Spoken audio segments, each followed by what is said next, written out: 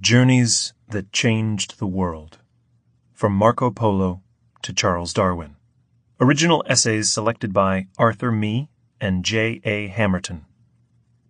Format editing by David Christopher Lane.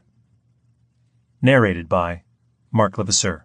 I had ambition not only to go farther than any man had ever been before, but as far as it was possible for a man to go. James Cook.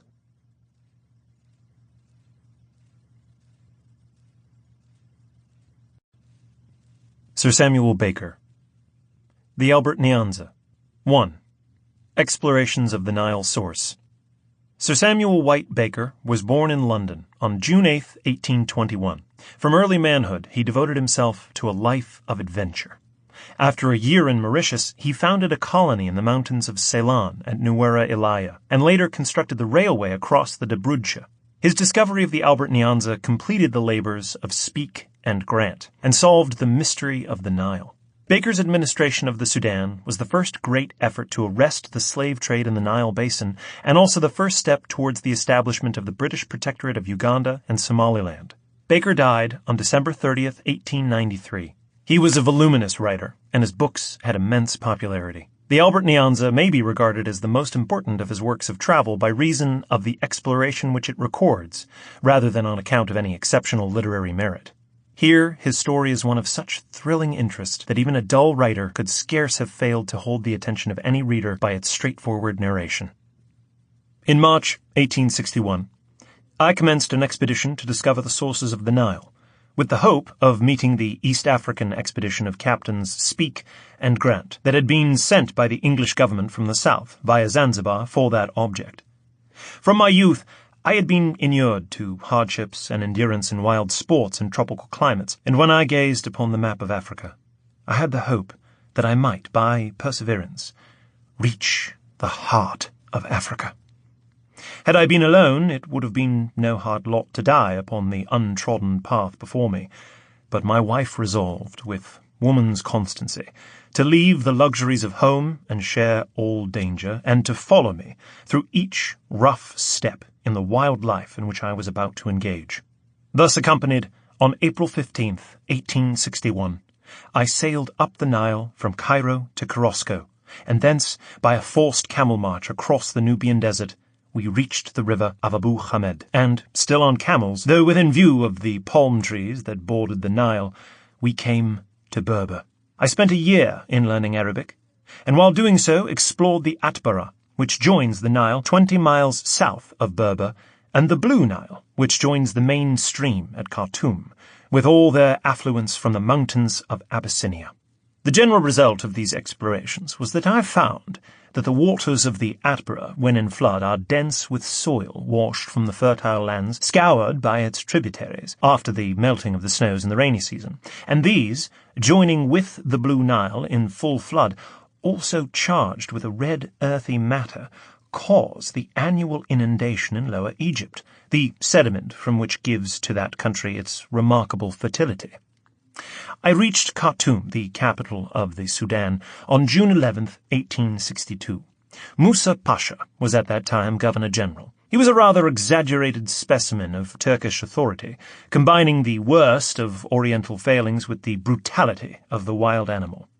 At the time, the Sudan was of little commercial importance to Egypt. What prompted the occupation of the country by the Egyptians was that the Sudan supplied slaves not only for Egypt, but for Arabia and Persia. In the face of determined opposition of Musa Pasha and the Nile traders, who were persuaded that my object in penetrating into unknown Central Africa was to put a stop to the nefarious slave traffic, I organized my expedition.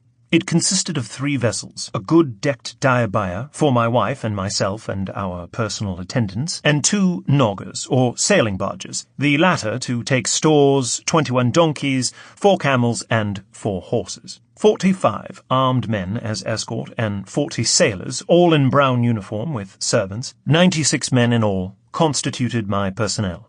On February 2nd, 1863, we reached Gondokoro, where I landed my animals and stores. It is a curious circumstance that, although many Europeans had been as far south as Gondokoro, I was the first Englishman who had ever reached it. Gondokoro I found a perfect hell, There were about 600 slave hunters and ivory traders and their people, who passed the whole of their time in drinking, quarrelling, and ill-treating the slaves, of which the camps were full, and the natives assured me that there were large depots of slaves in the interior, who would be marched to Gondokoro for shipment to the Sudan a few hours after my departure. I had heard rumours of Speke and Grant, and determined to wait for a time before proceeding forward.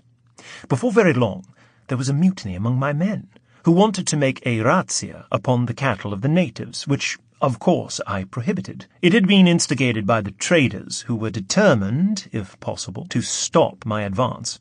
With the heroic assistance of my wife, I quelled the revolt. On February 15, on the rattle of musketry at a great distance, my men rushed madly to my boat with the report that 2 white men, who had come from the sea, had arrived.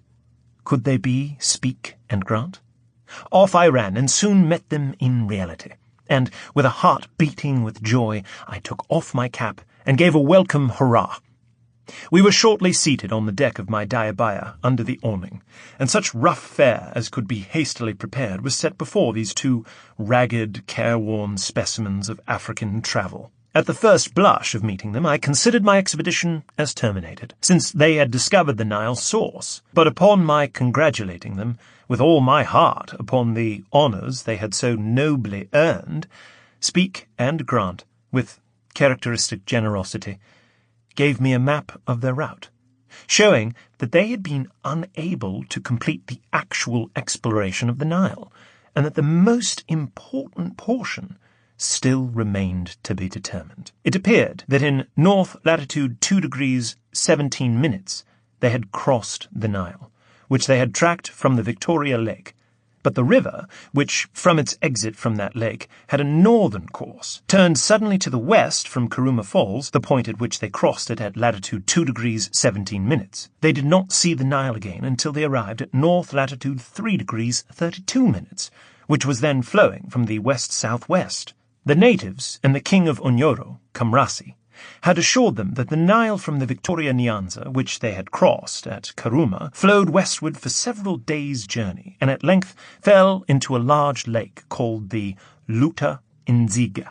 That this lake came from the south, and that the Nile, on entering the northern extremity, almost immediately made its exit, and, as a navigable river, continued its course to the north through the Koshi and Mahdi countries. Both Speke and Grant attached great importance to this lake Luta Nziga, and the former was much annoyed that it had been impossible for them to carry out the exploration. I now heard that the field was not only open, but that an additional interest was given to the exploration by the proof that the Nile flowed out of one great lake, the Victoria, but that it evidently must derive an additional supply from an unknown lake as it entered it at the northern extremity, while the body of the lake came from the south. The fact of the great body of water, such as the Luta Nziga, extending in a direct line from south to north, while the general system of drainage of the Nile was from the same direction, showed most conclusively that the Luta Nziga, if it existed in the form assumed, must have an important position in the basin of the Nile. I determined, therefore, to go on. Speke and Grant, who were naturally anxious to reach England as soon as possible, sailed in my boat on February 26 from Gondokoro for Khartoum. Our hearts were much too full to say more than a short, "God bless you." They had won their victory. My work lay all before me. 2. Perils of Darkest Africa. My plan was to follow a party of traders known by the name of Turks, and led by an Arab named Ibrahim, which was going to the Latuka country to trade for ivory and slaves, trusting to Providence, good fortune, and the virtue of presence. That party set out early in the afternoon of March 26, 1863. I had secured some rather unwilling men as drivers and porters, and was accompanied by 2 trusty followers, Richan and a boy, Sayat, both of whom had been brought up in the Austrian mission in Khartoum. We had neither guide nor interpreter, but when the moon rose, knowing that the route lay on the east side of the mountain of Belignan, I led the way on my horse, Philphil, Mrs. Baker riding by my side on my old Abyssinian hunter, Teitel, and the British flag following behind us as a guide for the caravan of heavily laden camels and donkeys. We pushed on over rough country intersected by ravines till we came to the valley of Tologo, bounded with perpendicular walls of grey granite, 1,000 feet in height, the natives of which were much excited at the sight of the horses and the camels, which were to them unknown animals. After passing through this defile, Ibrahim and his Turks, whom we had passed during the previous night, overtook us. These slave hunters and ivory traders threatened effectually to spoil our enterprise, if not to secure the murder of Mrs. Baker, myself, and my entire party, by raising the suspicion and enmity of the native tribes. We afterwards found that there had been a conspiracy to do this. We thought it best, therefore, to parley with Ibrahim, and came to terms with him by means of bribes of a double-barreled gun and some gold. Under his auspices, our joint caravan cleared the palisaded villages of Illyria, after paying blackmail to the chief, Lege, whose villainous countenance was stamped with ferocity, avarice, and sensuality. Glad to escape from this country, we crossed the Caniete River, a tributary of the Sobat, itself a tributary of the White Nile, and entered the country of Lutuka, which is bounded by the Lafitte chain of mountains. In the forests on the plain were countless elephants, giraffes, buffaloes, rhinoceroses, and varieties of large antelopes, together with winged game.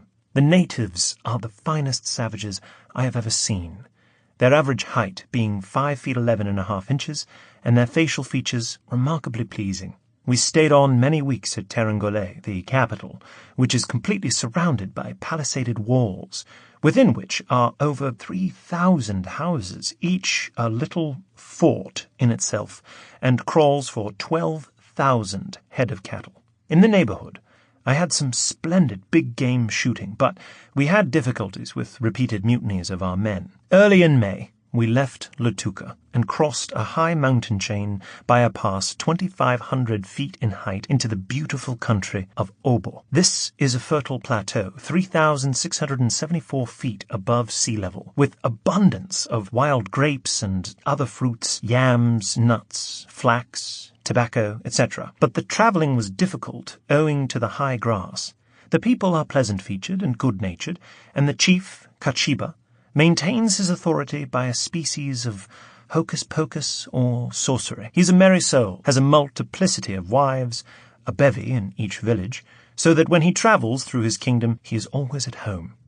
His children number 116, and the government is quite a family affair, for he has one of his sons as chief in every village. A native of Obo showed me some cowrie shells, which he said came from a country called Magungo, situated on a lake so large that no one knew its limits. This lake, said I, can be no other than Luta Nziga, which Speke had heard of, and I shall take the first opportunity to push for Magungo. We returned to Lutuka to pick up our stores and rejoin Ibrahim, but were detained by the illness of Mrs. Baker and myself, and the loss of some transport animals. The joint caravan left Lutuka on June 23rd for Unyoro, Mrs. Baker in an improvised palanquin. The weather was wretched. Constant rains made progress slow, and the natives of the districts through which we passed were dying like flies from smallpox. When we at last reached Obo, we could proceed no further. My wife and I were so ill with bilious fever that we could not assist each other. My horses, camels, and donkeys all died. Flies by day, rats, and innumerable bugs by night in the miserable hut where we were located. Lions roaring through the dark. Never-ending rains made for many weary months of Obo a prison about as disagreeable as could be imagined. Having purchased some oxen in lieu of horses and baggage animals, we at length were able to leave Obo on January 5th, 1864, passing through Ferrijoke, crossing the river Assu at an altitude of 2,875 feet above sea level, and then on to Fatiko, the capital of the Shua country, at an altitude of 3,877 feet. 3. Discovery of the Nile's sources. Shua proved a land flowing with milk and honey.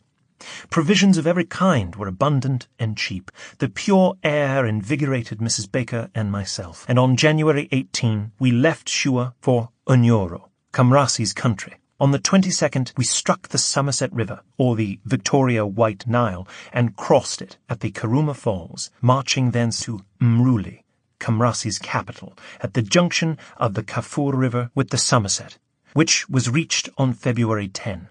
Here we were detained till February 21st, with exasperating excuses for preventing us going further, and audacious demands from Cumrassi for everything that I had, including my last watch, and my wife. We were surrounded by a great number of natives, and, as my suspicions of treachery appeared confirmed, I drew my revolver, resolved that if this was to be the end of the expedition, it should also be the end of Cumrassi. I held the revolver within 2 feet of his chest, looked at him with undisguised contempt, and told him that if he dared to repeat the insult, I would shoot him on the spot. My wife also made him a speech in Arabic, not a word of which he understood, with a countenance as amiable as the head of a Medusa. Altogether, the mise-en-scène utterly astonished him, and he let us go, furnishing us with a guide named Rabongo to take us to Imutan Nziga, not Luta Nziga, as Speke had erroneously suggested. In crossing the Kafur River on a bridge of floating weeds, Mrs. Baker had a sunstroke, fell through the weeds into deep river, and was rescued with great difficulty. For many days she remained in a deep torpor, and was carried on a litter while we marched through an awful broken country. The torpor was followed by brain fever, with its attendant horrors. The rain poured in torrents, and day after day we were forced to travel for want of provisions, as in the deserted villages there were no supplies. Sometimes in the forest we procured wild honey, and rarely I was able to shoot a few guinea fowl. We reached a village one night following a day on which my wife had had violent convulsions. I laid her down on a litter within a hut, covered her with a Scotch plaid, and I fell upon my mat insensible, worn out with sorrow and fatigue. And when I woke the next morning, I found my wife breathing gently, the fever gone, the eyes calm. She was saved. The gratitude of that moment I will not attempt to describe. On March 14, the day broke beautifully clear, and, having crossed a deep valley between the hills, we toiled up the opposite slope. I hurried to the summit. The glory of our prize burst suddenly upon me. There, like a sea of quicksilver, lay far beneath the grand expanse of water, a boundless sea horizon on the south and southwest, glittering in the noonday sun, and on the west, 50 or 60 miles distant, blue mountains rose from the bosom of the lake to a height of 7,000 feet above its level. It is impossible to describe the triumph of that moment. Here was the reward for all our labour, for the years of tenacity with which we had toiled through Africa. England had won the sources of the Nile. I was about 1,500 feet above the lake, and I looked down from the steep granite cliff upon those welcome waters, upon that vast reservoir which nourished Egypt and brought fertility where all was wilderness, upon that great source, so long hidden from mankind, that source of bounty and of blessings to millions of human beings, and as one of the greatest objects in nature, I determined to honour it with a great name. As an imperishable memorial of one loved and mourned by our gracious Queen and deplored by every Englishman, I called this great lake the Albert Nyanza. The Victoria and the Albert Lakes are the two sources of the Nile. 4. Exploring the Great Lake. The zigzag path of the descent to the lake was so steep and dangerous that we were forced to leave our oxen with a guide, who was to take them to Magungo and wait for our arrival. We commenced the descent of the steep pass on foot. I led the way, grasping a stout bamboo. My wife, in extreme weakness, tottered down the pass, supporting herself on my shoulder and stopping to rest every 20 paces. After a toilsome descent of about 2 hours, weak with years of fever, but for the moment strengthened by success, we gained the level plain below the cliff. A walk of about a mile through flat, sandy meadows of fine turf, interspersed with trees and bush, brought us to the water's edge. The waves were rolling upon a white, pebbly beach. I rushed into the lake, and thirsty with fatigue, with a heart full of gratitude, I drank deep from the sources of the Nile. Within a quarter of a mile of the lake was a fishing village named Wachovia, in which we now established ourselves. At sunrise of the following morning, I took the compass to the borders of the lake to survey the country. It was beautifully clear, and with a powerful telescope I could distinguish 2 large waterfalls that cleft the sides of the mountains like threads of silver. My wife, who had followed me so devotedly, stood by my side, pale and exhausted, a wreck upon the shores of the great Albert Lake that we had so long striven to reach. No European foot had ever trod upon its sand, nor had the eyes of a white man ever scanned its vast expanse of water. We were the first, and this was the key to the great secret that even Julius Caesar yearned to unravel, but in vain. Having procured 2 canoes, we started on a voyage of exploration northward on the lake.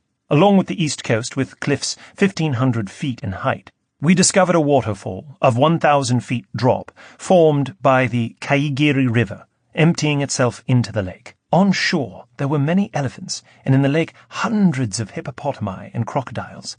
We made narrow escapes of shipwreck on several occasions, and on the 13th day of our voyage the lake contracted to between 15 and 20 miles in width.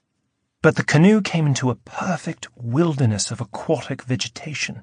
On the western shore there was the kingdom of Malaga, and a chain of mountains 4,000 feet high, but decreasing in height towards the north. We reached the long-sought town of Magungo, and entered a channel which we were informed was the embouchure of the Somerset River from the Victoria Nyanza, the same river we had crossed at Kuruma. Here we found our guide, Rabunga, and the riding oxen. The town and general level of the country was 500 feet above the water. A few miles to the north was a gap in the Malaga Range. Due northeast, the country was a dead flat, and as far as the eye could reach was an extent of bright green reeds marking the course of the Nile as it made its exit out of the lake. The natives refused most positively to take me down the Nile outlet on account of their dread of the Mahdi people on its banks. I determined, therefore, to go by canoe up the Somerset River, and finally to fix the course of that stream, as I had promised Speke to do.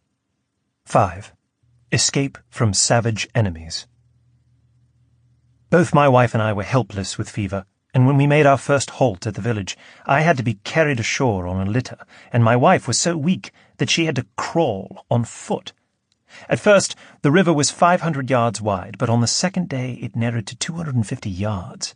As we pulled up the stream, it narrowed to 180 yards, and, rounding a corner, a magnificent sight burst suddenly upon us. On each side were beautifully wooded cliffs rising abruptly to a height of about 300 feet, and rising through a gap which cleft the rock exactly before us, the river, contracted from a grand stream, was pent up in a narrow gorge of scarcely 50 yards in width. Roaring furiously through the rock-bound pass, it plunged in one leap of about 120 feet perpendicular into a dark abyss below. This was the greatest waterfall of the Nile, and in honor of the distinguished president of the Royal Geographical Society, I named it the Murchison Falls. Of course, we could proceed no farther by canoe and landed at the deserted village.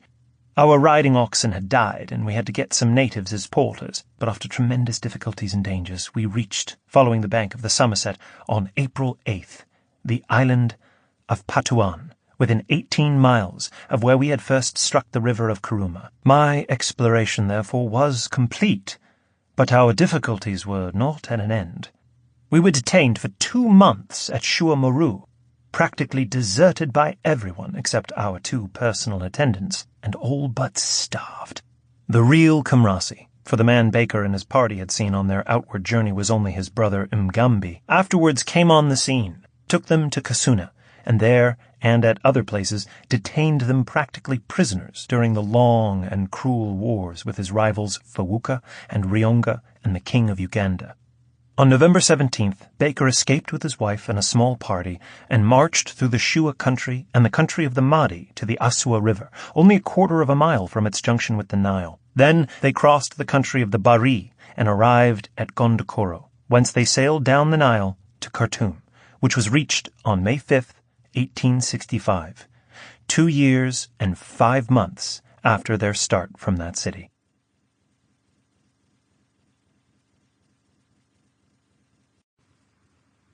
George Borrow.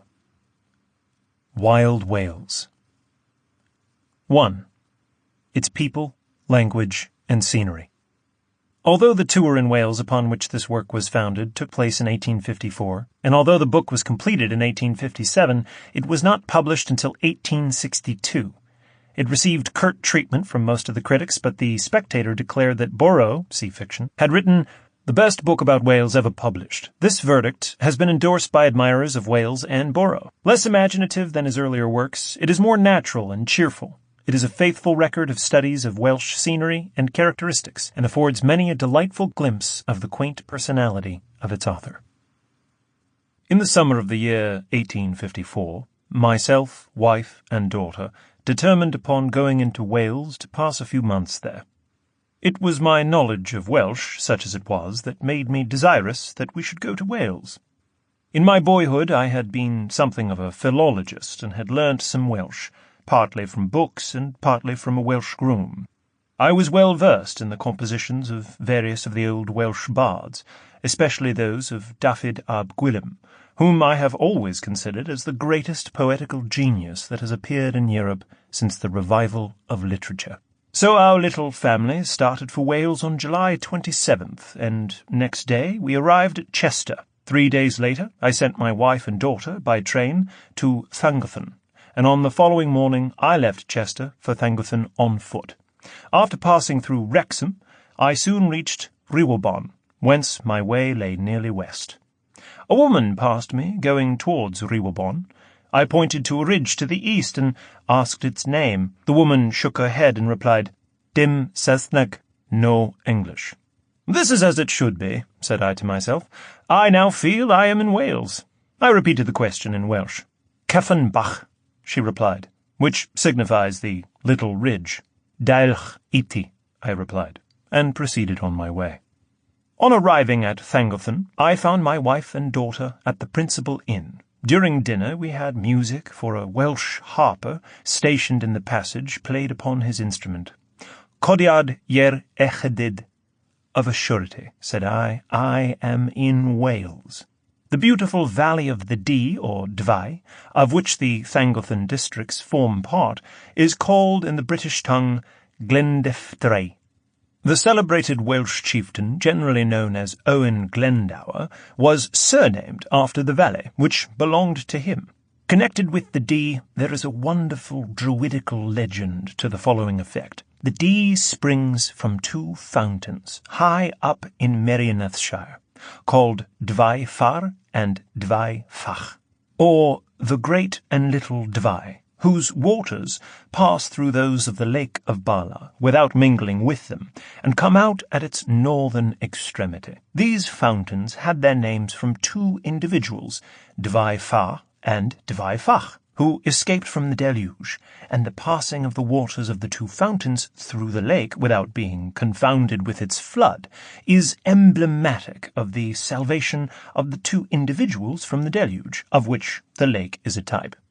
I remained at Llangollen for nearly a month, first of all ascending to Dinas Bran, a ruined stronghold of unknown antiquity, which crowns the top of the mighty hill on the northern side of the valley, then walking more than once over the Berwyn Hills, then visiting the Abbey of the Vale of the Cross, where lies buried the poet Iolo Goch, the friend of Owen Glendower, then making an expedition on foot to Ruthin. Before leaving Llangollen, I went over the Berwyn again to the valley of Ceiriog to see the birthplace of Morris, the great royalist poet, whose pungent satires of King Charles's foes ran like wildfire through Wales. Through a maze of tangled shrubs in pouring rain, I was led to his chair, a mouldering stone slab forming the seat, and a large slate stone the back, with the poet's initials cut in it. I uncovered and said in the best Welsh I could command, "Shade of Morris,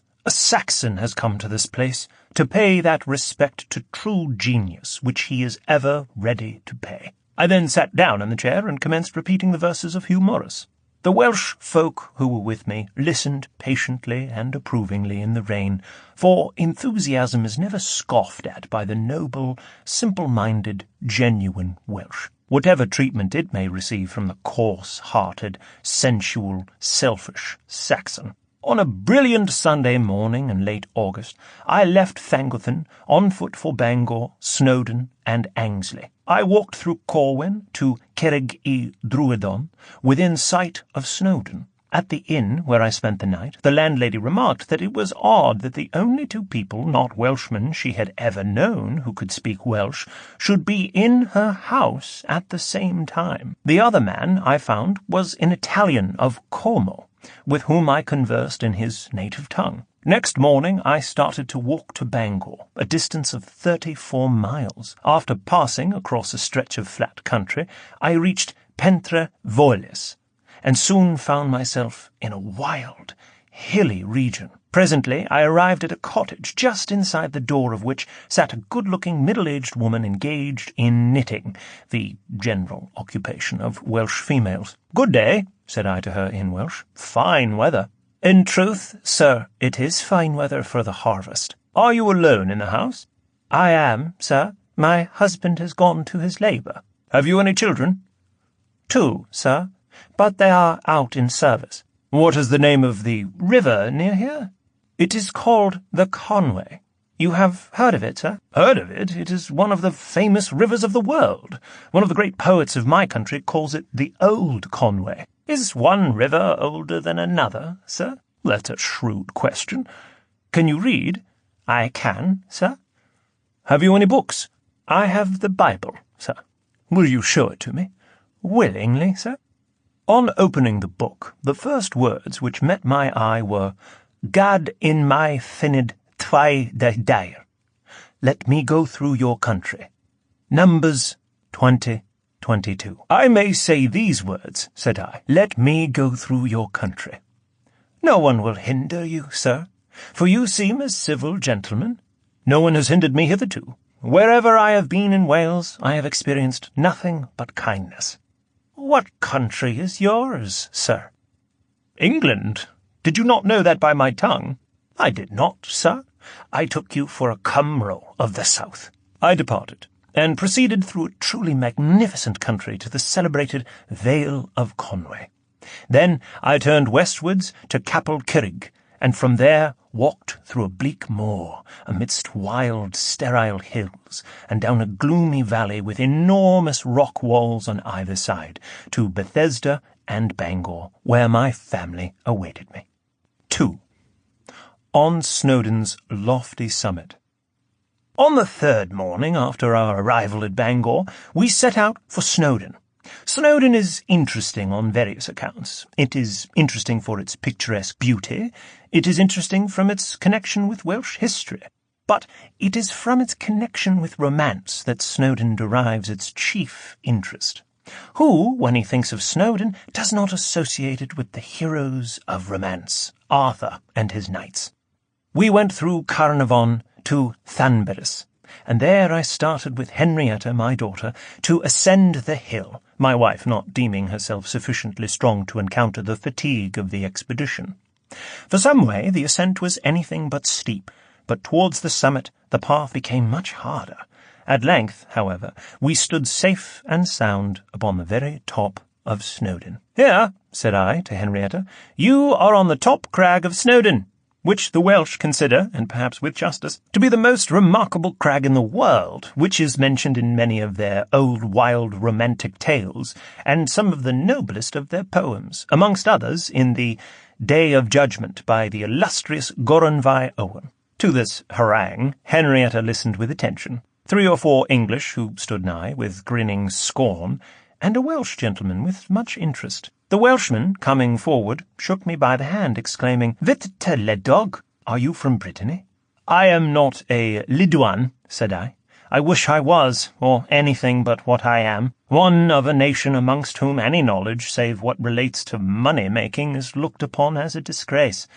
I am ashamed to say that I am an Englishman." My family then returned to Llangollen, whilst I took a trip into Angsley to visit Llanfair, the birthplace of the great poet Goronvai Owen.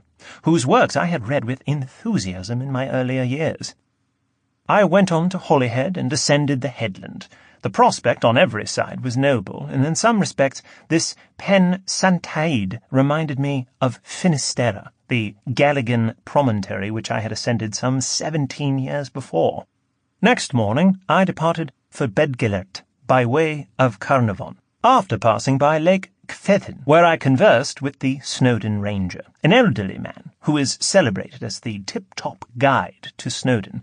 I reached Beddgelert and found the company at the hotel there perhaps even more disagreeable than that which I had left behind at Bangor. Beddgelert is the scene of the legend of Thelowyn ab Jorith's dog Gelert, a legend which, whether true or fictitious, is singularly beautiful and affecting. On the way to Festiniog next day, I entered a refreshment place where I was given a temperance drink that was much too strong for me.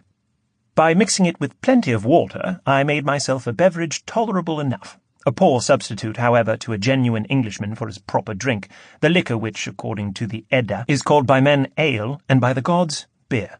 Between this place and Tannebelt, I lost my way. I obtained a wonderful view of the Vidfa, towering in sublime grandeur to the west, and of the beautiful but spectral mountain of Knicht in the north. To the south the prospect was noble indeed. Waters, forests, hoary mountains, and in the far distance the sea. But I underwent sore hardships ere I found my way again, and I was feeling much exhausted when I entered the Grapes Inn at Tannebelk. In the parlour was a serious-looking gentleman, with whom, as I sipped my brandy and water, I entered into a course that soon took a religious turn. He told me that he believed in divine predestination, and that he did not hope to be saved. He was predestined to be lost. I disputed the point with him for a considerable time, and left him looking very miserable, perhaps at finding that he was not quite so certain of eternal damnation as he had hitherto supposed.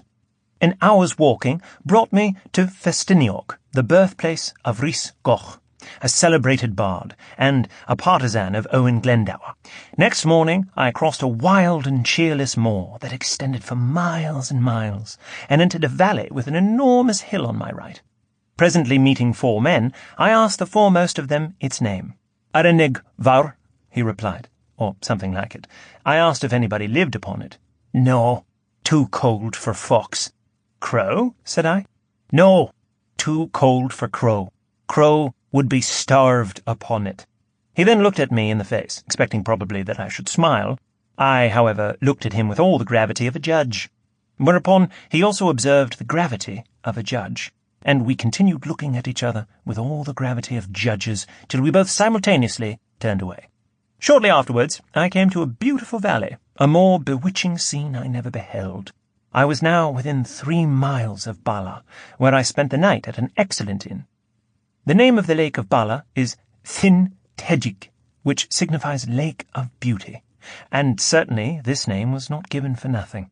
Next day, shortly after sunset, I reached my family at Thangathan, and remained there for some weeks, making excursions to Chirk Castle and elsewhere. On October 21st, I left my family to make preparations for their return to England, and myself departed for South Wales. 3. Wanderings in South Wales. I walked first to Llan Rhydar, visited Sycharth and Llan Silin, where Hugh Morris is buried, saw the cataract of the Rhydar, and crossed the hills to Bala.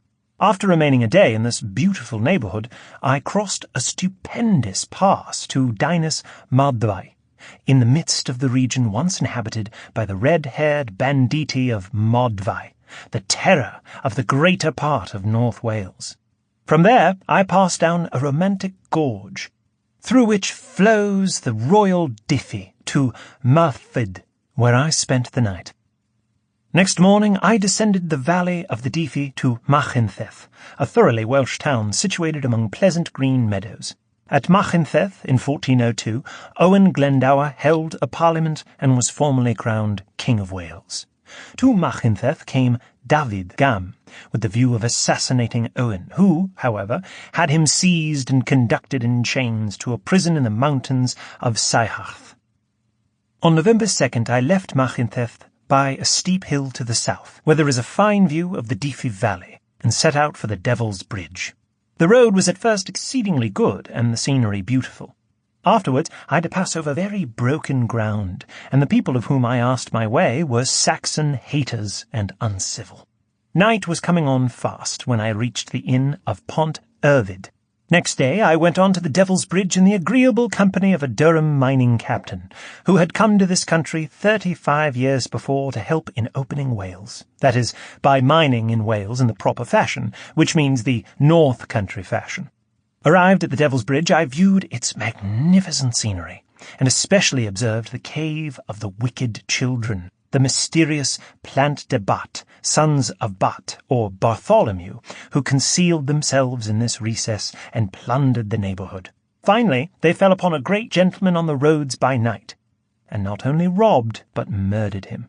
That job was the ruin of Plant de Bat, an old postman told me, for the great gentleman's friends hunted after his murderers with dogs, and at length came to a cave, and going in, found it stocked with riches, and the Plan de Bat sitting upon the riches, not only the boys, but their sister, who was as bad as themselves. So they took out the riches and the Plan de Bat, and the riches they did give to churches and hospitals, and the Plan de Bat they did execute, hanging the boys and burning the girl. After a visit to the Minister's Bridge, not far distant, a place very wild and savage, but not comparable in sublimity with the Devil's Bridge, I determined to ascend the celebrated mountain of Plinlimmon, where arise the rivers Rhaiadol, Severn, and Vai. I caused my guide to lead me to the sources of each of the 3 rivers. That of the Rhaiadol is a small, beautiful lake, overhung on 2 sides by frightful crags. The source of the Severn is a little pool, some 20 inches long, covered at the bottom with small stones. The source of the Vai is a pool not much larger. The fountain of the Rhaiadol stands apart from the others, as if proud of its own beauty.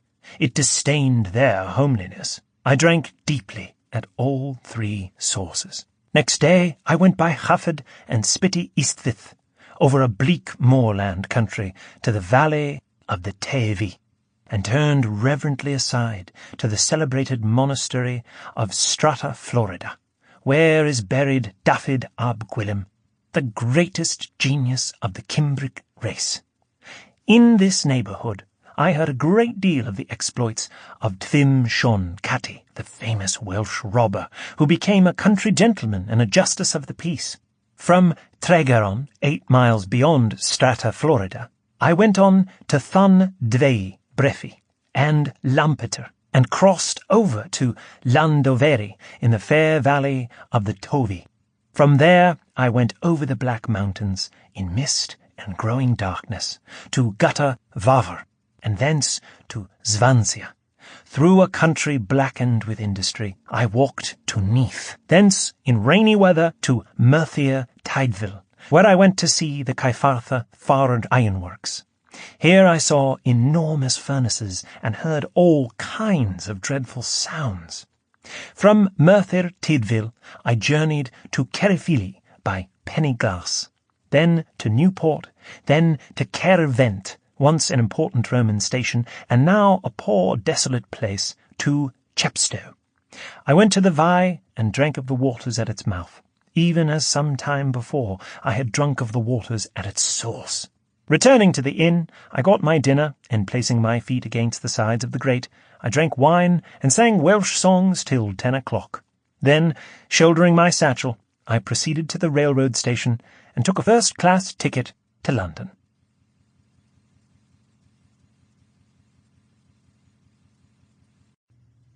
George Borrow, The Bible in Spain. 1. The First Journey. In 1835, George Henry Borrow, fresh from a journey in Russia as the Bible Society's agent, set out for Spain to sell and distribute Bibles on the Society's behalf.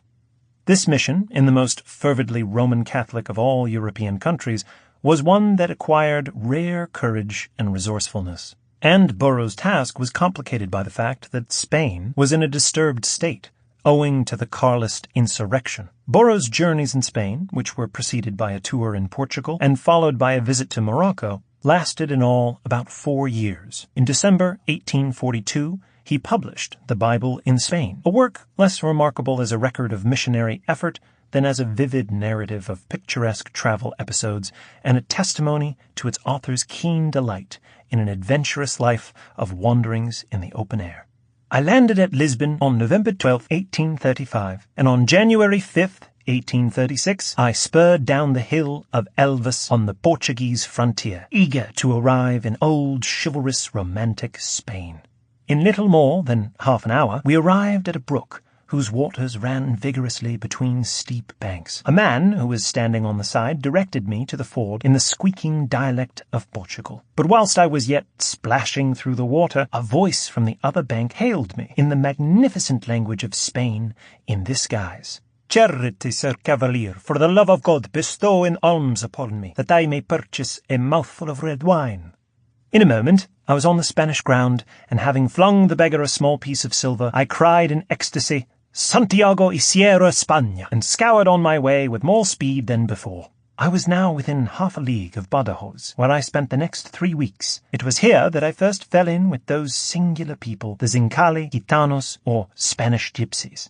My time was chiefly devoted to the gypsies, among whom, from long intercourse with various sections of their race in different parts of the world, I felt myself much more at home than with these silent, reserved men of Spain, with whom a foreigner might mingle for half a century without having half a dozen words addressed to him.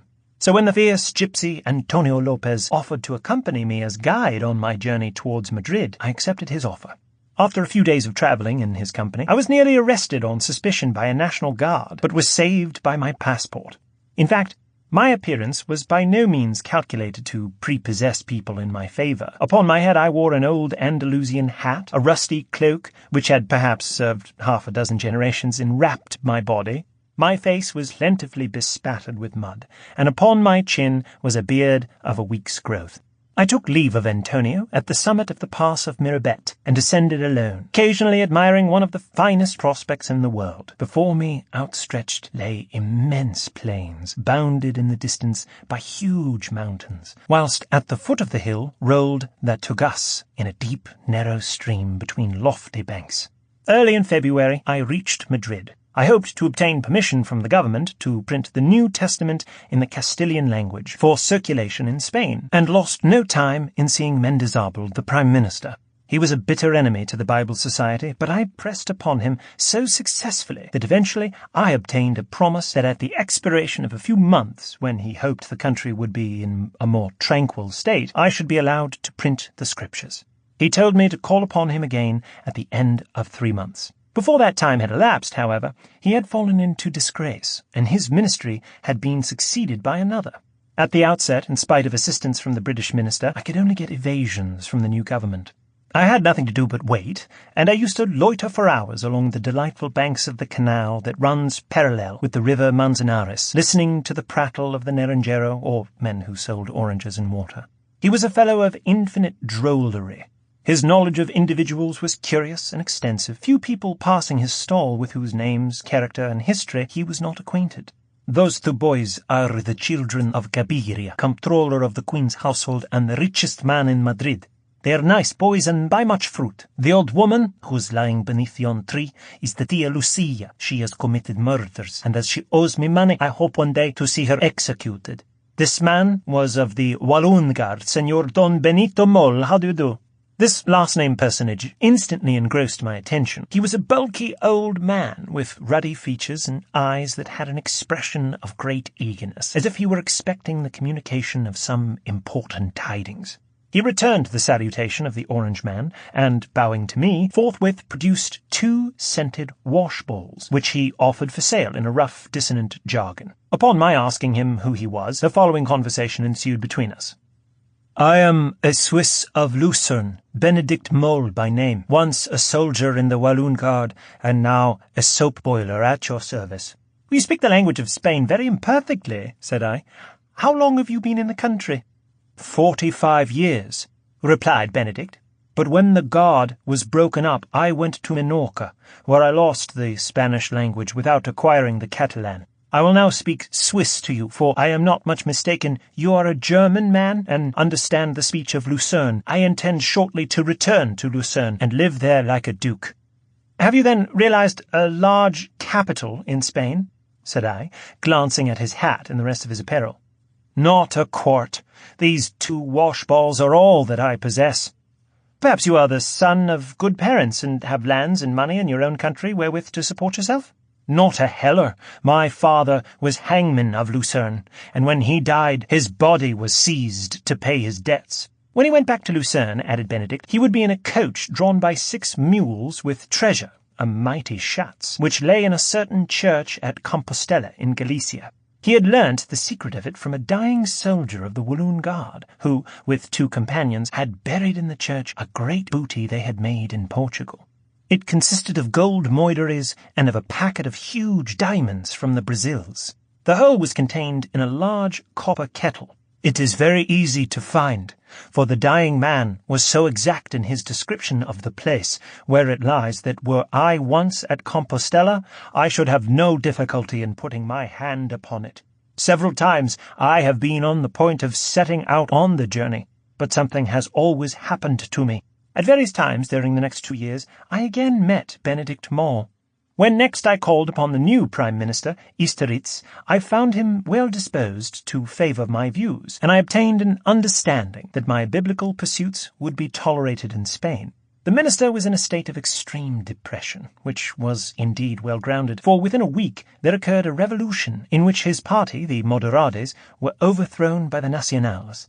I watched the fighting from an upper window in the company of my friend D., of the Morning Chronicle. Afterwards I returned to England for the purpose of consulting with my friends and planning a biblical campaign. 2. Travels in northern Spain. In November I sailed from the Thames to Cadiz and reached Madrid by Seville and Cordova.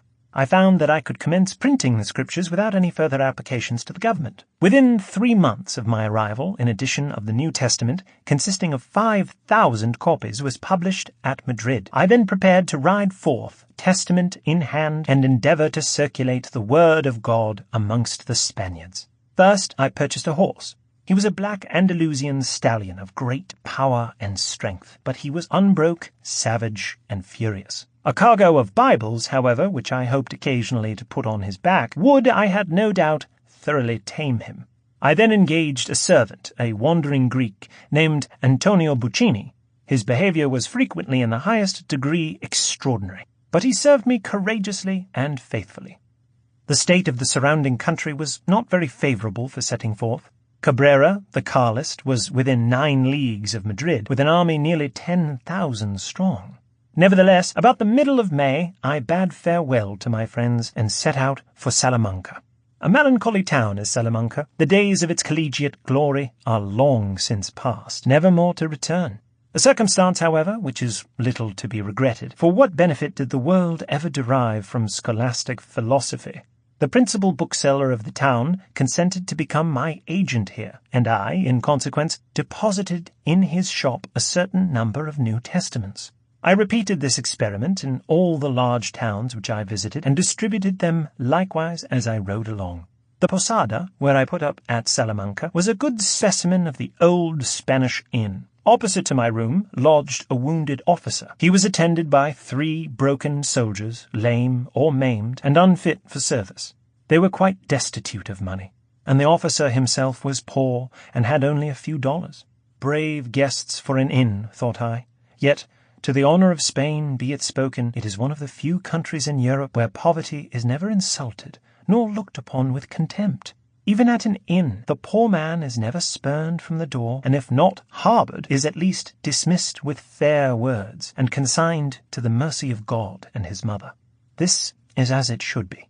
I laugh at the bigotry and prejudices of Spain. I abhor the cruelty and ferocity which has cast a stain of eternal infamy on her history. But I will say for the Spaniards that in their social intercourse no people in the world exhibit a juster feeling of what is due to the dignity of human nature, or better understand the behaviour which it behooves a man to adopt towards his fellow beings. We travelled on by Valladolid, Leon, and Astorga, and entered the terrific mountains of Galicia. After a most difficult journey along precipitous tracks that were reported to be infested by brigands, we reached Coruña, where stands the tomb of Mocre. built by the chivalrous French in commemoration of the fall of their heroic antagonist. Many acquire immortality without seeking it, and die before its first ray has gilded their name. Of these was More. There is scarcely a Spaniard but has heard of his tomb and speaks of it with a strange kind of awe. At the commencement of August, I found myself at St. James of Compostela. A beautiful town is St. James, standing on a pleasant level amidst mountains. Time has been when, with the single exception of Rome, it was the most celebrated resort of pilgrims in the world. Its glory, however, as a place of pilgrimage, is rapidly passing away. I was walking late one night alone in the Alameda, when a man dressed in coarse brown garments took off his hat and demanded charity in uncouth tones. "Benedict Mole," said I, "is it possible that I see you at Compostela?" It was indeed Benedict. He had walked all the way from Madrid, supporting himself by begging. "What motive could possibly bring you such a distance?" I asked him. "I come for the Schatz, the treasure. Oh, I do not like this country of Galicia at all. All my bones are sore since I entered Galicia." "And yet you have come to this country in search of treasure?" "Oh, ja, but the Schatz is buried. It is not above ground, and there is no money above ground in Galicia. I must dig it up, and when I have dug it up, I will purchase a coach with 6 mules and ride out of Galicia to Lucerne." I gave him $1 and told him that as for the treasure he had come to seek, probably it only existed in his own imagination. 3. The Alcalde of Finisterre. After a visit to Pontevedra and Vigo, I returned to Padron, 3 leagues from Compostela, and decided to hire a guide to Cape Finisterre. It would be difficult to assign any plausible reason for the ardent desire which I entertained to visit this place, but I thought that to convey the gospel to a place so wild and remote might perhaps be considered an acceptable pilgrimage in the eyes of my Maker. The first guide I employed deserted me. The second did not appear to know the way, and sought to escape from me, and when I tried to pursue him, my horse bolted and nearly broke my neck. I caught the guide at last. After a very rough journey, we reached the village of Finisterre, and wound our way up the flinty sides of the huge bluff head, which is called the Cape. Certainly in the whole world there is no bolder coast than the Galligan shore. There is an air of stern and savage grandeur in everything around, which strangely captivates the imagination. After gazing from the summit of the Cape for nearly an hour, we descended to the village. On reaching the house where we had taken up our habitation, I flung myself on a rude and dirty bed and was soon asleep. I was suddenly, however, seized roughly by the shoulder and nearly dragged from the bed. I looked up in amazement, and I beheld hanging over me a wild and uncouth figure. It was that of an elderly man, built as strong as a giant, in the habiliments of a fisherman. In his hand was a rusty musket. Myself. "Who are you, and what do you want? By what authority do you thus presume to interfere with me?" Figure. "By the authority of the Justicia of Finisterre. Follow me peaceably, Calros, or I will be the worse with you." "Calros?" said I. "What does the person mean?" I thought it, however, most prudent to obey his command, and followed him down the staircase. The shop and the portal were now thronged with the inhabitants of Finisterre, men, women, and children. Through this crowd the figure pushed his way with an air of authority. "It is Calros! It is Calros!" said 100 voices.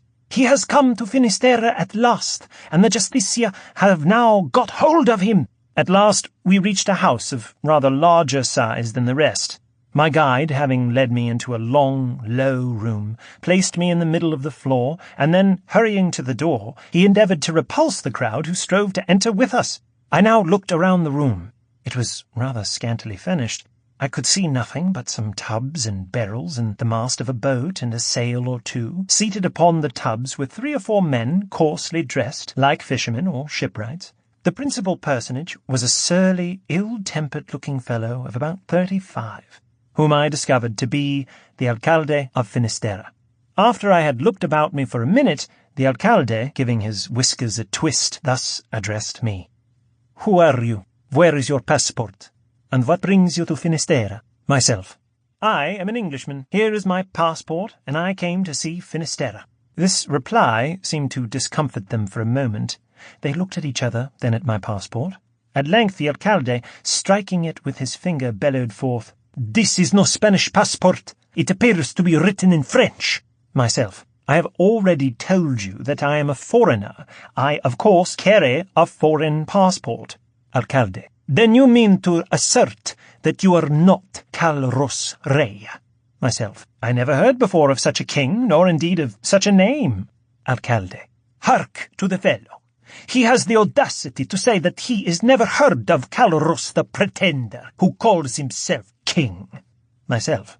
If you mean by Carlos the Pretender Don Carlos, all I can reply is that you can scarcely be serious. You might as well assert that yonder poor fellow, my guide, whom I see you have made prisoner, is his nephew, the Infante Don Sebastian. Alcalde. See, you have betrayed yourself. That is the very person we suppose him to be. Myself. Is it true that they are both hunchbacks? But how can I be like Don Carlos? I have nothing the appearance of a Spaniard, and am nearly a foot taller than the Pretender. Alcalde.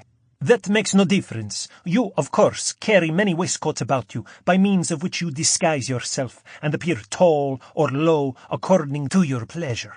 This last was so conclusive an argument that I had, of course, nothing to reply to it. "Yes, it is Carlos. It is Carlos," said the crowd at the door. "It will be as well to have these men shot instantly," continued the alcalde. "If they are not the two pretenders, they are at any rate two of the factious." "I am by no means certain that they are either one or the other," said a gruff voice.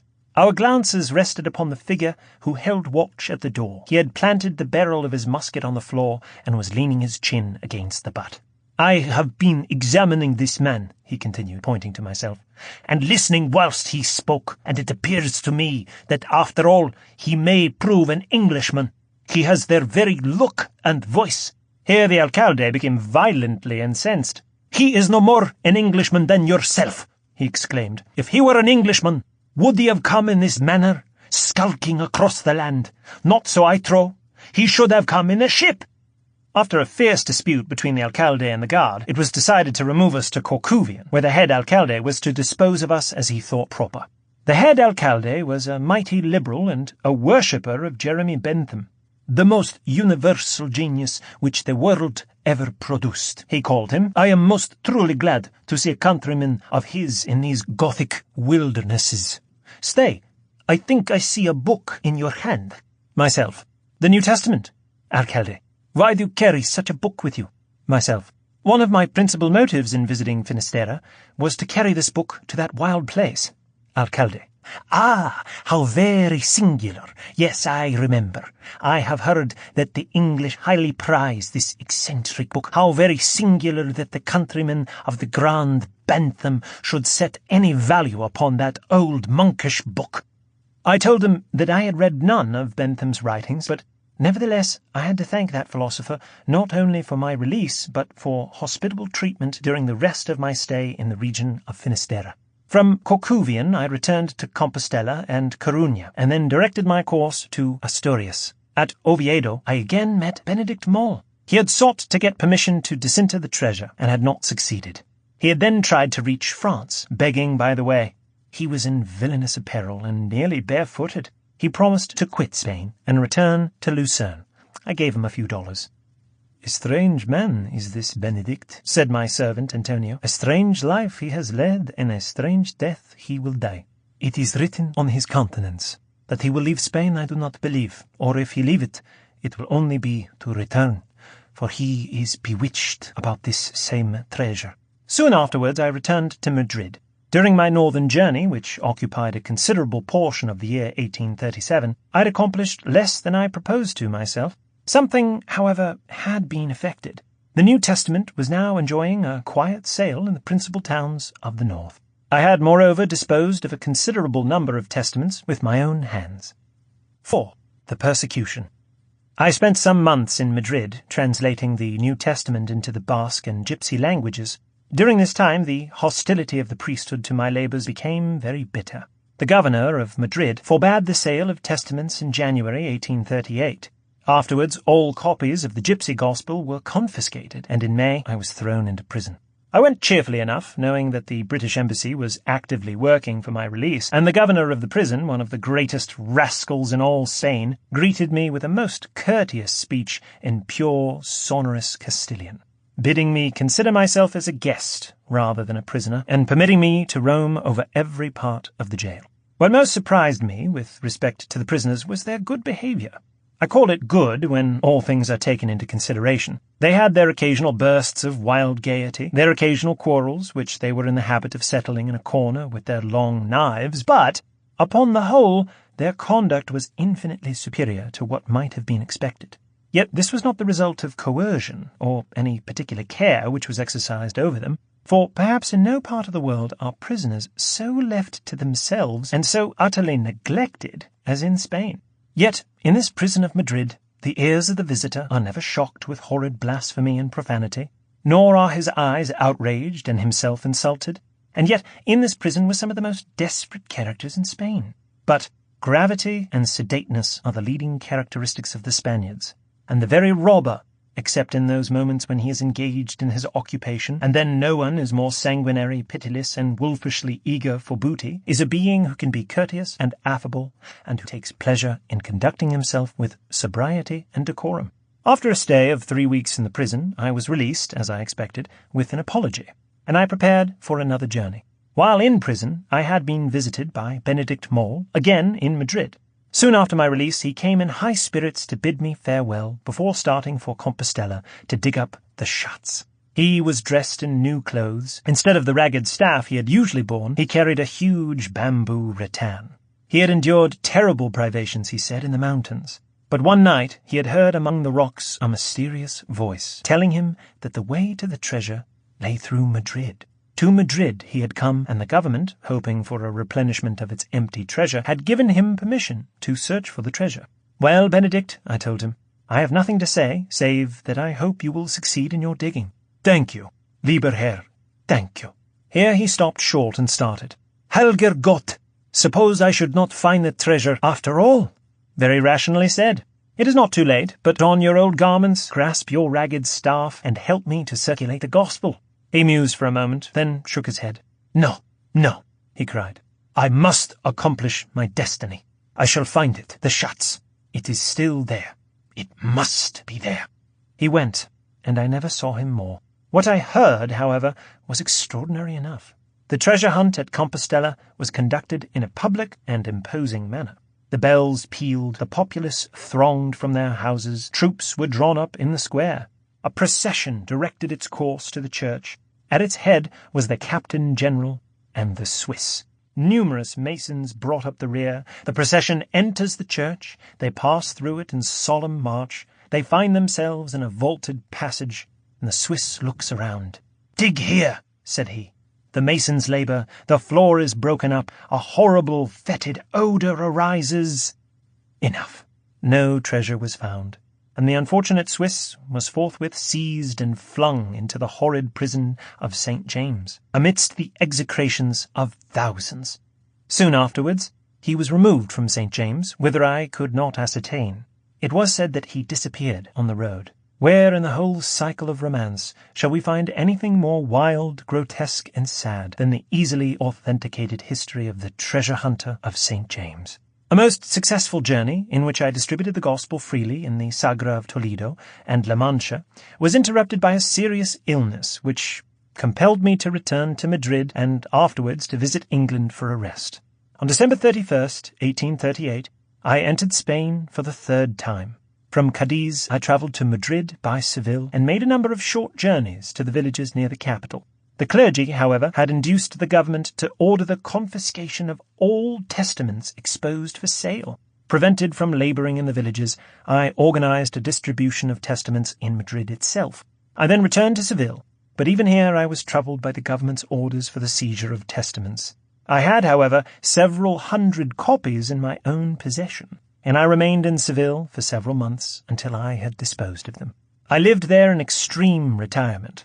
There was nothing to induce me to enter much into society. The Andalusians, in all estimable traits of character, are as far below the other Spaniards as the country which they inhabit is superior in beauty and fertility to the other provinces of Spain. At the end of July, 1839, I went by steamer down the Guadalquivir to Cadiz, then to Gibraltar, and thence across to Tangier and the land of the Moors. I had a few Spanish testaments still in my possession, and my object was to circulate them among the Christians of Tangier. Note: at this point, the narrative abruptly ends. Borrow returned from Morocco to England in the spring of 1840.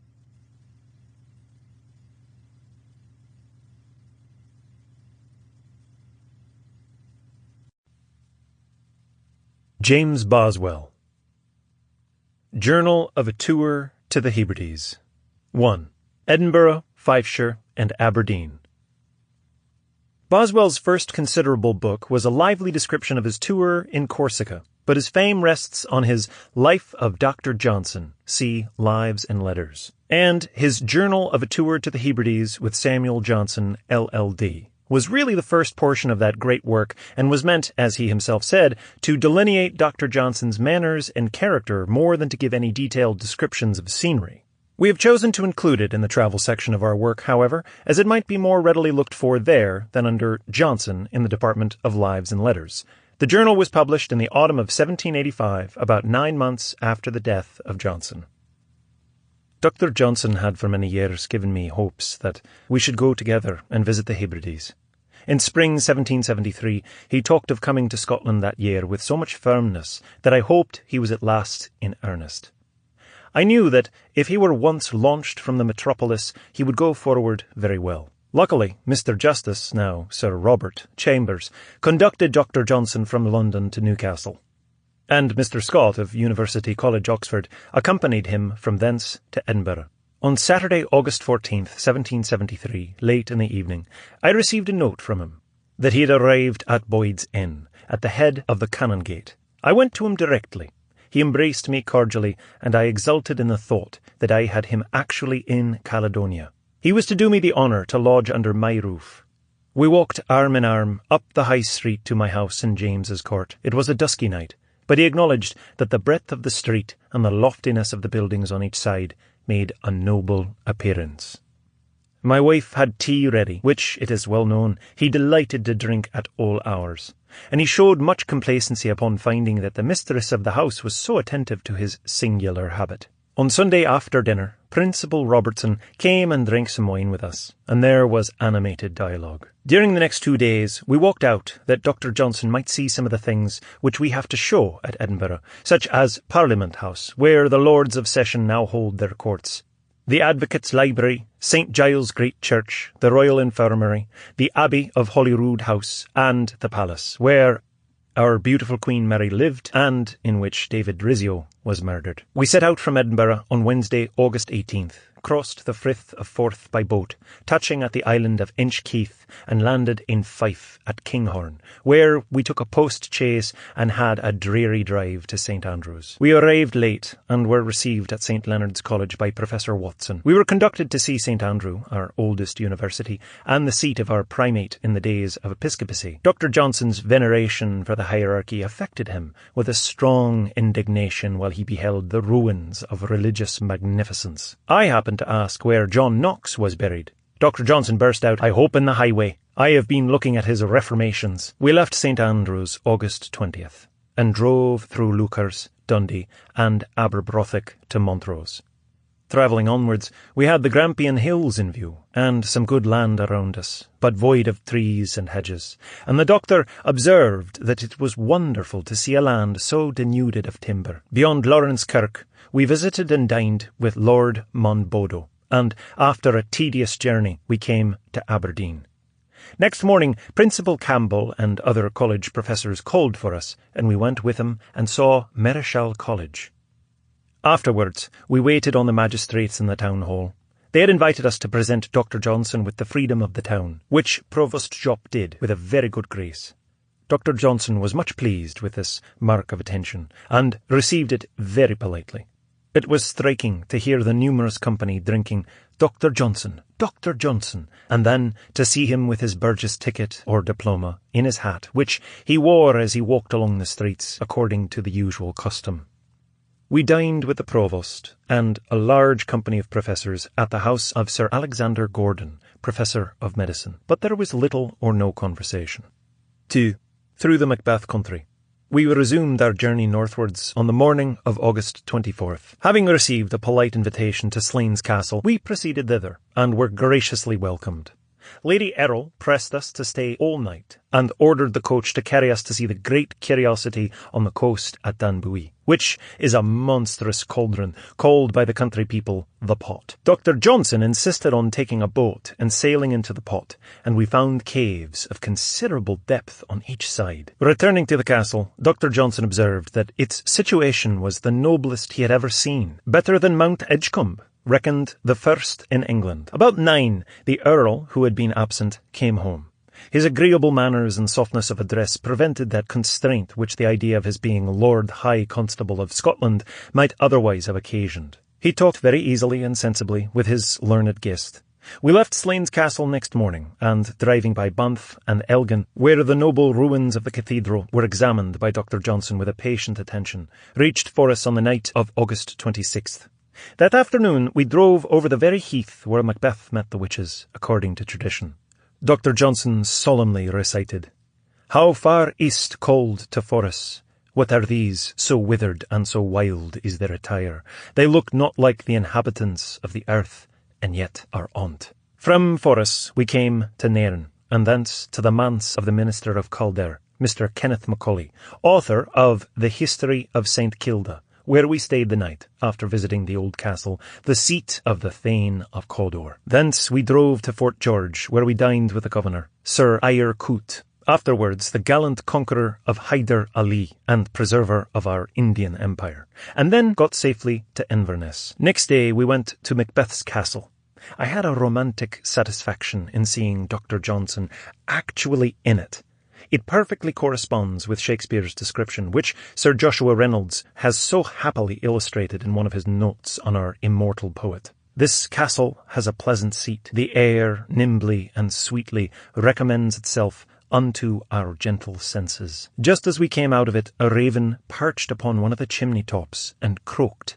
Then I repeated, "The raven himself is hoarse, that croaks the fatal entrance of Duncan under my battlements." On Monday, August 30th, we began our equitation. We had 3 horses for Dr. Johnson, myself, and Joseph, my servant, and one which carried our portmanteaus, and 2 Highlanders walked along with us. Dr. Johnson rode very well. It was a delightful day. Loch Ness and the road upon the side of it, shaded with birch trees, pleased us much. The night was spent at Fort Augustus, and the next 2 days we travelled through a wild country, with prodigious mountains on each side. 3. In the misty Hebrides. We came at last to Glenelg, and next morning we got into a boat for Skye, and reached the shore of Armadale. Sir Alexander MacDonald, chief of the MacDonalds in the Isle of Skye, came down to receive us. Armadale is situated on a pretty bay of the narrow sea which flows between the mainland of Scotland and the Isle of Skye. In front there is a grand prospect of the rude mountains Moidart and Knoydart. Dr. Johnson and I were now full of the old Highland spirit, and were dissatisfied at hearing of racked rents and emigration, and finding a chief not surrounded by his clan. We attempted in vain to communicate to him a portion of our enthusiasm. On September 6th we set out, accompanied by Dr. Donald MacLeod as our guide, for Corrichatachin in the district of Strath. This farm is possessed by Mr. Mackinnon, who received us with a hearty welcome. The company was numerous and cheerful, and we, for the first time, had a specimen of the joyous social manners of the inhabitants of the Highlands. They talked in their own language with fluent vivacity, and sang many Erse songs. The following day, the Reverend Donald McQueen arrived to take us to the island of Raasay in McGillicallum's carriage.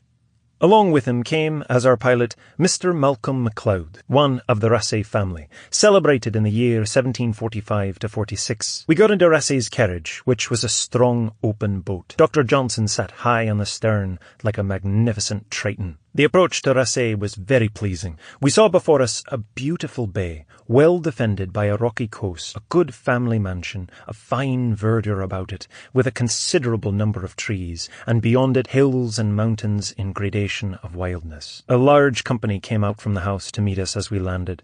headed by Rasay himself, whose family has possessed this island above 400 years. From Rasay we sailed to Portree in Skye, and then rode in wretched weather to Kingsborough. There we were received by Mr. Alan MacDonald and his wife, the celebrated Miss Flora MacDonald. She is a little woman of a genteel appearance, and uncommonly mild and well-bred. Dr. Johnson was rather quiescent, and went early to bed. I slept in the same room with him. Each had a neat bed with tartan curtains. Dr. Johnson's bed was the very bed in which the grandson of the unfortunate King James II lay on one of the nights after the failure of his rash attempt in 1745-46. To see Dr. Samuel Johnson lying in that bed in the Isle of Skye, in the house of Miss Flora MacDonald, struck me with such a group of ideas as is not easy for words to describe as they passed through my mind. He smiled and said, "I have no ambitious thoughts in it." Upon the table I found in the morning a slip of paper on which Dr. Johnson had written with his pencil these words: "Quantum cedat virtutibus aurum. With virtue weighed, what worthless trash is gold." What the doctor meant by writing them I could not tell. At breakfast he said he would have given a good deal rather than not have laid in that bed. Kingsborough sent us on our way by boat and on horseback to Dunvegan Castle. The great size of the castle, which is built upon a rock close to the sea, while the land around presents nothing but wild, moorish, hilly and scraggy appearances, gave a rude magnificence to the scene. We were a jovial company, and the laird, surrounded by so many of his clan, was to me a pleasing sight. They listened with wonder and pleasure while Dr. Johnson harangued. The weather having cleared, we set out for Ullinish, the house of Mr. MacLeod, the sheriff substitute of the island. From an old tower near the house is an extensive view of Loch Bracadale, and at a distance of the Isles of Barra and South Uist. And on the land side, the Cuillin, a prodigious range of mountains, capped with rocky pinnacles in a strange variety of shapes. From there we came to Talisker, which is a beautiful place, with many well-grown trees, a wide expanse of sea and mountains, and, within a quarter of a mile from the house, no less than 15 waterfalls. Mr. Donald MacLeod, the young laird of Cole, was now our guide, and conducted us to Ostig, the residence of Mr. Martin Macpherson, minister of Slate. There were great storms of wind and rain, which confined us to the house, but we were fully compensated by Dr. Johnson's conversation. We then returned to Armadale House. From thence we set sail for Mull on October 3rd, but encountered during the night a dreadful gale, which compelled the skipper to run his vessel to the Isle of Cole for shelter. We were detained in Cole by storms till October 14th, when we safely crossed to Tobermory in the island of Mull. Ponies were provided for us, and we rode right across the island, and then we ferried to the island of Ulva, where we were received by the laird, a very ancient chief, whose family has possessed Ulva for 900 years. Next morning we took boat for Incannath, where we were introduced by Cole to Sir Alan MacLean, the chief of his clan, and his daughters. On Tuesday, October 19th, we took leave of the young ladies and of our excellent companion Cole. Sir Alan obligingly undertook to accompany us to Icolmkill, and we proceeded thither in a boat with 4 stout rowers, passing the great cave Gibron on the coast of Mull, the island of Staffa, on which we could not land on account of the huge surge, and Nuns Island. After a tedious sail, it gave us no small pleasure to perceive a light in the village of Icolmkill, and as we approached the shore, the tower of the cathedral, just discernible in the moonlight, was a picturesque object. When we landed upon the sacred place, Dr. Johnson and I cordially embraced. I must own that Icolmkill did not answer my expectations, but Dr. Johnson said it came up to his. We were both disappointed when we were shown what we were called the monuments of the kings of Scotland, Ireland, and Denmark, and of the King of France. They are only some gravestones flat on the earth, and we could see no inscription. We set sail at midday for Mull, where we bade adieu to our very kind conductor, Sir Alan MacLean, and crossed in the ferryboat to Oban, from whence next day we rode to Inverary. The Reverend John Macaulay, one of the ministers of Inverary, accompanied us to Inverary Castle, where I presented Dr. Johnson to the Duke of Argyll. Dr. Johnson was much struck by the grandeur and elegance of this princely seat, At dinner, the Duchess was very attentive to Dr. Johnson, who talked a great deal, and was so entertaining that she placed her chair close to his, leaned upon the back of it, and listened eagerly. Dr. Johnson was all attention to her Grace. From Inverary, we passed to Rosedow, the beautiful seat of Sir James Colquhoun, on the banks of the Loch Lomond, and after passing a pleasant day boating round the loch, visiting some of the islands, we proceeded to Cameron, the seat of Commissary Smollett, from which we drove in a post-chaise to Glasgow, inspecting, by the way, Dunbarton Castle. 4. In the west of Scotland. During the day we spent in Glasgow, we were received in the college by a number of the professors, who showed all due respect to Dr. Johnson, and Dr. Leachman, principal of the university, had the satisfaction of telling Dr. Johnson that his name had been gratefully celebrated in the Highlands as the person to whose influence it was chiefly owing that the New Testament was allowed to be translated into the Erse language. On Saturday we set out towards Ayrshire, and on November 2nd reached my father's residence, Auchinleck. My father was not quite a year and a half older than Dr. Johnson. His age, office, and character had long given him an acknowledged claim to great attention in whatever company he was, and he could ill brook any diminution of it. He was as sanguine a Whig and Presbyterian as Dr. Johnson was a Tory and Church of England man, and as he had not much leisure to be informed of Dr. Johnson's great merits by reading his works, he had a partial and unfavourable notion of him, founded on his supposed political tenets, which were so discordant to his own that, instead of speaking of him with that respect to which he was entitled, he used to call him a Jacobite fellow. Knowing all this, I should not have ventured to bring them together had not my father, out of kindness to me, desired me to invite Dr. Johnson to his house. All went very smoothly till one day they came into collision. If I recollect right, the contest began while my father was showing him his collection of medals, and Oliver Cromwell's coin unfortunately introduced Charles I and Toryism. They became exceedingly warm and violent,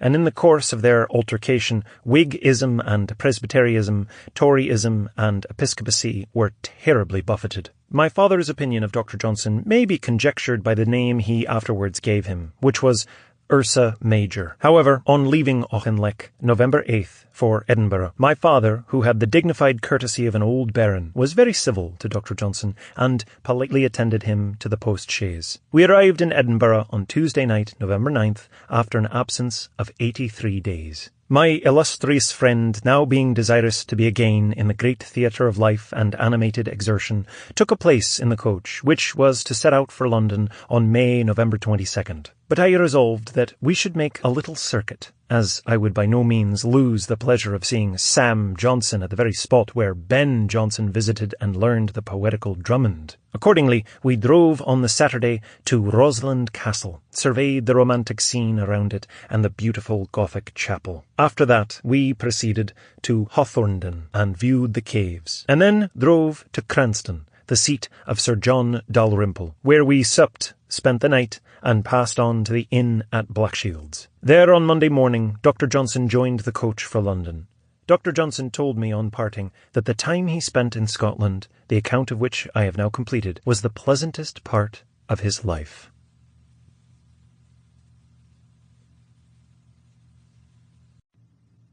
James Bruce travels to discover the source of the Nile. 1. The City of the Dog Star. James Bruce was born at the family residence of Kinnaird in the county of Stirling, Scotland, on December 14, 1730. He was educated at Harrow and Edinburgh, and for 5 years was a wine and spirit merchant in London. In 1762, he went as British consul to Algiers, and did not return to England again until June 1774. In the interim, having travelled through Algiers, Tunis, Syria, some of the islands of the Levant, Lower and Upper Egypt, and the African and Arabian coasts of the Red Sea, he made his famous journeys in Abyssinia, during which he discovered the sources of the Blue Nile. On his return to Europe, he met with a great reception from Buffon the naturalist and the Pope at Rome, but was received with coldness in England, where the stories of his adventures were received with incredulity. His book, Travels to Discover the Source of the Nile in the years 1768 to 73, did not appear till 1790, 17 years after his return to Europe. After the publication of his great work, Bruce spent the remainder of his life in improving his Scottish estate. on April 26, 1794, at Kinnaird. When going downstairs to hand a lady guest to her carriage, his foot slipped and he fell, headlong, dying next morning.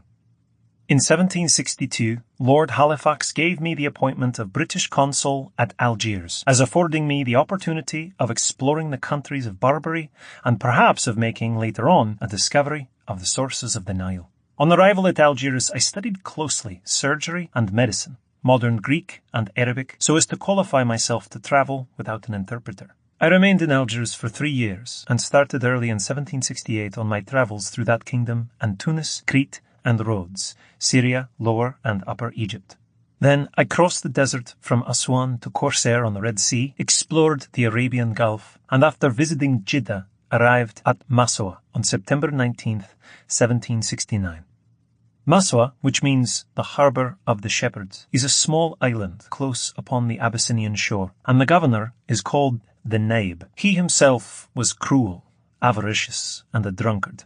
But Ahmed, his son, became my friend, as I had cured him of an intermittent fever, and on November 10 he carried me, my servants, and baggage from the island of Massoua to Arquico on the mainland, from which point my party started for the province of Tigray in Abyssinia on November 15th.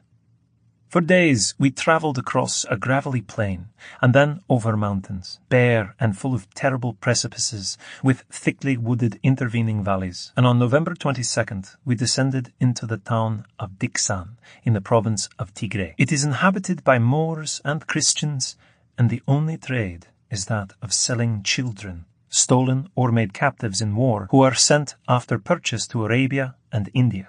The priests are openly concerned in this infamous practice. We were frequently delayed by demands from local chiefs for toll dues and did not arrive at Adowa till December 6th. This is the residence of the governor of the province of Tigray, Michael Suhul, Ras, or Prime Minister of Abyssinia. The mansion of the Ras is situated on the top of a hill. It resembles a prison rather than a palace, for there were in it 300 people confined in irons, the object being to extract money from them. Some of them had been there for 20 years, and most of them were kept in cages like wild beasts. On January 17th, 1770, we set out on our way to Gondar, and on the following day reached the plain where the ruins of Aksum, supposed to be the ancient capital of Abyssinia, are situated. In one square are 40 obelisks of one piece of granite. A road is cut in a mountain of red marble, having on the left a parapet wall about 5 feet in height. At equal distances there are solid pedestals, upon the tops of which stood originally colossal statues of Sirius, Literatur or Dogstar. There are 133 of these pedestals, but only 2 much mutilated figures of the dog remain. There are also pedestals for figures of the Sphinx, 2 magnificent flights of steps several hundred feet long, all of granite, are the only remains of the great temple. Within the site of the temple is a small, mean, modern church, very ill-kept. In it are what are supposed to be the Ark of the Covenant and the copy of the law, which Menelik, the son of Solomon and the Queen of Sheba, is said in their fabulous history to have been stolen from his father on his return from Jerusalem to Ethiopia. These are reckoned the Palladia of the country. Another relic of great importance is a picture of the head of Christ crowned with thorns, said to have been painted by St. Luke. This relic, on occasions of war with pagans and Mohammedans, is brought out and carried with the army. Within the outer gate of the church, there are 3 small enclosures with octagon pillars in the angles, on the top of which were formerly images of the dog star. Upon a stone in the middle of one of these enclosures, the kings of the country have been crowned since the days of paganism, and below it is a large oblong slab of freestone, on which there is a Greek inscription, the translation of which is of King Ptolemy, Your Greates, or the Beneficent.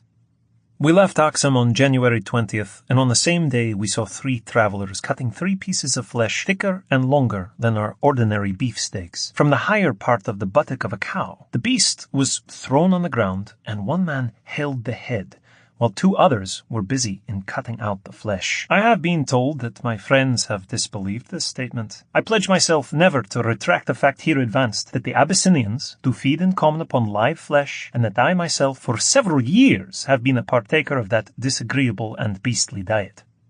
Travelling pleasantly enough, though finding it difficult to get food from the natives, we came on February 4th to the foot of Debre Tun, one of the highest mountains of the romantic range of Nyanza. The toilsome ascent of Lamelman, an extensive tableland of great fertility, was begun on February 8th, and on the 14th we arrived at Gondar, the metropolis of Abyssinia. 2. Savage native practices. Gondar is situated on the flat summit of a hill of considerable height, and consists of 10,000 families in time of peace. The houses are chiefly of clay, with roofs thatched in the form of cones. The king's palace is a square building on the west of the town, flanked with towers and originally 4 stories high, but now only 2. The audience chamber is 120 feet long, and the upper windows command a magnificent view of the great lake Zana. The palace and contiguous buildings are surrounded by a stone wall 30 feet high, 1.5 miles in circumference. A little way from Gondar to the north is Koskam, the palace of the Itige and the king's other wives. Tekla Haimanot was at this time king, and Suhul Michael was Ross, or prime minister. They were absent at the time of my arrival. Petros, an important Greek, who was the only one in Gondar to whom I had recommendations, came in a state of great dread to me, saying that he had seen in Michael's encampment the stuffed skin of an intimate friend of his own swinging upon a tree and drying in the wind beside the tent of the Ras. The Itige and Ozoro Esther, wife of Ras Michael, sent for me to the palace of Koskam to attend, as a medical man, the royal families, because smallpox was then raging in the city and surrounding districts. I saved the life of Aito Konfu, the favourite son of Ozoro Esther, and others, and thereafter became friends of the queen and her suite in the palace. I rode out on March 8th to meet Ras Michael at Azazo, the scene of a great battle which had been fought with Fasil, a Gala chief, who had broken out in rebellion. The first horrid spectacle exhibited by him consisted of pulling out the eyes of 12 Gala chiefs who had been taken prisoners. They were then turned out into the fields to be devoured by hyenas. Next day, the army of 30,000 men marched in triumph into Gondar. On March 14th, I had an interview with the Ras, and he said that to prevent my being murdered for my goods and instruments and being bothered by the monks about religious matters, the king, on his recommendation, had appointed me Balamal, the commander of the Kokab horse. In the course of the campaign between the king and his rebel governors, I joined His Majesty's forces, and on May 18th, 1770, I found myself at Dara, 14 miles from the great cataract of the Nile, which I obtained permission to visit. The Sham, or the head of the people of the district, took me to a bridge which consisted of one arch of 25 feet in breadth, with the extremities firmly based on solid rock on both sides. The Nile is here confined between 2 rocks and runs in a deep channel with great, roaring, impetuous velocity.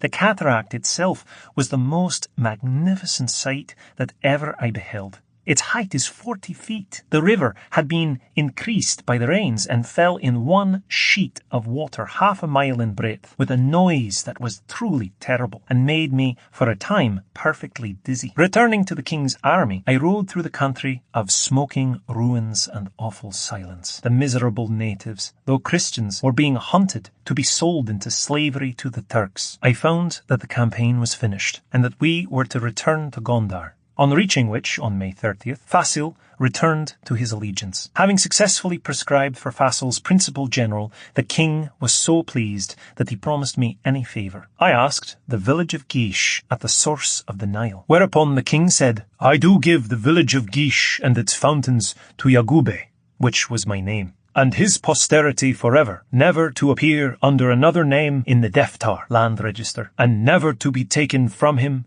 or exchanged in peace or war." On June 5th, the king and Michael retired to Tigray. Gusho and Powison, 2 of the rebel governors, entered Gondar in triumph. and proclaimed a young man reputed to be the son of Yasus II, who died in 1753, king under the name of Socinius.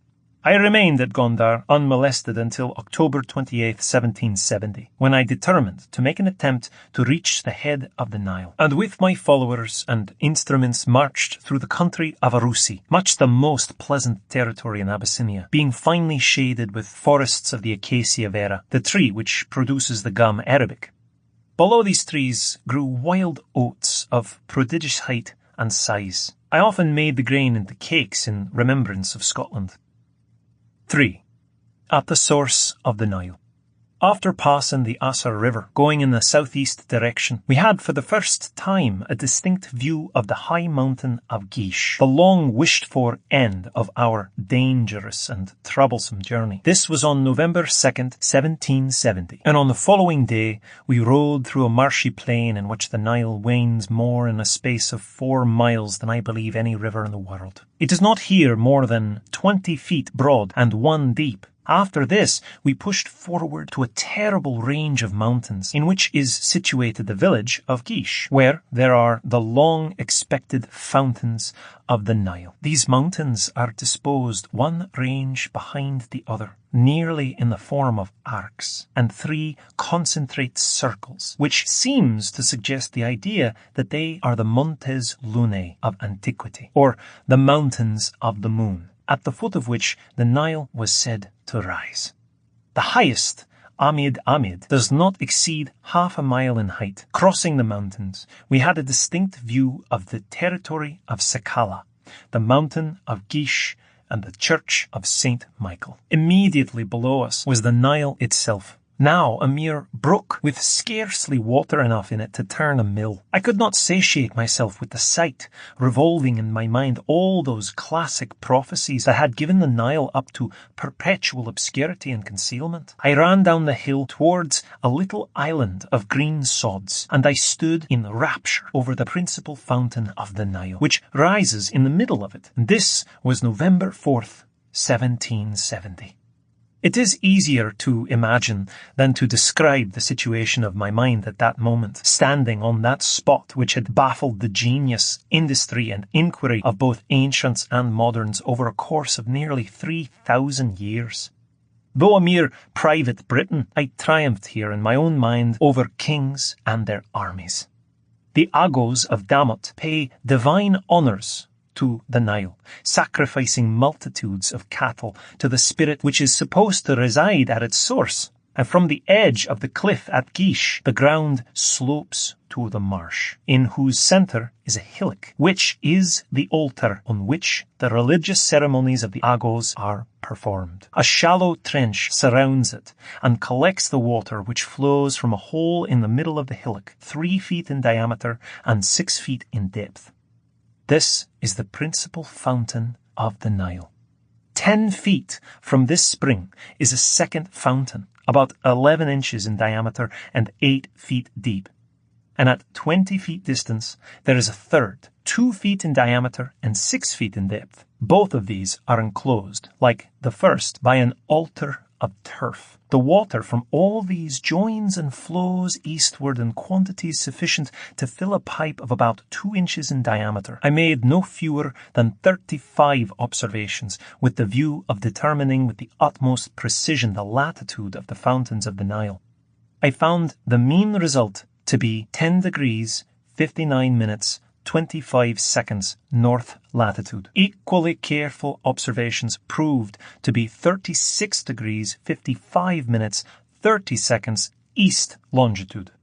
The mercury in the barometer indicated a height above the sea of more than 2 miles. The Shum of Gish, whose title is Kefla Abe, the servant of the Nile, told me that the Agos called the river the everlasting God, light of the world, eye of the world, God of peace, Saviour, Father of the universe.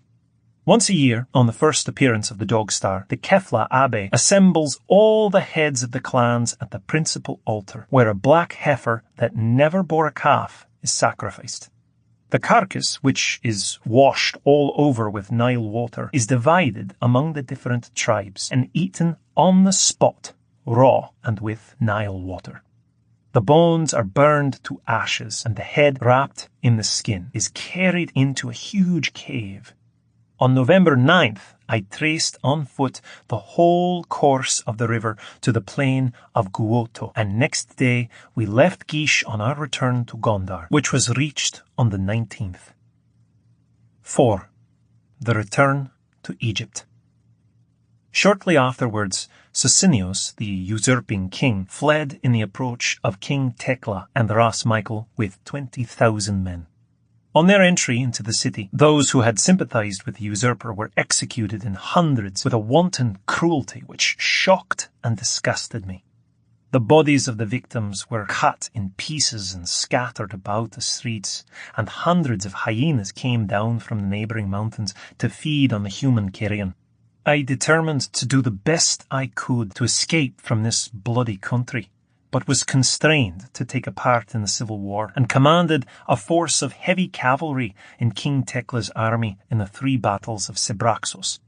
My performances so pleased the king that he decorated me with a heavy gold chain containing 184 links. The upshot of the campaign was that Michael was banished to Beddgelert, and the former rebel Gusho appointed Ras in his place. After many delays, I was allowed to depart for Egypt on September 28, 1771, and passing through the Shangala country, I reached on January 2, 1772, the enchanted mountain country of Chirkin, which abounded in game, elephants, rhinoceroses, buffaloes, etc. Here they have an extraordinary way of hunting the elephant by severing the tendon above the heel of the hind leg with a sharp sword. At Hor Kakamut, which means the Valley of the Shadow of Death, I was on January 20th attacked with dysentery. Many hardships were endured and servants lost in a simoon which overtook us in the march to the Atbara, and after numerous adventures in the country of the Nubas, pagans, negroids, worshippers of the moon, I arrived on April 29th at Sennaar, where I was compelled to remain 4 months. The dress of the king was simply a loose shirt of Surat blue cotton cloth. I was asked to treat medically the 3 principal queens. The favourite was 6 feet high and corpulent beyond all proportion. She seemed to me, next to the elephants and the rhinoceroses, to be the largest living creature I had ever met. A ring of gold passed through her upper lip and weighed it down like a flap to cover her chin. Her ears reached to her shoulders and had the appearance of wings.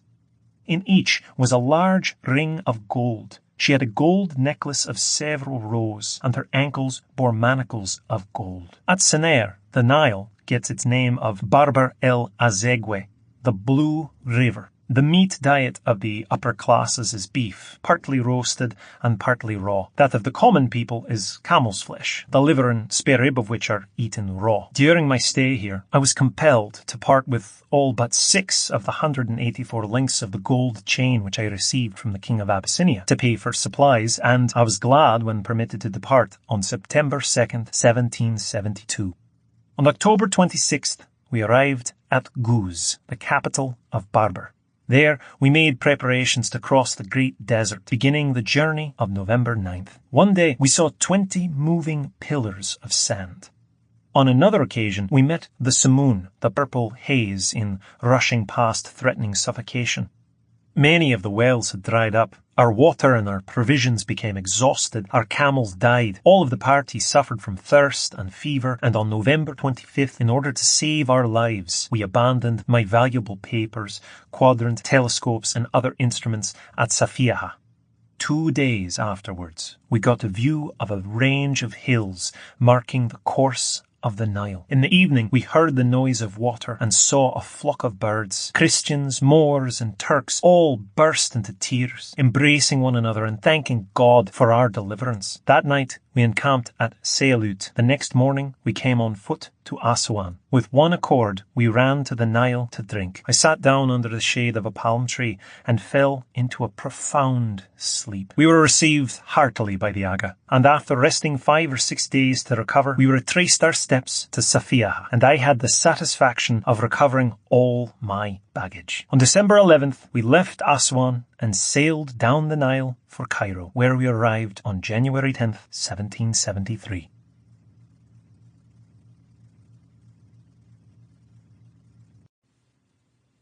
John Lewis Burckhardt, Travels in Nubia. 1. On the eastern bank of the Nile. John Lewis Burckhardt was born at Lausanne, Switzerland, November 24, 1784. He declined a diplomatic appointment in Germany and came to England in 1806, bringing with him letters of introduction to Sir Joseph Banks from Professor Blumenbach, the celebrated naturalist of Göttingen. He tendered his services as an explorer to the Association for Promoting the Discovery of the Interior Parts of Africa. His offer was accepted, and Burckhardt left England on March 2, 1809, and proceeded to Syria, where, disguised as an Indian Mohammedan merchant, he spent 2.5 years learning among Arab tribes different dialects of Arabic. In 1812, he went to Egypt, intending to join a caravan for Fezzan in order to explore the sources of the Niger. But, being frustrated in that, he made his 2 expeditions into Nubia, which form the subject of the present epitome. In June 1815, he returned to Cairo and prepared his journals for publication. After making a tour to Suez and Sinai in 1816, he was suddenly cut off by dysentery in Cairo on October 15, 1817. Although he did not learn English until he was 24 years of age, Burckhardt's journals are written with remarkable spirit, more especially considering that his notes had all to be taken secretly. I left Assuan on February 24, 1813, to make my journey through Nubia. Assuan is the most romantic spot in Egypt, but little deserving the lofty praise which some travellers have bestowed upon it for its antiquities and those of the neighbouring island of Elephantine. I carried with me nothing but my gun, sabre, and pistol, a provision bag, and a woolen mantle, which served either for a carpet or a covering during the night. I was dressed in the blue gown of the merchants of Upper Egypt. After estimating the expense I was likely to incur in Nubia, I put $8 Spanish into my purse, in conformity with the principle I have consistently acted upon during my travels, viz., that the less the traveller spends while on the march, and the less money he carries with him, the less likely are his travelling projects to miscarry. After crossing the mountain opposite Philae, I passed the night in the house of the sheikh at Wadi Debo, where I first tasted the country dish which during my journey became my constant food, viz., thin, unleavened, and slightly baked cakes of doura served with sweet or sour milk. From here to Demit, the great chain of mountains on the east side of the Nile is uninterrupted. But from the latter place to the second cataract, beyond Wadi Hafha, the mountains are of sandstone, except some granite rocks above Talfa. The shore widens at Korosko, and groves of date trees adorn the banks all the way past Der to Ibrim. The rich deposit of the river on the eastern bank yields large crops of doura and cotton. It is different on the western shore, where the desert sands, blown by the northwest winds, are swept up to the very brink of the river. It is near Der that occurs the most ancient known temple, entirely hewn out of the sandstone rock. The gods of Egypt seemed to have been worshipped here long before they were lodged in the gigantic temples of Karnak and Gorm. At Ibrim, there is an aga, independent of the governors of Nubia, and the inhabitants pay no taxes. They are descendants of Bosnian soldiers who were sent by the great Sultan Selim to garrison the castle of Ibrim, now a ruin, against the Mamelukes. In no parts of the eastern world have I ever found property in such perfect security as in Ibrim. The Ababdi Arabs between Der and Angola are very poor. They pride themselves on the purity of their race and the beauty of their women, and refuse to intermarry with the Nubians. Beyond Wadi Halfa is the second cataract, and the foaming waters dashing against the black and green rocks, or forming quiet pools and lakes, so that the Nile expands to 2 miles in breadth, is a most impressive sight. The rapids render navigation impossible between here and Sukkot, a distance of 100 miles, and the river is hemmed in sometimes by high banks, as at Mershed, where I could throw a stone over to the opposite side. The rock, which had been sandstone hitherto, changes its nature at the second cataract to granite and quartz. At Jebel Lamul, which we reached on March 9th, we had to follow a mountain track, and on approaching the river again, the Arab who acted as guide tried to extract from me a present by collecting a heap of sand and placing a stone at each extremity to indicate that a traveller's tomb is made. I immediately alighted from my camel and began to make another tomb, telling him that it was intended for his own sepulchre, for, as we were brethren, it was but just that we should be buried together.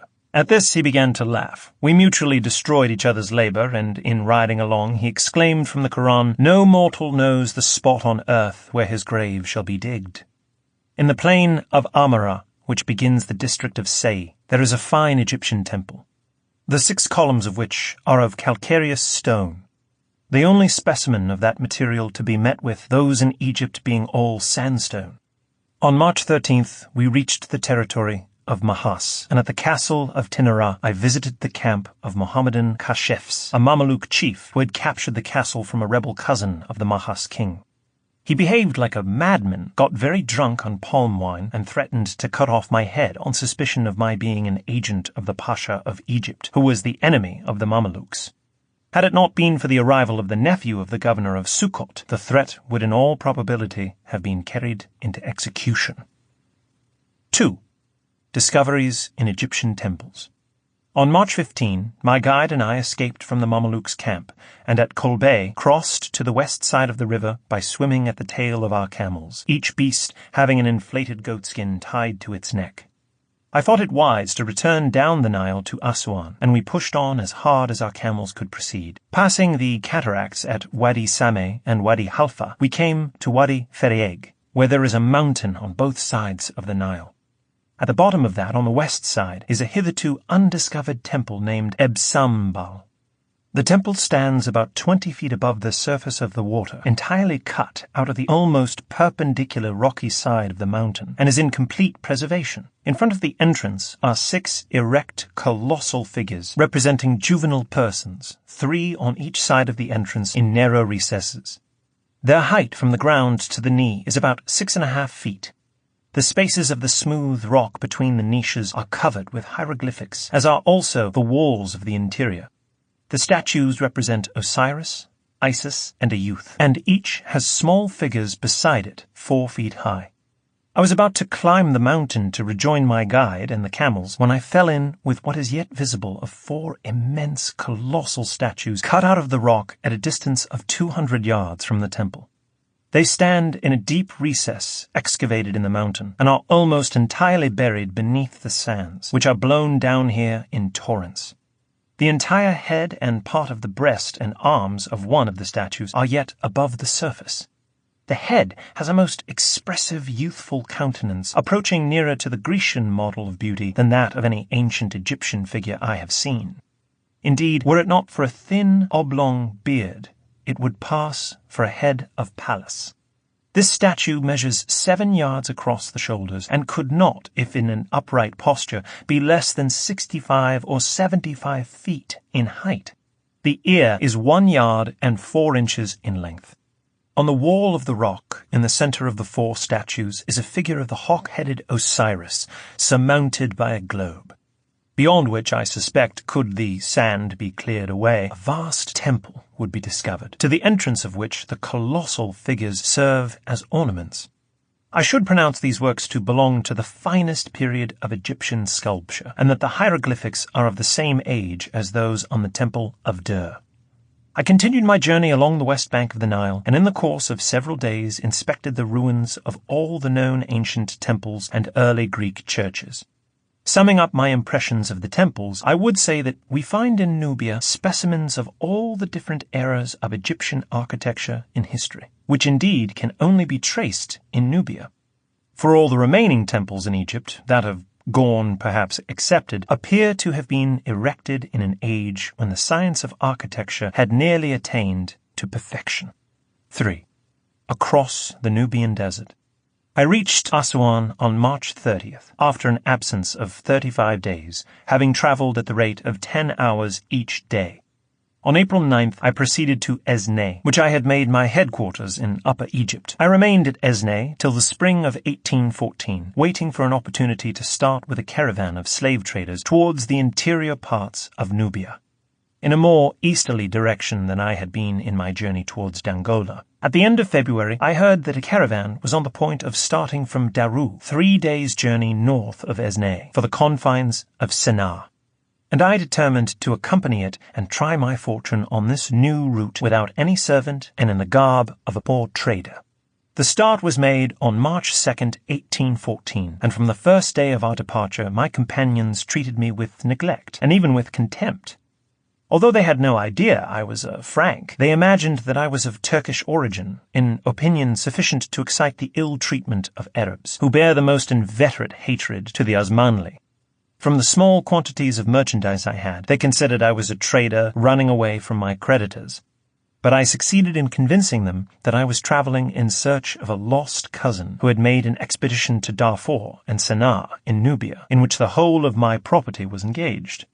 At Wadi el-Nabe, the wells of which have a great repute all through Nubia, in which we reached on March 14th, we met a band of Ababdis driving 30 slaves before them, which they were taking to sell in Egypt. In general, I found the dreaded Nubian deserts, as far as Shigre at least, which we reached on March 16th with difficulty, on account of shortage of water, of much less dreary appearance than the great Syrian desert, and still less so than the desert of Suez and Tai. The high mountains of Shigre consist of huge blocks of granite heaped upon one another in the wildest confusion.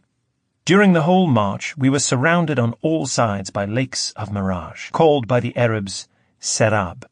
Its colour was of the purest azure, and so clear that the shadows of the mountains which bordered the horizon were reflected on it with the greatest precision, and the delusion of its being a sheet of water was thus rendered still more perfect. We experienced great suffering from the reckless waste of water and the dryness of the wells which were expected to yield supplies, and so serious did it become that 12 of the strongest of the camels were selected to hasten forward to fetch a supply of water from the nearest part of the Nile. They returned the following morning from their desperate mission, bringing with them plentiful supplies of the delicious water of the Nile, in which we revelled, enabling us to reach Berber on March 23rd, the whole desert journey having taken us 22 days. The governor of Berber, which consists of 4 villages, is called the Mek, and is nominated by the king of Sennaar. He, however, exercises a feeble authority over the Arabs. The people of Berber are a handsome race. The men are taller, larger-limbed, and stronger than the Egyptians, and red-brown in colour. The features are not those of the Negro, the face being oval and the nose perfectly Grecian. They say, "We are Arabs, not Negroes." The practice of drunkenness and debauchery is universal, and everything discreditable to humanity is found in their character. I remained a fortnight at Berber, and on April 7th our caravan, reduced to 2/3 of its original numbers, set out for Shendi. 3 days afterwards we came to Dama, a town of 500 houses, neat and clean, with regular tree-shaded streets. The inhabitants are Arabs of the tribe of Mejahideen, and the greater part of them are Fokera, or religious men. They have a pontiff called El-Faki el-Kebir, the great Faki, who is their chief and judge.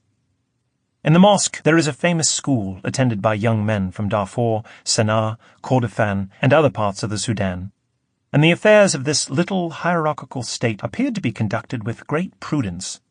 From Dama we passed on to Shendi, where we arrived on April 18th. This is a place of 1,000 houses, and the present Mek owns large salt works near the town, where the ground is largely impregnated with salt.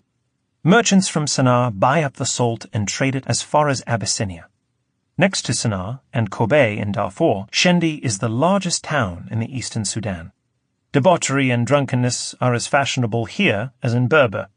The people are better dressed, and the women have rings of gold in their noses and ears. Shendi is the centre of considerable trade, but its principal market is for slaves, who are chiefly Negroes, stolen from the interior. The Abyssinian slave women are reckoned the best and most faithful of all, and are brought from the harems of the Arab chiefs. As to the slave traffic as a whole, laudable as the efforts of England have been to abolish this infamous trade in western and southwestern Africa, there does not appear to be the smallest hope of the abolition of slavery in Africa itself. It is not from foreign nations that the blacks can hope for deliverance. This great work must be effected by themselves, and this can only be done by the education of the sons of Africa in their own country and by their own countrymen. 4. Among savage Arab tribes. In the caravan of Suakin, which left Shendi on May 17th, I joined myself as a poor man to a party of black traders from western Africa. After 5 days spent in traversing sandy and gravelly plains, we came to the Atbara River, which has a greater variety of natural vegetation than I had seen anywhere on the banks of the Nile in Egypt. Having crossed the Atbara, our route lay to the southeast, and we soon entered the country of the Bisharin Arabs, a bold and handsome race. The moral character of both sexes is wholly bad. They are treacherous, cruel, avaricious, and revengeful, and are restrained in the indulgence of their passions by no laws either human or divine. However, they have a dread, especially the women, of a white man, and the latter shriek at the sight of what they consider an outcast of nature, saying, "God preserve us from the devil." On May 31st, the caravan broke into two parts, one taking the direct road through the desert to Suakin, the other proceeding by Taka, and I determined to accompany the latter.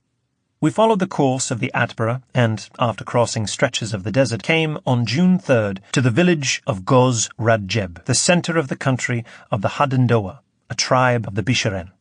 A Hadendoa seldom scruples to kill his companion on the road in order to possess himself of the most trifling article of value, but a retaliation of blood exists in full force. They are not given to hospitality as other Arabs are, and they boast of their treachery. On June 6th, we came to the district of Taka, fertile and populous owing to the regular inundation of the Atbara and its tributaries. A valley in the eastern mountains is noted for its splendid breed of cattle and fine doura. The Bisharin here eat the blood of animals coagulated over the fire and the liver and kidneys raw. In an adjoining valley, we encountered another tribe of Bisharin called the Halenga, who draw their origin from Abyssinia. They have a horrible custom in connection with the revenge of blood. When the slayer has been seized by the relatives of the deceased, a family feast is proclaimed, at which the murderer is brought into the midst of them, bound up in an adgureg, and while his throat is slowly cut with a razor, the blood is caught in a bowl and handed round amongst the guests, every one of whom is bound to drink it at the moment the victim breathes his last.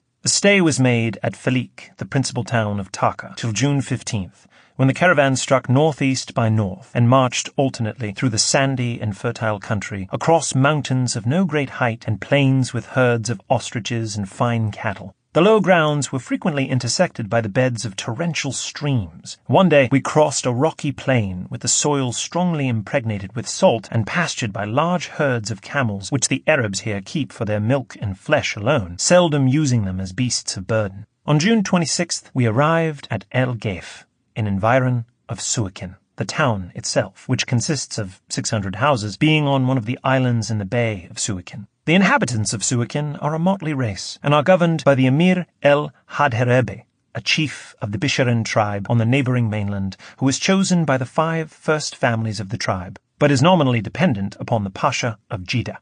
The manners of the people partake of the vices of their neighbors in the desert, and in cruelty surpass them, and the law of the strongest is alone respected. I was ill-treated by the Aga, the representative of the Turkish government, until I produced the firearms which I had concealed in a secret pocket, given me by Muhammad Ali, the viceroy of Egypt, and by Ibrahim Pasha, his son. When the Aga saw these with their handsome seals, he regarded me as a great personage. But I refused to take up my abode in his house, which hospitality he offered, and continued to live in the camp of the black merchants on the mainland. I had intended proceeding to Mocha by ship, and then on to Sana'a, the capital of the Yemen, from which place to make the pilgrimage to Mecca. However, having heard of the war in the Hejaz in Arabia, I abandoned my project and sailed from Suakin on July 6th for Jeddah, where I arrived on July 16th and afterwards joined Muhammad Ali.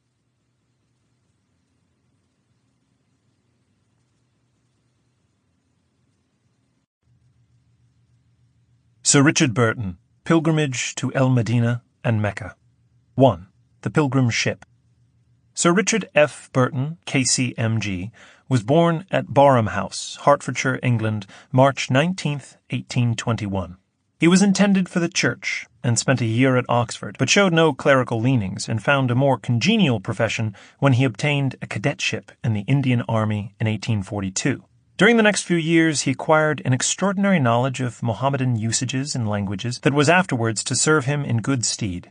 In 1849, he returned to England. In 1851, published 3 books on Indian subjects, and in April 1853, set forth on his cherished and daring project of visiting in disguise the sacred cities of Islam.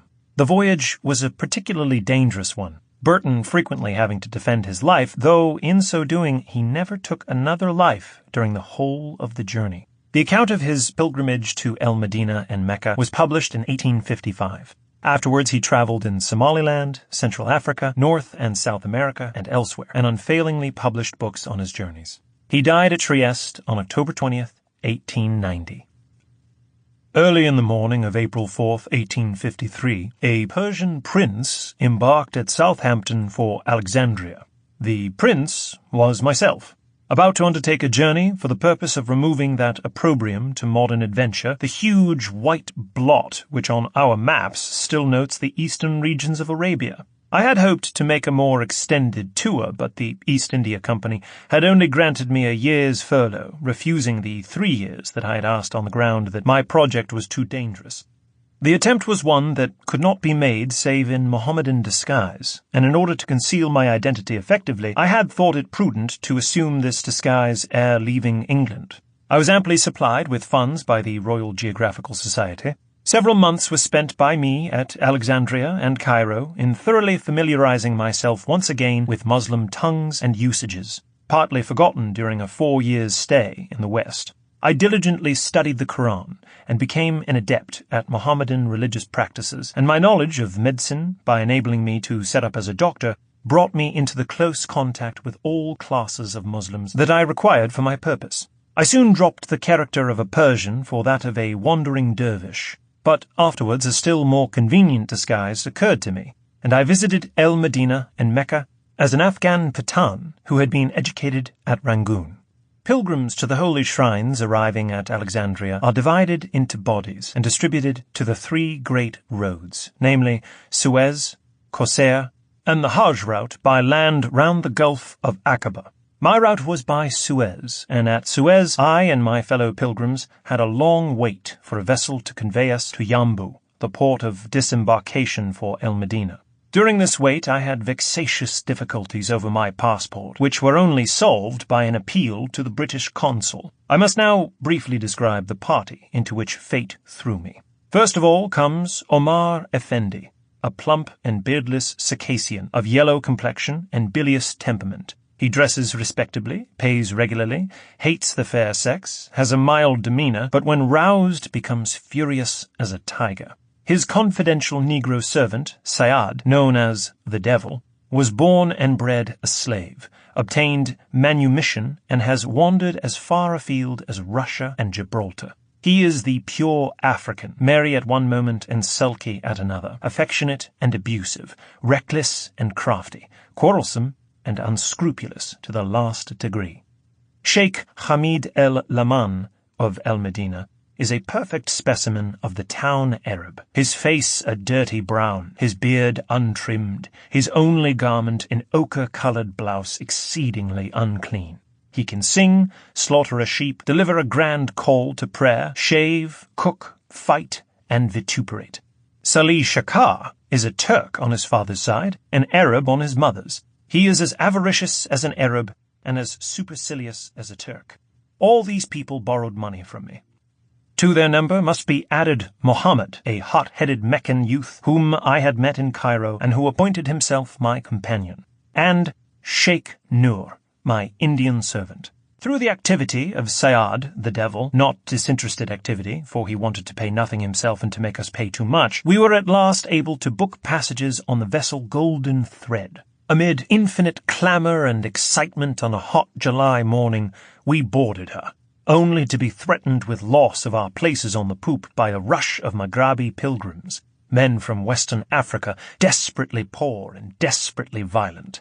Syed, the Devil, disposed of the intruders, throwing them into the hold. There the Maghrabis fell out with a few Turks, and in a few minutes nothing was to be seen but a confused mass of humanity, each item indiscriminately scratching, biting, punching, and butting. A deputation of us waited upon Ali Murad, the owner, to inform him of the crowded state of the vessel. He told us to be good and not fight, to trust in Allah, and that Allah would make all things easy for us. His departure was the signal for a second fray. This time the Maghrabis swarmed towards the poop like angry hornets. Syed provided us with a bundle of long ashen staves, and we laid on with might and main. At length it occurred to me to roll an earthen jar full of water, weighing about 100 pounds, upon the assailants. After this they shrank back and offered peace. 'Twas 12 days before we reached Yambu. The vessel had no compass, no log, no sounding line, nor even the suspicion of a chart. Each night we anchored, usually in one of the many inlets of the Arabian coast, and when possible we went ashore. The heat during the day was insufferable, the wind like the blast of a lime kiln. We lay helpless and half senseless, without appetite and without energy, feeling as if a few more degrees of heat would be death. Nothing, on the other hand, could have been more delicious than the hour of sunrise. The air was mild and balmy as that of an Italian spring. The mountains, grim and bare during full daylight, mingled their summits with the jasper tints of the sky. At their base ran a sea of amethyst. Not less lovely was the sunset, but after a quarter of an hour its beauty faded, and the wilderness of white crags and pinnacles was naked and ghastly under the moon. On arriving at Yambu, we had to treat for camels and make provision for the 7 days' journey to El Medina. As I had injured my foot on the voyage, I bought a shugduff, or litter, a vehicle appropriated to women and infirm persons. It had the advantage that notes were more easily taken in it than on the dromedary's back. At 7 p.m. on July 18th, we passed through the gate of Yambu and took a course due east. My companions, as Arabs will do on such occasions, began to sing. 2. In the footsteps of Mohammed. Our little party consisted of 12 camels, and we travelled in Indian file, head tied to tail, with but one outrider, Omar Effendi, whose rank required him to mount a dromedary with showy trappings. In 2 hours we began to pass over undulating ground with a perceptible rise. At 3 in the morning we reached the halting place and lay down to sleep. At 9 we breakfasted off a biscuit, a little rice, and milkless tea, and slept again. Dinner, consisting chiefly of boiled rice with clarified butter, was at 2, and at 3 we were ready to start. Toward sunset there was a cry of thieves, which created vast confusion, but the thieves were only half a dozen in number, and fled when a few bullets were sent in their direction. Next day we travelled through a country fantastic in its desolation, a mass of huge hills, barren plains, and desert vales. The 3rd day was spent uncomfortably at El Hamra, a miserable collection of hovels made of unbaked brick and mud. It was reported that Sayad, the great robber chief, was in the field, and there was consequently danger that our march would be delayed. The power of this ruffian is standing proof of the imbecility of the Turkish government. The Holy Land of El Hajaz drains off Turkish gold and blood in abundance, and the lords of the country hold it in a contemptible position. If they catch a thief, they dare not hang him. They must pay blackmail and yet be shot at in every pass. They affect superiority over the Arabs, hate them, and are despised by them. Happily, we were overtaken at El Hamra by a Meccan caravan, which had influence to procure a military escort. So we were able to proceed, with no serious hindrance, to Bir Abbas. In the evening of our first melancholy day at this hot, sandy, barren spot, firearms were heard in the distance, betokening an engagement between the troops and the Bedouins. It was not until the following night that we were allowed to start. At dawn we entered an ill-famed gorge called the Pilgrim's Pass. Presently thin blue curls of smoke rose from the cliffs on the left, and there rang out the sharp cracks of the hillmen's matchlocks. From their perches on the rocks they fired upon us with perfect comfort and no danger to themselves, aiming chiefly at our Albanian escort. We had nothing to do but blaze away as much powder and veil ourselves in as much smoke as possible. We lost 12 men in the affair, besides several of the animals. We journeyed on through desolate mountain country, all of my companions in the worst of tempers. I spent a whole day trying to recover from Sayad the Devil the money I had lent him at Suez. Ultimately, he flung the money down before me without a word. But I had been right in my persistence. Had I not forced him to repay me, he would have asked for more. At last, after an abominably bad night's travelling, we climbed up a flight of huge steps cut in black basalt. My companions pressed on, eagerly, speaking not a word. We passed through a lane of black scoria, with steep banks on both sides. O Allah, this is the sanctuary of the Prophet. O open the gates of thy mercy. O Allah, Bless the last of the prophets with blessings in number as the stars of heaven. Live forever, O most excellent of prophets. Such were the exclamations that burst from our party as the holy city, the burial place of Mohammed, lay before us in its fertile girdle of gardens and orchards. At our feet was a spacious plain, bounded in front by undulating ground, on the left by the grim rocks of Mount Ohod, on the right by the gardens of Quba. On the northwest of the town wall was a tall, whitewashed fort, partly built upon rock. In the suburb of El Manuka, near at hand, rose the brand-new domes and minarets of the 5 mosques. Farther away to the east could be seen the gem of El Medina, the 4 tall towers, and the flashing green dome under which rest the prophet's remains. We proceeded towards the gate, from which an eager multitude poured forth to greet friends in the caravan. I took my abode with Sheikh Hamid, who abandoned his former dirt and shabbiness and appeared clean, well-dressed, and with neatly trimmed moustache and beard. He was to pilot me through the intricate ceremonies of the visits to the Prophet's tomb and the other holy cities, and in the evening I set out with him for the Haram, or sanctuary of the Prophet. The Prophet's mosque at El Medina is the second of the 3 most venerable places in the world, according to the Islamic belief. It is peculiarly connected with Muhammad, as Mecca is with Abraham, and Jerusalem with Solomon. On entering it, I was astonished at the mean and tawdry appearance of a place so venerated in the Muslim world. There is no simple grandeur about it, as there is about the Kaaba at Mecca. Rather does it seem a museum of second-rate art, decorated with but pauper splendor. The mosque is a parallelogram about 420 feet in length by 340 broad, and the main colonnade in the south of the building, called El Rawza, the garden, contains all that is venerable. Sheikh Hamid and I fought our way in through a crowd of beggars with our hands behind us, and beginning with the right feet, we advanced towards the holy places. After preliminary prayers at the Prophet's pulpit, we reached the mausoleum, an irregular square in the southeast corner, surrounded by walls and a fence. 3 small windows enable one to peer at the 3 tombs within, Muhammad's, Abu Bakr's, and Omar's. After long praying, I was permitted to look through the window opposite the Prophet's tomb. I could see nothing but a curtain with inscriptions, and a large pearl rosary denoting the exact position of the tomb. Many other sacred spots had to be visited, and many other prayers uttered ere we left the building. The principal places of pious visitation in the vicinity of El Medina are the mosques of Quba and the cemetery El Bakia, and the martyr Hamza's tomb at the foot of Mount Ohod, the scene of one of Muhammad's most famous battles. The mosques of Quba are the pleasantest to visit, lying as they do among the date palm plantations, amid surroundings most grateful to the eye weary with hot red glare. There were green, waving crops and cool shade, a perfumed breeze, strange luxury in El Hejaz. Small birds warbled, tiny cascades splashed from the wells.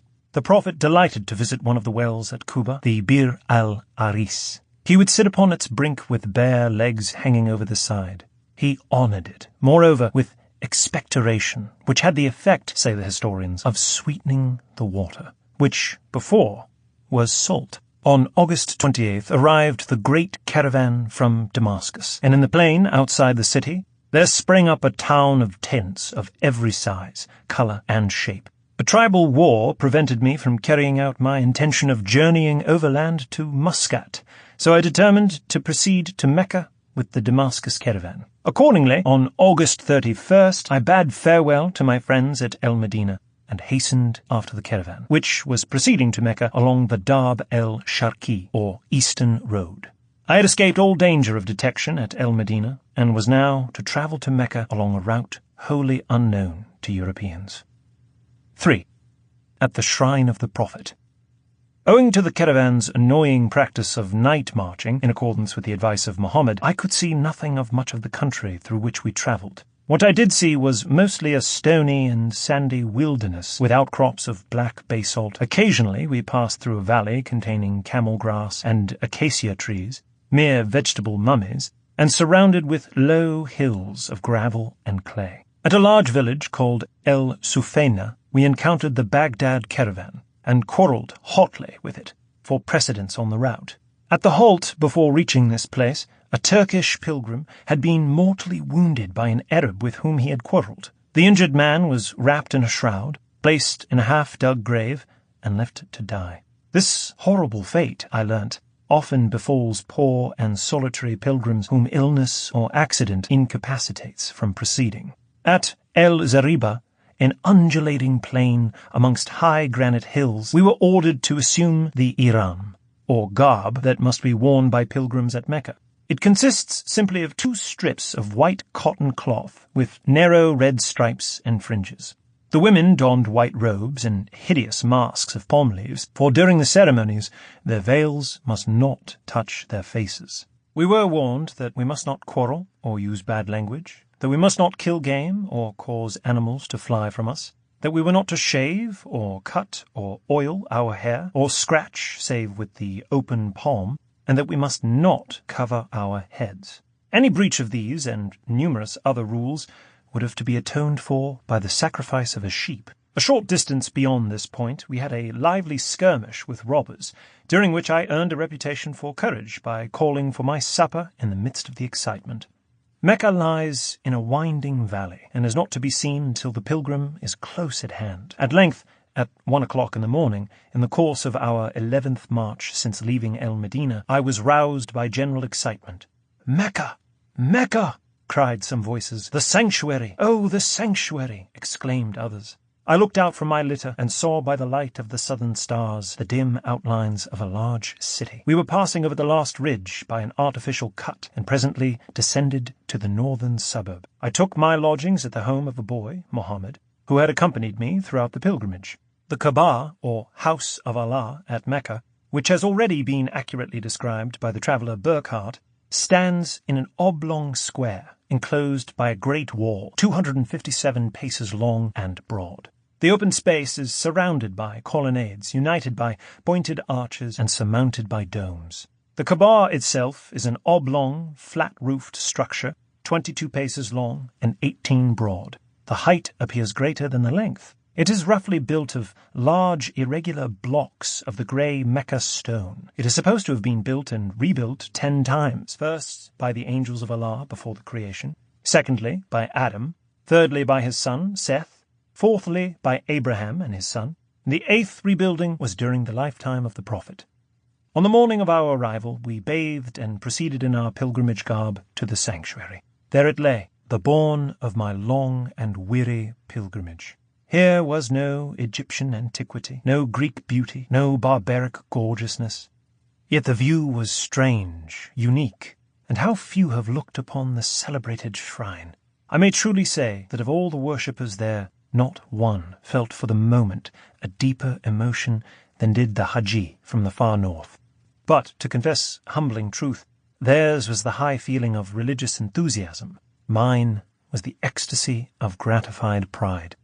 After drinking holy water, we approached as near as we could to the sacred black stone, the subject of so much sacred Oriental tradition, and prayed before it. The stone was surrounded by a crowd of pilgrims, kissing it and pressing their hearts against it. Then followed the ceremony of circumambulation. 7 times we passed around the Kaaba, which was draped in a huge dark curtain, to which pilgrims clung, weeping. The boy, Mohammed, by physical violence, made a way to the black stone. While kissing it, I narrowly observed it and came away persuaded that it was a big aerolite. After several other ceremonies, I left the holy place thoroughly exhausted.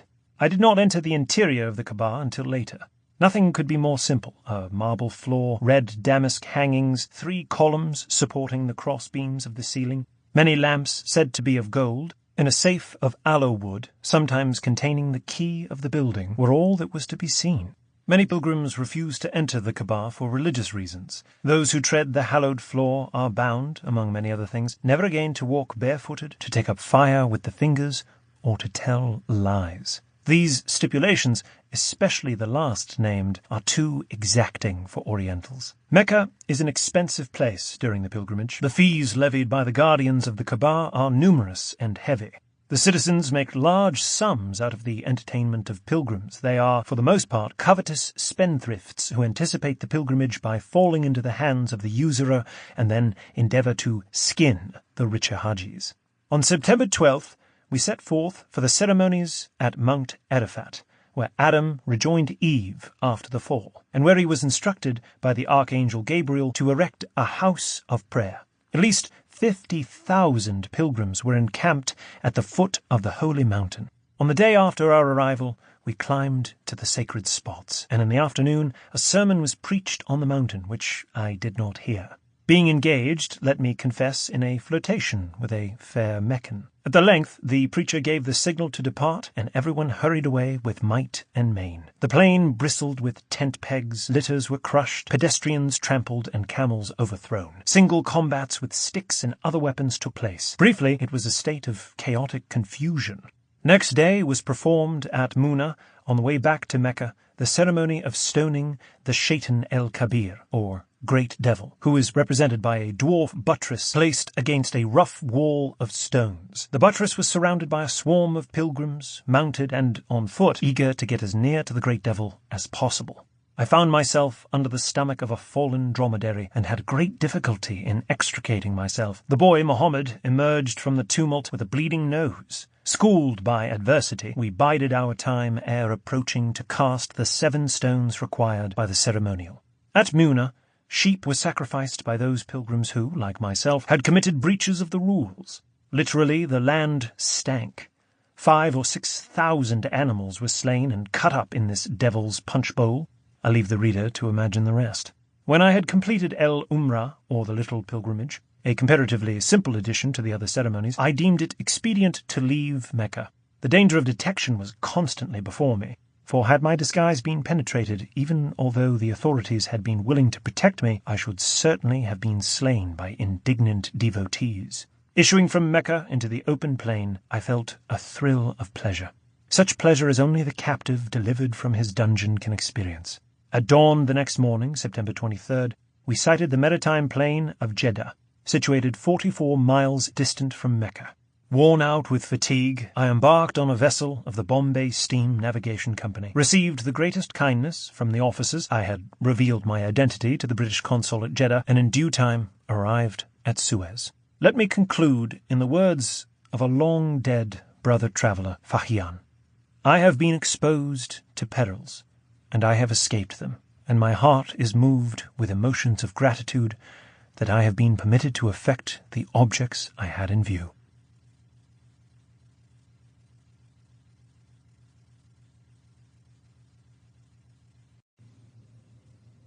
Sir William Butler, The Great Lone Land. 1. The Red River Expedition. Sir William Francis Butler, G.C.B., born at Surreyville, Tipperary, Ireland, October 31st, 1838, was educated at the Jesuit College, Tullibeg, Kings County, and joined the British Army as an ensign in the 69th Regiment in 1858. In 1877, he married Miss Thompson, the celebrated painter of The Roll Call. Sir William Butler is a versatile writer, his works embracing records of travel, histories of military campaigns, biographies, and fiction. His first book was The Great Lone Land, published in 1872.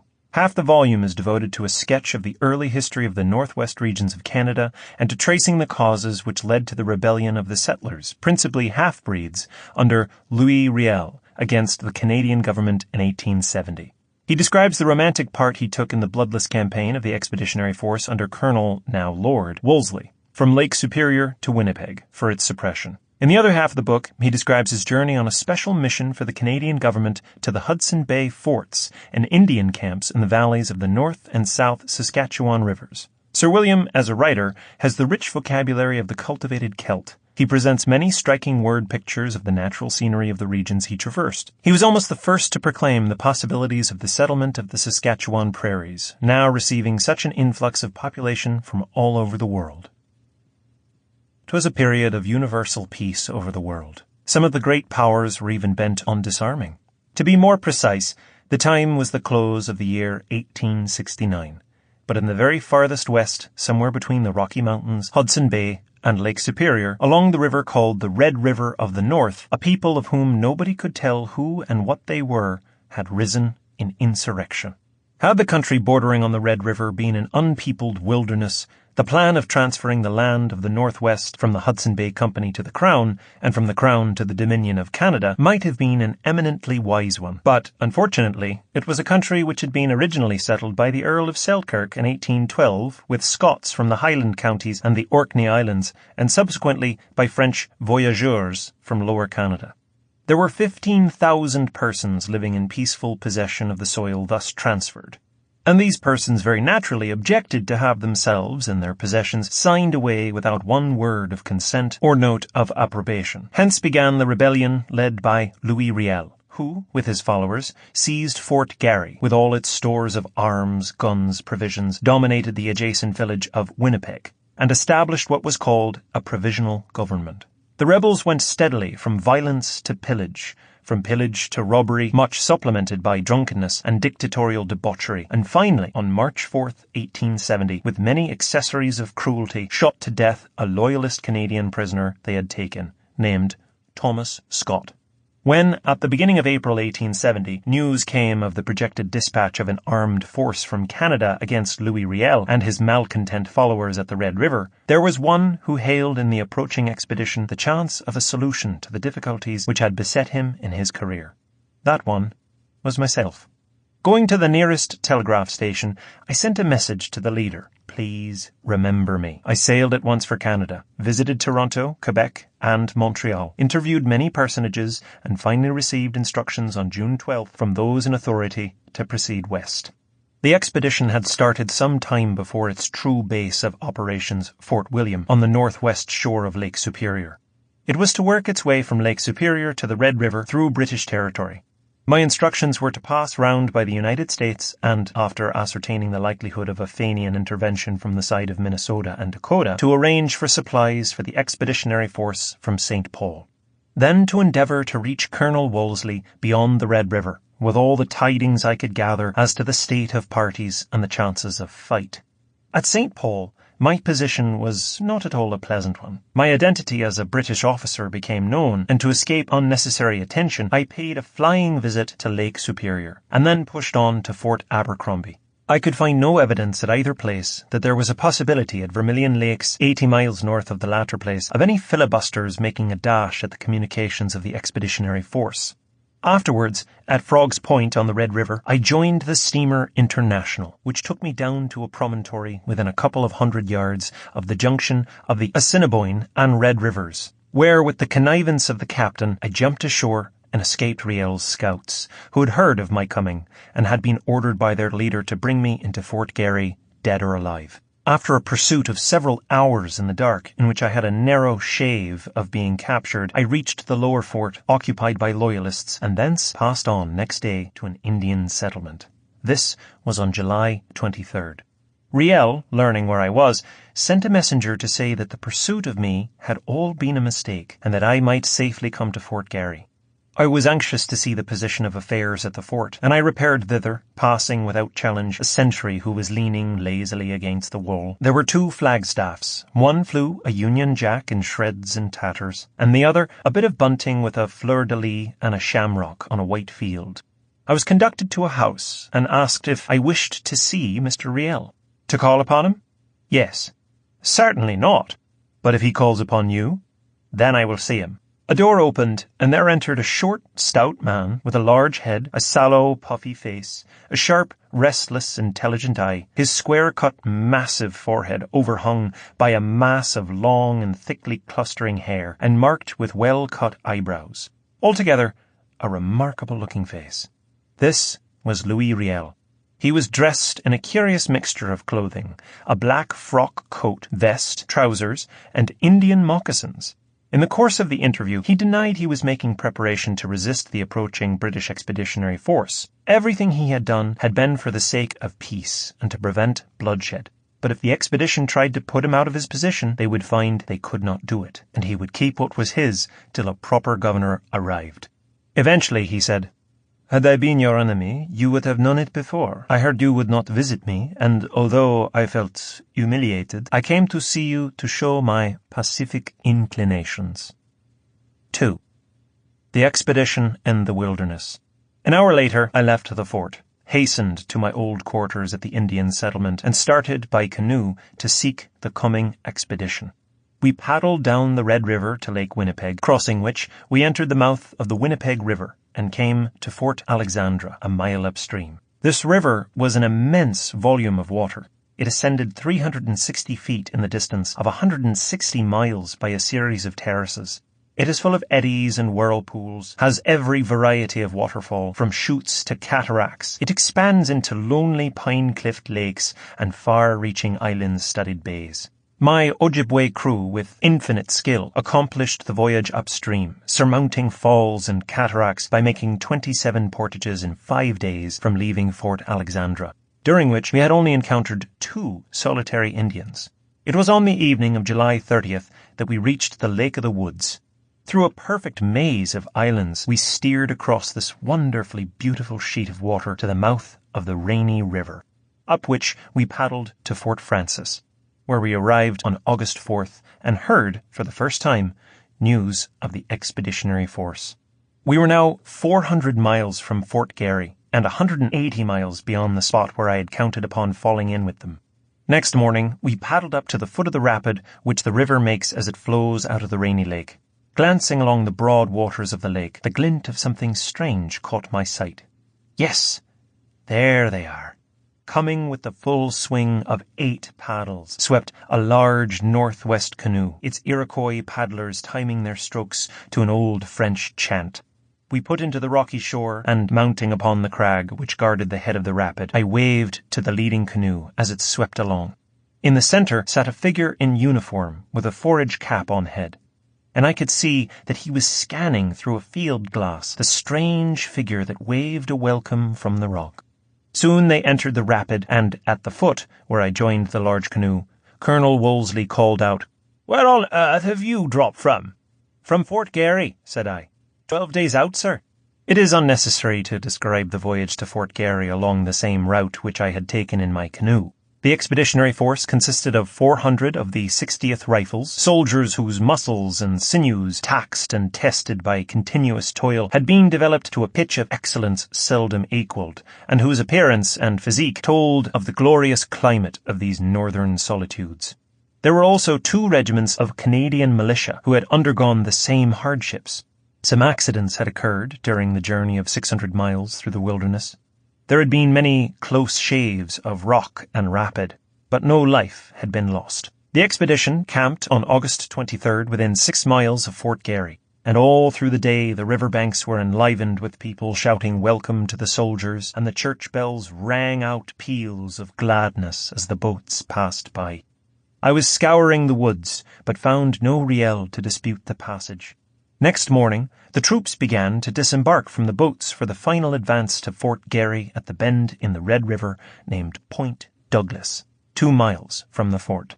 Preceded by skirmishes and followed by a rear guard, the little force drew near Fort Garry.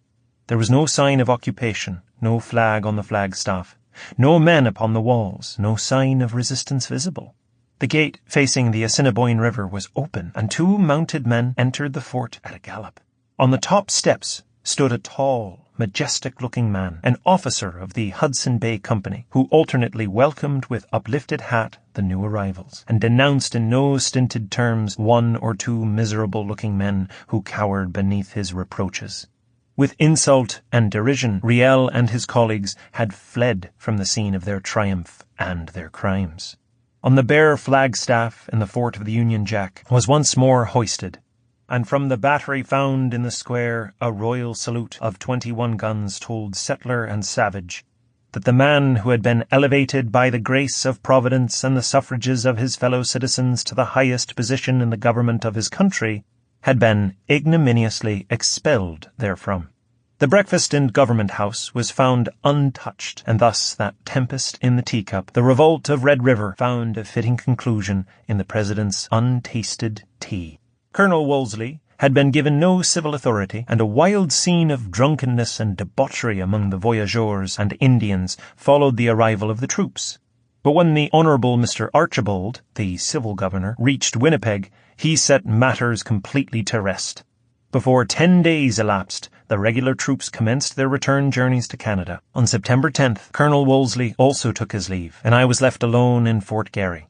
The Red River expedition was over. My long journey seemed finished, but I was mistaken, for it was only about to begin. 3.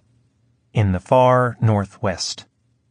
Early in the second week of October, the Honourable Mr. Archibald, Lieutenant Governor of Manitoba, offered me, and I accepted, a mission to the Saskatchewan Valley and through the Indian countries of the West, and on the 24th of that month I quitted Fort Garry and commenced my long journey.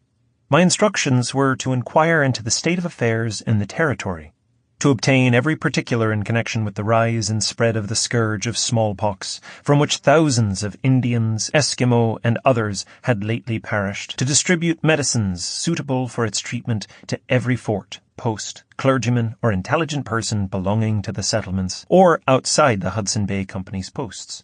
I made the first stage of 230 miles in 5 days to Fort Ellis, where we stayed a couple of days to make preparations for the winter journey into the great lone land. It was near the close of the Indian summer, and we travelled at the rate of 50 miles a day, I riding my little game horse Blackie, while the Red River cart, containing the baggage and medicines, was drawn by 6 horses, 3 in the shafts for a spell, the other 3 running free alongside. Between Fort Ellis and Carleton Fort, you pass through the region of the Touchwood Hills, around which are immense plains, scored with the tracks of the countless buffaloes which, until a few years ago, roamed in vast herds between the Saskatchewan and Assiniboine. On November 4th, and on several successive days thereafter, snowstorms burst upon us, and the whole country around was hidden in the dense mist of driving snowflakes. On the 7th, we emerged upon a hill plateau, and 300 feet below was raging the mighty South Saskatchewan, with great masses of floating, grinding ice. We contrived a raft made from the box of the wagon, but we could not accomplish the passage in it. Later on, hard frost having set in, we were able to cross the river on foot, with the loss of my horse Blackie. And when half a dozen of the 20 miles to Carleton Fort had been covered, we met a party from it, including the officer in charge. The first question was, "What of the plague?" And the answer was that it had burned itself out. On November 14th, we set out again on our western journey and crossed the North Saskatchewan. On account of the snow, we had discarded our cart and used sleds. Travelling over hill and dale and frozen lake, we lost the way in the wilderness, but taking a line by myself, steering by the stars, I came on November 17th to Fort Pitt, after having been 15 hours on end in the saddle. Fort Pitt was free of smallpox, but 100 Crees had perished close around its stockades. The unburied dead lay for days until the wolves came and fought over the decaying bodies. The living remnants had fled in despair 6 weeks before my arrival. When we renewed our journey on November 20th, the weather became comparatively mild, and our course lay through rich, well-watered valleys with groves of spruce and pine. Edmonton, which we reached on November 26th, is the headquarters of the Hudson Bay Company's Saskatchewan trade, and the residence of a chief factor of the corporation.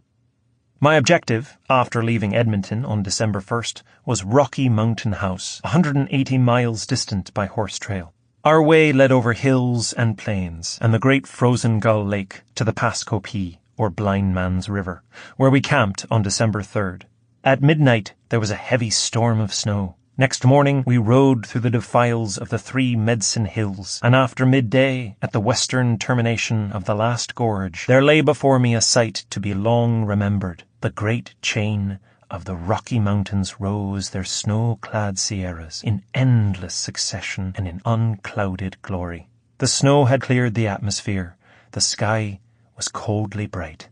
An immense plain stretched from my feet to the mountains, a plain so vast that every object of hill and wood and lake lay dwarfed into one continuous level. And at the back of this level, beyond the pines and lakes and the river courses, rose the giant range, solid, impassable, silent. A mighty barrier rising amidst an immense land, standing sentinel over the plains and prairies of America, over the measureless solitude of this great lone land. That night there came a frost, and on the morning of November 5th my thermometer showed 22 degrees below zero. Riding through the foothills and pine woods, we suddenly emerged on the high banks of the Saskatchewan, and in the mid-distance of a deep valley was the mountain house. There was great excitement at my arrival. My journey from the Red River had occupied 41 days, and I had ridden in that time 1,180 miles. 4. On the dog trail to Fort Garry. I said goodbye to my friends at the mountain house on December 12th, and once more turned my footsteps eastward. Without incident, we reached Edmonton, and there changed horses and travelled thenceforth, setting out on December 20th with 3 trains of dogs, one to carry myself, and the others to carry provisions and baggage. In 50 days of dog travels, we covered a distance of 1,300 miles, with the cold sometimes 45 degrees below zero.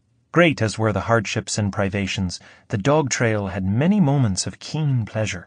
It was January 19th when we reached the high ground which looks down upon the forks of the Saskatchewan River. We now entered the great subarctic pine forest, the most important preserve of those animals whose skins are rated in the markets of Europe at 4 times their weight in gold. On January 22nd, 1871, we reached Fort à la Corne, where an old travel-worn Indian came with a mail which contained news of the surrender of Metz, the investment of Paris, the tearing up of the Treaty of Paris by the Prussians, and on being questioned the old man said he had heard at Fort Garry that there was war and that England was gaining the day. To cross with celerity the 700 miles lying between me and Fort Garry became the chief object of my life. The next morning, with the lightest of equipment, I started for Cumberland House, the oldest post of the Hudson Bay Company in the interior. There I obtained, at fabulous expense, a train of pure Eskimo dogs and started on January 31st through a region of frozen swamp for fully 100 miles.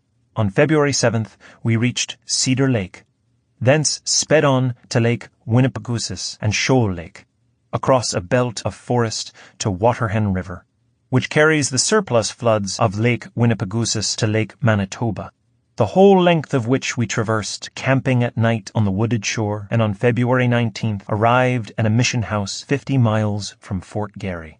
Not without a feeling of regret was the old work of tree-cutting, fire-making, supper-frying, and dog-feeding gone through for the last time. My mission was accomplished, but in the aftertime, midst the smoke and hum of cities, midst the prayer of churches, it needs but little cause to recall again to the wanderer the message of the immense meadows where far away at the portals of the setting sun lies the great lone land.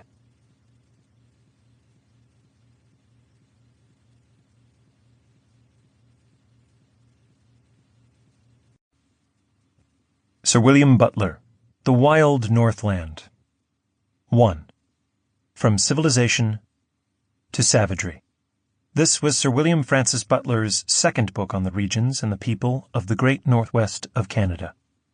The fascination of the wilderness had got a grip upon him, and he conveys something of the same fascination to the reader, whom he allures through the immense and solemn aisles of the great subarctic forests, makes him a joint hunter after the bison on the great prairie, or after the marten and the beaver on the tributary streams to the Saskatchewan and the Assiniboine rivers.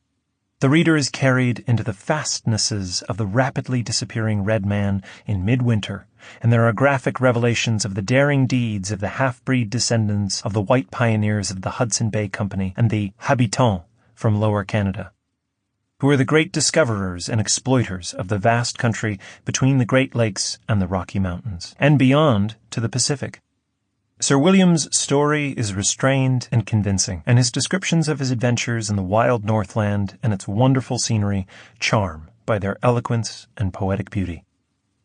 It was late in the month of September 1872, when, after a summer of travel in Canada and the United States, I drew near the banks of the Red River of the North. 2 years had worked many changes in scene and society. A city stood on the spot where, during a former visit, a midnight storm had burst upon me in the then untenanted prairie.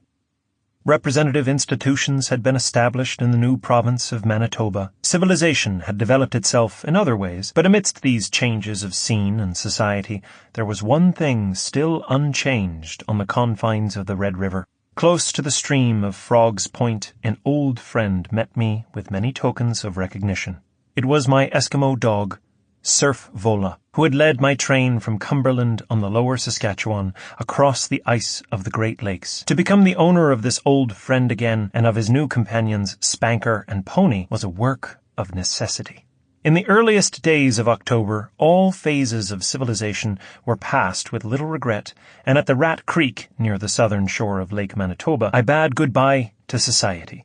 Pushed on to the Hudson Bay Company's post of Beaver Creek, from which point, with 1 man, 3 horses, 3 dogs, and all the requisites of food, arms, and raiment, I started on October 14th for the Northwest. I was virtually alone. My only human associate was a worthless half-breed taken at chance, but I had other companions. A good dog is so much more a nobler beast than an indifferent man that one sometimes gladly exchanges the society of the one for that of the other. And Surf Vola was that dog. A long distance of rolling plain, of hills fringed with thickets, of treeless wastes and lakes spreading into unseen declivities, stretches from between Capel to the Saskatchewan rivers.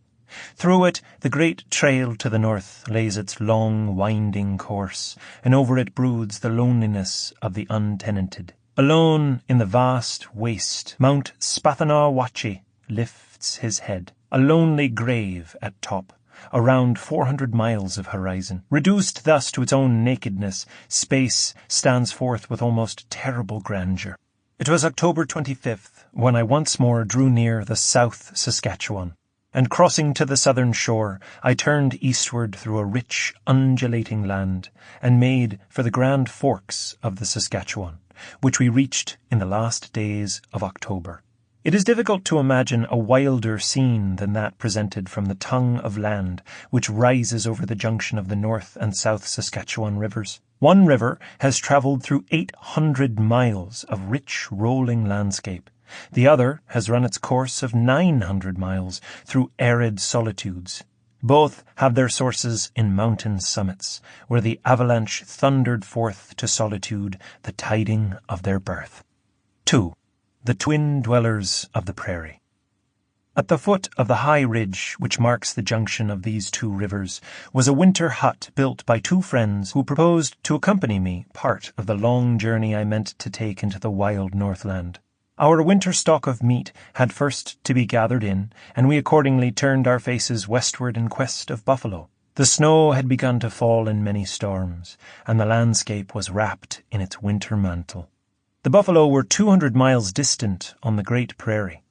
Only 2 wild creatures have made this grassy desert their home, the Indian and the bison. Of the origin of the strange wild hunter, the keen, untutored scholar of nature, who sickens beneath our civilization and dies amidst our prosperity, 50 writers have broached various theories, but to me it seems that he is of an older and more remote race than our own. A stock coeval with a shadowy age, a remnant of an earlier creation which has vanished from the earth, preserved in these wilds. As to the other wild creatures who have made their dwelling on the great prairie, the millions and millions of dusky bison, during whose migration from the far south to the far north, the earth trembled beneath their tramp, and the air was filled with the deep bellowing of their unnumbered throats, no one can tell their origin. Before the advent of the white man, these twin dwellers on the great prairie are fast disappearing. It was mid-November before we reached the buffalo, and it was on December 3rd, having secured enough animals to make the needful pemmican, a hard mixture of fat and dried buffalo meat pounded down into a solid mass, for our long journey, that with thin and tired horses we returned to the forks of the Saskatchewan. The cold had set in unusually early, and even in mid-November the thermometer had fallen to 30 degrees below zero, and unmittened fingers in handling the rifle became frozen. During the 16 days in which we traversed the great prairie on our return journey, we had not seen one human being moving over it. The picture of desolation was complete. When the year was drawing to its close, 2 Cree Indians pitched their lodge on the opposite side of the North Saskatchewan and afforded us not a little food for amusement in the long winter evenings. In the red man's mental composition there is mixed up much simplicity and cunning, close reasoning and childlike suspicion, much natural quickness, sense of humour, credulousness, power of observation, faith and fun, and selfishness. Preparations had been made for my contemplated journey to the frozen north. I only waited the arrival of the winter packet, which was to be carried 3,000 miles to distant stations of the Hudson Bay Company. A score of different dog teams had handled it. It had camped more than 100 nights in the great northern forests. But the Indian postman, with dogs and mail, had disappeared in a waterhole in the Saskatchewan River. On February 3rd, therefore, I set out with my dog team, but without letters. 2 days afterwards, we came to Carleton Fort, where there was a great gathering of agents from all the forts of the Hudson Bay Company in the north and west. Many of them 2,000 miles distant, and one 4,000 miles. These agents, or winterers as they are sometimes called, have to face for a long season hardship, famine, disease, and a rigorous climate. God knows their lives are hard. They hail generally from the remote isles or highlands of Scotland. The routine of their lives is to travel on foot 1,000 miles in winter's darkest time, to live upon the coarsest food, to feel cold, such as Englishmen in England cannot even comprehend, often to starve, always to dwell in exile from the great world. Perchance, betimes, the savage scene is lost in a dreamy vision of some lonely Scottish loch, some druid mound in faraway Lewis, some vista of a fireside, when storm howled and waves ran high on the beach at Stornoway. 3. The Frozen Trail. It was brilliant moonlight on February 11th when we left Fort Carleton, and days of rapid travel carried us far to the north into the great subarctic forest, a line of lakes forming its rampart of defence against the wasting fires of the prairie region. The cold was so intense that at midday, with the sun shining, the thermometer stood at 26 degrees below zero. Right in our teeth blew the bitter blast. The dogs, with low-bent heads, tugged steadily onward. The half-breeds and Indians who drove our teams wrapped their blankets round their heads. To run was instantly to freeze one's face. To lie on the sled was to chill through the body to the very marrow. It was impossible to face it long, and over again we had to put in to shore amongst the trees, make a fire, and boil some tea. Thus we trudged until we arrived at the forks of the Athabasca on the last day of February. In the small fort at the forks, we camped for 4 days to enjoy a rest, make up some new dog trains, surf vola never gave out, and partake of the tender steak of the wood buffalo. For many days I had regularly used snowshoes, and now I seldom sought the respite of the sled, but tramped behind the dogs. Over marsh and frozen river and portage we lagged till, on March 6th, a vast lake opened out upon our gaze, on the rising shore of which were the clustered buildings of a large fort, with a red flag flying above them in the cold north blast. The lake was Athabasca, the clustered buildings, Fort Chipewyan, and the flag, well, we all knew it, but it was only when the wanderer's eye meets it in some lone spot like this that he turns to it as the emblem of a home which distance has shrined deeper in his heart. Athabasca means the meeting place of many waters. In its bosom, many rivers unite their currents, and from its northwestern rim pours the Slave River, the true Mackenzie. Its first English discoverer called it the Lake of the Hills. A more appropriate title would have been the Lake of the Winds, for fierce and wild storms sweep over its waves. Once more the sleds were packed, once more the untiring surf vola took his place in the leading harness, and the word "March" was given. On the evening of March 12th, I camped alone in the wilderness, for the 3 Indians and half-breeds who accompanied me were alien in every thought and feeling. And on the 4th day, after we were on the banks of the Peace River, through 300 miles of mountain, the Peace River takes its course. Countless creeks and rivers seeks its waters. 200 miles from its source, it cleaves the main Rocky Mountain chain through a chasm whose straight, steep cliffs frown down on the black water through 6,000 feet of dizzy verge. Farther on it curves, and for 500 miles flows in a deep, narrow valley from 700 feet to 800 feet below the level of the surrounding plateau. Then it reaches a lower level. The banks become of moderate elevation. The country is densely wooded. The large river winds in serpentine bends through an alluvial valley. The current, once so strong, becomes sluggish until at last it pours itself through a delta of low-lying drift into the Slave River, and its long course of 1,100 miles is ended. For 900 miles, there are only 2 breaks in the even flow of its waters. One at a point 250 miles from its mouth, a fall of 8 feet with a short rapid above it. The other is the great mountain Canyon on the outer and lower range of the Rocky Mountains, where a portage of 12 miles is necessary. This Peace River was discovered in 1792 by a daring Scotsman named Alexander Mackenzie, who was the first European that ever passed the Rocky Mountains and crossed the northern continent of America. The Peace River is the land of the moose, and a winter and summer hunter and trader along the whole length of 900 miles between the Peace and Athabasca live upon its delicious venison. This, too, is the country of the beaver Indians. It is not uncommon for a single Indian to render from his winter trapping 200 marten skins, and not less than 20,000 beavers are annually killed by the tribe. Towards the end of March, the sun had become warm enough to soften the surface snow, and therefore we were compelled to travel during the night, when the frost hardened it, and sleep all day.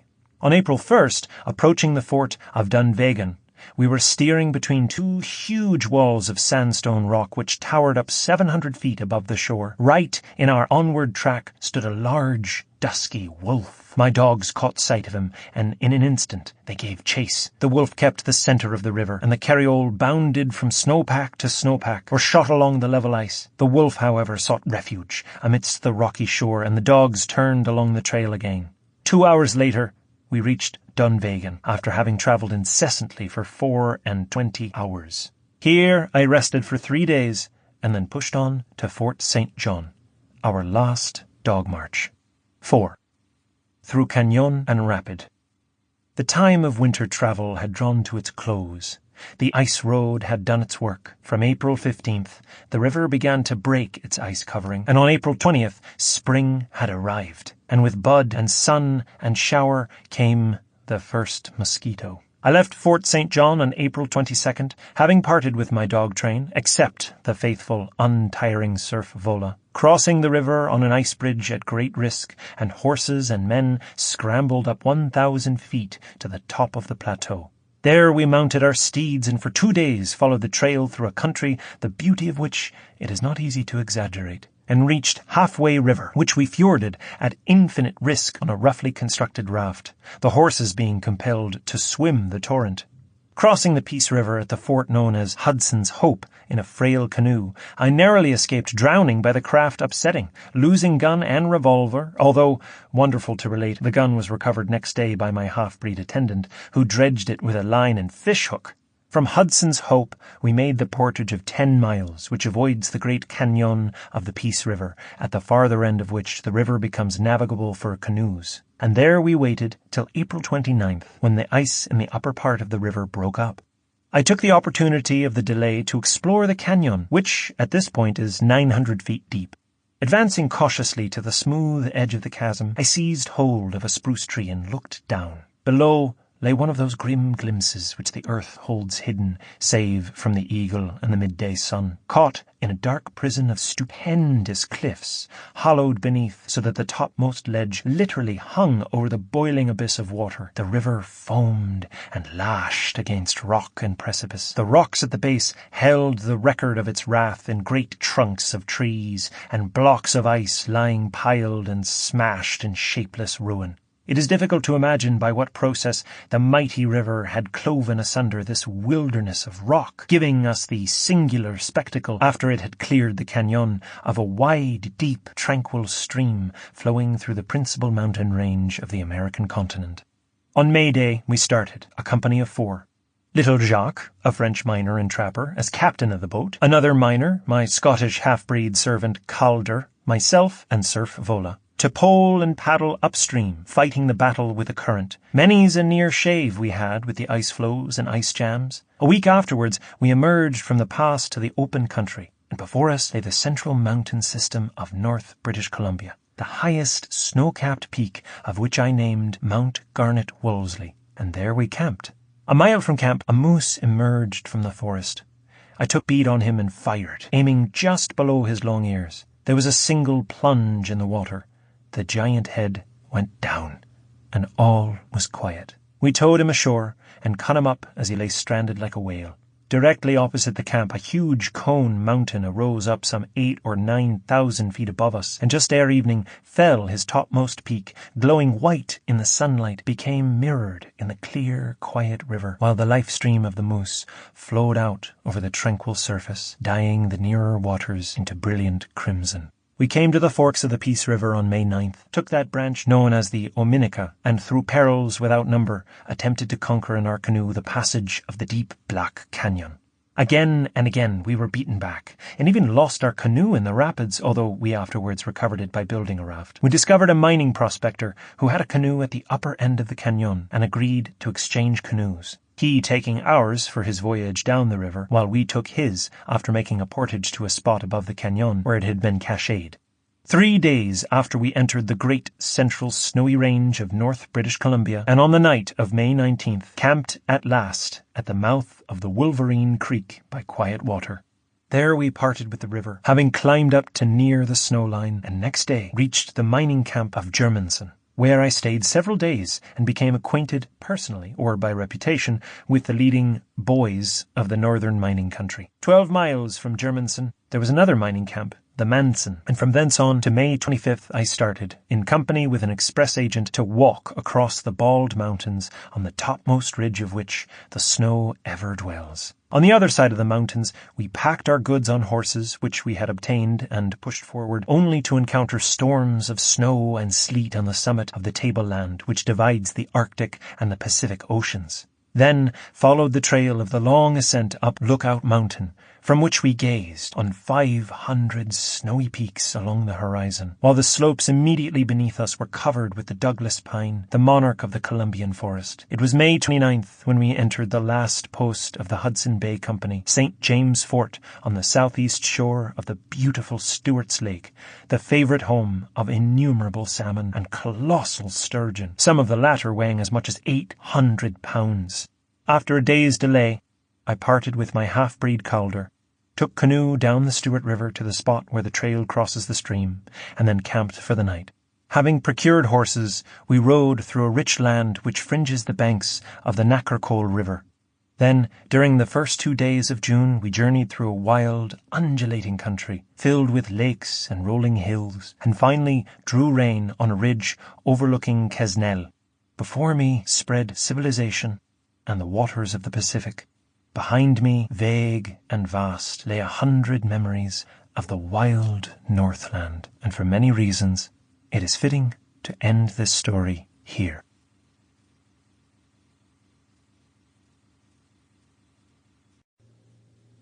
James Cook, Voyages Round the World. 1. To the South Seas.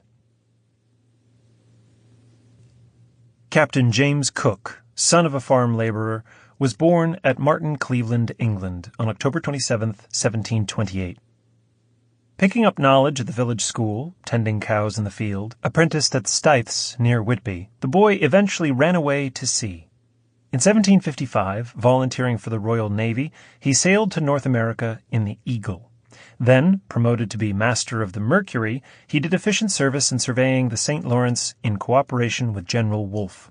His first voyage of discovery was in the Endeavour, with a party to observe the transit of Venus in 1768. And after 3 years he returned, to start again on his second voyage in 1772 with the Resolution, an adventure, to verify reports of a southern continent in the Pacific. His third and last voyage in the Resolution led him to explore the coast of North America as far as Icy Cape, and returning to the Sandwich Islands, he met his death while pacifying some angry natives on the shore of Owyhee, Hawaii, on February 14, 1779. The original folio edition of the Voyages was published in 1784, compiled from journals of Cooks, Banks, Solander, and others who accompanied him. We left Plymouth Sound on August 26, 1768, and spent 5 days at Madeira, where nature has been very liberal with her gifts, but the people lack industry. On reaching Rio de Janeiro, the captain met with much incivility from the viceroy, who would not let him land for a long time. But when we walked through the town, the females showed their welcome by throwing nosegays from the windows. Dr. Solander and 2 other gentlemen of our party received so many of these love tokens that they threw them away by hatfuls. When we came in sight of Tierra del Fuego, the captain went ashore to discourse with the natives, who rose up and threw away the small sticks which they held in their hands as a token of amity. Snow fell thick, and we were warned by the doctor that whoever sits down will sleep, and whoever sleeps will wake no more. But he soon felt so drowsy that he lay down, and we could hardly keep him awake. Setting sail again, we passed the Strait of Le Maire and doubled Cape Horn. And then, as the ship came near the Otaheite, where the transit of Venus was observed, the captain issued a new rule to this effect: that in order to prevent quarrels and confusion, every one of the ship's crew should endeavour to treat the inhabitants of Otaheite with humanity, and by all fair means to cultivate a friendship with them. On New Year's Day, 1770, we passed Queen Charlotte's Sound, calling the point Cape Farewell. We found the natives of New Zealand modest and reserved in their behaviour, and sailing northward for New Holland, we called a bay Botany Bay because of the number of plants discovered there, and another Trinity Bay because it was discovered on Trinity Sunday. After much dangerous navigation, the ship was brought to in Endeavour River to be refitted. On a clear day, Mr. Green, the astronomer, and other gentlemen had landed on an island to observe the transit of Mercury, and for this reason this spot was called Mercury Bay. Later, we discovered the mainland beyond York Islands, and here the captain displayed the English colours and called it New South Wales, firing 3 volleys in the name of the King of Great Britain. After we had left Booby Island in search of New Guinea, we came in sight of a small island, and some of the officers strongly urged the captain to send a party of men on shore to cut down the coconut trees for the sake of the fruit. This, with equal wisdom and humanity, he peremptorily refused as unjust and cruel, sensible that the poor Indians, who could not brook even the landing of a small party on their coast, would have made vigorous efforts to defend their property. Shortly afterwards we were surprised at the sight of an island west-southwest, which we flattered ourselves was a new discovery. Before noon we had sight of houses, groves of trees, and flocks of sheep, and, after the boat had put off to land, horsemen were seen from the ship, one of whom had a lace hat on and was dressed in a coat and waistcoat of the fashion of Europe. The Dutch colours were hoisted over the town, and the Rajah paid us a visit on board, accepting gifts of an English dog and a spying glass. During a short stay on shore for the purchase of provisions, we found that the Dutch agent, Mr. Lang, was not keeping faith with us. At his instigation, the Portuguese were driving away such of the Indians as had brought palm syrup and fowls to sell. At this juncture, Captain Cook, happening to look at the old man who had been distinguished by the name of Prime Minister, imagined that he saw in his features a disapprobation of the present proceedings, and willing to improve the advantage, he grasped the Indian's hand and gave him an old broadsword. This well-timed present produced all the good effects that could be wished. The Prime Minister was enraptured at so honourable a mark of distinction, and, brandishing his sword over the head of the impertinent Portuguese, he made both him and the men who commanded the party sit down behind him on the ground, and the whole business was accomplished. The island of Savu is between 20 and 30 miles long. The women wear a kind of petticoat held up by girdles of beads. The king and his minister a nightgown of coarse chintz, carrying a silver-headed cane. On October 10th, 1770, the captain and the rest of the gentlemen went ashore on reaching the harbour of Batavia, where the Endeavour had to be refitted, and intermittent fever laid many of our party low. Our surgeon, Dr. Monkhouse, died. Our Indian boy, Tayeto, paid the debt of nature, and Captain Cook himself was taken ill. We were glad to steer for Java, and on our way to the Cape of Good Hope the water was purified with lime and the decks washed with vinegar to prevent infection of fever.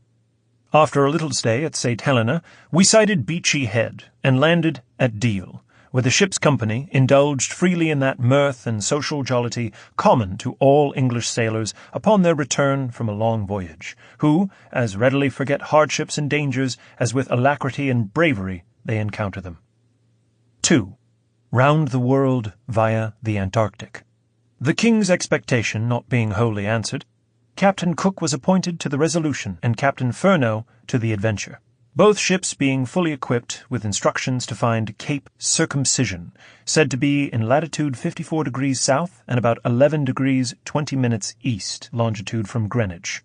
Captain Cook was to endeavour to discover whether this was part of the supposed continent or only the promontory of an island, and then to continue his journey southward and then eastward. On Monday, July 13th, 1772, the two ships sailed from Plymouth, passing the Eddystone, and after visiting the islands of Canaria, Tenerife, and others, reached the Cape of Good Hope on September 29th. Here we stayed until November 22nd, when we directed our course towards the Antarctic Circle, meeting on December 8th with a gale of such fury that we could carry no sails, and were driven by this means to eastward of our intended course, not the least hope remaining of our reaching Cape Circumcision. We now encountered in 51 degrees 50 minutes south latitude and 21 degrees 3 minutes east longitude some ice islands. The dismal scene, a view to which we were unaccustomed, was varied as well by birds of the petrel kind as by several whales which made their appearance among the ice, and afforded us some idea of a southern Greenland. But though the appearance of the ice with the waves breaking over it might afford a few minutes' pleasure to the eye, yet it could not fail to fill us with horror when we reflected on our danger. For the ship would be dashed to pieces in a moment were she to get against the weather side of these islands, where the sea runs high. Captain Cook had directed the Adventure, in case of separation, to cruise 3 days in that place, but in a thick fog we lost sight of her. This was a dismal prospect, for we now were exposed to the dangers of the frozen climate without the company of our fellow voyagers, which before had relieved our spirits when we considered we were not entirely alone in case we lost our vessel. The spirits of our sailors were greatly exhilarated when we reached Dusky Bay, New Zealand. Landing a shooting party at Duck Cove, we found a native with his club and some women behind him who would not move. His fears, however, were all dissipated by Captain Cook going up to embrace him. After a stay here, we opened Queen Charlotte's Sound and found the Adventure at anchor. None can describe the joy we felt at this most happy meeting. They had experienced terrible weather, and having made no discovery of land, determined to bear away from Van Diemen's Land, which was supposed to join New Holland and was discovered by Tasman in 1642 A.D. Here they refitted their ship, and after 3 months' separation, met us again. During all this arduous experience of seamanship, sometimes involved in sheets of snow and in mists so dark that a man on the forecastle could not be seen from the quarter-deck, it was astonishing that the crew of the Resolution should continue in perfect health. Nothing can redound more to the honour of Captain Cook than his paying particular attention to the preservation of health among his company. By observing the strictest discipline from the highest to the lowest, his commands were duly observed and punctually executed. After a lengthened stay with the New Zealanders, and all hopes of discovering a continent having now vanished, we were induced to believe that there is no southern continent between New Zealand and America. And, steering clear the island, we made our way to Otaheite, where the Resolution lost her lower anchor in the bay. Excursions were made inland, and King Otu, a personable man, 6 feet in height and about 30 years of age, treated the party with great entertainment. On January 30th, 1774, we sailed from New Zealand, and reaching latitude 67 degrees 5 minutes south, we found an immense field of ice, with 97 ice hills glistening white in the distance. Captain Cook says, "I will not say it was impossible anywhere to get further to the south, but the attempting it would have been a dangerous and rash enterprise, of what I believe no man in any situation would have thought of."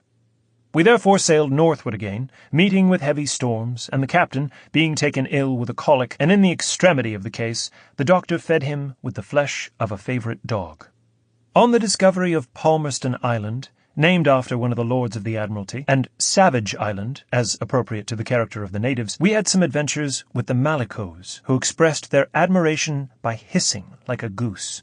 We stayed some time in Tana, with its volcano furiously burning, and then, steering southwest, we discovered an uninhabited island, which Captain Cook named Norfolk Island, in honor of the noble family of Howard.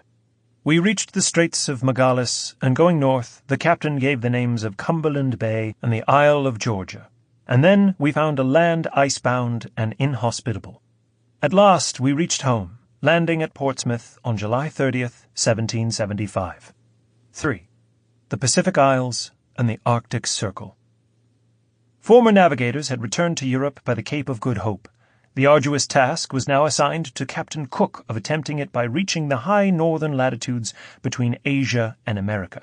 He was then ordered to proceed to Otaheite, or the Society Islands, and then, having crossed the equator into the northern tropics, to hold such a course as might best probably give success to the attempt of finding out a northern passage. On the afternoon of July 11th, 1776, Captain Cook set sail from Plymouth in the Resolution, giving orders to Captain Clerke to follow in the Discovery. After a short stay at Santa Cruz in the island of Tenerife, we were joined by the Discovery at Cape Town. Leaving the Cape, we passed some islands, which Captain Cook named Prince's Islands, and made for the land discovered by M. de Kerguelen. Here, in a bay, we celebrated Christmas rejoicings amid desolate surroundings.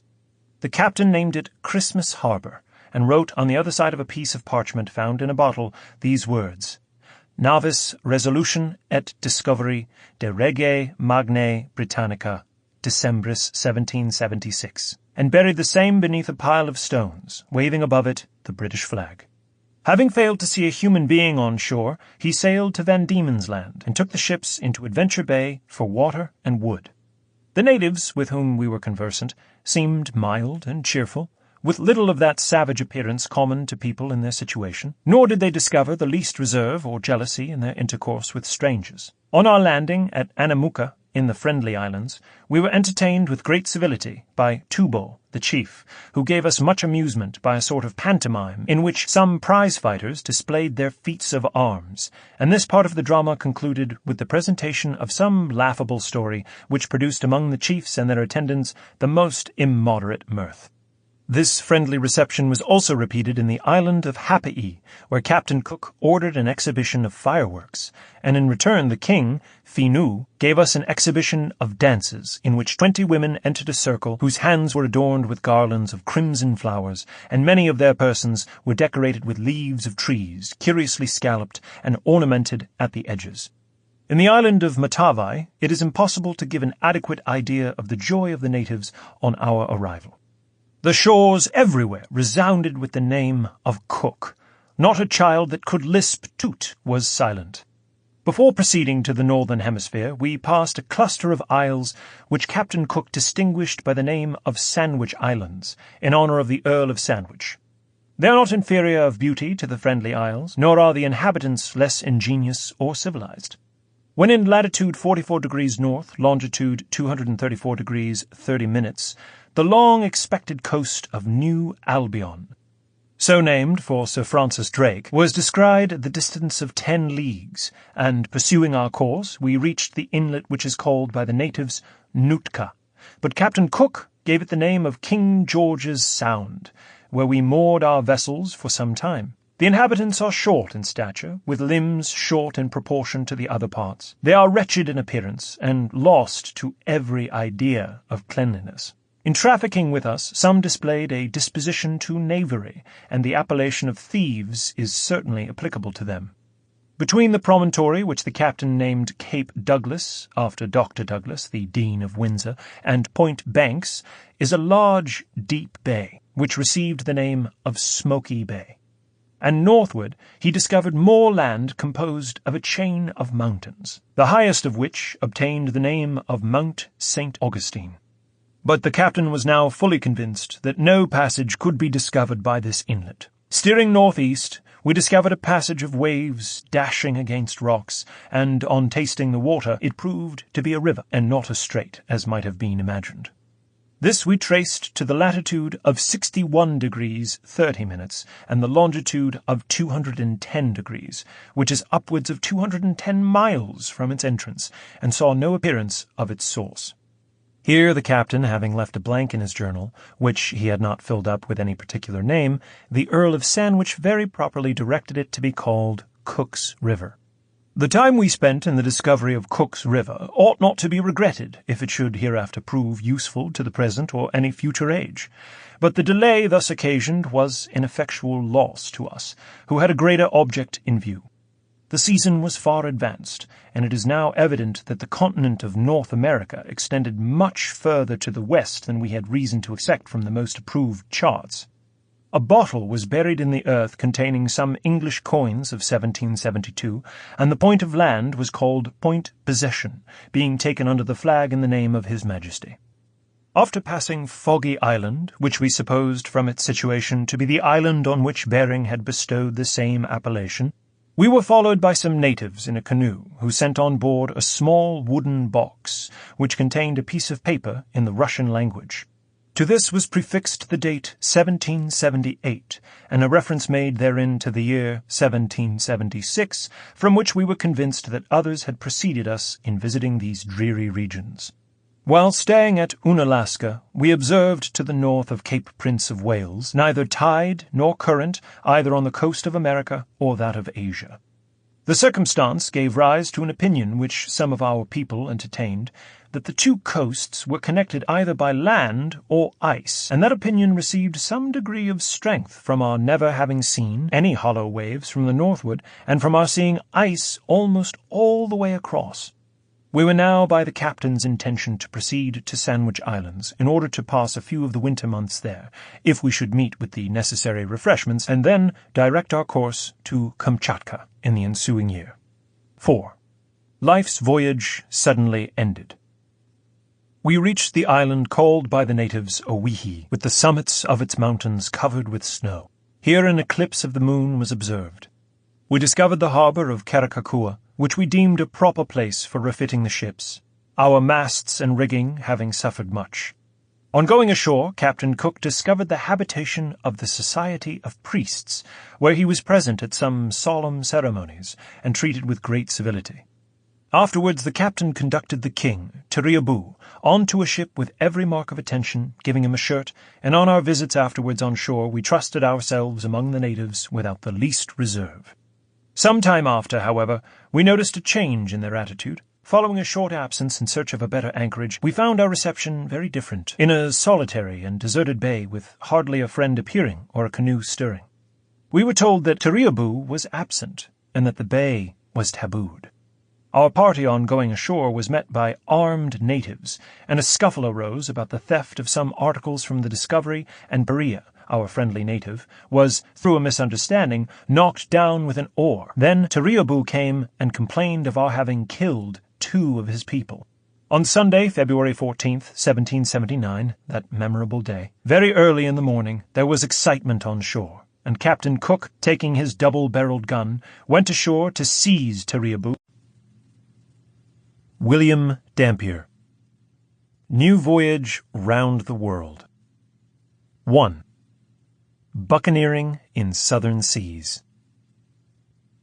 William Dampier, buccaneer and circumnavigator, was born at East Coker, Somersetshire, England, in 1652, and died in London in March 1715.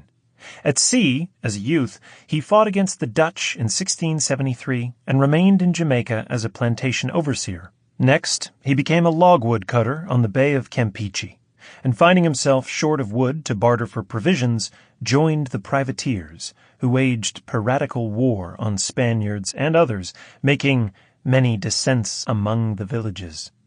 Returning to England in 1678, he sailed again in that year for Jamaica, but it proved to be a voyage round the world, as described in his book, and he did not reach home till 1691. In 1698, he was given command of a ship in which he explored the Australian coast, but in returning was wrecked on the Isle of Ascension. In 1711, he piloted the expedition of Captain Woodes Rogers, which rescued Alexander Selkirk from the island of Juan Fernandez. The New Voyage Round the World, which was first published in 1697, shows Dampier to be a man of considerable scientific knowledge, his observations of natural history being trustworthy and accurate.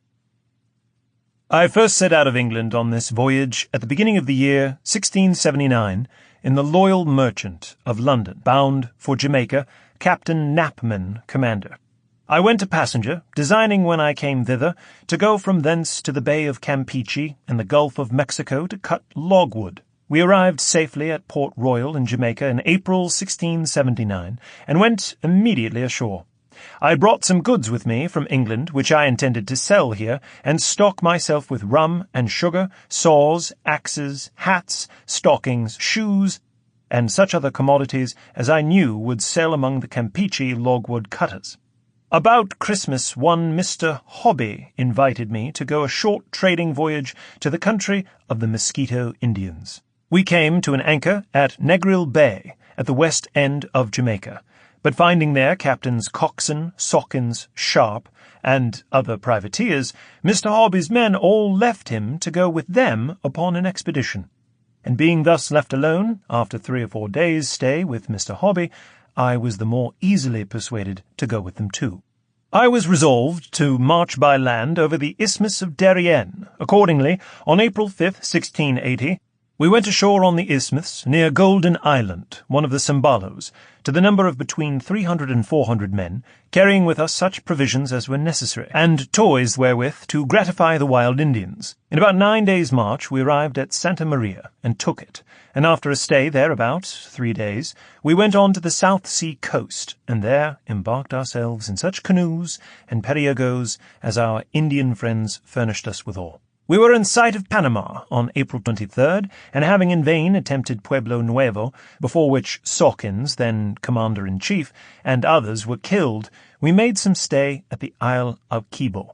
About Christmas, we were got as far as the Isle of Juan Fernandez, where Captain Sharp was, by general consent, displaced from being commander, the company being not satisfied either with his courage or behaviour. In his stead, Captain Watling was advanced, but, he being killed shortly after, before Arica, where we were repulsed with great loss, we were without a commander. Off the island of Plata, we left Captain Sharp, and those who were willing to go with him, in the ship, and embarked into our launch and canoes.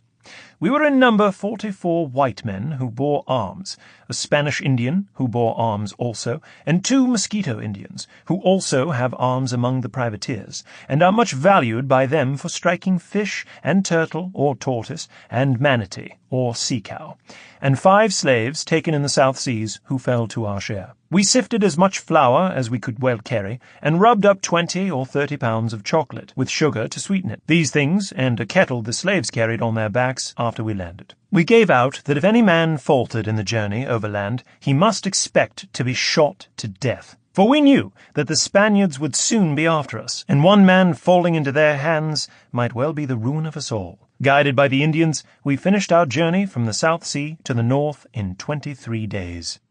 2. Adventures with the privateers.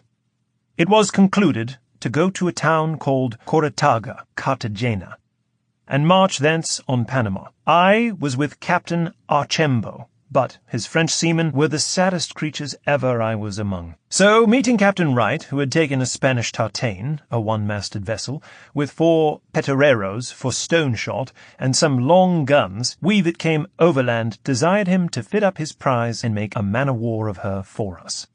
This he did, and we sailed towards Bluefields River, where we careened our tartane. While we lay here, our mosquito men went in their canoe and struck some sea-cow. This creature is about the bigness of a horse and 10 or 12 feet long. The mouth of it is much like the mouth of a cow, having great thick lips. The eyes are no bigger than a small pea. The ears are only 2 small holes on the side of the head. The neck is short and thick, bigger than the head. The biggest part of this creature is at the shoulders, where it has 2 large fins, one at each side of its belly. A calf that sucks is the most delicate meat. Privateers commonly roast them. The skin of the manatee is of great use to privateers, for they cut them out into strips, which they make fast on the sides of their canoes, through which they put their oars in rowing, instead of pegs. The skin of the bull, or the back of the cow, they cut into horsewhips, twisted when green, and then hung to dry. The mosquitoes, 2 in a canoe, have a staff about 8 feet long, almost as big as a man's arm at the great end, where there is a hole to place the harpoon in. At the other end is a piece of light wood with a hole in it, through which the small end of the staff comes. And on this piece of bobwood there is a line of 10 or 12 fathoms wound neatly about, the end of the line made fast to it. The other end of the line is made fast to the harpoon, and the mosquito man keeps about a fathom of it loose in his hand. When it strikes, the harpoon presently comes out of the staff, and as the manatee swims away, the line runs off from the bob. And although at first both staff and bob may be carried under water, yet as the line runs off it will rise again. When the creature's strength is spent, they haul it up to the canoe's side, knock it on the head, and tow it ashore. When we had passed by Cartagena, we descried a sail off at sea, and chased her. Captain Wright, who sailed best, came up with her and engaged her. Then Captain Yankee, and they took her before we came up. We lost 2 or 3 men, and had 7 or 8 wounded. The prize was a ship of 12 guns and 40 men, who had all good small arms. She was laden with sugar and tobacco, and had 8 or 10 tons of marmalade on board. We went to the Isle of Aves, where the Count d'Estrées' whole squadron sent to take Curaçao for the French had been wrecked. Coming in from the eastward, the Count fell in on the back of the reef, and fired guns to give warning to the rest. But they, supposing their admiral was engaged with enemies, crowded all sail and ran ashore after him. For his light in the maintop was an unhappy beacon. The men had time enough to get ashore, yet many perished. There were about 40 Frenchmen on board one of the ships, where there was good store of liquor. The after part of her broke away and floated off to sea, with all the men drinking and singing, who, being in drink, did not mind the danger, but were never heard of afterwards. Captain Payne, commander of a privateer of 6 guns, had a pleasant accident at this island. He came thither to careen, therefore hauled into the harbour and unrigged his ship. A Dutch ship of 20 guns, seeing a ship in the harbour, and knowing her to be a French privateer, came within a mile of her, intending to warp her and take her next day, for it is very narrow going in. Captain Payne got ashore, and did in a manner conclude he must be taken, but spied a Dutch sloop turning to get into the road, and saw her, at the evening, anchor at the west end of the island. In the night he sent 2 canoes aboard the sloop, took her, and went away in her, making a good reprisal, and leaving his own empty ship to the Dutchman. While we lay on the Caracas coast, we went ashore in some of the bays, and took 7 or 8 tons of cacao, and after that 3 barks, one laden with hides, the second with European commodities, the third with earthenware and brandy. With these 3 barks we went to the island of Roque, where we shared our commodities. 20 of us took one of the vessels, and our share of the goods, and went directly for Virginia, where we arrived in July 1682. 3. On Robinson Crusoe's Island. I now enter upon the relation of a new voyage, proceeding from Virginia by the way of Tierra del Fuego and the South Seas, the East Indies, and so on, till my return to England by way of the Cape of Good Hope. On August 23rd, 1683, we sailed from Accomac, in Virginia, under the command of Captain Cook. On February 6th, we fell in with the Straits of Le Maire, and on February 14th, being in latitude 57 degrees, and to the west of Cape Horn, we had a violent storm, which held us till March 3rd, thick weather all the time with small, drizzling rain. The 19th day we saw a ship, and lay muzzled to let her come up with us, for we supposed her to be a Spanish ship. This proved to be one Captain Eaton from London. Both being bound for Juan Fernandez's Isle, we kept company, and we spared him bread and beef, and he spared us water. On March 22nd, 1684, we came in sight of the island, and the next day got in and anchored. We presently went ashore to seek for a Mosquito Indian, whom we left here when we were chased thence by 3 Spanish ships in the year 1681, a little before we went to Africa. This Indian lived here alone above 3 years. He was in the woods hunting for goats when Captain Watlig drew off his men, and the ship was under sail before he came back to shore.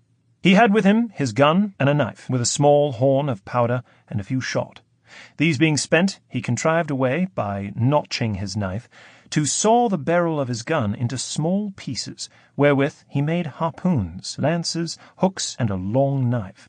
Heating the pieces first in the fire, which he struck with his gunflint, and a piece of the barrel of his gun, which he hardened, having learnt to do that among the English, the hot pieces of iron he would hammer out, and bend as he pleased with stones, and saw them with his jagged knife, or grind them to an edge by long labour, and harden them to a good temper as there was occasion. With such instruments as he made in that manner, he got such provision as the island afforded, either goats or fish.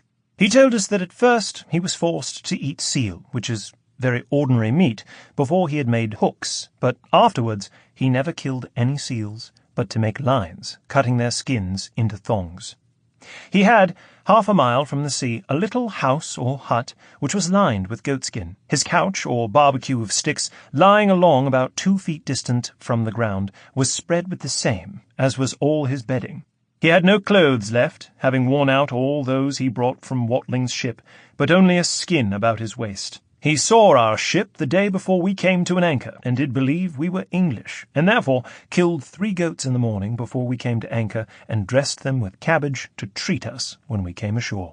The island was about 12 leagues round, full of high hills and small pleasant valleys, which, if manured, would probably produce anything proper for the climate. The sides of the mountains are part woodland and part savannas, well stocked with wild goats descended from those left here by Juan Fernandez in his voyage from Lima to Valdivia. Seals swarm as thick about this island as though they had no other place to live in, for there is not a bay nor rock that one can get ashore on, but is full of them. They are as big as calves, the head of them like a dog, therefore called by the Dutch sea-hounds. Here are always thousands, I might say millions of them, sitting on the bays or going and coming in the sea round the island. When they come out of the sea, they bleat like sheep for their young, and though they pass through hundreds of other young ones before they come to their own, yet they will not suffer any of them to suck. A blow on the nose soon kills them.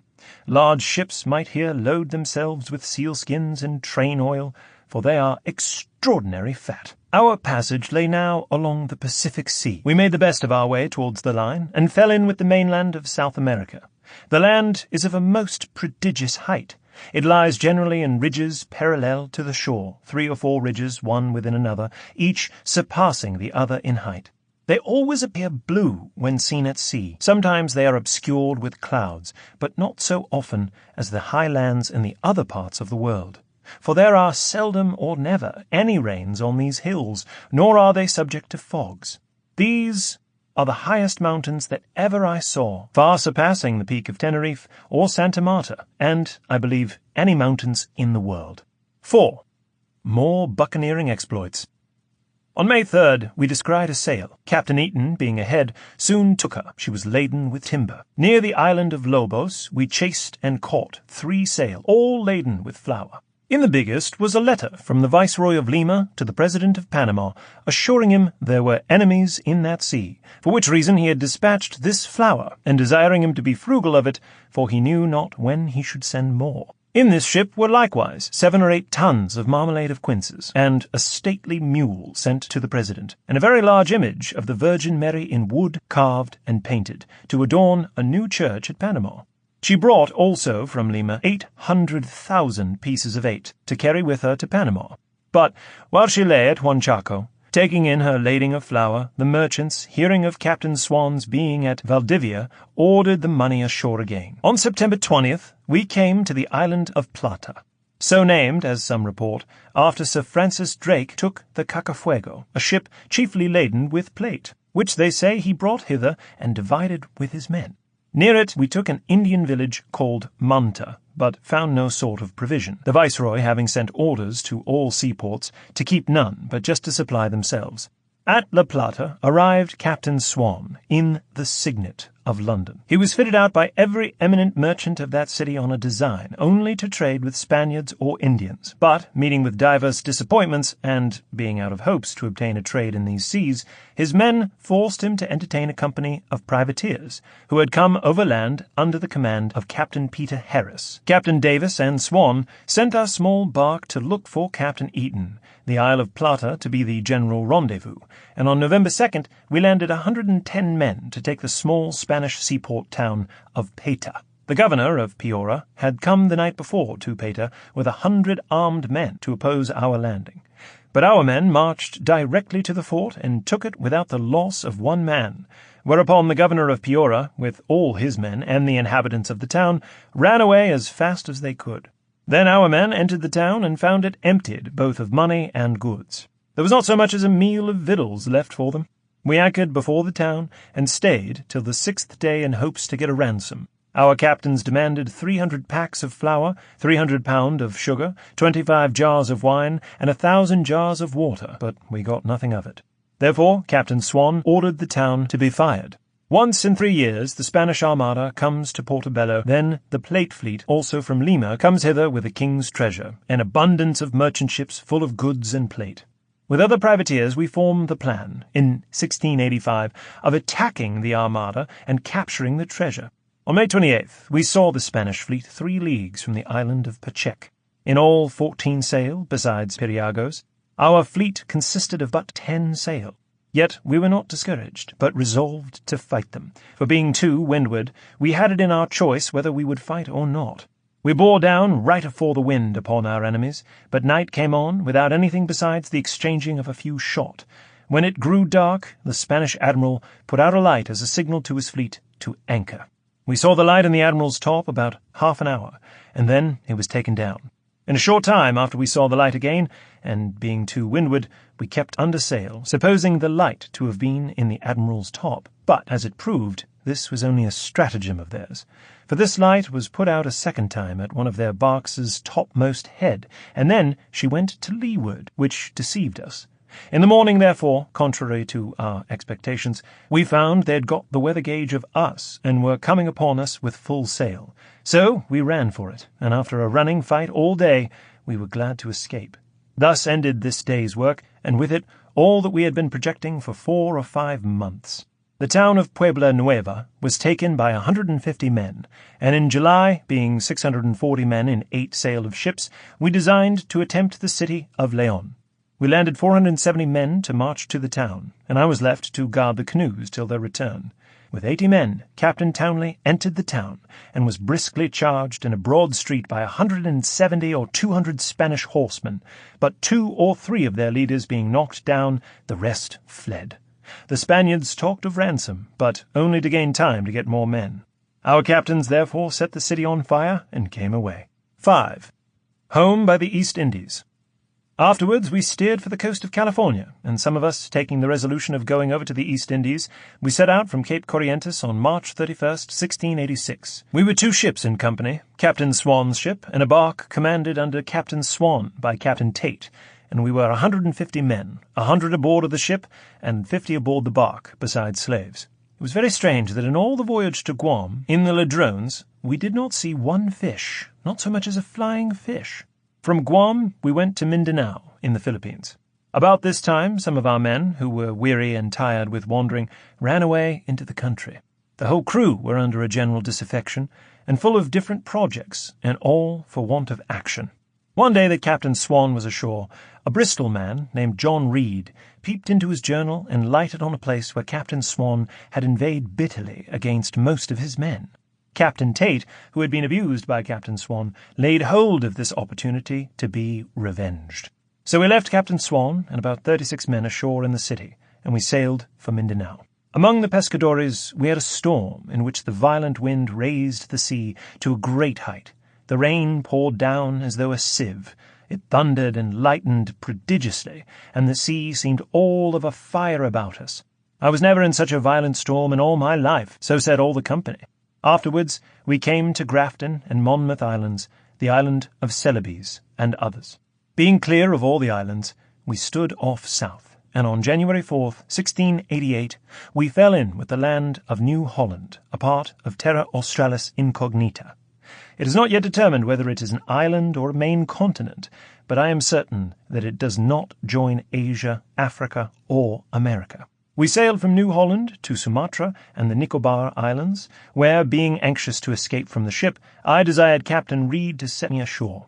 Mr. Robert Hall and a man named Ambrose, whose surname I have forgot, were put ashore with me. From the Nicobar people we bought for an axe a canoe, in which we stowed our chests and clothes, and in this frail craft we 3 Englishmen, with 4 Malays and a mongrel Portuguese, made our way to Aiken. The hardships of this voyage, with the scorching heat of the sun at our first setting out, and then the cold rain and a fearful storm, cast us all into fevers. 3 days after our arrival, our Portuguese died. What became of our Malays, I know not. Ambrose lived not long after. In January 1691, there came to an anchor in Bencooley Road the Defence, Captain Heath, commander, bound for England. On this ship I obtained a passage to England, where we arrived on September 16th, 1691.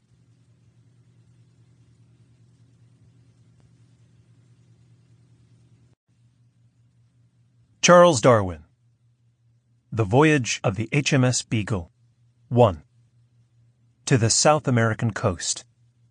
The Journal of Researches into the Natural History and Geology of the Countries Visited during the Voyage of HMS Beagle Round the World was Darwin's first popular contribution to travel and science. His original journal of the part he took in the expedition as naturalist of the surveying ships Adventure and Beagle was published together with the official narratives of Captains Fitzroy and King, a year after the return of the latter vessel to England in October 1836. It was not till 1845 that Darwin issued his independent book, of which the following is an epitome, written from the notes in his journal. It immediately attracted considerable popular and scientific attention, and many editions and cheap reprints have been issued during the past half-century. It is said that Darwin at first considered himself more as a collector than as a scientific worker, but experience soon brought to him the keen enjoyment of the original investigator. The most striking feature of the book is the combined minuteness and breadth of his observations and descriptions. There can be no doubt that it was the gathered results of his discoveries and the study of his collected specimens of the zoology, botany, and geology of the countries visited, his graphic presentation of their physical geography, and their synthetic analysis, which laid the foundations of his great generalizations of the origin of species. After having been twice driven back by heavy southwest gales, HMS Beagle, a 10-gun brig, under the command of Captain Fitzroy, R.N., sailed from Devonport on December 27, 1831. The object of the expedition was to complete the survey of Patagonia and Tierra del Fuego, commenced under Captain King in 1826-30, to survey the shores of Chile, Peru, and some of the islands in the Pacific, and to carry a chain of chronometrical measurements round the world. On January 16, 1832, we touched at Porto Preo, Santiago, in the Cape de Verde archipelago, and sailed thence to Rio de Janeiro, Brazil. Delight is a weak term to express the higher feelings of wonder, astonishment, and devotion which fill the mind of a naturalist in wandering through the Brazilian tropical forest. The noise from the insects is so loud that it may be heard at sea several hundred yards from the shore. Yet within the recesses of the forest a universal silence seems to reign. The wonderful and beautiful flowering parasites invariably struck me as the most novel object in these grand scenes. Among the cabbage plants, waving their elegant heads 50 feet from the ground, were woody creepers 2 feet in circumference, themselves covered by other creepers. The hummingbirds are fond of shady spots, and these little creatures with their brilliant plumage buzzing round the flowers with wings vibrating so rapidly as scarcely to be visible, seek the tiny insects in the calyx rather than the fabled honey. Insects are particularly numerous, the bees excepted. The Beagle was employed surveying the extreme southern and eastern coasts of America south of the Plata during the 2 succeeding years. The almost entire absence of trees in the pampas of Uruguay, the provinces of Buenos Aires, now Argentina, and Patagonia is remarkable. 15 miles from the Rio Negro, the principal river on the whole line of coast between the Strait of Magellan and the Plata, are several shallow lakes of brine in winter, which in summer are converted into fields of snow-white salt 2.5 miles long and 1 broad. The border of the lakes is formed of mud, which is thrown up by a kind of worm. How surprising it is that any creature should be able to exist in brine, and that they should be crawling among crystals of sulfate of soda and lime. The valley of the Rio Negro, broad as it was, has merely been excavated out of the sandstone plain, and everywhere in the landscape wears the same sterile aspect. 2. Fossil monsters of the Pampas. The Pampas are formed from the mud, gravel, and sand thrown up by the sea during the slow elevation of the land, and the section disclosed at Punta Alta, a few miles from Bahia Blanca, was interesting from the number and extraordinary character of the remains of gigantic land animals embedded in it. I also found remains of immense armadillo-like animals on the banks of a tributary of the Rio Negro, and, indeed, I believe that the whole area of the Pampas is one wild sepulchre of these extinct, colossal quadrupeds. The following, which I unearthed, are now deposited in the College of Surgeons, London. 1. Head and bones of a megatherium, the huge dimensions of which are expressed by its name. 2. The megalonyx, a great allied animal. 3. The perfect skeleton of a scelidorium, also an allied animal, as large as a rhinoceros in structure like the Cape anteater, but in some other respects approaching the armadillos. 4. The Maiodon darwinii, a closely related genus and little inferior in size. 5. Another gigantic dental quadruped. 6. Another large animal, very like an armadillo. 7. An extinct kind of horse. It is a marvelous fact in the history of the mammalia that in South America a native horse should have lived and disappeared, to be succeeded in after ages by the countless herds descended from the few introduced with the Spanish colonists. 8. A pachydermatous animal, a huge beast with a long neck like a camel. 9. The toxodon. Perhaps the strangest animal ever discovered. In size, it equaled an elephant, or megatherium, but was intimately related to the gnawers, the order which at the present day includes most of the smallest quadrupeds, and judging from the position of the eyes, ears, and nostrils, it was probably aquatic. We have good evidence that these gigantic quadrupeds, more different from those of the present day than the oldest of the tertiary quadrupeds of Europe, lived whilst the sea was peopled with most of its present inhabitants. These animals migrated on land, since submerged near Bering's Strait, from Siberia into North America, and thence on land, since submerged in the West Indies into South America, where they mingled with the forms characteristic of that southern continent and have since become extinct. The existing animals of the Pampas, including the puma, the South American lion, while the birds are numerous. The largest is the ostrich, which is found in groups. The ostriches are fleet in pace, prefer running against the wind, and freely take to the water. At first start, they expand their wings, and, like a vessel, make all sail. Of mammalia, the jaguar, or South American tiger, is the most formidable. It frequents the wooded and reedy banks of the great rivers. There are 4 species of armadillos, notable for their smooth, hard, defensive covering. Of reptiles, there are many kinds. One snake, a trigonocephalus, has in some respects the structure of a viper, with the habits of a rattlesnake. The expression of this snake's face is hideous and fierce. I do not think I ever saw anything more ugly, excepting, perhaps, some of the viper bats. 3. In the extreme south. From the Rio Plata, the course of the Beagle was directed to the mouth of the Santa Cruz River on the coast of Patagonia. One evening, when we were about 10 miles from the Bay of San Blas, vast numbers of butterflies, in bands and flocks of countless myriads, extended as far as the eye could range. One dark night, with a fresh breeze, the foam and every part of the surface of the waves glowed with a pale light. The vessel drove before her bows 2 billows of liquid phosphorus, and in her wake she was followed by a milky train. I am inclined to consider that the phosphorescence is the result of organic particles, by which process one is tempted almost to call it a kind of respiration. The ocean becomes purified.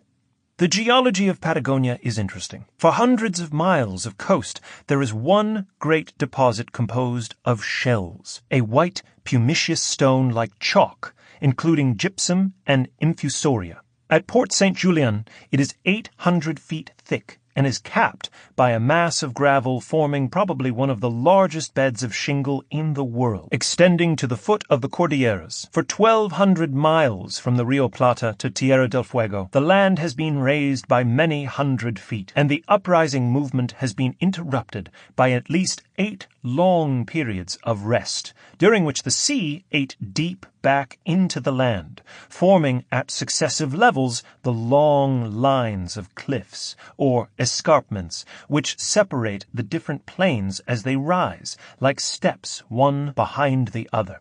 What a history of geological change does the simply constructed coast of Patagonia reveal! In some red mud capping the gravel, I discovered fossil bones which showed the wonderful relationship in the same continent between the dead and the living, and will, I have no doubt, hereafter throw more light on the appearance of organic beings on Earth and their disappearance from it than any other class of facts. Patagonia is sterile, but is possessed of a greater stock of rodents than any other country in the world. The principal animals are the llamas, in herds up to 500, and the puma, which, with the condor and other carrion hawks, preys upon them. From the Strait of Magellan, the Beagle twice made a compass of the Falkland Islands, and archipelago in nearly the same latitude. It is a delicate and wretched land, everywhere covered with a peaty soil and wiry grass of one monotonous color. The only native quadruped is a large wolf-like fox, which will soon be as extinct as the dodo. The birds embrace enormous numbers of seafowl, especially geese and penguins. The wings of a great logger-headed duck called the steamer are too weak for flight, but by their aid, partly by swimming, partly flapping, they move very quickly. Thus we found in South America 3 birds who use their wings for other purposes besides flight: the penguins as fins, the steamers as paddles, and the ostrich as sails. Tierra del Fuego may be described as a mountainous land, separated from the South American continent by the Strait of Magellan, partly submerged in the sea so that deep inlets and bays occupy the place where valleys should exist. The mountain sides, except on the exposed western coasts, are covered from the water's edge upwards to the perpetual snow line by one great forest, chiefly of beeches. Viewing the stunted natives on the west coast, one can hardly conceive that they are fellow creatures and inhabitants of the same world. And I believe that in this extreme part of South America, man exists in a lower state of improvement than in any other part of the globe. The zoology of Tierra del Fuego is very poor. In the gloomy woods there are few birds, but where flowers grow there are hummingbirds, a few parrots, and insects, but no reptiles. 4. The Wonders of the Cordilleras. After encountering many adventures in these Antarctic seas, among which was a narrow escape from shipwreck in a fierce gale off Cape Horn, and amidst hitherto unexplored Antarctic islands, the Beagle set a course northward in the open Pacific for Valparaiso, the chief seaport of Chile, which was reached on July 23, 1834. Chile is a narrow strip of land between the Cordilleras and the Pacific, and this strip itself is traversed by many mountain lines which run parallel to the Great Range. Between these outer lines and the main Cordilleras, a succession of level basins, generally opening into each other by narrow passages, extend far to the southward. These basins, no doubt, are the bottoms of ancient inlets and deep bays, such as at the present day intersect every part of Tierra del Fuego. From November 1834 to March 1835, the Beagle was employed in surveying the island of Chilo and the broken line called the Chonos Archipelago. This archipelago is covered by one dense forest, resembling that of Tierra del Fuego, but incomparably more beautiful. There are few parts of the world within the temperate regions where so much rain falls. The winds are very boisterous, and the sky almost always clouded. Fortunately for once, while we were on the east side of Chilo, the day rose splendidly clear, and we could see the great range of the Andes on the mainland, with 3 active volcanoes, each 7,000 feet high. While at Valdivia, on the mainland, on February 20th, 1834, the worst earthquake ever recorded in Chile occurred, and it was followed for 12 days by no less than 300 tremblings. A bad earthquake at once destroys our oldest associations. The earth, the very emblem of solidity, has moved beneath our feet like a thin crust over a fluid. 1 second of time has created in the mind a strange idea of insecurity which hours of reflection would not have produced. The most remarkable effect was the permanent elevation of the land round the Bay of Concepcion by several feet.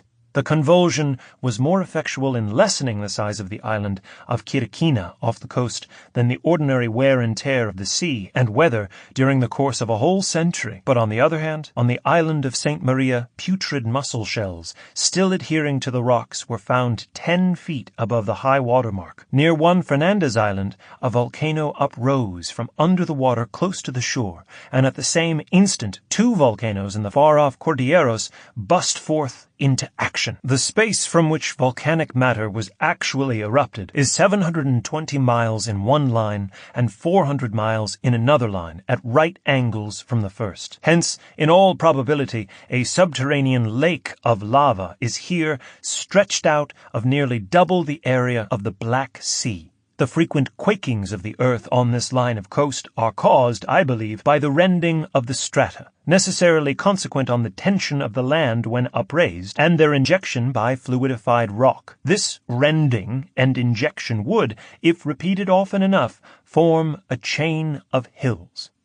I made the passage of the Cordilleras to Mendoza, the capital of the republic of that name, on horseback. The features in the scenery of the Andes which struck me most were that all the main valleys have on both sides a fringe, sometimes expanding into narrow plain of shingle and sand. I am convinced that these shingle terraces were accumulated during the gradual elevation of the Cordilleras by the torrents delivering at successive levels their detritus on the beachheads of long, narrow arms of the sea, first high up in the valleys, then lower down and lower down as the land slowly rose.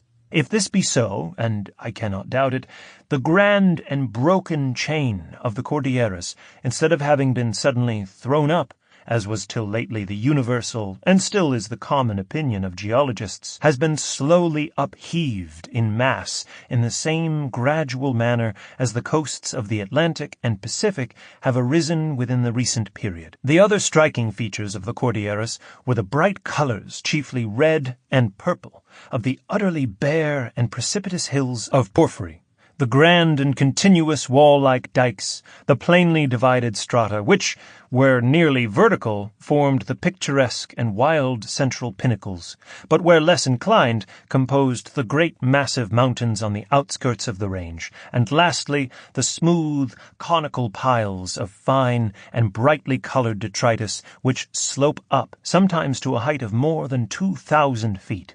It is an old story, but not less wonderful, to see shells which were once crawling at the bottom of the sea, now standing nearly 14,000 feet above its level. But there must have been a subsistence of several thousand feet as well as the ensuing elevation. Daily it is forced home on the mind of the geologist that nothing, not even the wind that blows, is so unstable as the level of the crust of the earth. From Valparaiso to Coquimbo, and thence to Copaipo in northern Chile, the country is singularly broken and barren. On some of the terraced plains rising to the Cordilleras, covered with cacti, there were large herds of llamas. At one point in the coast range, great prostrate solidified trunks of fir trees were very numerous, embedded in the conglomerate. I discovered convincing proof that this part of the continent of South America has been elevated near the coast from 400 feet to 1,300 feet since the epoch of existing shells, and further inland the rise possibly may have been greater. From the evidence of ruins of Indian villages at very great altitude, now absolutely barren, and some fossil human relics, man must have inhabited South America for an immensely long period. From the port of Iquique in Peru, a visit was made across the desert to the nitrate of soda mines. The nitrate stratum, between 2 and 3 feet thick, lies close to the surface and follows for 150 miles the margin of the plain. From the troubled state of the country, I saw very little of the rest of Peru. A month was spent in the Galapagos archipelago, a group of volcanic islands situated on the equator between 500 and 600 miles westward of the coast of America. The little archipelago is a little world within itself. Hence, both in time and space, we seemed to be brought somewhere near to that great fact, that mystery of mysteries, the first appearance of new beings on Earth. The vegetation is scanty. The principal animals are the giant tortoises, so large that it requires 6 or 8 men to lift one. The most remarkable feature of the natural history of this archipelago is that the different islands are inhabited by different kinds of tortoises, and so with the birds, insects, and plants. One is astonished at the amount of creative force, if such an expression may be used, displayed on these small, barren, and rocky islands, and still more so at its diverse yet analogous action on points so near each other. 5. The Coral Islands of the Indian Ocean. Having completed the survey of the coasts and islands of the South American continent, the Beagle sailed across the wide Pacific to Tahiti, New Zealand, and Australia, in order to carry out the chain of chronometrical measurements round the world. From Australia, a run was then made for Keeling or Cocos Island in the Indian Ocean. This lonely island, 600 miles from the coast of Sumatra, is an atoll or lagoon island. The land is entirely composed of fragments of coral. There is, to my mind, much grandeur in the view of the outer shores of these lagoon islands. The ocean, throwing its waters over the broad barrier-like reef, appears an invincible, all-powerful enemy. Yet these low, insignificant coral islets stand and are victorious. For here another power, as an antagonist, takes part in the contest. Organic forces separate the atoms of carbonate of lime, one by one, from the foaming breakers and unite them in a symmetrical structure. Let the hurricane tear up its 1,000 huge fragments, yet what will that tell against the accumulated labor of myriads of architects at work night and day, month after month? There are 3 great classes of coral reefs: atoll, barrier, and fringing. Now, the utmost depth at which corals can construct reefs is between 20 and 30 fathoms, so that wherever there is an atoll, a foundation must have originally existed within a depth of from 20 to 30 fathoms from the surface. The coral formation is raised only to that height to which the waves can throw up fragments and the winds pile up sand. The foundation, such as a mountain peak, therefore, must have sunk to the required level and not have been raised, as has hitherto been generally supposed. I venture, therefore, to affirm that on the theory of the upward growth of the corals during the sinking of the land, all the leading features of those wonderful structures, the lagoon islands or atolls, as well as the no less wonderful barrier reefs, whether encircling small islands or stretching for hundreds of miles along the shores of a continent, are simply explained. On the other hand, coasts merely fringed by reefs cannot have subsided to any perceptible amount, and therefore they must, since the growth of their coals, either have remained stationary or have been upheaved. The chronometrical measurements were completed in the Indian Ocean by a visit to Mauritius, and thence voyaging around the Cape of Good Hope to the islands of St. Helena and Ascension in the southern Atlantic, and to the mainland of Brazil at Bahia and Pernambuco, from which the course was set for home. The Beagle made the shores of England at Falmouth on October 2nd, 1836, after an absence of nearly 5 years. On a retrospect, among the scenes which are deeply impressed on my mind, including the spectacles of the Southern Cross, the Cloud of Magellan, and the other constellations of the Southern Hemisphere, the glacier leading its blue stream of ice overhanging the sea in a bold precipice, the lagoon islands raised by the reef-building corals, the active volcano, the overwhelming effects of a violent earthquake, none exceed in sublimity the primeval forests undefaced by the hand of man. Whether those of Brazil, where the powers of life are predominant, or those of Tierra del Fuego, where death and decay prevail, both are temples filled with the varied productions of the God of nature. No one can stand in those solitudes unmoved and not feel that there is more in man than the mere breath of his body. And so with the boundless plains of Patagonia, or when looking from the highest crest of the Cordilleras, the mind is filled with the stupendous dimensions of the surrounding masses.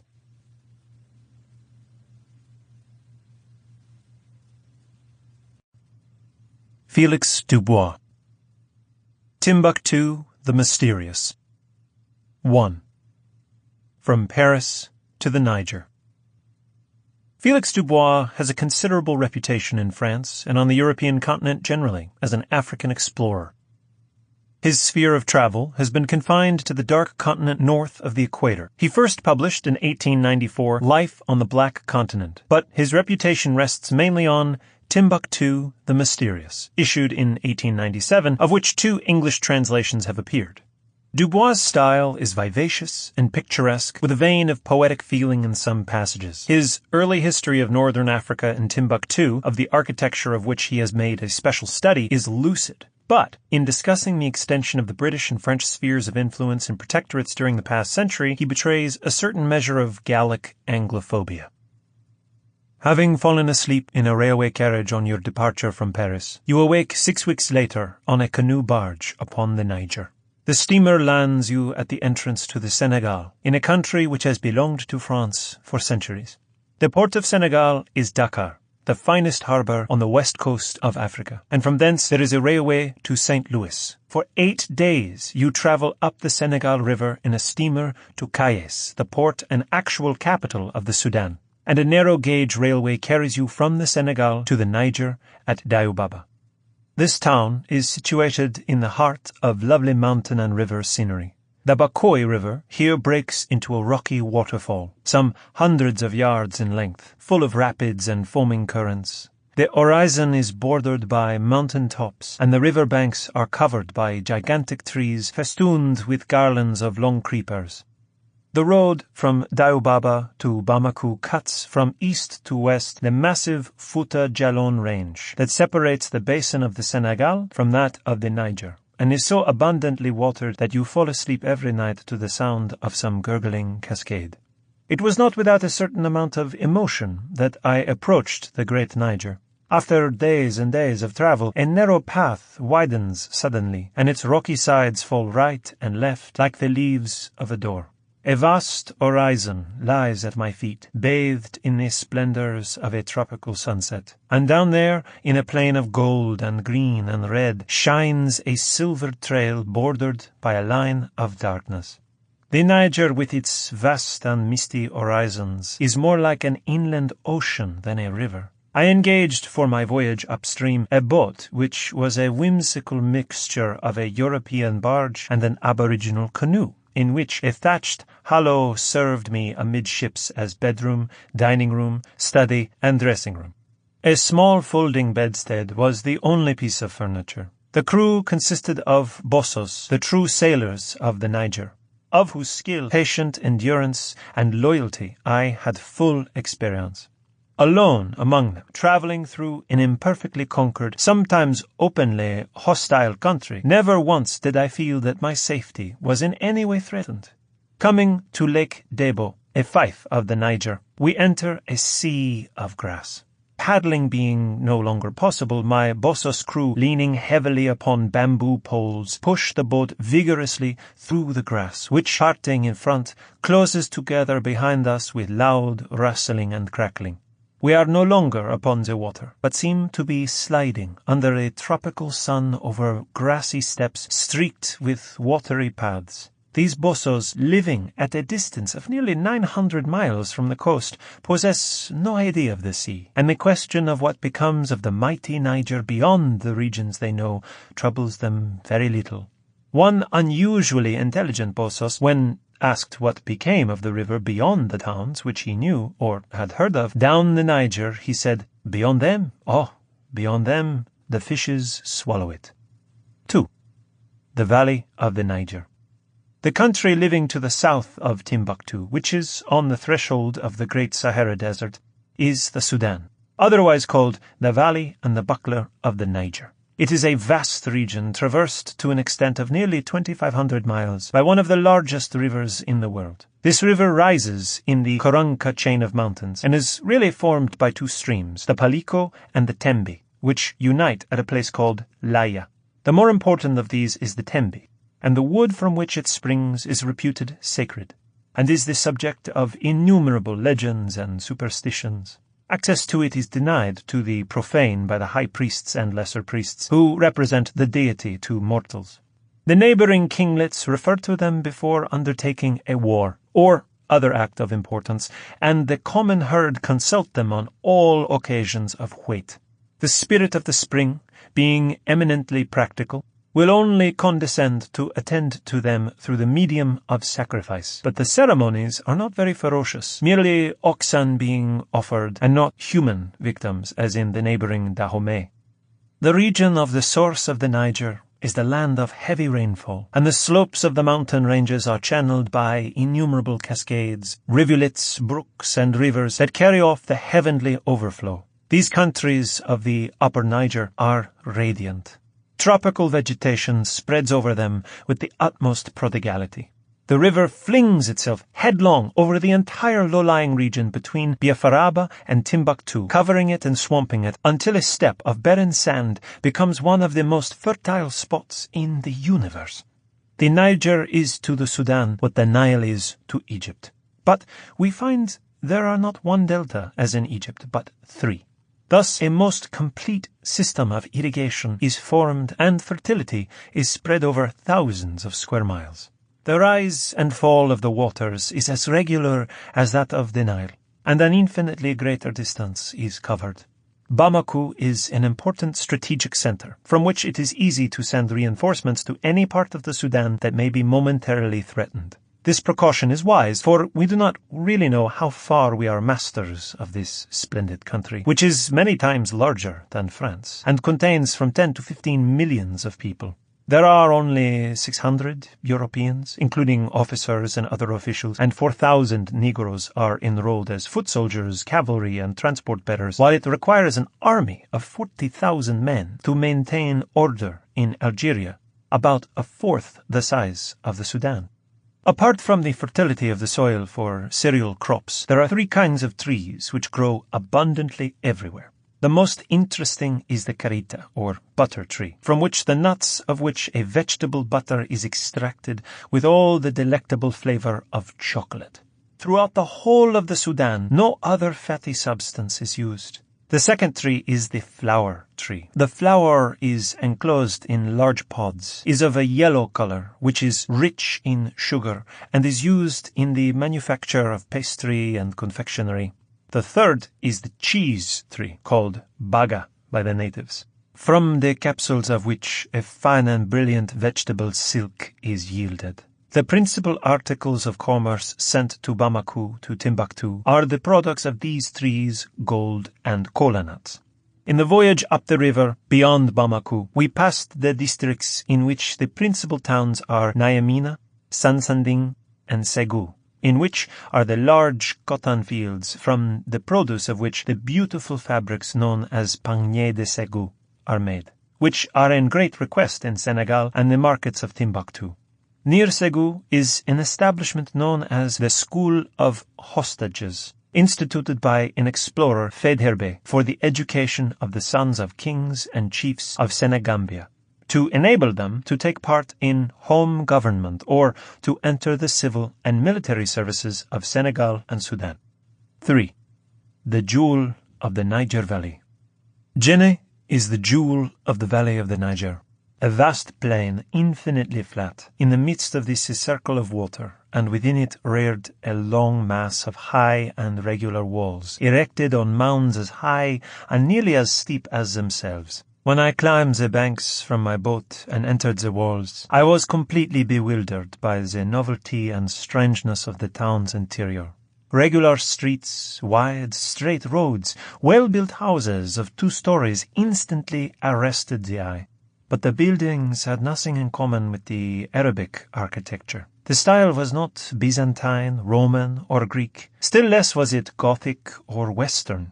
It was in the ruins of the lifeless towns of ancient Egypt, in the valley of the Nile, that I had witnessed this art before. Arrived at Jenne, the traveller finds himself face to face with an entirely new ethnographical entity, viz. The Songhois. They themselves invariably told me that they came originally from the Yemen to Egypt on the invitation of a pharaoh, and settled at Kokia in the valley of the Nile, whence they spread westward to the Niger in the middle of the 7th century.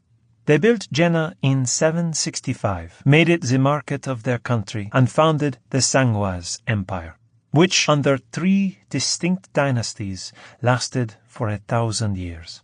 In the 16th century, a marvelous civilization appeared in the very heart of the Black Continent. The prosperity of the Sudan and its wealth and commerce were known far and wide. Caravans returning to the coast proclaimed its splendor in their camel loads of gold, ivory, hides, musk, and the spoils of the ostrich.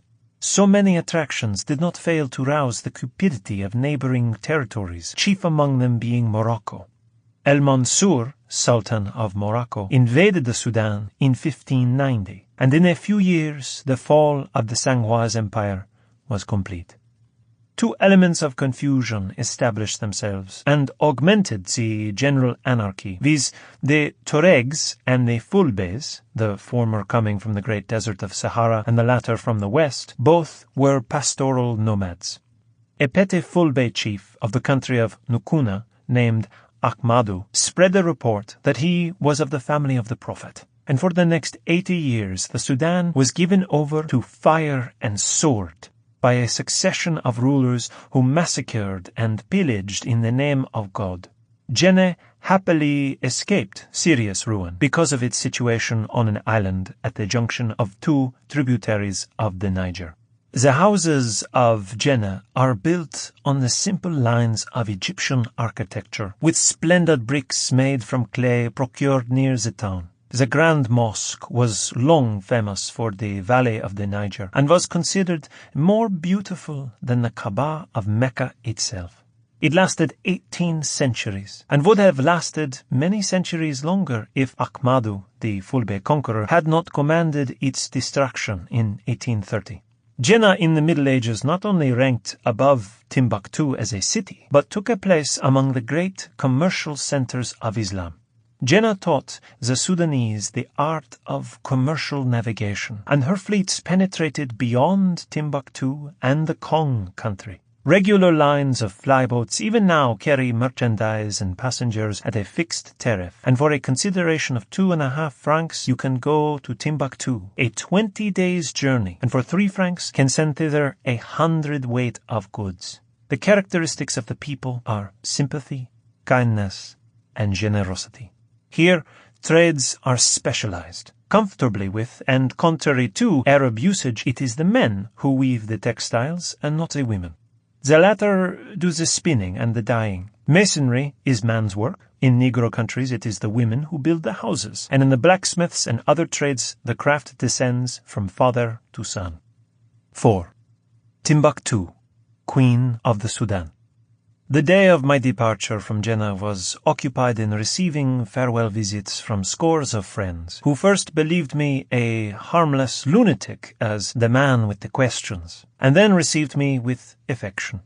From Jenne to Timbuktu we journeyed by boat for 311 miles, in a labyrinth of meandering tributaries, creeks, and channels along the course of the Niger, and reached at last the pool of Dai, whose waters appear under the walls of Timbuktu itself. And then, a few miles further on, we arrived at Kabara, the landing place and port of Timbuktu. 2 things arrest attention on disembarking: the sand and the Tuaregs. The sand, because you have no sooner set your foot on shore than you flounder about in it as if it were a mire, and it pursues you everywhere, in the country, in the streets, and in the houses. The Tuaregs are impressed on you because, though you never see them, everything recalls them. The town is in ruins, but its wretchedness is overpowered by life and movement. The quays are astir with lively bustle, and encumbered with bales, jars, and sacks in the process of unloading. To travel from Kabara to Timbuktu, only 5 miles distant, there is a daily convoy, medley of people, donkeys, and camels, attempted by 20 tireuses with rifles on their shoulders. An immense and vivid sky, and an immense and brilliant stretch of land, with the grand outlines of a town uniting the two. A dark silhouette, large and long, an image of grandness in immensity. Thus appeared the Queen of the Sudan. She is indeed the city of imagination, the Timbuktu of legends. Her sandy approaches are strewn with bones and carcasses that have been disinterred by wild beasts and the remains of camels and other animals that have fallen and died in the last stages of the journey. The illusion of walls, produced by the distinctness with which the town stands out from the white sand, disappears, and 3 towers at regular intervals dominate the mass. The terraces of square houses are now distinguishable, renewing the first impression of grandeur in immensity. We enter the town, and behold, all the grandeur has suddenly disappeared, though the scene is equally impressive on account of its tragic character rather than its beauty. And this is the great Timbuktu, the metropolis of the Sudan and the Sahara, with its boasted wealth and commerce. This is Timbuktu the holy, the learned, that life of the Niger, of which it is written, "We shall one day correct the texts of our Greek and Latin classics by the manuscripts which are preserved there." These ruins, this rubbish, this wreck of a town, is this the secret of Timbuktu the mysterious? It is a city of deliquescence.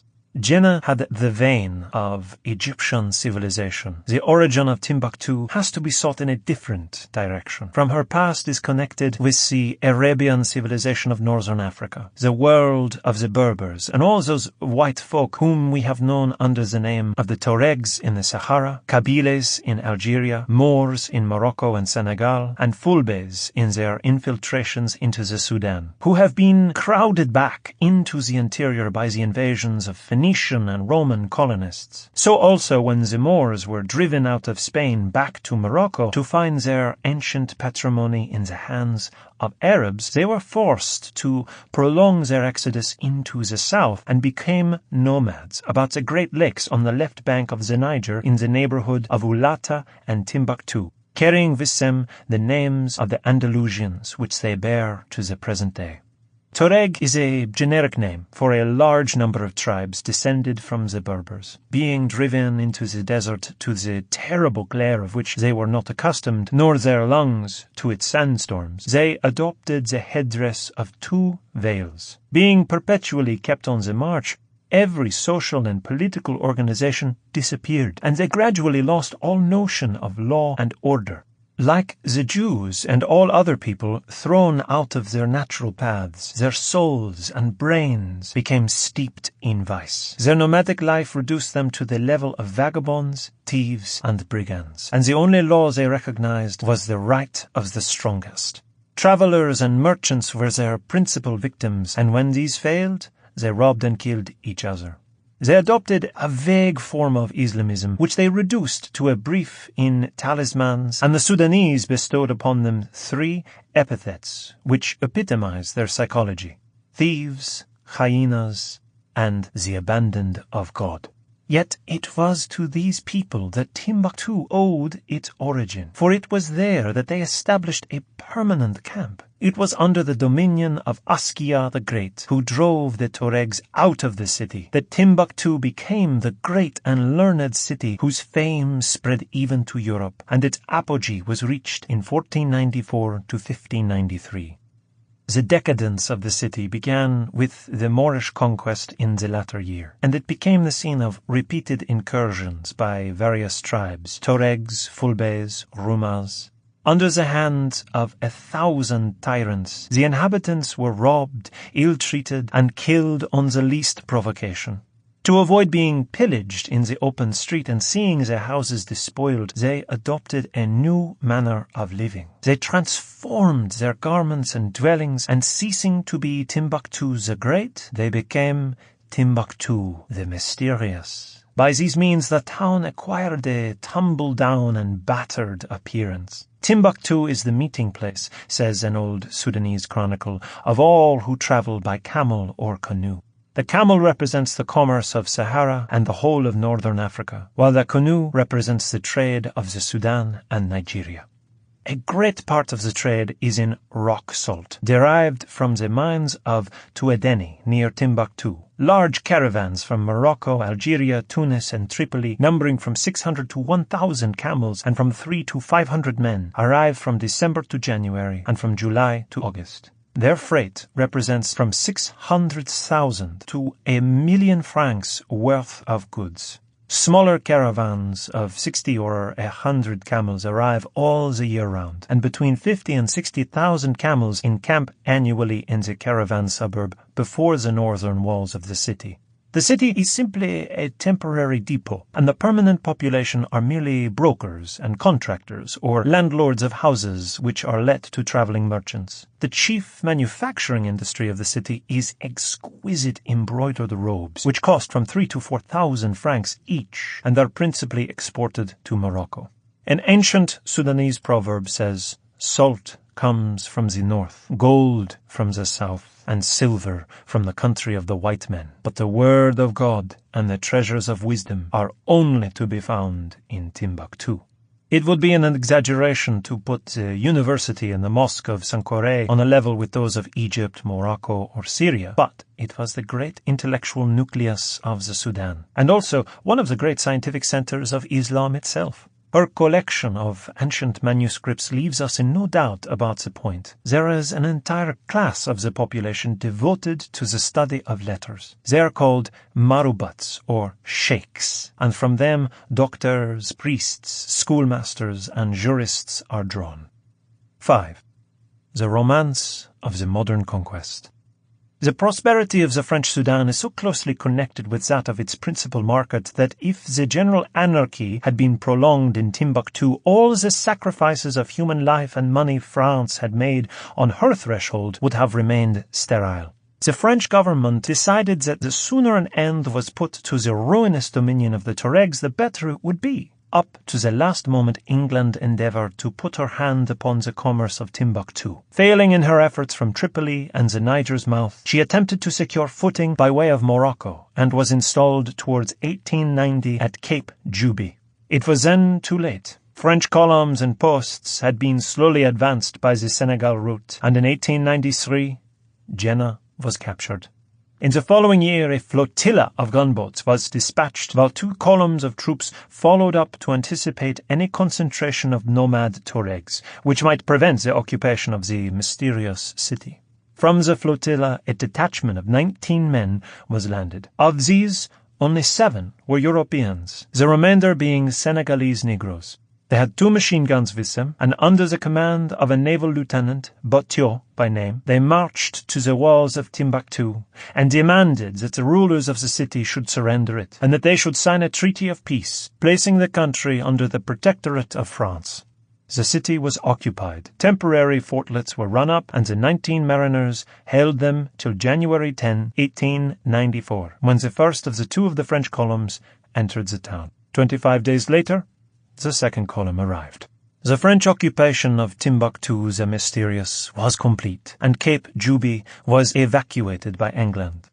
2 large forts have now replaced the impoverished fortifications, and their guns command every side of the town. Under their protection, the inhabitants are reviving. The long nightmare of the Tuaregs is being slowly dispelled. Houses are being repaired and rebuilt. The occupants leave their doors ajar and resume their beautifully embroidered robes. And one can picture the city becoming a center of European civilization and science as it was formerly of Mussulman culture.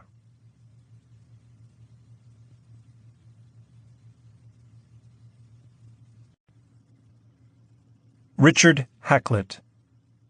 The Principal Navigations. 1.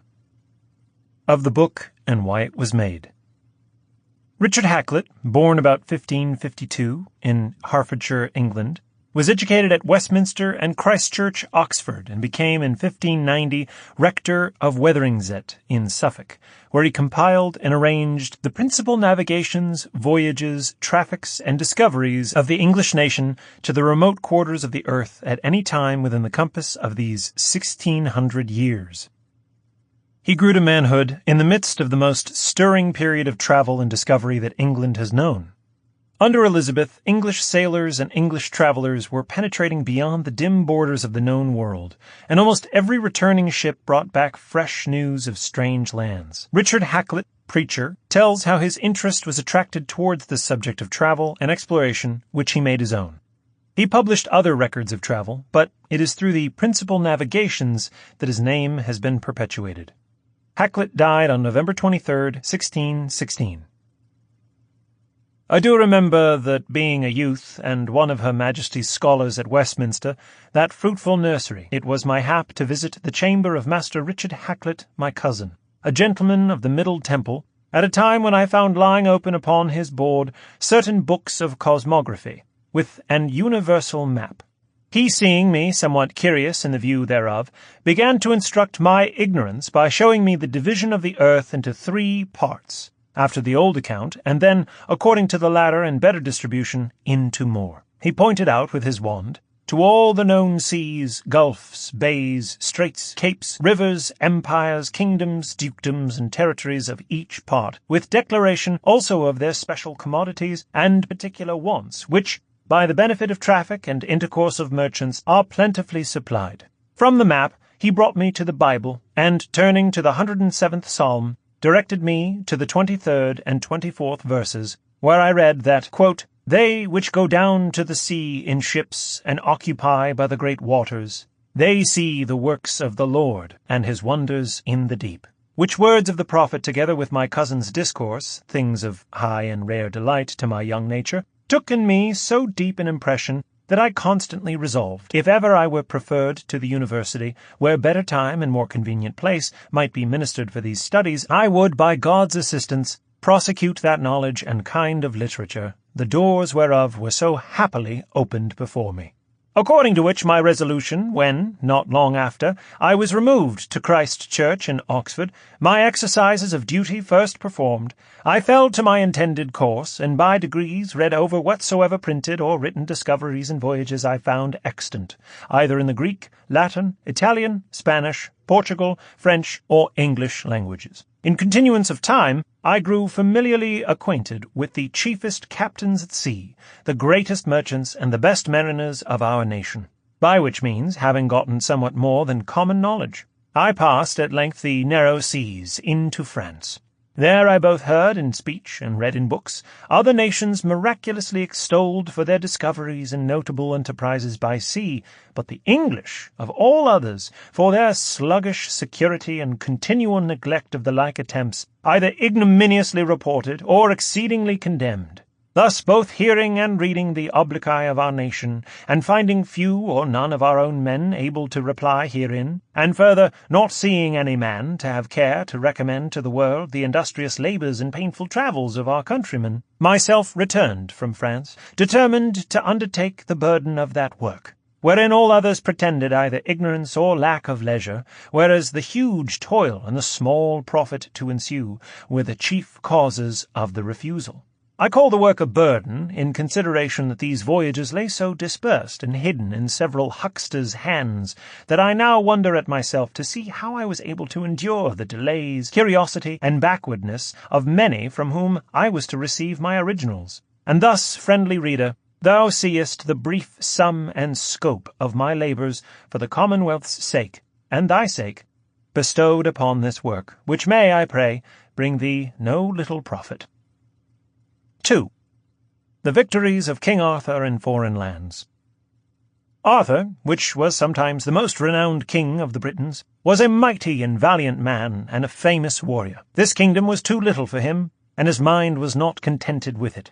He therefore valiantly subdued all Scantia, which is now called Norway, to it Ireland and Greenland, Swaeland, Ireland, Gotland, Denmark, and all the other lands and islands of the East Sea, even into Russia, and many other islands beyond Norway, even under the North Pole, which are appendices of Scantia, now called Norway. These people were wild and savage, and held not in them the love of God, nor of their neighbours, because all evil cometh from the north. Yet there were among them certain Christians living in secret. But King Arthur was an exceeding good Christian, and caused them to be baptized, and throughout all Norway to worship one God, and to receive and keep inviolably for ever faith in Christ only.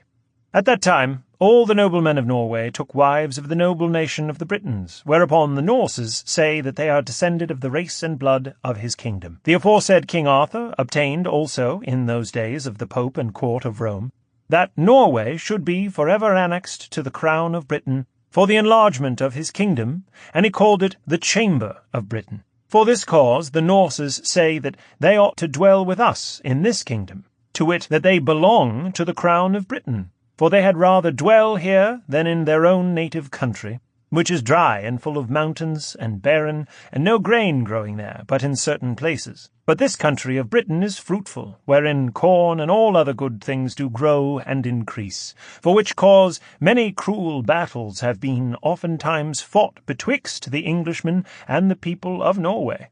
And infinite numbers of people have been slain, and the Norses have possessed many islands, and islands of this empire, which unto this day they do possess, neither could they ever afterwards be fully expelled. 3. How Martin Frobisher sought a passage to Cathay by the northwest. It appeareth that not only the middle zone, but also the zones about the poles are habitable, which thing, being well considered and familiarly known to our General Captain Frobisher, as well as for that he is thoroughly furnished of the knowledge of the sphere of all other skills appertaining to the art of navigation, as also for the confirmation he hath of the same by many years' experience, both by sea and land, and being persuaded of a new and nearer passage to Cathay than by Capo di Buona Speranza, he began first with himself to devise, and then with his friends to confer, and declared unto them that that voyage was not only possible by the northwest, but he could prove easy to be performed.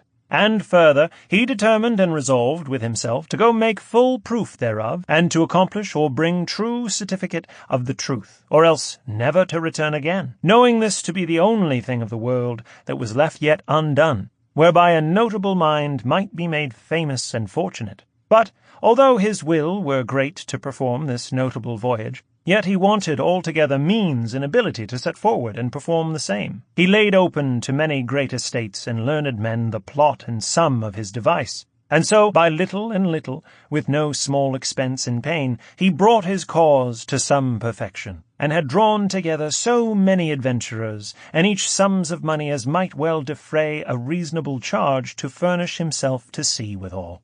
He prepared 2 small barks of 20 and 5 and 20 ton apiece, wherein he intended to accomplish his pretended journey. Wherefore, being furnished with the aforesaid 2 barks, and 1 small pinnace of 10-ton burden, having therein victuals and other necessaries for 12 months' provision, he departed upon the said voyage from Blackwall the 15th of June, Anno Domini 1576. One of the barks wherein he went was named the Gabriel, and the other the Michael. And sailing northwest from England upon the 11th of July, he had sight of an high and ragged land, which he judged to be Friesland, but durst not approach the same, by reason of the great store of ice that lay alongst the coast, and the great mists that troubled them not a little. Not far from thence he lost company of his small pinnace, which by means of a great storm he supposed to be swallowed up of the sea, wherein he lost only 4 men.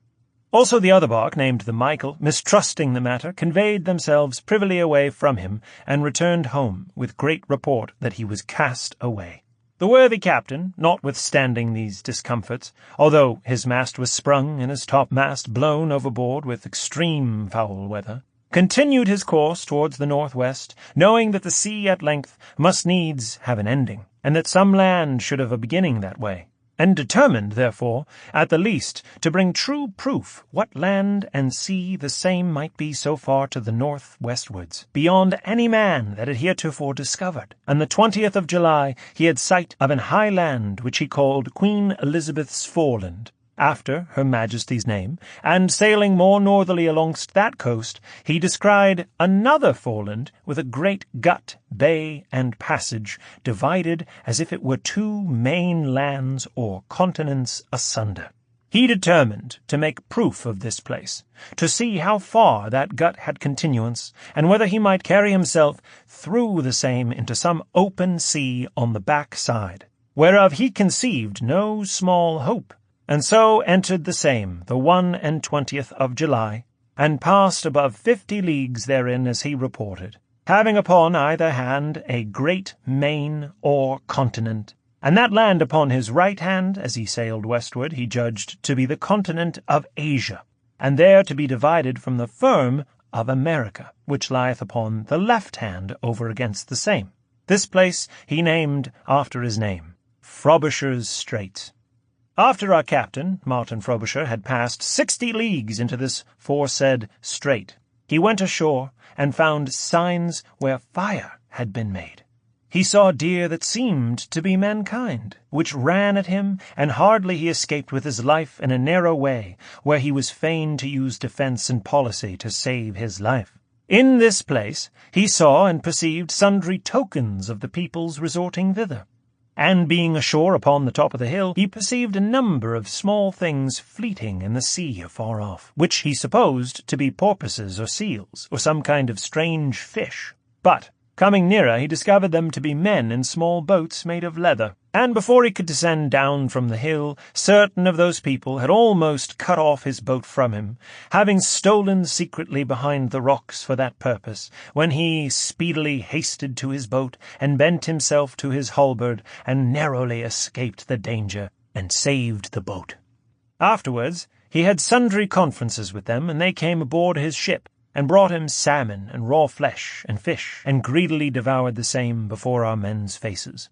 After great courtesy and many meetings, our mariners, contrary to their captain's direction, began more easily to trust them, and 5 of our men, going ashore, were by them intercepted with their boat, and were never since heard of to this day again. So that the captain, being destitute of boat, bark, and all company, had scarcely sufficient number to conduct back his bark again. He could not now convey himself ashore to rescue his men, if he had been able, for want of a boat. And again the subtle traitors were so wary, as they would after that never come within our men's danger. The captain, notwithstanding, desirous to bring some token from thence of his being there, was greatly discontented that he had not before apprehended some of them, and therefore to deceive the deceivers he wrought a pretty policy. For, knowing well how they greatly delighted in our toys, and specially in bells, he rang a pretty low bell, making signs that he would give him the same that would come and fetch it. And to make them more greedy of the matter, he rang a louder bell, so that in the end one of them came near the ship's side to receive the bell, which, when he thought to take at the captain's hand, he was thereby taken himself. For the captain, being readily provided, let the bell fall, and caught the man fast, and plucked him with main force, boat and all, into his bark out of the sea. Whereupon, when he found himself in captivity, for very choler and disdain he bit his tongue in twain within his mouth, notwithstanding he died not thereof, but lived until he came in England, and then he died of cold. Nor with this new prey, which was a sufficient witness of the captain's far and tedious travel towards the unknown parts of the world, as did well appear by this strange infidel, whose like was never seen, read, nor heard of before, and whose language was neither known nor understood of any.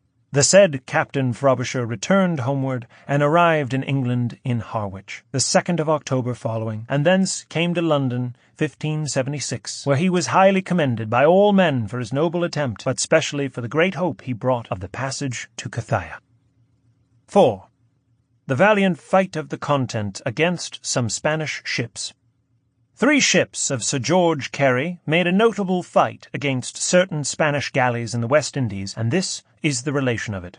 The 13th of June, 1591, being Sunday, at 5 of the clock in the morning, we descried 6 sail of the King of Spain, his ships. We met with them off the Cape de Corrientes, which standeth on the island of Cuba. The sight of the foresaid ships made us joyful, hoping that they should make our voyage. But as soon as they descried us, they made false fires one to another, and gathered their fleet together. We, therefore, at 6 o'clock in the morning, having made our prayers to Almighty God, prepared ourselves for the fight. We in the content bear up with their vice-admiral, and ranging along by his broadside a weather of him, gave him a volley of muskets and our great ordnance. Then, coming up with another small ship ahead of the former, we hailed her in such sort that she paid room. Thus, being in fight with the little ship, we saw a great smoke come from our admiral and the Hopewell and Swallow, forsaking him with all the sails they could make. Whereupon, bearing up with our admiral before we could come to him, we had both the small ships to windward of us, purposing, if we had not been too hot for them, to have laid us aboard. Thus we were forced to stand to the northwards, the Hopewell and the Swallow, not coming in all this while to aid us, as they might easily have done. 2 of their great ships, and 1 of their small, followed us. They having a loom gale, we being altogether becalmed, with both their great ships, came up fair by us, shot at us, and on the sudden furled their sprit sails and mainsails, thinking that we could not escape them. Then, falling to prayer, we shipped our oars that we might row to shore, and anchor in shallow water, where their great ships could not come nigh us, for other refuge we had none. Then 1 of their small ships, being manned from 1 of their great, and having a boat to row themselves in, shipped her oars likewise, and rowed after us, thinking with their small shot to have put us from our oars until the great ships might come up with us. But by the time she was within musket shot, the Lord of his mercy did send us a fair gale of wind at the northwest off the shore, what time we stood to the east. Afterward, commending ourselves to Almighty God in prayer, and giving him thanks for the wind which he had sent us for our deliverance, we looked forth, and descried 2 sail more to the offing. These we thought to have been the Hopewell and the Swallow that had stood in to aid us, but it proved far otherwise, for they were 2 of the king's galleys. Then 1 of them came up, and, hailing of us, whence our ship was, a Portugal, which we had with us, made them answer that we were of the fleet of terra firma, and of civil. With that they bid us amain English dogs, and came upon our quarter-star board, and giving us 5 cast pieces out of their prow, they sought to lay us aboard. But we so galled them with our muskets that we put them from our quarter.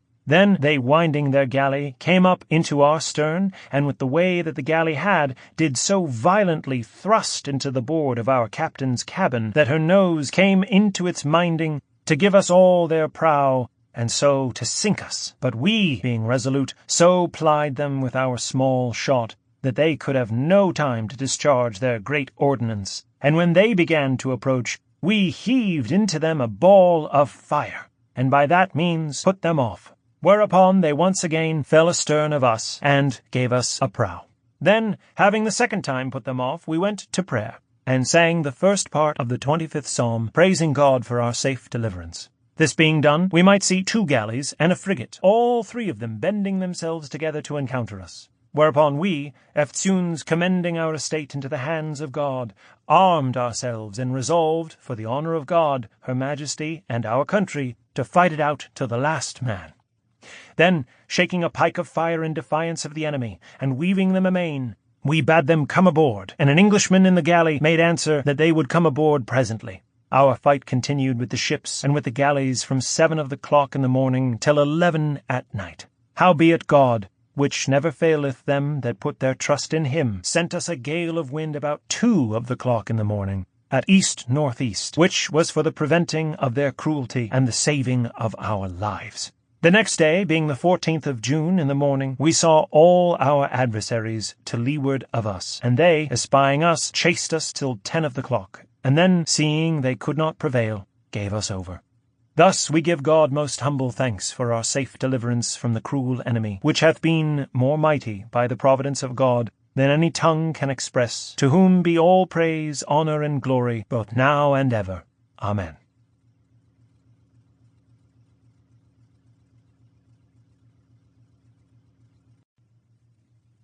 A. W. Kinglake, Eothen, 1. Through Servia to Constantinople. Alexander William Kinglake, born near Taunton, England, August 5, 1809, was the eldest son of William Kinglake, banker and solicitor, of Taunton. He was educated at Eton and Cambridge, where he was a friend of Tennyson and Thackeray. In 1835 he made the Eastern tour described in Eothen, Greek from the dawn, or Traces of Travel Brought Home from the East, which was twice rewritten before it appeared in 1844. It is more a record of personal impressions of the countries visited than an ordinary book of travel, and is distinguished for its refined style and delightful humor. Kinglake accompanied Saint Arnaud and his army in the campaign which resulted in the conquest of Algiers for France. In 1854 he went to the Crimea with the British troops, met Lord Raglan, and stayed with the British commander until the opening of the siege of Sevastopol. At the request of Lady Raglan, he wrote the famous history of the invasion of the Crimea, which appeared at intervals between 1863 and 1887. He died on January 2nd, 1891. At Semlin I was still encompassed by the scenes and sounds of familiar life, yet whenever I chose to look southward I saw the Ottoman fortress, austere and darkly impending, high over the vale of the Danube, historic Belgrade. I'd come to the end of wheel-going Europe, and now my eyes would see the splendour and havoc of the East. We managed the work of departure from Semlin with nearly as much solemnity as if we had been departing this life. The plague was supposed to be raging in the Ottoman Empire, and we were asked by our Semlin friends if we were perfectly certain that we had wound up all our affairs in Christendom.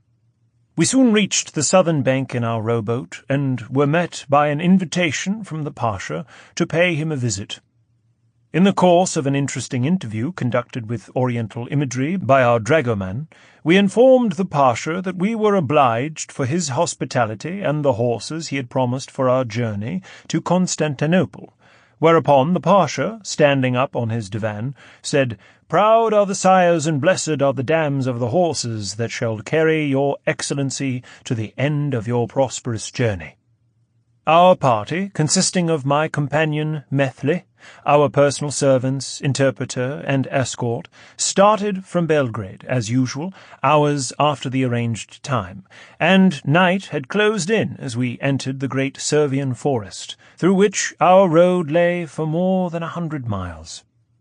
When we came out of the forest, our road lay through scenes like those of an English park. There are few countries less infested by lions in the path, in the shape of historic monuments, and therefore there were no perils. The only robbers we saw anything of had been long since dead and gone. The poor fellows had been impaled upon high poles, and so propped up by the transverse spokes beneath them that their skeletons, clothed with some white, wax-like remains of flesh, still sat up lolling in the sunshine, and listlessly stared without eyes. After a 15 days' journey, we crossed the Golden Horn and found shelter in Stamboul. All the while I stayed at Constantinople, the plague was prevailing. Its presence lent a mysterious and exciting, though not very pleasant, interest to my first knowledge of a great oriental city. Europeans, during the prevalence of the plague, if they are forced to enter into the streets, will carefully avoid the touch of every human being they pass. The Moslem stalks on serenely, as though he were under the eye of his God, and were equal to either fate. In a steep street or a narrow alley, you meet one of those coffin-shaped bundles of white linen which implies an Ottoman lady. She suddenly withdraws the yashmak, shines upon your heart and soul with all the pomp and might of her beauty. This dazzles your brain. She sees and exults. Then, with a sudden movement, she lays her blushing fingers upon your arm and cries, "Yumurjak, plague," meaning, "There is a present of the plague for you." This is her notion of a witticism. 2. The Troad, Smyrna, and Cyprus. While my companion Methley was recovering from illness contracted during our progress to Constantinople, I studied Turkish, and sated my eyes with the pomps of the city and its crowded waters. When capable of travelling, we determined to go to Troad together. Away from our people and our horses, we went loitering along the plains of Troy, by the willowy banks of a stream which I could see was finding itself new channels from year to year, and flowed no longer in its ancient track. But I knew that the springs which fed it were high in Ida, the springs in Simois and Scamander. Methley reminded me that Homer himself had warned us of some such changes. The Greeks, in beginning their war, had neglected the hecatombs due to the gods, and so, after the fall of Troy, Apollo turned the paths of the river that flow from Ida, and sent them flooding over the wall till all the beach was smooth and free from the unhallowed works of the Greeks. After a journey of some days, we reached Smyrna, from which place private affairs obliged Methley to return to England. Smyrna may be called the chief town of the Greek race, against which you will be cautioned so carefully as soon as you touch the Levant. For myself, I love the race, in spite of their vices and their meanness. I remember the blood that is in them. I sailed from Smyrna in the Amphitrite, a Greek brigantine which was confidently said to be bound for the coast of Smyrna. I knew enough of Greek navigation to be sure that our vessel should touch at many an isle before I set foot upon the Syrian coast. My patience was extremely useful to me, for the cruise altogether endured some 40 days. We touched at Cyprus, whither the ship ran for shelter in half a gale of wind. A Greek of Limassol, who hoisted his flag as English vice-consul, insisted upon my accepting his hospitality. The family party went off very well. The mamma was shy at first, but she veiled the awkwardness she felt by affecting to scold her children, who had all of them immortal names. Every instant I was delighted by some such phrases as these. Themistocles, my love, don't fight. Alcibiades, can't you sit still? Socrates, put down the cup. Oh, fie, Aspasia, don't be naughty. The heathenish longing to visit the scene, where, for Pallas Athene, the 100 altars glowed with Arabian incense and breathed with the fragrance of garlands ever fresh, found disenchantment when I spent the night in the cabin of a Greek priest, not a priest of the goddess, but of the Greek church, where there was but one room for man, priest, and beast. A few days after, our brigantine sailed for Beirut. At Beirut, I soon discovered that the standing topic of interest was the Lady Hester Stanhope, who lived in an old convent on the Lebanon range at a distance of a day's journey from the town, and was acknowledged as an inspired being by the people of the mountains, and as more than a prophet. I visited Lady Hester in her dwelling-place, a broad grey mass of irregular buildings on the summit of one of the many low hills of Lebanon. I was received by her ladyship's doctor, and apartments were set apart for myself and my party. After dinner, the doctor conducted me to Milady's chamber, where the lady prophetess received me standing up to the full of her majestic height, perfectly still and motionless, until I had taken my appointed place, when she resumed her seat on a common European sofa.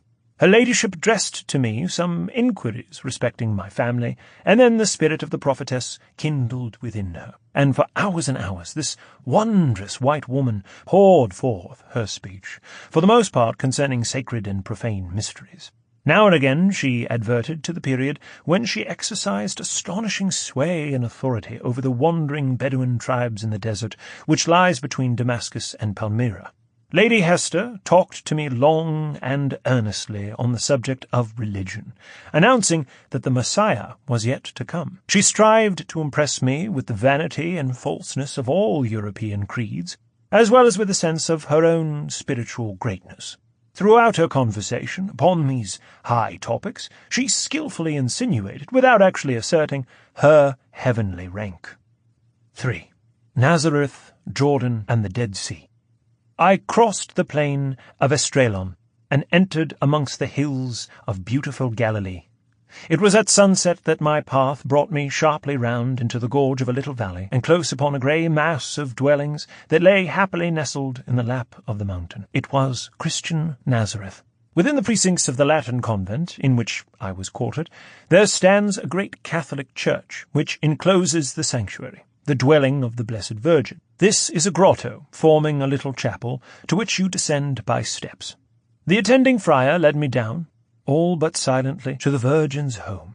Religion and gracious custom commanded me that I fall down loyally and kiss the rock that Blessed Mary pressed, with a half-consciousness, a semblance of a thrilling hope that I was plunging deep into my first knowledge of some most holy mystery, or of some new rapturous and daring sin.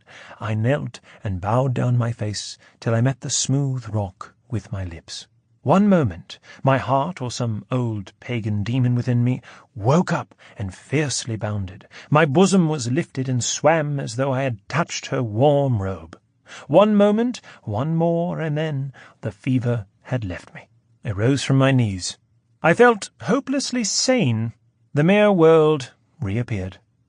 My good old monk was there, dangling his keys with listless patience, and as he guided me from the church, and talked of the refectory and coming repast, I listened to his words with some attention and pleasure. Having engaged a young Nazarene as guide to Jerusalem, our party passed to Cana, and the house in which the water had turned into wine, and came to the field in which our Saviour had rebuked the Scotch Sabbath keepers of that period by suffering his disciples to pluck corn on the Sabbath day. I rode over the ground on which the fainting multitude had been fed, and was shown some massive fragments, relics, I was told, of that wondrous banquet now turned into stone. The petrification was most complete. I ascended the heights on which our Lord was standing when he wrought the miracle, and looked away eagerly eastward. There lay the Sea of Galilee, less stern than Wastwater, less fair than gentle Windermere, but still with the winning ways of an English lake. My mind, however, flew away from the historical associations of the place, and I thought of the mysterious desert which stretched from these grey hills to the gates of Baghdad. I went on to Tiberias, and soon got afloat upon the water. In the evening I took up my quarters in the Catholic Church. Tiberias is one of the 4 holy cities, the others being Jerusalem, Hebron, and Safed, and according to the Talmud, it is from Tiberias, or its immediate neighbourhood, that the Messiah is to arise. Except at Jerusalem, never think of attempting to sleep in a holy city. After leaving Tiberias, we rode for some hours along the right bank of the Jordan, till we came to an old Roman bridge which crossed the river. My Nazarene guide, riding ahead of the party, led on over the bridge. I knew that the true road to Jerusalem must be mainly by the right bank, but I supposed that my guide had crossed the bridge in order to avoid some bend in the river, and that he knew of a fjord lower down by which we should regain the western bank. For 2 days we wandered, unable to find a fjord across the swollen river, and at last the guide fell on his knees and confessed that he knew nothing of the country. Thrown upon my own resources, I concluded that the Dead Sea must be near, and in the afternoon I first caught sight of those waters of death which stretched deeply into the southern desert. Before me and all around, as far as the eye could see, blank hills piled high over hills, pale, yellow, and naked, walled up in her tomb, forever the dead and damned of Gomorrah. The water is perfectly bright and clear, its taste detestable. My steps were reluctantly turned towards the north. On the west there flowed the impassable Jordan. On the east stood an endless range of barren mountains. On the south lay the desert sea. Suddenly there broke upon my ear the ludicrous bray of a living donkey, and I followed the direction of the sound, and in a hollow came upon an Arab encampment. Through my Arab interpreter, an arrangement was come to with the sheikh to carry my party and baggage in safety to the other bank of the river on condition that I should give him and his tribe a teskeri, or written certificate of their good conduct, and some bakshish. The passage was accomplished by means of a raft formed of inflated skins and small boughs cut from the banks of the river, and guided by Arabs swimming alongside. The horses and mules were thrown into the water and forced to swim over. We camped on the right side of the river for the night, and the Arabs were made most savagely happy by the tobacco with which I supplied them, and they spent the whole night in one smoking festival. I parted upon very good terms from this tribe, and in 3 hours gained Reha, a village said to occupy the ancient site of Jericho. Some hours after sunset, I reached the convent of Santa Saba. 4. Jerusalem and Bethlehem.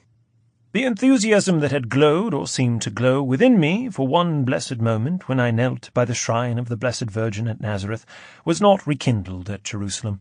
In the stead of the solemn gloom and a deep stillness which by right belonged to the holy city, there was the hum and the bustle of active life. It was the height of the season. The Easter ceremonies drew near, and pilgrims were flocking in from all quarters. The space fronting the Church of the Holy Sepulchre becomes a kind of bazaar. I have never seen elsewhere in Asia so much commercial animation.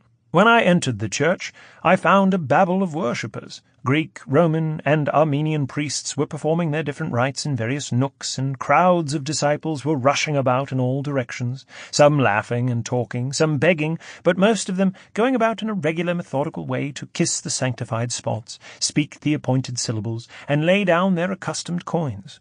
They seemed to be not working out, but transacting the great business of salvation. The Holy Sepulchre is under the roof of this great church. It is a handsome tomb of oblong form, partly subterranean. You descend into the interior by a few steps, and there find an altar with burning tapers. When you have seen enough of it, you feel perhaps weary of the busy crowd, and ask your dragoman whether there will be time before sunset to procure horses and take a ride to Mount Calvary. Mount Calvary, senor! It is upstairs, on the first floor.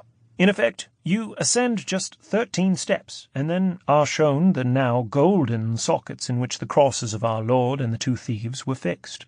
The village of Bethlehem lies prettily couched on the slope of a hill. The sanctuary is a subterranean grotto, and is committed to the joint guardianship of the Romans, Greeks, and Armenians, who vie with each other in adorning it. Beneath an altar gorgeously decorated, and lit with everlasting fires, there stands the low slab of stone, which marked the holy site of the Nativity, and near to this is a hollow scooped out of the living rock. Here the infant Jesus was laid. Near the spot of the Nativity is the rock against which the Blessed Virgin was leaning when she presented her babe to the adoring shepherds. 5. To Cairo and the Pyramids.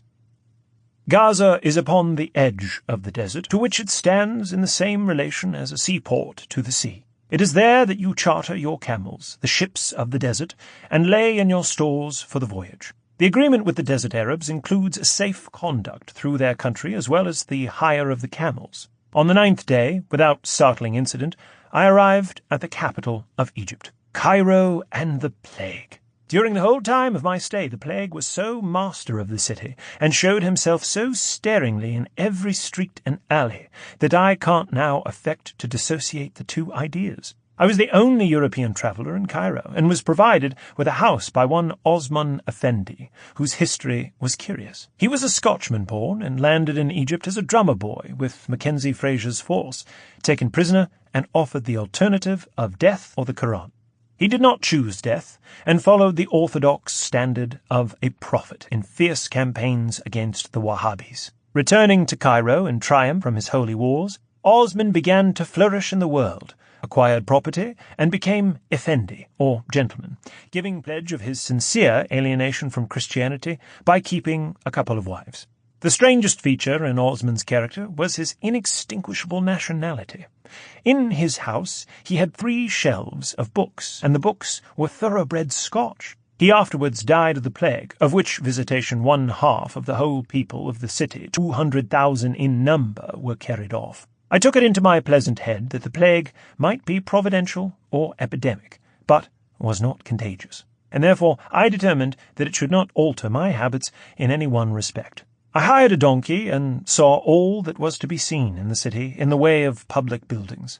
One handsome mosque, which was built by a wealthy Hindustani merchant, and the citadel. From the platform of the latter there is a superb view of the town, but your eyes are drawn westward over the Nile, till they rest upon the massive enormities of the Giza pyramids. At length the great difficulty which I had in procuring beasts for my departure was overcome, and with 2 dromedaries and 3 camels, I and my servants gladly wound our way from out the pest-stricken city. Of course, I went to see and explore the pyramids of Giza, Abukir, and Saqqara, which I need not describe. Near the pyramids, more wondrous and more awful than all else in the land of Egypt, there sits the lonely Sphinx. Upon ancient dynasties of Ethiopian and Egyptian kings, upon conquerors down through all the ages till today, this unworldly Sphinx has watched like a providence with the same earnest eyes and the same sad, tranquil mien. And we shall die, and Islam will wither away, and the Englishman, leaning far over to hold his loved India, will plant a firm foot on the banks of the Nile, and sit in the seats of the faithful, and still that sleepless rock will lie, watching and watching the works of the new, busy race, with those same sad, earnest eyes, the same tranquil mien, everlasting. I accomplished the journey to Suez after an exciting adventure in the desert. There are two opinions as to the point at which the Israelites passed the Red Sea. One is that they traversed only the very small creek at the northern extremity of the inlet, and that they entered the bed of the water at the spot on which Suez now stands. The other is that they crossed the sea from a point 18 miles down the coast. From Suez I crossed the desert once more to Gaza, and thence to Nablus and Safed, beautiful on its craggy height. Thereafter, for a part of 2 days, I wound under the base of the snow-crowned Jebel el-Sheikh, and then entered upon a vast plain. Before evening came, there were straining eyes that saw, and joyful voices that announced the sight of the holy, blessed Damascus. This is a city of hidden palaces, of copses and gardens, fountains and bubbling streams. The path by which I crossed the Lebanon is like that of the Forca in the Bernese Oberland, and from the white shoulder of the mountain I saw the breadth of all Syria west of the range. I descended, passing the group of cedars which is held sacred by the Greek church. They occupy 3 or 4 acres in the mountainside, and many of them are gnarled in a way that implies great age. But I saw nothing in their appearance that tended to prove them contemporaries of the cedars employed in Solomon's temple. Beirut was reached without further adventure, and my eastern travel practically ended.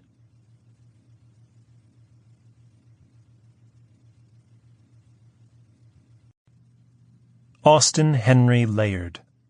Nineveh and its Remains. 1.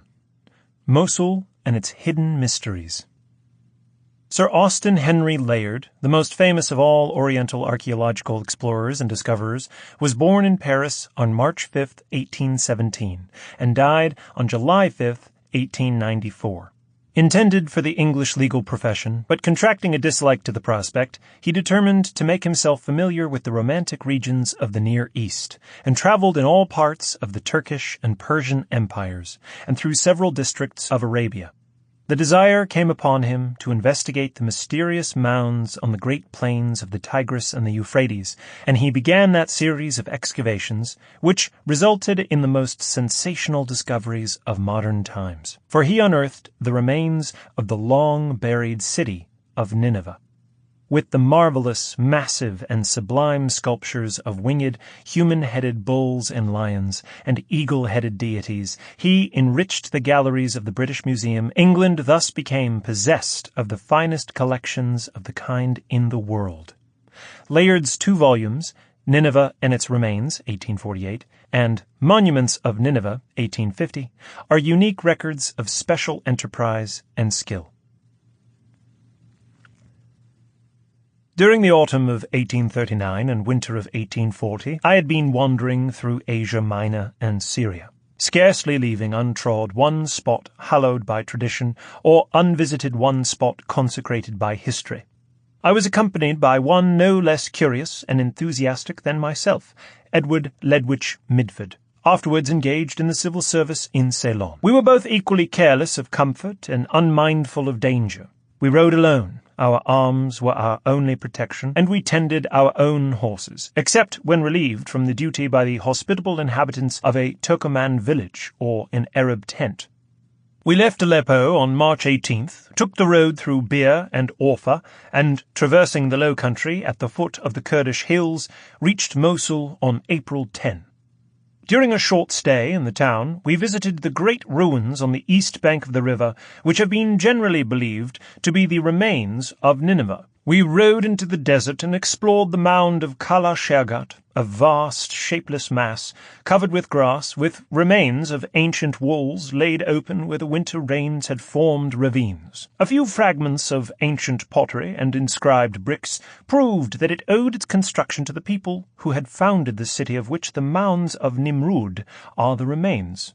These huge mounds of Assyria made a deeper impression upon me than the temples of Baalbek and the theatres of Ionia. My curiosity had been greatly excited, and I formed the design of thoroughly examining, whenever it might be in my power, the ruins of Nimrud. It was not till the summer of 1842 that I again passed through Mosul on my way to Constantinople.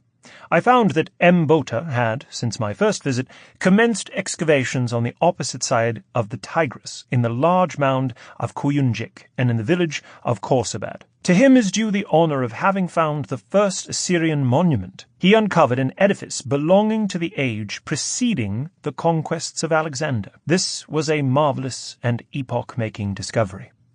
My first step on reaching Mosul was to present my letters to Mohammed Pasha, governor of the province. His appearance matched his temper and conduct, and thus was not prepossessing. Nature had placed hypocrisy beyond his reach. He had one eye and one ear, was short and fat, deeply marked by smallpox, and uncouth in gestures and harsh in voice. At the time of my arrival, the population was in despair at his exactions and cruelties. The appearance of a stranger led to hopes, and reports were whispered about the town that I was the bearer of the news of the disgrace of the tyrant. But this vengeance speedily fell on the principal inhabitants, for such as had hitherto escaped his rapacity were seized and stripped of their property, on the plea that they had spread reports detrimental to his authority. Such was the Pasha to whom I was introduced 2 days after my arrival by the British Vice-Consul M. Rassam. I understood that my plans must be kept secret, though I was ready to put them into operation.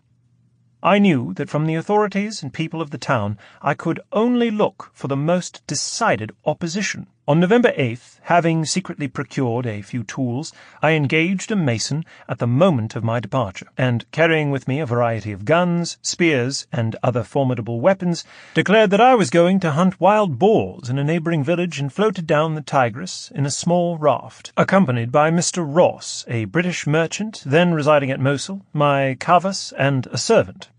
At this time of year, nearly 7 hours are required to descend the Tigris from Mosul to Nimrud. It was sunset before we reached the Awai, or dam, across the river. We landed and walked to a small hamlet called Naifa. We had entered a heap of ruins, but were welcomed by an Arab family crouching round a heap of half-extinguished embers. The half-naked children and women retreated into a corner of the hut. The man, clad in ample cloak and white turban, being able to speak a little Turkish, and being active and intelligent, seemed likely to be of use to me.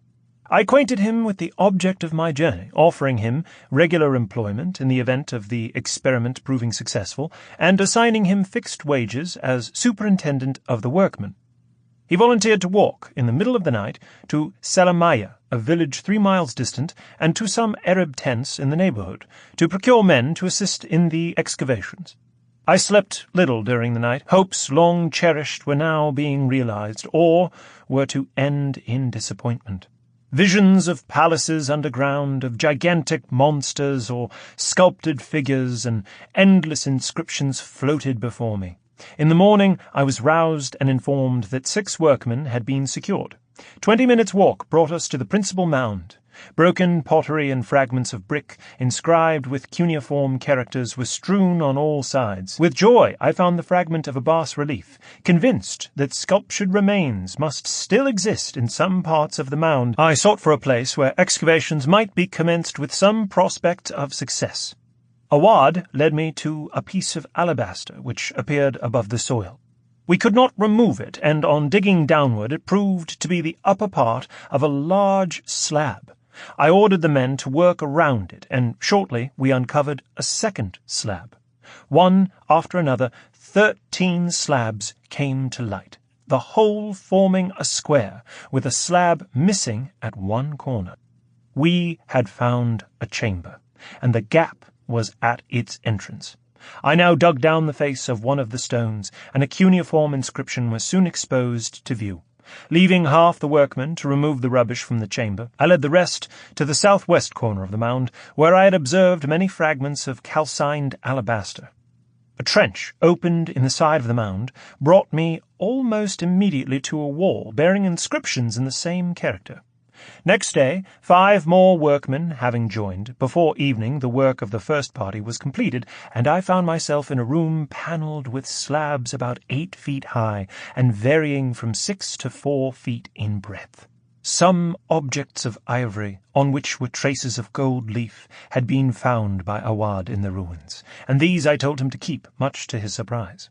but word had already been sent to the Pasha of all details of my doings. When I called on him, he pretended at first to be ignorant of the excavations, but presently, as if to convict me of prevarication in my answers to his questions as to the amount of treasure discovered, pulled out of his writing tray a scrap of paper in which was an almost invisible particle of gold leaf.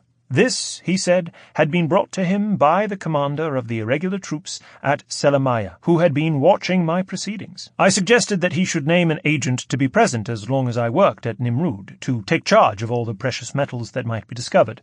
He promised to write on the subject to the chief of the irregulars, but offered no objection to the continuation of my researches. I returned to Nimrud on the 19th, increased my workmen to 30, and divided them into 3 parties. The excavations were actively carried on, and on entrance or doorway leading into the interior of the mound being cleared, rich results soon rewarded our efforts. In a chamber that the Arabs unearthed were found 2 slabs on which were splendid bas-reliefs, depicting on each a battle scene. In the upper part of the largest were represented 2 chariots, each drawn by richly caparisoned horses at full speed, and containing a group of 3 warriors, the principal of which was beardless and evidently a eunuch, grasping a bow at full stretch. 2. They have found Nimrod himself. Mohammed Pasha was deposed, and on my return to Mosul in the beginning of January, I found Ismail Pasha installed in the government. My fresh experiments among the ruins speedily led to the discoveries of extraordinary bas-reliefs.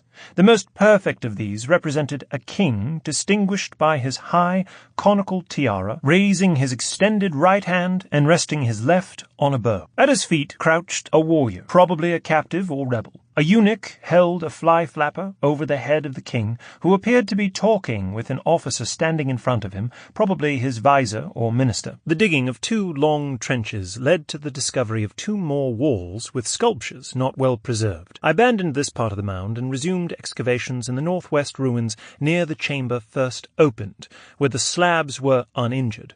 In 2 days the workmen reached the top of an entire slab, standing in its original position. In a few hours the earth was completely removed, and there stood to view, to my great satisfaction, 2 colossal human figures, carved in low relief and in admirable preservation. The figures were back to back, and from the shoulders of each sprang 2 wings. They appeared to represent divinities, presiding over the seasons. One carried a fallow deer on his right arm, and in his left a branch bearing 5 flowers. The other held a square vessel or basket in the left hand, and an object resembling a fir cone in his right.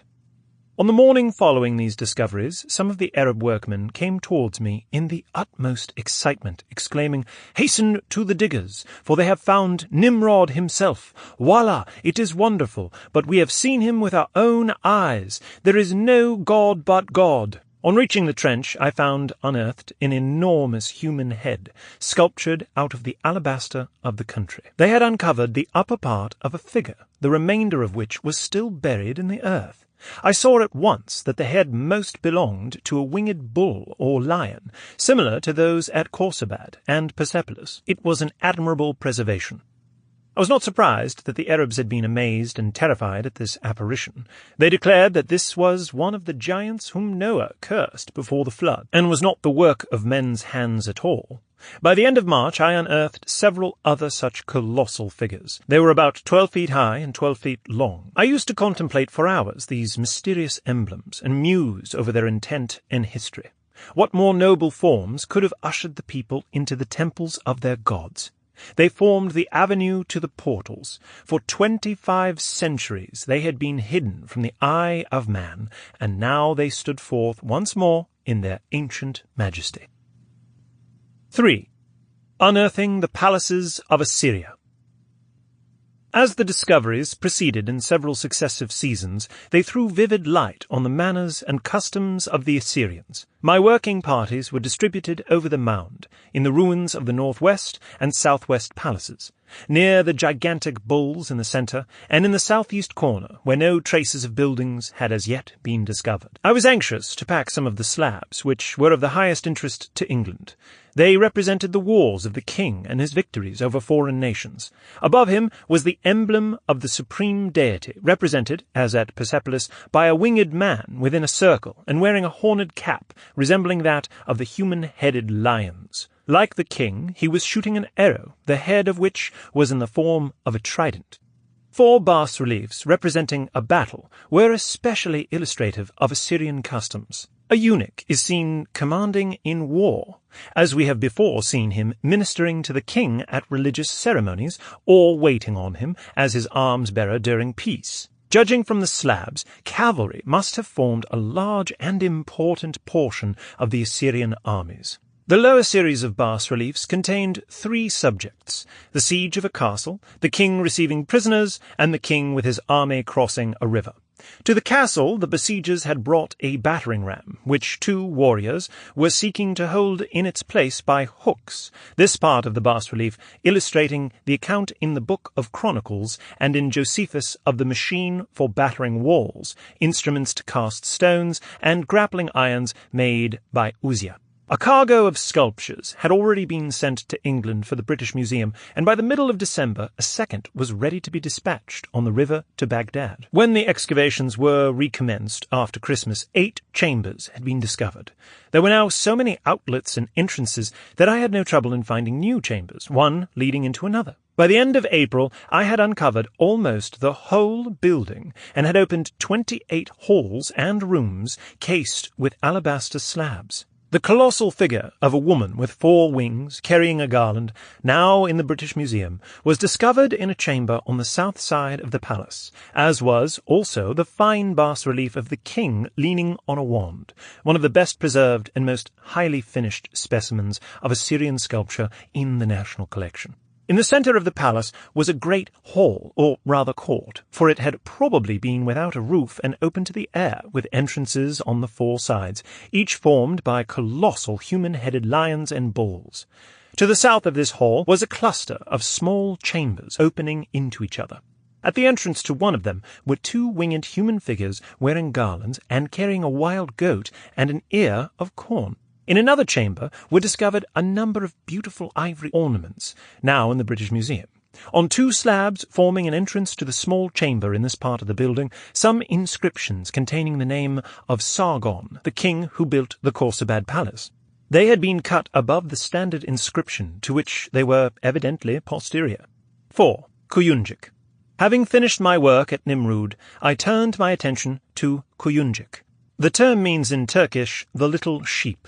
The great mount is situated on the plain near the junction of the Kosser and the Tigris, the former winding round its base and then making its way into the great stream. The French consul had carried on desultory excavations some years at Kuyunjik, without finding any traces of buildings. I set my workmen commencing operations by the proper method of digging deep trenches. One morning, as I was at Mosul, 2 Arab women came to me and announced that sculptures had been discovered. I rode to the ruins and found that a wall and the remains of an entrance had been reached.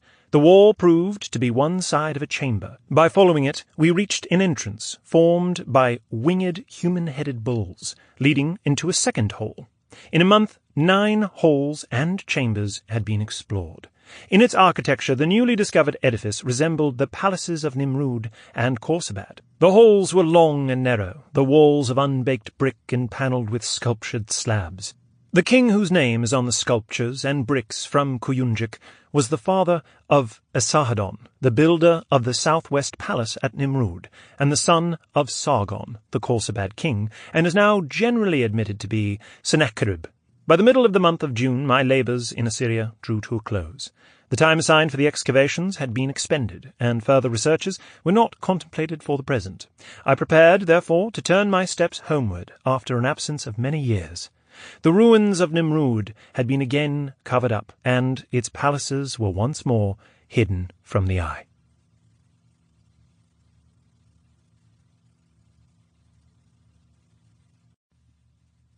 Carolus Linnaeus. A Tour in Lapland. 1. A Wandering Scientist. Carolus Linnaeus, the celebrated Swedish naturalist, was born at Reshaped on May 23, 1707.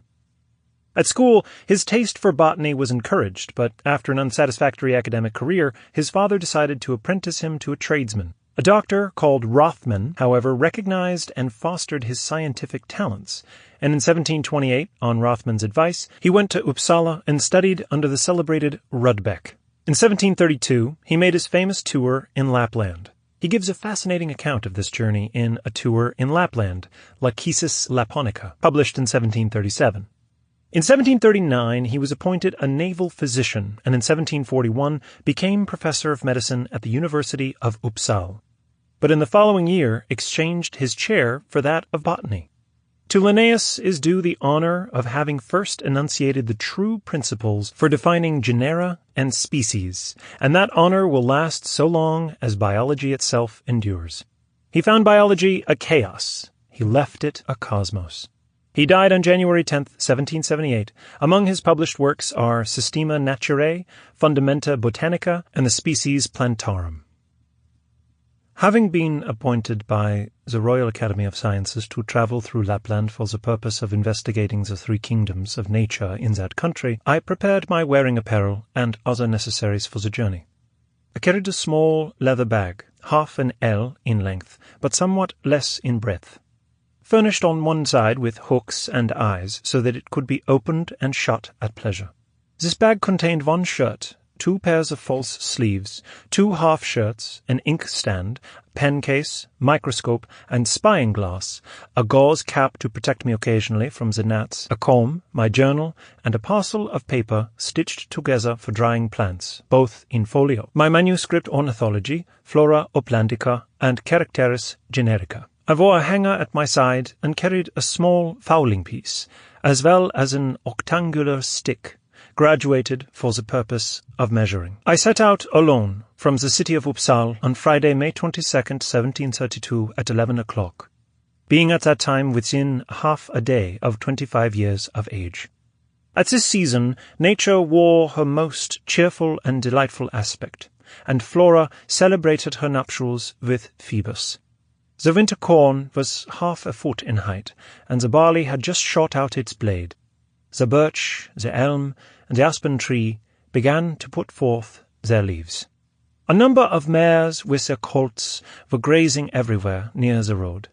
I remarked the great length of the colts' legs, which, according to common opinion, are as long at their birth as they will ever be. I noticed young kids, under whose chin at the beginning of the throat were a pair of tubercles, like those seen in pigs, about an inch long, and clothed with a few scattered hairs. Of their use I am ignorant. The forest abounded with the yellow anemone, Anemone ranunculoides, which many people consider as different from that genus. One would suppose they had never seen an anemone at all. Here also grew hepatica and wood sorrel. The blossoms were all closed. Who has endowed plants with intelligence to shut themselves up at the approach of rain? Even when the weather changes in a moment, from sunshine to rain, they immediately close. Near the great river Linsnan, I found blood-red stones. On rubbing them, I found the red colour external and distinct from the stone. In fact, it was a red byssus. At Inanga, the people seemed somewhat larger in stature than in other places, especially the men. I inquired whether the children are kept longer at the breast than is usual with us, and was answered in the affirmative. They are allowed that nourishment more than twice as long as in other places. I have a notion that Adam and Eve were giants, and that mankind from one generation to another, owing to poverty and other causes, have diminished in size. Hence, perhaps, the diminutive stature of the Laplanders. The old tradition that the inhabitants of Helsingland never have the ague is untrue, since I heard of many cases. Between the post-house of Igsund and Hudvigsvall, a violet-coloured clay is found in abundance, forming a regular stratum.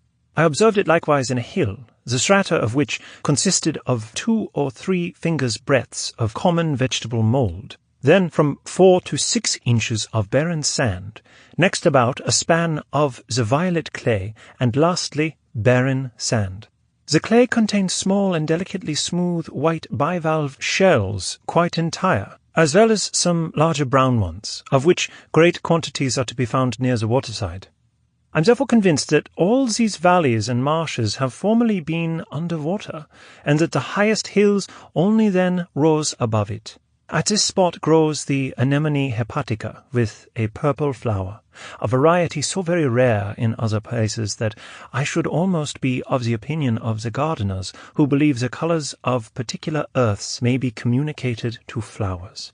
On May 21st I found at Natra some fields cultivated in an extraordinary manner. After the field had lain fallow 3 or 4 years, it is sown with 1 part rye and 2 parts barley mixed together. The barley ripens and is reaped. The rye, meantime, goes on to leaf, but shoots up no stem, since it is smothered by the barley. After the barley has been reaped, however, the rye grows and ripens the following year, producing an abundant crop. 2. Lapland customs. The Laplanders of Lixell prepare a kind of curd or cheese from the milk of the reindeer and the leaves of the sorrel. They boil these leaves in a copper vessel, adding 1/3 part water, stirring in continually with a ladle that it may not burn, and adding fresh leaves from time to time till the whole acquires the consistence of a syrup. This takes 6 or 7 hours, after which it is set by to cool, and is then mixed with the milk and preserved for use from autumn till the ensuing summer in wooden vessels, or in the first stomach of the reindeer. It is stored either in the caves of the mountains or in holes dug in the ground, lest it should be attacked by the mountain mice. In Angormenland, the people eat sour milk prepared in the following manner. After the milk is turned and the curd taken out, the whey is put into a vessel where it remains till it becomes sour. Immediately after the making of cheese, fresh whey is poured lukewarm on the former sour whey. This is repeated several times, care being always taken that the fresh whey be lukewarm. This prepared milk is esteemed a great dainty by the country people. They consider it as very cooling and refreshing. Sometimes it is eaten along with fresh milk. Intermittent fevers would not be so rare here as they are if they could be produced by acid diet, for then this food must infallibly occasion them. In Westbotland, one of the peasants had shot a young beaver, which fell under my examination. It was 1.5 feet long, exclusive of the tail, which was a palm in length and 2.5 inches in breadth. The hairs on the back were longer than the rest, the external ones brownish-black, the inner pale brown. The belly clothed with short dark brown fur, body depressed, ears obtuse, clothed with fine short hairs and destitute of any accessory lobe, snout blunt, with round nostrils, upper lip cloven as far as the nostrils, lower very short, the whiskers black, long and stout, eyebrow of 3 bristles like the whiskers over each eye, neck none. The fur of the belly was distinguished from that of the sides by a line on each side, in which the skin was visible. Feet clothed with very short hairs, quite different from those of the body. A fleshy integument invested the whole body. There were 2 cutting teeth in each jaw, of which the upper pair were the shortest and notched at the summit like steps. The lower and larger pair were sloped off obliquely, grinders very far remote from the 4 teeth, which is characteristic of the animal, 4 on each side, hind feet webbed, but 4 feet with separate claws, tail flat, oblong, obtuse, with a reticulated naked surface. At Lixell was a woman supposed to have a brood of frogs in her stomach, owing to drinking water containing frogs' spawn. She thought she could feel 3 of them, and that she and those beside her could hear them croak. Her uneasiness was alleviated by drinking brandy. Salt had no effect in killing the frogs, and even nux vomica, which had cured another case of the same kind, was useless. I advised her to try tar, but she had already tried it in vain.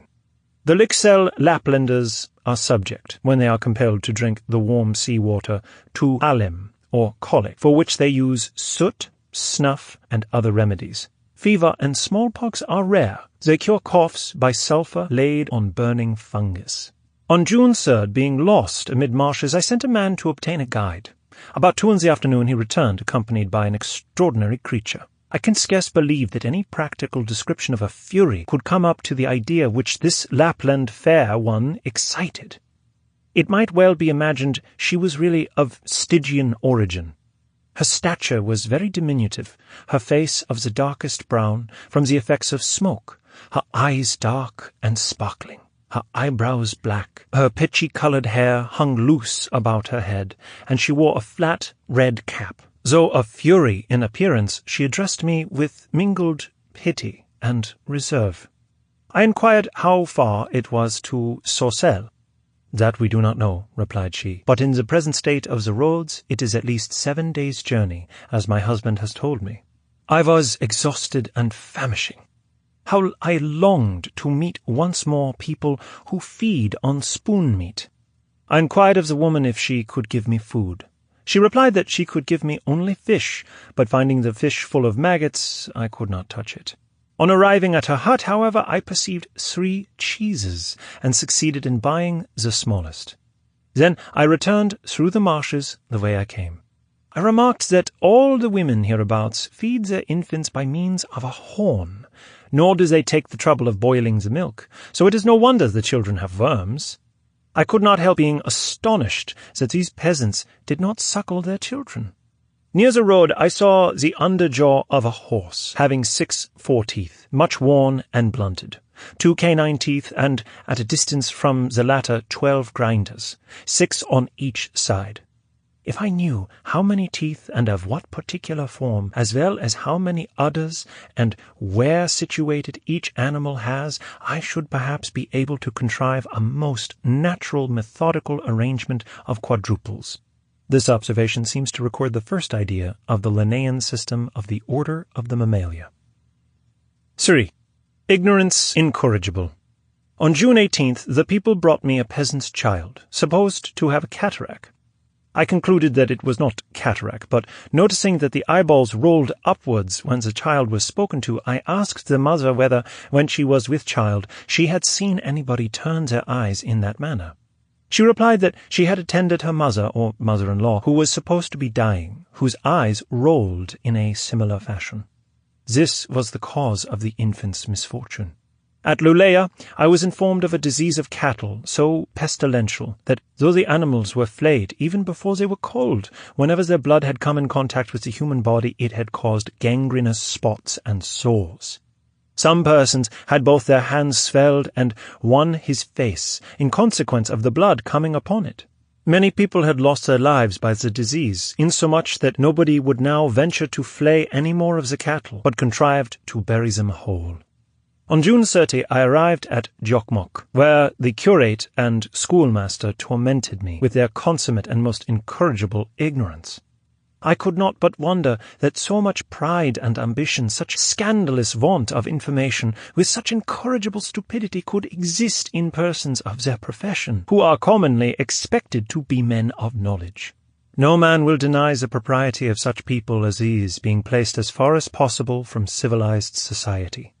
The learned curate began his conversation by remarking how the clouds, as they strike the mountains, carry away stones, trees, and cattle. I ventured to suggest that such accidents were rather to be attributed to the force of the wind, since the clouds could not of themselves carry away anything. He laughed at me, saying, surely I had never seen any clouds. For my part, it seemed to me that he could never have been anywhere but in the clouds. I explained that when the weather is foggy, I walk in clouds, and that when the cloud is condensed, it rains. At all such reasoning being above his comprehension, he only laughed with a sardonic smile. Still less was he satisfied with my explanation how watery bubbles may be lifted into the air. He insisted that the clouds were solid bodies, reinforced his assertion with a text of Scripture, silenced me by authority, and laughed at my ignorance. He next condescended to inform me that the phlegm is always to be found on the mountains where the clouds have touched them. I told him that the phlegm was a vegetable called nostoc, and he thereupon concluded that too much learning had turned my brain, and, fully persuaded of his own complete knowledge of nature, was pleased to be very facetious at my expense. Finally, he graciously advised me to pay some regard to the opinions of people skilled in these abstruse matters, and not to expose myself on my return by publishing such absurd and preposterous opinions. Meantime, the pedagogue lamented that people should bestow so much attention upon temporal vanities and consequently, alas, neglect their spiritual good, and he remarked that many a man had been ruined by too great application to study. Both these wise men concurred in one thing. They could not conceal their wonder that the Royal Academy should have appointed a mere student for the purposes for which I was sent, when there were competent men like themselves in the country ready to undertake the business.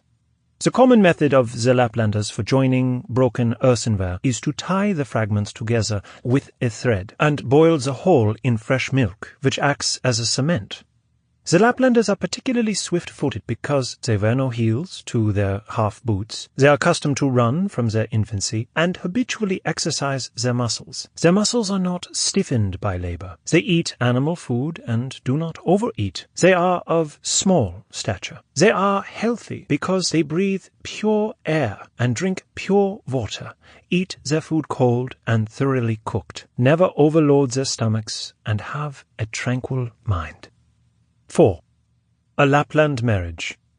All the Laplanders are blear-eyed, owing to the sharp wind, the glare on the snow, fogs, and smoke. Yet I never met any people who lead such easy, happy lives as the Laplanders. In summer they have 2 meals of milk a day, and when they have milked their reindeer or made cheese, they resign themselves to indolent tranquillity, not knowing what to do next. When a Laplander wishes to marry, he goes with all his nearest relatives to the hut of the young woman. He himself remains outside, but the others, laden with provisions and presents, enter and begin negotiations. When they are all seated, the young man's father presents some brandy to the young woman's father, and being asked the reason of the gift, he replies, "I am come hither with a good intention, and I pray God it may prosper." He then declares his errand, and if this suit is favourably received, the friends of the lover place the presents, usually utensils and silver coins, on a reindeer skin before the father and mother of the prospective bride, and the father or the mother of the lover apportions the money to the young woman and her parents. If the presents are considered satisfactory, the daughter, who has usually retired to another hut, is sent for.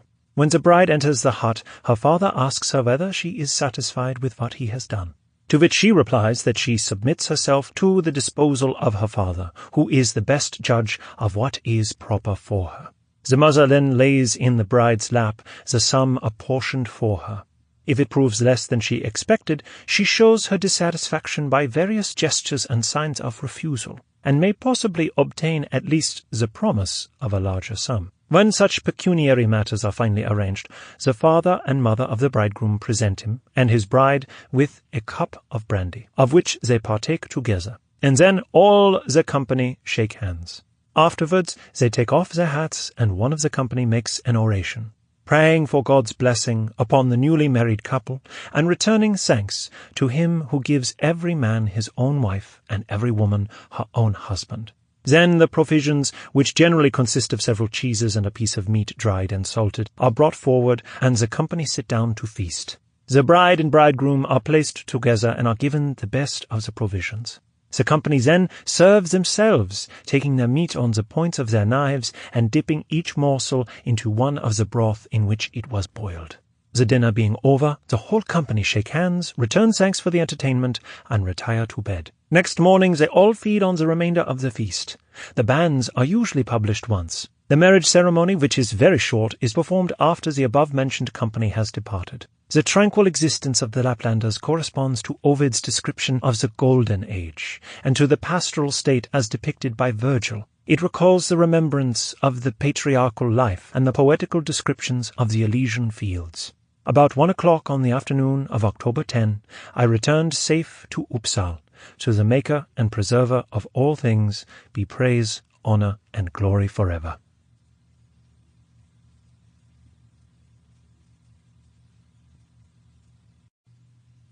David Livingstone. Missionary Travels and Researches. 1. Early Experiences. David Livingstone was born at Blantyre on the Clyde, Scotland, on March 19, 1813, the son of a small tea dealer. Working as a boy in a cotton mill, he learnt Latin by the midnight candle and later attended medical and Greek classes at Glasgow University, where he qualified as Doctor of Medicine. He sailed as missionary to Africa in 1840 and worked at Kuruman with Moffat, whose daughter he married. Setting out to explore the interior in 1849, Livingstone eventually discovered lakes Ngami, Shirwa, Dololo, Bangweolo, Tanganyika, and Nyasa, and the rivers Zambezi, Shire, and Kasai. Also the Victoria and Murchison Falls. His scientific researches were invaluable. His character so pure and brave that he made the white man respected. Stanley visited and helped him in 1871. But on May 1, 1873, he died at Ilala, and his remains, carefully preserved by his native servants, were brought to England and buried with great honours in Westminster Abbey. His missionary travels and researches in South Africa, published during his visit to England in 1857, make delightful reading and thoroughly reflect the inmost character of the man. There is no attempt at literary style. The story is told with a simplicity and an apparent unconsciousness of having done anything remarkable that cannot fail to captivate. My own inclination would lead me to say as little as possible about myself. My great-grandfather fell at Culloden. My grandfather used to tell us national stories and my grandmother sang Gaelic songs. To my father and the other children, the dying injunction was, "Now, in my lifetime, I have searched most carefully through all the traditions I could find of our family, and I never could discover that there was a dishonest man among our forefathers. If, therefore, any of you or any of your children should take to dishonest ways, it will not be because it runs in your blood. It does not belong to you. I leave this precept with you. Be honest." As a boy, I worked at a cotton factory at Blantyre to lessen the family anxieties, and brought my rudiments of Latin out of my first week's wages, pursuing the study of that language at an evening school. Followed up till 12 o'clock or later, if my mother did not interfere by jumping up and snatching the books out of my hands. Reading everything I could lay my hands on, except novels, scientific works and books of travel, were my especial delight. Great pains had been taken by my parents to instill the doctrines of Christianity into my mind. My early desire was to become a pioneer missionary in China, and eventually I offered my services to the London Missionary Society, having passed my medical examination at Glasgow University. I embarked for Africa in 1840, and from Cape Town travelled up country 700 miles to Kuruman, where I joined Mr. Moffat in his work, and after 4 years as a bachelor, I married his daughter Mary. Settling among the Mabotsa tribe, I found that they were troubled with attacks from lions, so one day I went with my gun into the bush and shot one, but the wounded beast sprang upon me and felled me to the ground. While perfectly conscious, I lost all sense of fear or feeling, and narrowly escaped with my life. Besides crunching the bone into splinters, he left 11 teeth wounds on the upper part of my arm. I attached myself to the tribe called Bakwains, whose chief, Sechel, a most intelligent man, became my fast friend, and a convert to Christianity. The Bakwains had many excellent qualities, which might have been developed by association with European nations. An adverse influence, however, is exercised by the Boers, for, while claiming for themselves the title of Christians, they treat these natives as black property, and their system of domestic slavery and robbery is a disgrace to the white man. For my defence of the rights of Sechel and the Bakwains, I was treated as conniving at their resistance, and my house was destroyed, my library, the solace of our solitude, torn to pieces, my stocks of medicines smashed, and our furniture and clothing sold at public auction to pay the expenses of the foray. In travelling, we sometimes suffered from a scarcity of meat, and the natives, to show their sympathy for the children, often gave them caterpillars to eat. But one of the dishes they most enjoyed was cooked matamelto, a large frog, which, during a period of drought, takes refuge in a hole in the root of certain bushes, and over the orifice a large variety of spider weaves its web. The scavenger beetle, which keeps the Kuruman villages sweet and clean, rolls the dirt into a ball and carries it like Atlas on its back. In passing across the great Kalahari Desert, we met with the Bushmen, or Bakalahari, who, from dread visits from strange tribes, choose their residences far away from water, hiding their supplies of this necessity for life in pits filled up by women, who pass every drop through their mouths as a pump, using a straw to guide the stream into the vessel. They will never disclose this supply to strangers, but by sitting down and waiting with patience until the villagers were led to form a favourable opinion of us, a woman would bring out a shell full of the precious fluid from I knew not where. At Nchukotsa, we came upon a number of salt pans, which, in the setting sun, produced a most beautiful mirage as of distant water, foliage, and animals. We discovered the river Zuga, and eventually, on August 1st, 1849, we were the first Europeans to gaze upon the broad waters of Lake Ngami. My chief object in coming to this lake was to visit Sebitwain, the great chief of the Makololo, a man of immense influence, who had conquered the black tribes of the country. During our stay with him, he treated us with great respect and was pleased with the confidence we had shown in bringing our children to him. He was stricken with inflammation of the lungs and knew it meant death, though his native doctors said Sebitwain can never die.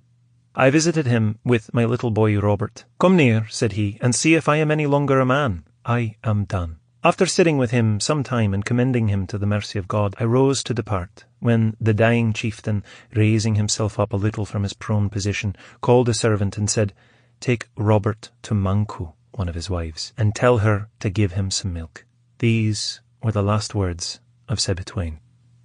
2. Among the Makololo. On questioning intelligent men amongst these natives as to the knowledge of good and evil, of God and the future of the state, they possessed a tolerably clear perception on these subjects. Their want, however, of any form of public worship or of idols or of formal prayers and sacrifices make both the Caffres and Bekwans appear as amongst the most godless races of mortal known anywhere. When an old bushman on one occasion was sitting by the fire relating his adventures, including his murder of 5 other natives, he was remonstrated with, "What will God say when you appear before him?" "He will say," replied he, "that I was a very clever fellow." But they found afterwards, in speaking of the deity, they had only the idea of a chief, and when I knew this, I did not make any mistake afterwards. The country round Onku was covered with grass, and the flowers were in full bloom. The thermometer in the shade generally stood at 98 degrees from 1 to 3 p.m., but it sank as low as 65 degrees by night, so that the heat was by no means exhausting. At the surface of the ground in the sun, it marked 125 degrees, and 3 inches below 138 degrees. The hand cannot be held on the ground, and even the horny soles of the natives are protected by hide sandals. Yet the ants were busy working in it. The water in the floods was as high as 100 degrees, but as water does not conduct heat readily downwards, deliriously cool water may be obtained by anyone walking into the middle and lifting up the water from the bottom to the surface by their hands. We at last reached the spot where, by climbing the highest tree, we could see a fine large sheet of water, surrounded on all sides by an impenetrable belt of reeds. This was the river Chobe, and is called Zambezi. We struggled through the high serrated grass, the heat stifling for want of air, and when we reached one of the islands, my strong moleskins were worn through at the knees, and the leather trousers of my companion were torn, and his legs bleeding. The Makololo said in their figurative language, "He has dropped among us from the clouds, yet came riding on the back of a hippopotamus." We Makololo thought no one could cross the Chobe without our knowledge, but here he drops among us like a bird. On our arrival at Linyanti, the capital, the chief, Sekalutu, took me aside and pressed me to mention those things I liked best and hoped to get from him. Anything either in or out of the town should be freely given if I would only mention it. I explained to him that my object was to elevate him and his people to be Christians, but he replied that he did not wish to learn to read the book, for he was afraid it might change his heart and make him content with one wife like Sechel. I liked the frankness of Sekalutu, for nothing is so wearying to the spirit as talking to those who agree with everything advanced. While at Linyanti, I was taken with fever, from chills caught by leaving my warm wagon in the evening to conduct family worship at my people's fires. Anxious to ascertain whether the natives possessed the knowledge of any remedy, I sent for one of their doctors. He put some roots into a pot with water, and when it was boiling, placed it beneath a blanket thrown around both me and it. This produced no effect, and after being stewed in their vapour baths, smoked like a red herring over green twigs, and charmed secundem artem, I concluded I could cure my fever more quickly than they could. Leaving Linyanti, we passed up the Lacambi River into the Barotse country, and on making inquiries whether Santuru, the Moloonya, had ever been visited by white men, I could find no vestige of any such visit before my arrival in 1851.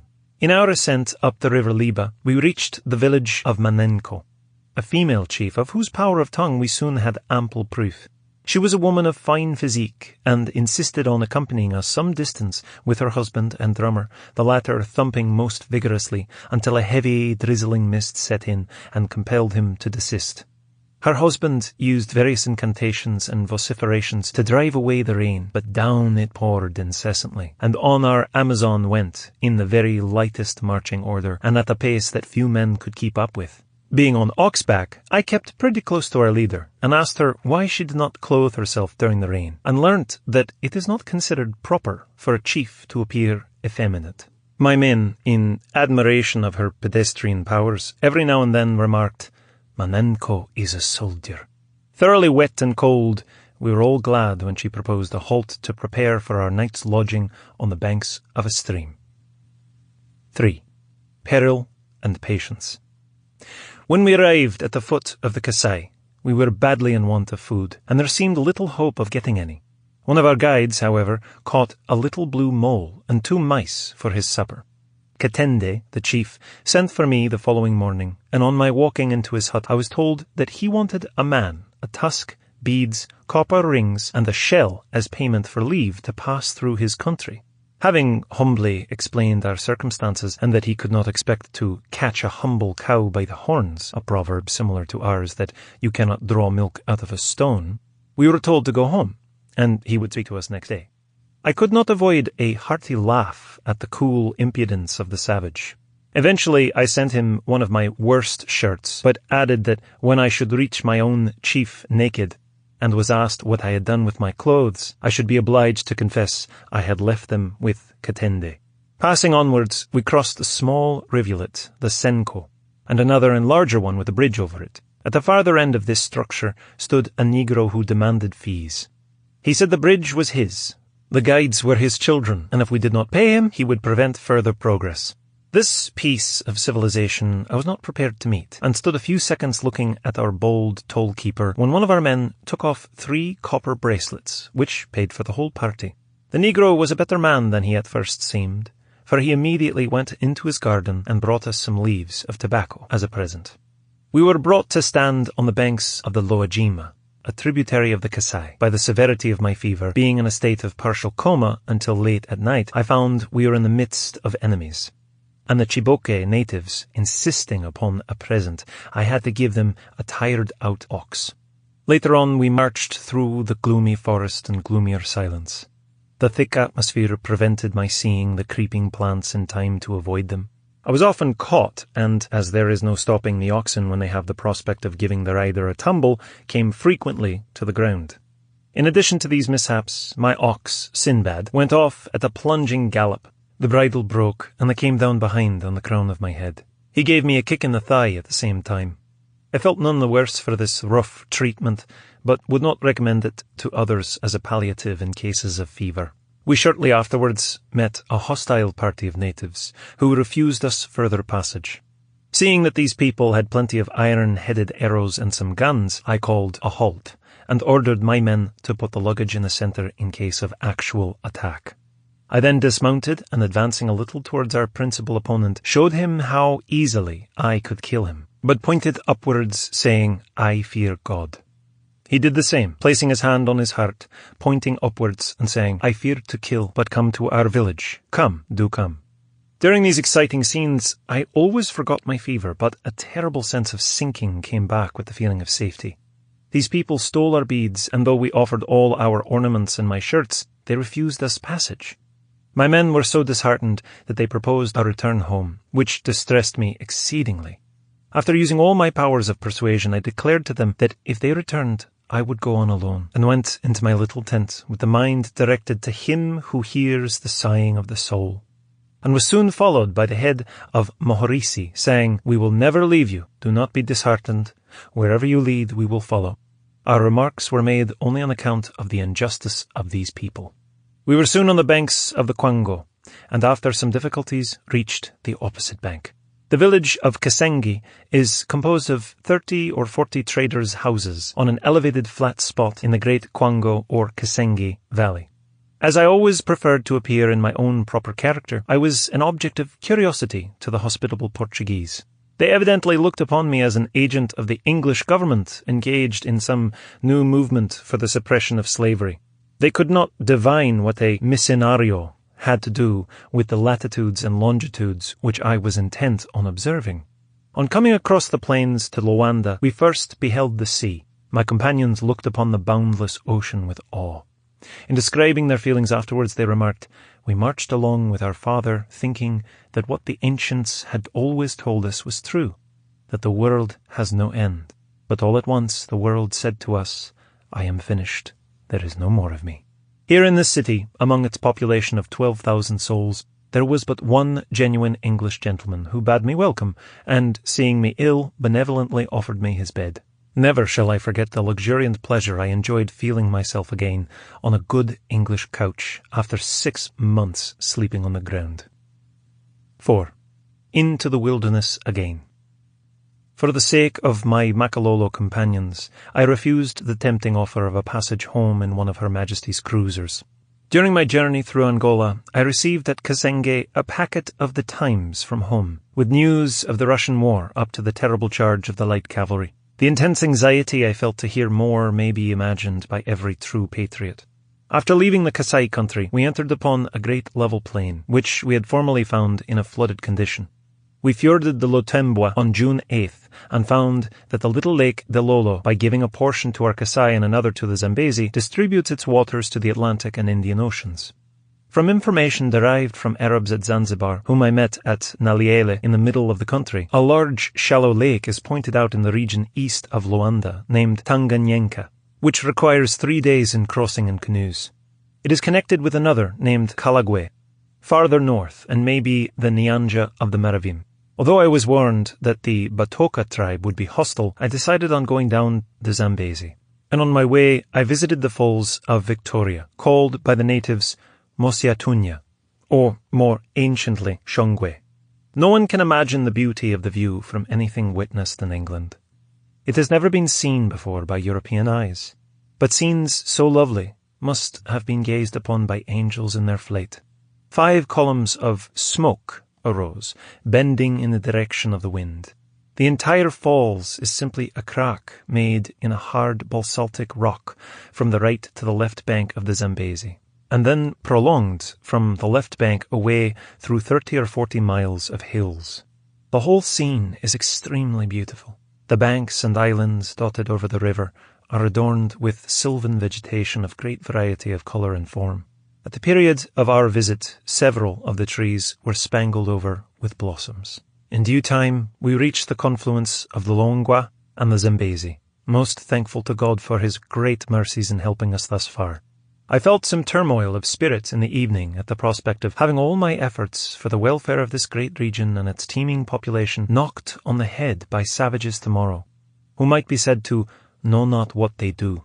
When at last we reached within 8 miles of Tete, I was too fatigued to go on, but sent the commandant the letters of recommendation of the bishop and lay down to rest. Next morning, 2 officers and some soldiers came to fetch us, and when I had partaken of a good breakfast, though I had just before been too tired to sleep, all my fatigue vanished. The pleasure of that breakfast was enhanced by the news that Sevastopol had fallen and the war finished.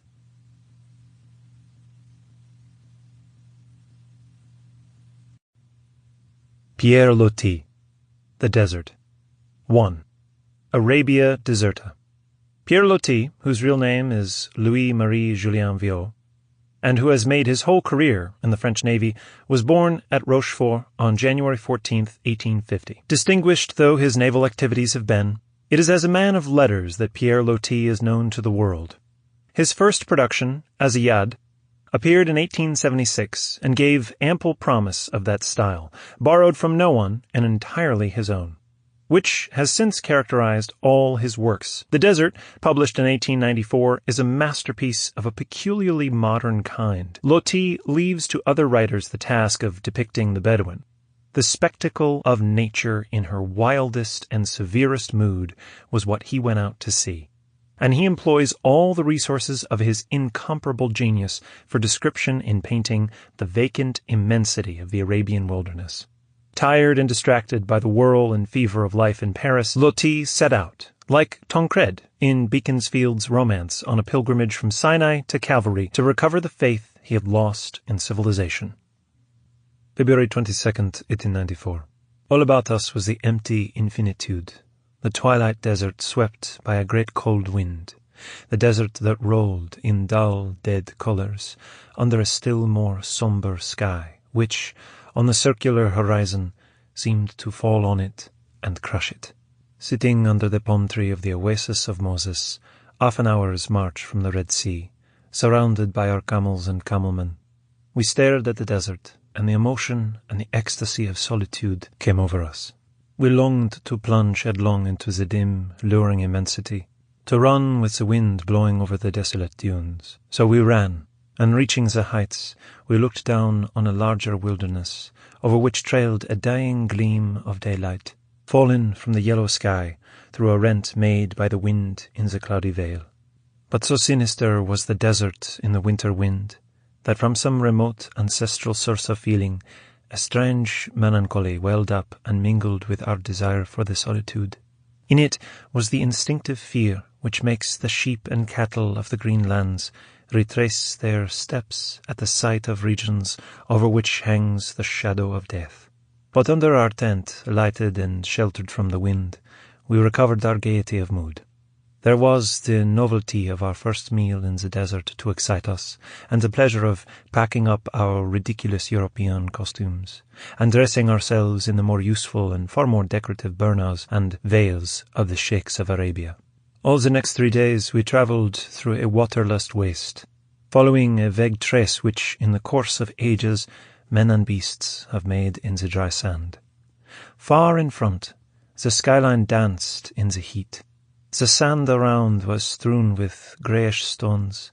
Everything was grey-red or grey-yellow. Here and there was a plant of a pale green, with an imperceptible flower, and the long necks of the camels bent and stretched, trying to crop it.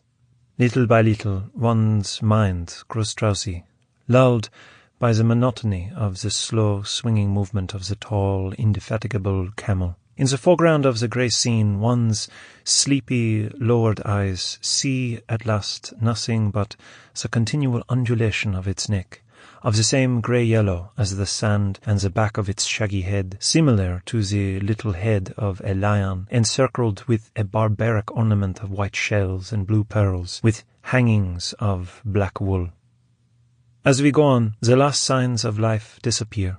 There is not a bird, not an insect. Even the flies, which exist in all the lands of the earth, are not found, while the deserts of the sea contain vital wealth in profusion. Here is sterility and death. Yet one is intoxicated with the stillness and lifelessness of it all, and the air is pure and virginal, blowing from the world before the creation. The wind drops, and in an atmosphere of an absolute purity, the sun mounts and burns with a white fire. Under the dazzling light, one shuts one's eyes, in spite of oneself, for long periods. When one opens them, the horizon seems a black circle breaking on the brightness of the heavens, while the precise spot in which one is remains astonishingly white. Nothing sings, nothing flies, nothing stirs. The immense silence is dully broken only by the incessant, monotonous tread of our slow, swinging camels. On the 4th day, we leave the plain and strike into the mountainous solitudes of the Sinai Peninsula. As we ascend, vast new tracts are unrolled on all sides beneath our eyes, and the impression of the desert becomes more distressing by reason of this visible affirmation of its illimitableness. It is terrifying in its magnificence. The limpidity of the air gives an extraordinary depth to the perspectives, and in the clear and far-receding distances the chains of mountains are interlaced and overlaid in regular forms which, from the beginning of the world, have been untouched by the hand of man, and with hard, dry contours, which no vegetation has ever softened or changed. In the foreground they are of a reddish brown. Then, in their flight to the skyline, they pass into a wonderful tone of violet, which grows bluer and bluer until it melts into the pure indigo of the extreme distance. And all this is empty, silent, and dead. It is the splendor of an invariable region, from which is absent the ephemeral beauty of forest, verdure, or herbage. The splendor of eternal matter, affranchised from all the instability of life, the geological splendor of the world before the creation. Oh, the sunset this evening! Never have we seen so much gold poured out for us alone around our lonely camp. Our camels wandering beyond our tents and strangely enlarged against the vacant horizon have gold on their heads, on their legs, on their long necks. They are all edged in gold. And then night comes, the limpid night with its stillness. If at this moment one goes away from the camp and loses sight of it, or even separates oneself from the little handful of living creatures strayed in the midst of dead space, in order to feel more absolutely alone in the nocturnal vacancy, one has an impression of terror, in which there is something religious. Less distant, less inaccessible than elsewhere, the stars blaze in the depths of the cosmic abysses, and in this desert, unchangeable and untouched by time, from which one looks at them, one feels oneself nearer to conceiving their inconceivable infinity. One has almost the illusion of sharing in their starry duration, their starry impassibility. 2. The Habitation of Solitude. March 1st. After climbing 2 days in snow, thunder, and tempest, we see at last, amid the dim, cloudy peaks of granite, the tall ramparts and the cypress trees of the convent of Sinai. Alas, how silent, sinister, and chill appears the holy mountain, whose name alone still flames for us in the distance. It is as empty as the sky above our heads. Trembling with the cold in our thin, wet burnous, we alight from our camels that suffer and complain, disquieted by the white obscurity, the lashing wind, the strange wild altitude. For 20 minutes we clamber by lantern light among blocks and falls of granite, with bare feet that slip at every step on the snow. Then we reach a gigantic wall, the summit of which is lost in darkness, and a little low door, covered with irons, opens. We pass in. 2 more doors of a smaller kind lead through a vaulted tunnel in the rampart. They close behind us with the clang of armor, and we creep up some flights of rough, broken stairs, hewed out of the rock, to a hostel for pilgrims at the top of the great fortress. Some hospitable monks in black robes and with long hair, like women, hasten to cheer us with a little hot coffee and a little lighted charcoal, carried in a copper vase.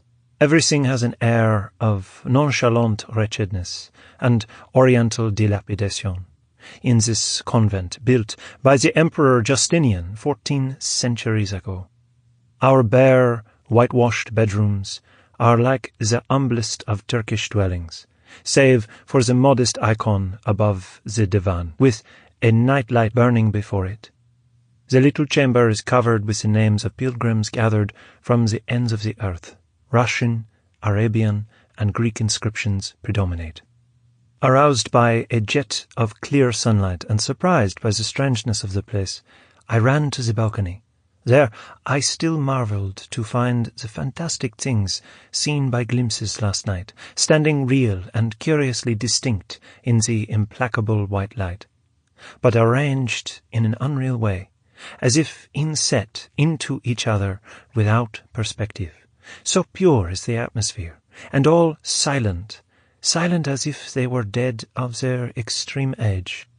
A Byzantine church, a mosque, cots, cloisters, an entanglement of stairways, galleries, and arches falling to the precipices below. All this encompassed with formidable ramparts and hooked on to the flanks of gigantic Sinai. From the sharpness and thinness of the air, we know that we are at an excessive height, and yet we seem to be at the bottom of a well. On every side the extreme peaks of Sinai enclose us, as they mount and scale the sky. The titanic walls, all of blood-red granite without stain or shadow, are so vertical and so high that they dizzy and appall. Only a fragment of the sky is visible, but its blueness is of profound transparency, and the sun is magnificent, and still the same eerie silence envelops the phantom-like monastery, whose antiquity is accentuated under the cold, dazzling sunlight and the sparkling snow. One feels that it is verily the habitation of solitude, encompassed by the great wilderness. Its situation has preserved it from the revolutions, the wars, and the changing fashions of the world. Almost everything remains just as it was, built in 550 by Justinian. And when one of the long-haired monks shows us the marvellous treasures of the basilica, a dim, richly barbaric structure, filled with priceless offerings from the ancient kings of the earth, we no longer wonder at the enormous height and thickness of the ramparts which protect the convent from the Bedouins. Behind the tabernacle of the basilica is the holy place of Sinai, the crypt of the burning bush. It is a sombre cavern lined with antique tiles of a dim blue-green, which are hidden under the icons of gold and precious stone attached to the walls, and under the profusion of gold and silver lamps hanging from the low roof. Rigid saints in vermilion robes, whose faces are concealed in the dark shadow of their barbaric glistening crowns, looked at us as we entered. We stepped in reverently, on bare feet, and never in any place did we have so entire an impression of a recoil into the long past ages of the world. Peoples and empires have passed away, while these precious things slowly tarnished in this dim crypt. Even the monk who accompanies us resembles, with his long red hair falling over his shoulders and the pale beauty of his ascetic face, the mystics of the early ages, and his thoughts are infinitely removed from ours. And the vague reflection of sunlight which arrives through a single little window in the thick wall and falls in a circle of ghostly radiance on the icons and mosaics seems to be some gleam from an ancient day, some gleam from an age far different from the sordid, impious century in which we live. A kind of lodge, paved with chiselled silver and hung with lighted lamps, rises in the depths of the crypt. It is there that, according to the venerated tradition, the angel of the Eternal appeared to Moses in the midst of the burning bush. 3. Where nothing changes. March 16. We have now left the blue, lonely waters and the red granite cliffs of the Gulf of Arabia, and entered the great desert of tea, the solitudes of which, our camelmen say, are as immense and as flat as the sea, and the scene of incessant mirages. It is peopled by a few tribes of savage Bedouins, descended from the Amalekites. This is the land in which nothing changes, the true Orient, immutable in its dust and its dreams. Behind the barren hill on which we have camped, Arabia deserta unrolls the infinite tract of its red desolation. On our right is the wilderness of Petra, and the sinister mountains of the land of Edom. In front stretches the gloomier waste of the plateau of Ti. From the spot on which we stand, light tracks made by the regular movement of caravans run out into the distance, innumerable as the threads in a weaver's loom. They form two rays. One dies away into the west, the other into the north.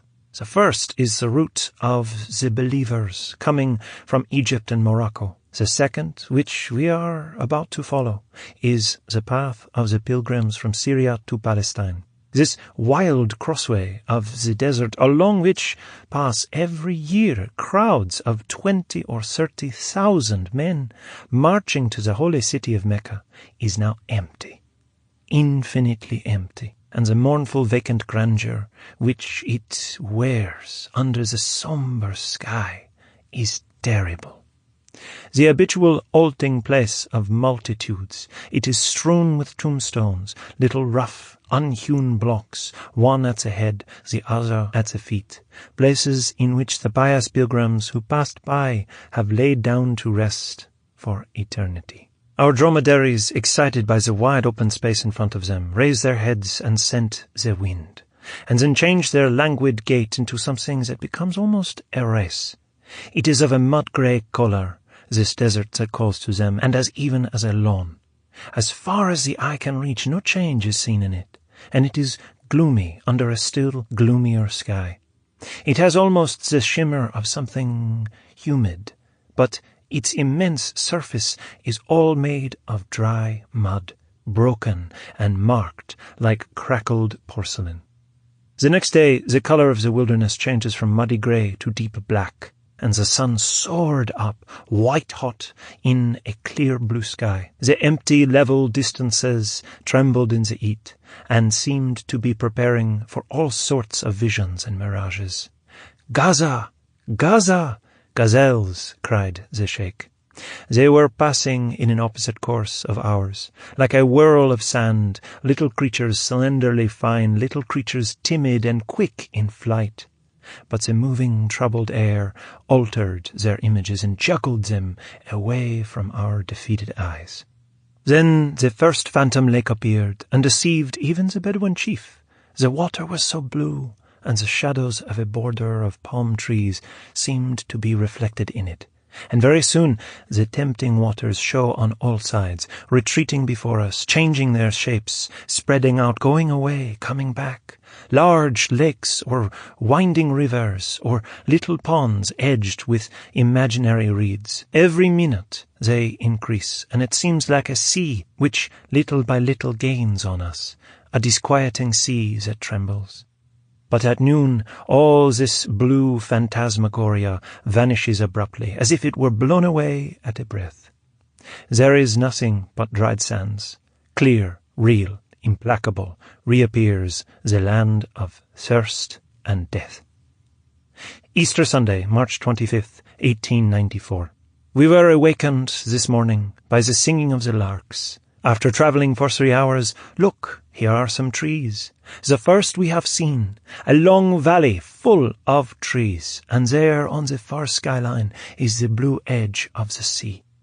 And at last, Gaza, with its white minarets and grey houses, Gaza, in the midst of its gardens and its woods, Gaza, that seems a sumptuous city to us, poor wanderers of the desert. The moon is high. It is the hour that our Bedouins depart, seated on their tall, swinging beasts. The sheikhs go by and wave to us a friendly farewell. They are returning to the terrible land where they were born and where they love to live, and their departure brings to an end our dream of the desert. Tomorrow, at break of day, we shall ascend towards Jerusalem.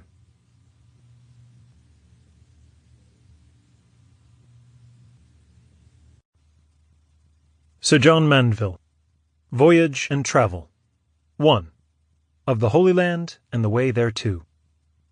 The celebrated Voyage and Travel of Sir John Mandeville was first published in French between 1357 and 1371. The identity of its author has given rise to much difference of opinion, but its authorship is now generally ascribed to Jehan de Bourgogne, a physician who practiced at Liege. There is indeed some evidence that his name was assumed, and that the physician's real name, Mandeville, had been discarded when he fled from England after committing homicide. A tomb at Liege, seen at so late as the 17th century, bore the name of Mandeville, and gave the date of his death as November 17th, 1372. As to the book itself, its material is evidently borrowed chiefly from other writers, especially from the account of the travels of Friar Odoric and from a French work on the East, and only a small part contains first-hand information. Numerous manuscripts exist in several languages. The English version is probably not the original writer, but it is nevertheless regarded as a standard piece of medieval English prose. Forasmuch as the land beyond the sea, that is to say, the Holy Land, passing all other lands, is the most worthy land, most excellent, and lady and sovereign of all other lands, and is blessed and hallowed of the precious body and blood of our Lord Jesus Christ. And that land he chose before all other lands, as the best and most worthy land, and the most virtuous land of all the world. Wherefore every good Christian man that is of power, and hath whereof, should strive with all his strength for to conquer our right heritage, and chase out all misbelieving men. And forasmuch as many men desire to hear speak of the Holy Land, I, John Mandeville, knight, albeit I be not worthy, that was born in England in the town of St. Albans, passed the sea in the year of our Lord Jesus Christ, 1322, on the day of St. Michael, and hitherto have been a long time over the sea, and have seen and gone through many divers lands. And I shall devise you some part of things that there be, when time shall be, after it may best come to my mind, and specially for them that are in purpose for to visit the Holy Land of Jerusalem. And I shall tell you the way that they should hold thither. For I have oftentimes passed and ridden that way, with good company of many lords, God be thanked. In the name of God, glorious and almighty, he that will pass over the sea to go to the city of Jerusalem, if he come from the west side of the world, as from England, he may and he will go through Almain, and through the kingdom of Hungary, that marcheth to the land of Polain, and after go to Belgrave, and enter into the land of Bourget, and through the land of Pinsmarts, and come to Greece, and so to the city of Constantinople. And there dwelleth commonly the Emperor of Greece, and there is the most fair church, and the most noble of all the world, and it is of Saint Sophie. From Constantinople he that will go by water goeth to an isle that is clept Silo, and then to the isle of Patmos. From Patmos men go into Ephesus, a fair city and nigh to the sea. And there died St. John, and was buried behind the high altar in the tomb. And in the tomb of St. John is naught but manna, and that is clept angel's meat. For his body was translated into paradise. And Turks hold now all that place, and the city and the church, and all Asia the less is clept Turkey. And ye shall understand that St. John made his grave there in his life, and laid himself therein all quick, and therefore some men say that he died not, but that he resteth there till the day of doom. And forsooth there is a great marvel, for men may see there the earth of the tomb apertly many times stir and move, as there were quick things under. And from Ephesus men go through many isles in the sea, and to the isle of Crete, and through the isles of Colos and of Longo, of the which isles Ippocros was lord. And some men say that in the isle of Longo is yet the daughter of Ippocros, in form and likeness of a great dragon that is 100 fathom of length, as men say, for I have not seen her. And they of the isles call her Lady of the Land, and she lieth in an old castle in a cave, and showeth twice or thrice in the year. And she doth none harm to no man, but if man do her harm. And she was thus changed and transformed from a fair damsel in the likeness of a dragon to a goddess that was clept Diana. And men say that she shall so endure in the form of a dragon unto the time that a knight come that is so hardy that dare come to her and kiss her on the mouth, and then shall she turn again to her own kind and be a woman again. But after that she shall not live long. And it is not long since that a knight that was hardly and doughty in arms said that he would kiss her. And when he was upon his corsair and went to the castle and entered into the cave, the dragon lifted up her head against him. And when the knight saw her in that form so hideous and so horrible, he fled away. And the dragon bore the knight upon the rock, and from that rock she cast him into the sea, and so was lost both horse and man. Egypt is a long country, but it is straight, that is to say, narrow, for they may not enlarge it toward the desert for default of water. And the country is set along upon the river of Nile, by as much as that river may serve by floods or otherwise, that when it floweth it may spread through the country.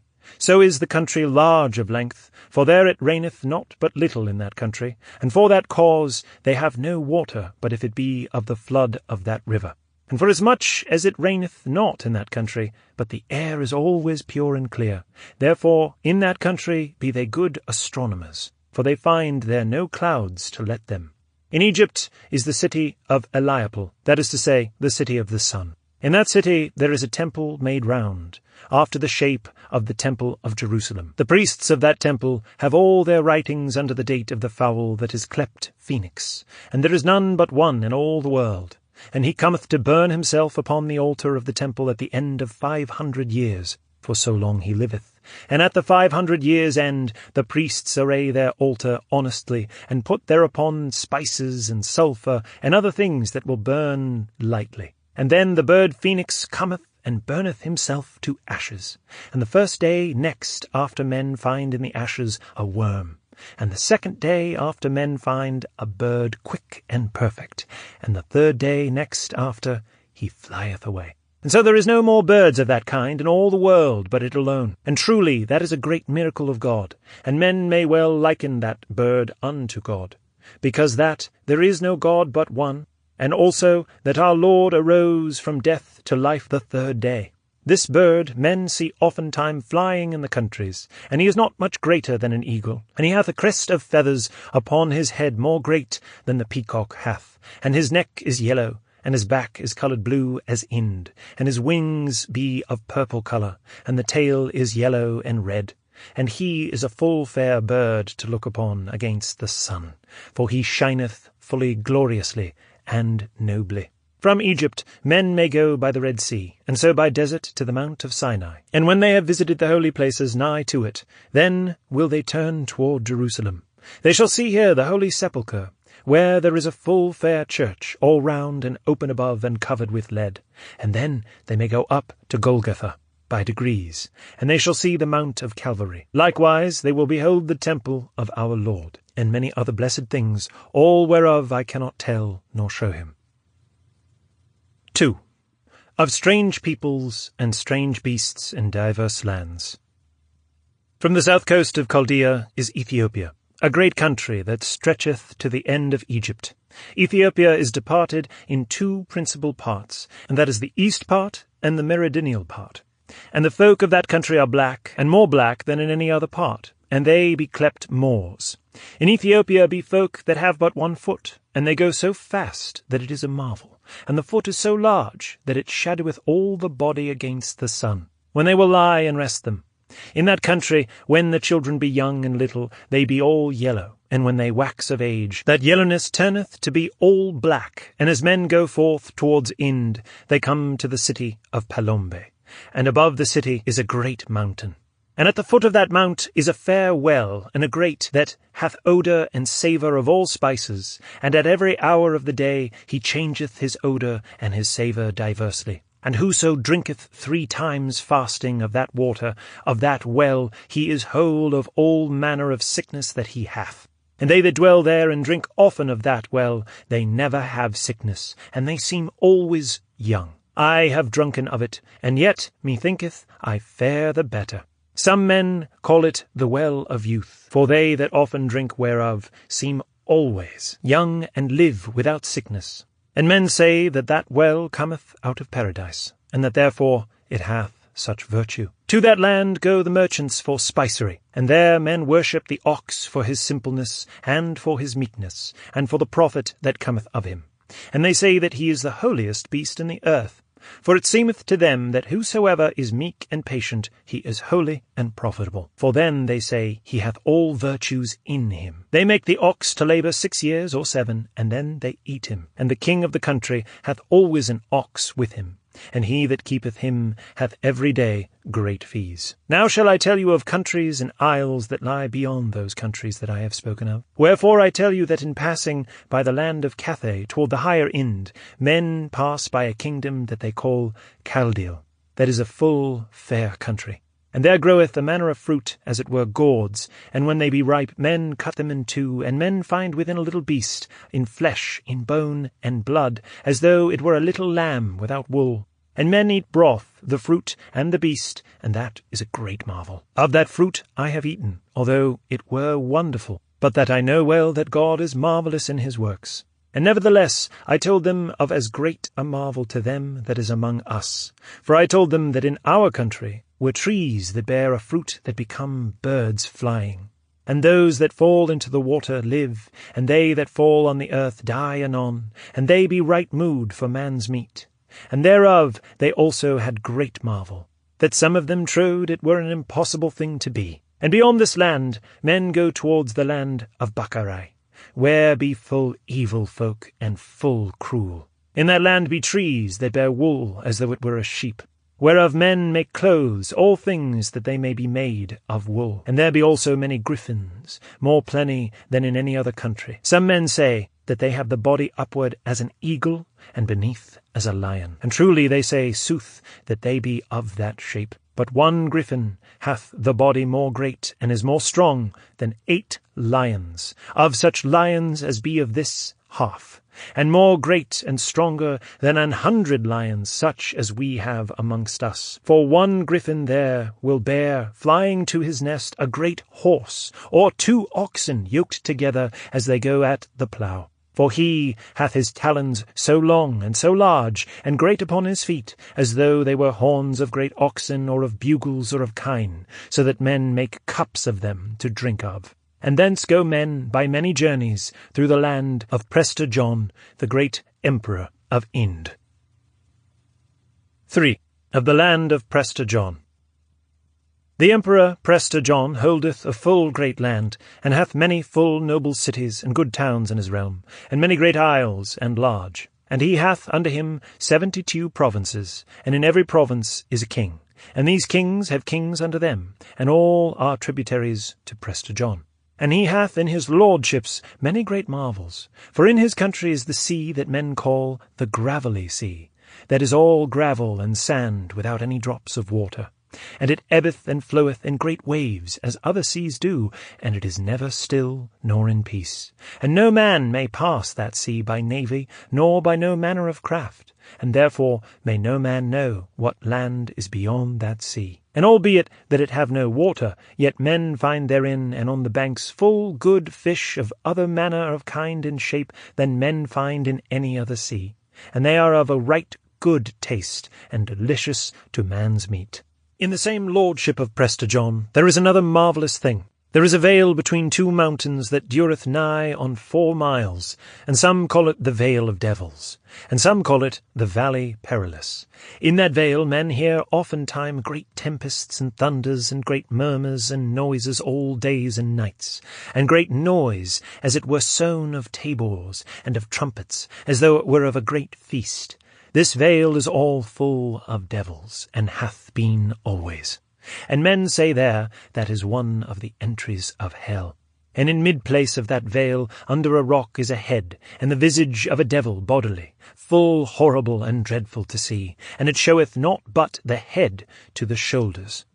But there is no man in the world so hardy, Christian man nor other, but that he would be in dread for to behold it, and that he would be ready to die for dread, so is it hideous for to behold. For he beholdeth every man so sharply with dreadful eyes, that be evermore moving and sparkling as fire, and changeth and stareth so often in diverse manner with so horrible countenance, that no man dare come nigh him. And in that vale is gold and silver and rich jewels great aplenty. And I and my fellows passed that way in great dread, and we saw much people slain. And we entered 14 persons, but at our going out we were but 9. And so we wisten never whether that our fellows were lost or turned again for dread. But we came through that vale whole and living, for that we were very devout. For I was more devout then than ever, as I was before or after. And all for the dread of fiends that I saw in divers figures. And I touched none of the gold and silver that meseemed was there, lest it were only there of the subtlety of the devils, and because I would not be put out of my devotions. So God of his grace helped us, and so we passed that perilous vale, without peril and without encumbrance, thanked be Almighty God. These things have I told, that men may know some of all those marvellous things that I have seen in my way by land and sea, And now I, John Mandeville, knight, that have passed many lands and many isles and countries, and searched many full strange places, and have been in many full good honourable company, and at many a fair deed of armies, albeit that I had none myself for mine unable insufficience, now I am come home, malgré myself, to rest.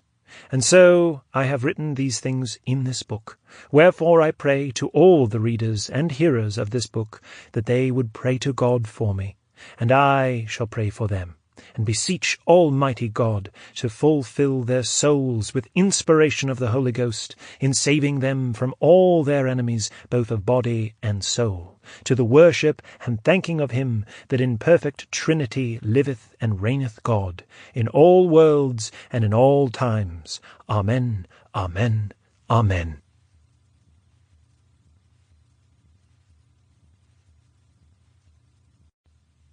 Mungo Park. Travels in the interior of Africa. 1. Up the Gambia. Mungo Park, who was born September 20th, 1771, on a farm near Selkirk, Scotland, and died in 1806 in Africa, will forever be regarded as the most distinguished pioneer of the illustrious procession of African explorers. Trained as a surgeon at Edinburgh, in 1792 he undertook an adventurous exploration in the East Indies.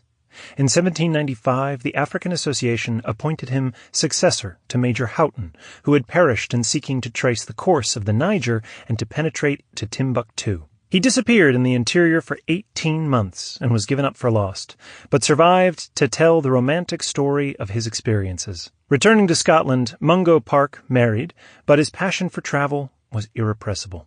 In May 1805, he set out on another expedition, with an imposing party of over 40 Europeans. The issue was disastrous. Park and his companions were ambushed and slain by treacherous natives while passing through a river gorge. His Travels in the Interior of Africa was published in 1799 and has been frequently reprinted. Told in simple, unaffected style, the general accuracy of the narrative has never been questioned.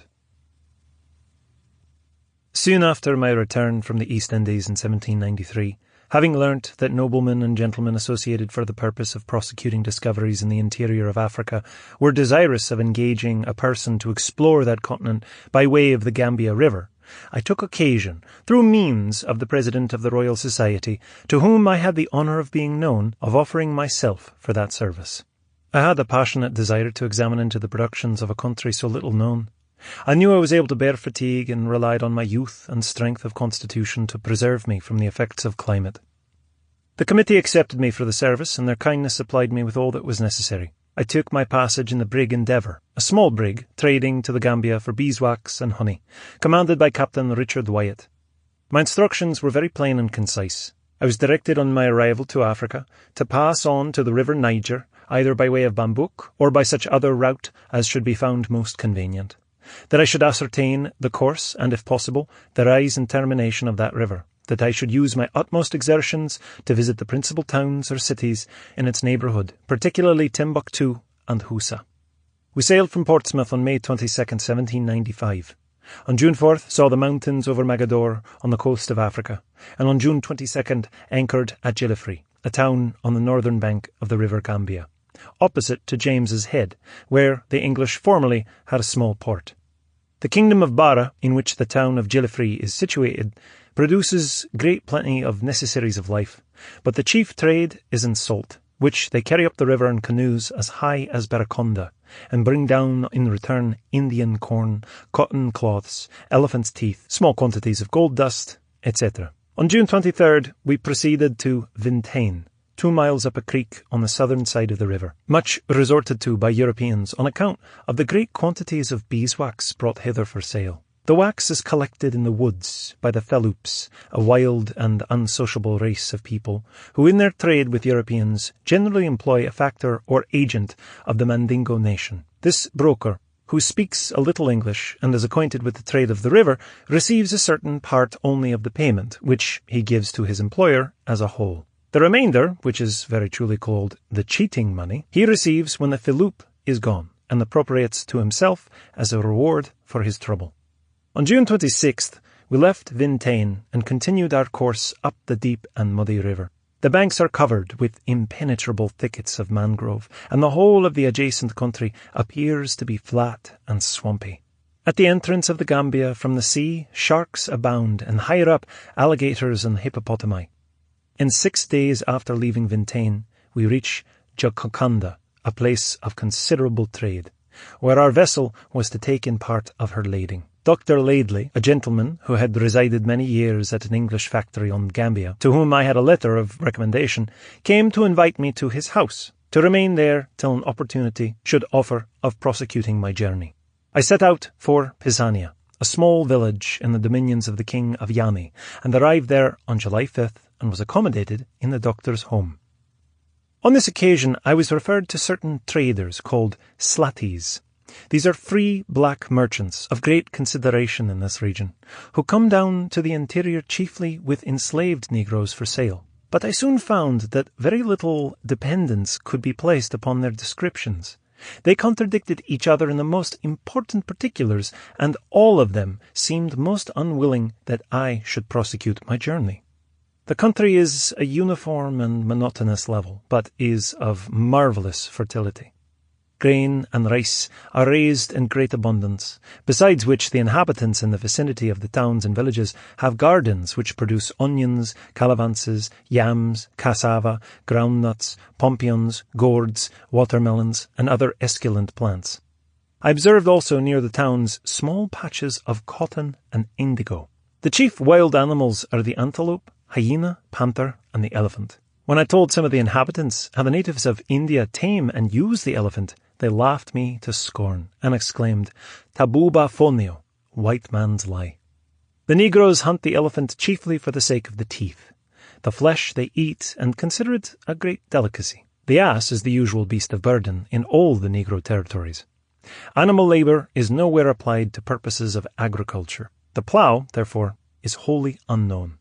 As the slaties and others composing the caravans seemed unwilling to further my purpose, I resolved to avail myself of the dry season and proceeded without them. Dr. Laidley approved my determination, and with his help I made preparations. 2. Penetrating the wild interior.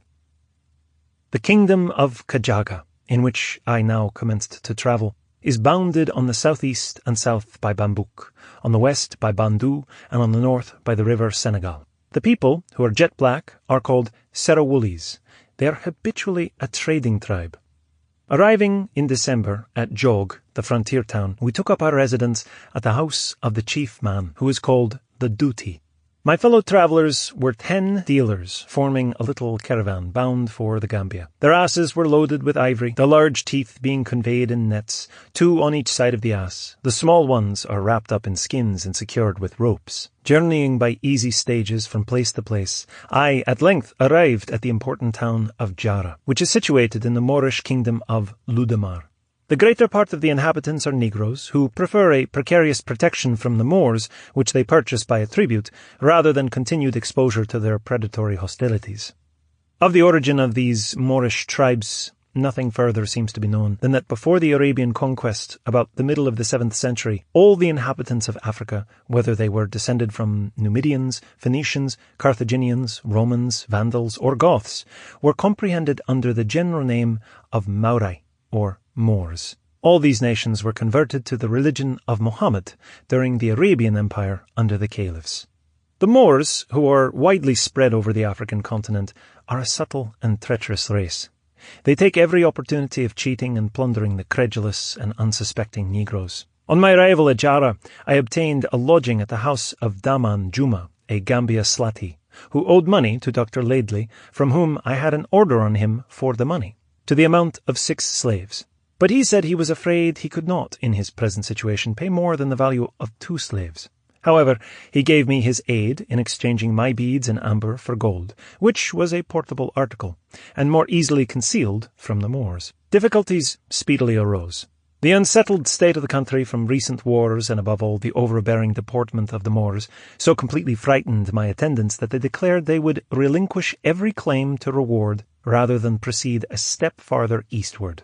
Indeed, the danger they incurred of being seized by the Moors and sold into slavery became more apparent every day. Thus I could not condemn their apprehensions.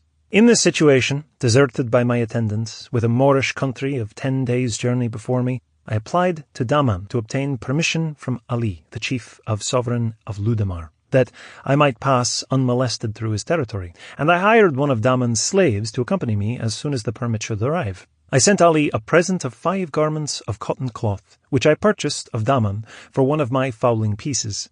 14 days elapsed, and then one of Ali's slaves arrived with directions, as he pretended, to conduct me in safety as far as Goomba. He told me that I was for this service to pay him 1 garment of blue cotton cloth. Things being adjusted, we set out from Jara, and after a toilsome journey of 3 days came to Dina, a large town where the Moors are in greater proportion to the Negroes than at Jara.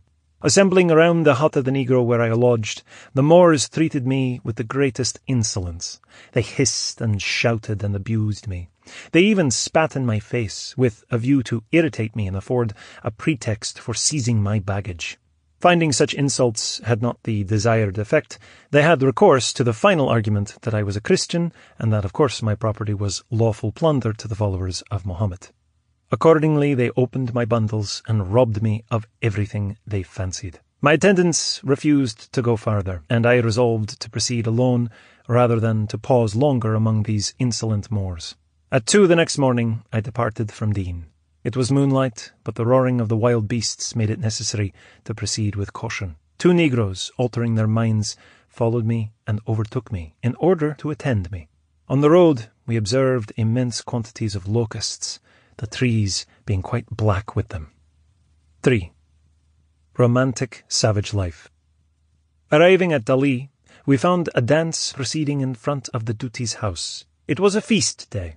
Informed that a white man was in the place, the performers stopped their dance and came to the spot where I was, walking in order, 2 by 2, following the musician, who played on a curious sort of flute. They danced and sang till midnight.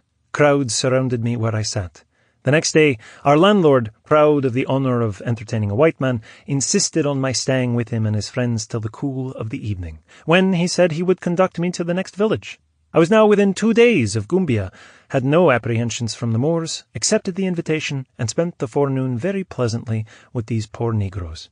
Their company was the more acceptable as the gentleness of their manners presented a striking contrast to the rudeness and barbarity of the Moors. They enlivened their conversations by drinking a fermented liquor made from corn.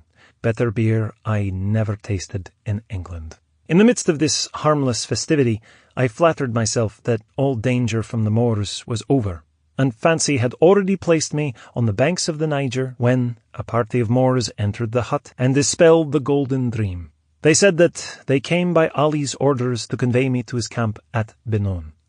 If I went peaceably, they told me, I had nothing to fear. But if I refused, they had orders to bring me by force. I was struck dumb by surprise and terror, which, the Moors observing, repeated that I had nothing to fear.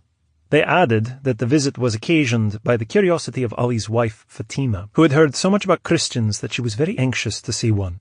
We reached Benon after a journey in great heat of 4 days, during which I suffered much from thirst. Ali's camp consisted of a great number of dirty-looking tents, amongst which roamed large herds of camels, sheep, and goats. My arrival was no sooner observed than the people who drew water at the wells threw down their buckets, those in the tents mounted their horses, and men, women, and children came running or galloping towards me. At length we reached the king's tent. Ali was an old Arab, with a long white beard of sullen and indignant aspect. He surveyed me with attention and seemed much surprised when informed that I could not speak Arabic.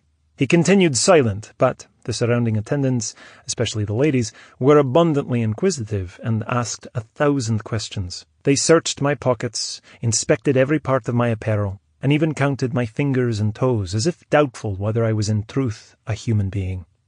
I was submitted to much irritation and insult by the Moors in the camp, and never did any period of my life pass away so heavily as my sojourn there. The Moors are themselves very indolent, but are rigid taskmasters over those who are under them. Ali sent to inform me that there were many thieves in the neighbourhood, and that to prevent my things from being stolen, it was necessary to convey them all to his tent. So, my clothes, instruments, and everything belonging to me were carried away. To make sure of everything, he sent people the next morning to examine whether I had anything concealed on my person. They stripped me from the utmost rudeness of all my gold, amber, my watch, and pocket compass. The gold and amber were gratifying to Moorish avarice, but the compass was an object of superstitious curiosity. 4. The long-sought-for Niger. It is impossible to describe my joy when, after being 3 months in captivity, I succeeded in effecting my escape. Arduous days of travelling lay before me, and after many weeks of endurance and fatigue, I saw with infinite pleasure the great object of my mission. The long-sought-for, majestic Niger, glittering in the morning sun, as broad as the Thames at Westminster, and flowing slowly to the eastward. I hastened to the brink, drank the water, and lifted up my fervent thanks in prayer to the great ruler of all things for having thus far crowned my endeavours with success. I waited more than 2 hours without having an opportunity of crossing the river, during which the time the people who had crossed carried information to Mansong, the king, that a white man was waiting for a passage and was coming to see him. He immediately sent over one of his chief men, who informed me that the king could not possibly see me till he knew what had brought me to his country, and that I must not presume to cross the river without the king's permission. He therefore advised me to lodge at a distant village, to which he pointed for the night, and said that in the morning he would give me further instructions how to conduct myself. This was very discouraging. However, as there was no remedy, I set off for the village, where I found to my great mortification that no person would admit me into his house. I was regarded with astonishment and fear, and was obliged to sit all day without victuals in the shade of a tree. The next day a messenger arrived from Mansong with a bag in his hand. He told me it was the king's pleasure that I should depart forthwith from the district, but that Mansong, wishing to relieve a white man in distress, had sent me 5,000 cowries to enable me to purchase provisions in the course of my journey. The messenger added that if my intentions were really to proceed to Jenné, he had orders to accompany me as a guide to Sansanding. I was at first puzzled to account for this behaviour of the king, but from the conversation I had with the guide, I had afterwards reason to believe that Mansong would willingly have admitted me to his presence at Sego, but was apprehensive he would not be able to protect me against the blind and inveterate malice of the Moorish inhabitants. His conduct was, therefore, at once prudent and liberal. The circumstances under which I made my appearance were undoubtedly such as might create in the mind of the king a well-warranted suspicion that I wished to conceal the true object of my journey. In the countries that I visited, the population is not very great, considering the extent and fertility of the soil and the ease with which the lands are obtained. I found many extensive and beautiful districts entirely destitute of inhabitants. Many places are unfavourable to population from being unhealthful. The swampy banks of the Gambia, the Senegal, and other rivers towards the coast are of this description. The Negro stations possess a wonderful similarity of disposition. The Mandingos in particular are a very gentle race, cheerful in their disposition, inquisitive, incredulous, simple, and fond of flattery. Perhaps the most prominent defect in their character is the propensity to theft, which, in their estimation, is no crime. On the other hand, it is impossible for me to forget the disinterested charity and tender solicitude with which many of these poor heathens, from the sovereign of Sego to the poor women who received me at different times into their cottages when I was perishing of hunger, sympathized with me in their distresses, and contributed to my safety. On my return to Pisania, Dr. Laidley received me with great joy and satisfaction, as one risen from the dead. No European vessel had arrived at Gambia for many months previous to my return from the interior. But on June 15th, the ship Charlestown, an American vessel, commanded by Charles Harris, entered the river. She came for slaves, intending to touch at Goree to fill up and to proceed from thence to South Carolina. This afforded me an opportunity of returning, though by a circuitous route, to my native country. I therefore immediately engaged my passage in his vessel for America. I disembarked at St. John's, and there took passage to Antigua, where, catching the mail packet for Falmouth, I reached that port on December 22nd, having been absent from England 2 years and 7 months.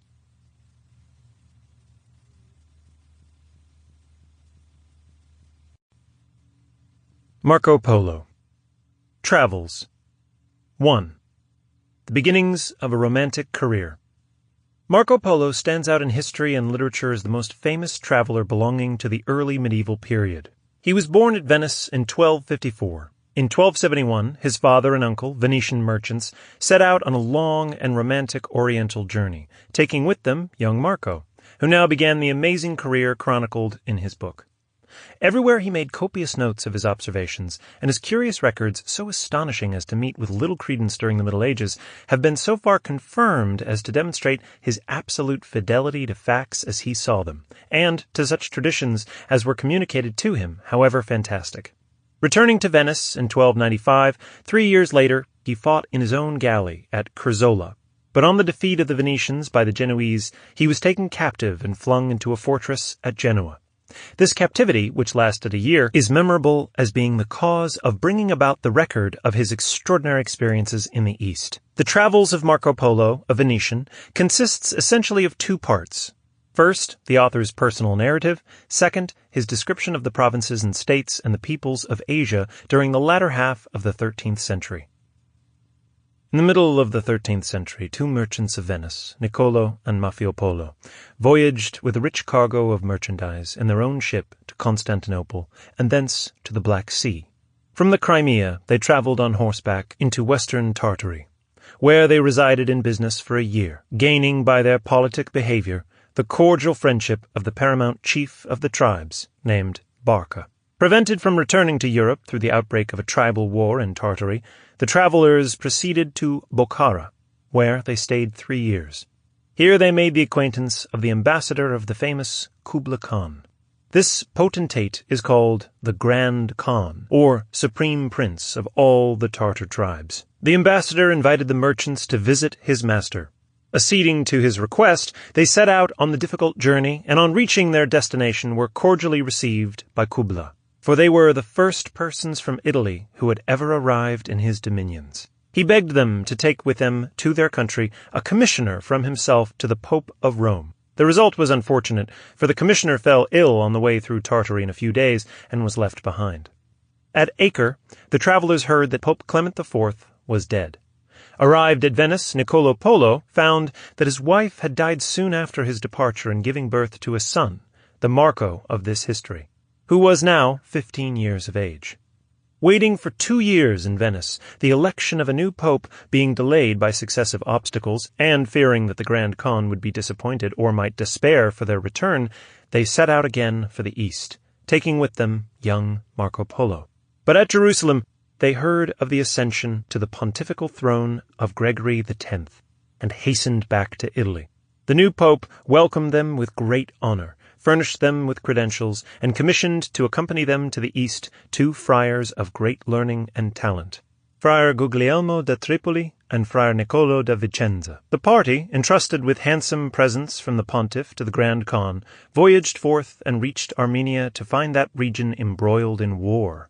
The 2 friars, in terror, returned to the coast under the care of certain Knight Templars. But the 3 Venetians, accustomed to danger, continued their journey, which, on account of slow winter progress, lasted altogether 3.5 years. Kublai had removed to a splendid city named Clemenfoo, near where Peking now stands, and on arriving a gracious reception awaited the 3 merchants, who narrated events and delivered the message from Rome with the papal presents. Taking special notice of young Marco, the Grand Khan enrolled him among his attendants of honor. Marco soon became proficient in 4 languages and displayed such extraordinary talents that he was sent on a mission to Karazhan, a city 6 months' journey distant. On this mission, he distinguished himself by his tact and success, and during the 17 years spent in the service of the Khan, executed many similar tasks in every part of the empire. The Venetians remained many years at the Tartar court, and at length, after amassing much wealth, felt constrained to return home.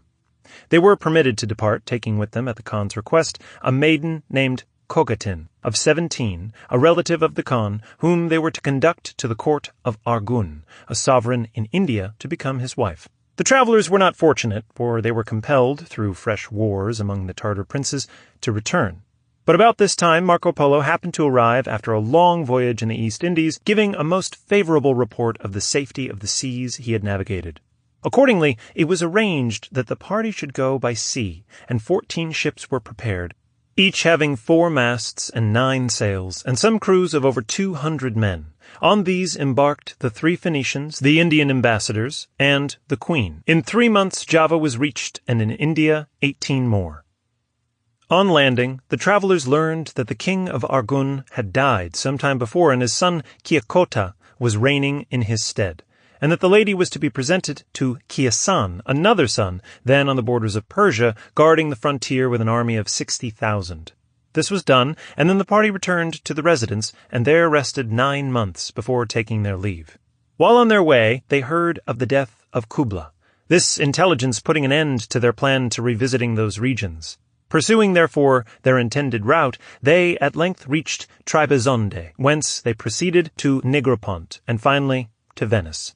At which place, in the enjoyment of health and abundant riches, they safely arrived in the year 1295, and offered thanks to God, who had preserved them from innumerable perils. The foregoing record enables the reader to judge of the opportunities Marco Polo had of acquiring a knowledge of the things he describes during a residence of many years in the eastern parts of the world. 2. Legends of Ancient Persia. Persia was anciently a great province, but it is now in great part destroyed by the Tartars. From the city called Saba came the 3 Magi who adored Christ at Bethlehem. They are buried in Saba, and are all 3 entire, with their beards and hair. They were Baldassar, Gaspar, and Melchior. After 3 days' journey, you come to Palasata, the castle of the fire worshippers. The people say that the 3 Magi, when they adored Christ, were by him presented with a closed box, which they carried with them for several days, and then, being curious to see what it contained, were constrained to open. In it was a stone, signifying that they should remain firm to the faith they had received.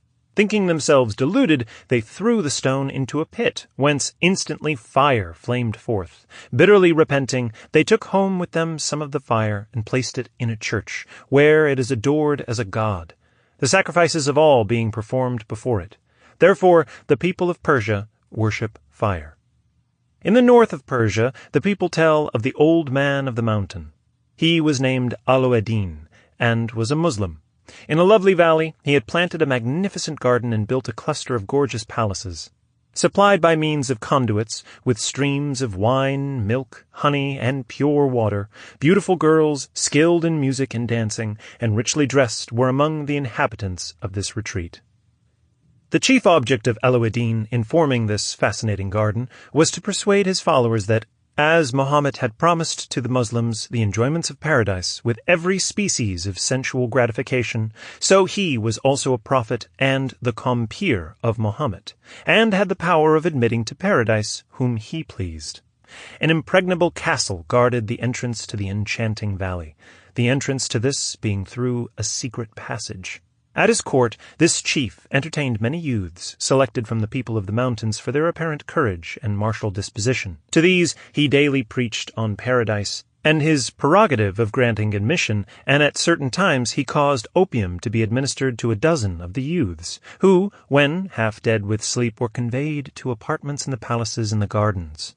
On awaking, each person found himself surrounded by lovely damsels, who sang, played, served delicate viands and exquisite wines, till the youth, intoxicated with excess of enjoyment, believed himself assuredly in paradise, and felt unwilling to quit it. After 4 or 5 days, the youths were again thrown into somnolency and carried out of the garden, and when asked by Alauddin where they had been, declared that by his favor they had been in paradise, the whole court listening with amazement to their recital. The consequence was that his followers were so devoted to his service that if any neighboring chiefs or princes gave him umbrage, they were put to death by these disciplined assassins, and his tyranny made him dreaded through all the surrounding provinces. He employed people to rob travelers in their passage through his country. At length the Grand Khan grew weary of hearing of his atrocious practices, and an army was sent in the year 1262 to besiege him in his castle. It was so strong that it held out for 3 years, until Alauddin was forced through lack of provisions to surrender and was put to death. Thus perished the old man of the mountain. 3. Of the Tartars and their Grand Khan. Now that I have begun speaking of the Tartars, I will tell you more about them. They never remain long anywhere, but when winter approaches, remove to the plains of a warmer region in order to find sufficient pasture for their cattle. Their flocks and herds are multitudinous. Their tents are formed of rods covered with felt, and being exactly round and nicely put together, they can gather them together into one bundle and make them up as packages to carry about. When they set them up again, they always make the entrance front the south. Their traveling cars are drawn by oxen and camels. The women do all the business of trading, buying, and selling, and provide everything necessary for their husbands and families. The time of the men being entirely devoted to hunting, hawking, and matters that relate to military life. They have the best falcons and also the best dogs in the world. They subsist entirely on flesh and milk, consuming horses, camels, dogs, and animals of every description. They drink mare's milk, preparing it so that it has the qualities and flavor of white wine, and this beverage they call kimors. The Tartars believe in a supreme deity, to whom they offer incense and prayers, while they also worship another called Natige, whose image, covered with felt, is kept in every house. This god, who has a wife and children, and who, they consider, presides over their terrestrial concerns, protects their children and guards their cattle and grain. They show him great respect, and at their meals they never omit to take a fat morsel of the flesh, and with it to grease the mouth of the idol. Rich Tartars dress in cloth of gold and silks, with skins of the sable, the ermine, and other animals. All their accoutrements are of the most expensive kind. They are especially skillful in the use of a bow, and they are very brave in battle, but are cruel in disposition. Their martial qualities and their wonderful powers of endurance make them fitted to subdue the world, as, in fact, they have done with regard to a considerable portion of it. When these Tartars engage in battle, they never mingle with the enemy, but keep hovering about him, discharging their arrows first from one side and then from the other, occasionally pretending to fly, and during their flight shooting arrows backwards at their pursuers, killing men and horses as if they were combating face to face. In this sort of warfare, the adversary imagines he has gained a victory, when in fact he has lost the battle. For the Tartars, observing the mischief they have done him, wheel about, and, renewing the fight, overpower his remaining troops and make them prisoners in spite of their utmost exertions. Kubla is the 6th Grand Khan, and began his reign as Grand Khan in the year 1246, and commenced his reign as Emperor of China in 1280. It is 42 years since he began his reign in Tartary to the present year, 1288, and he is fully 85 years of age. It was his ancestor, Genghis, who assumed the title of Khan. Kubla is considered the most able and successful commander that ever led the Tartars to battle. He it was who completed the conquest of China by subduing the southern provinces and destroying the ancient dynasty. After this period, he ceased to take the field in person.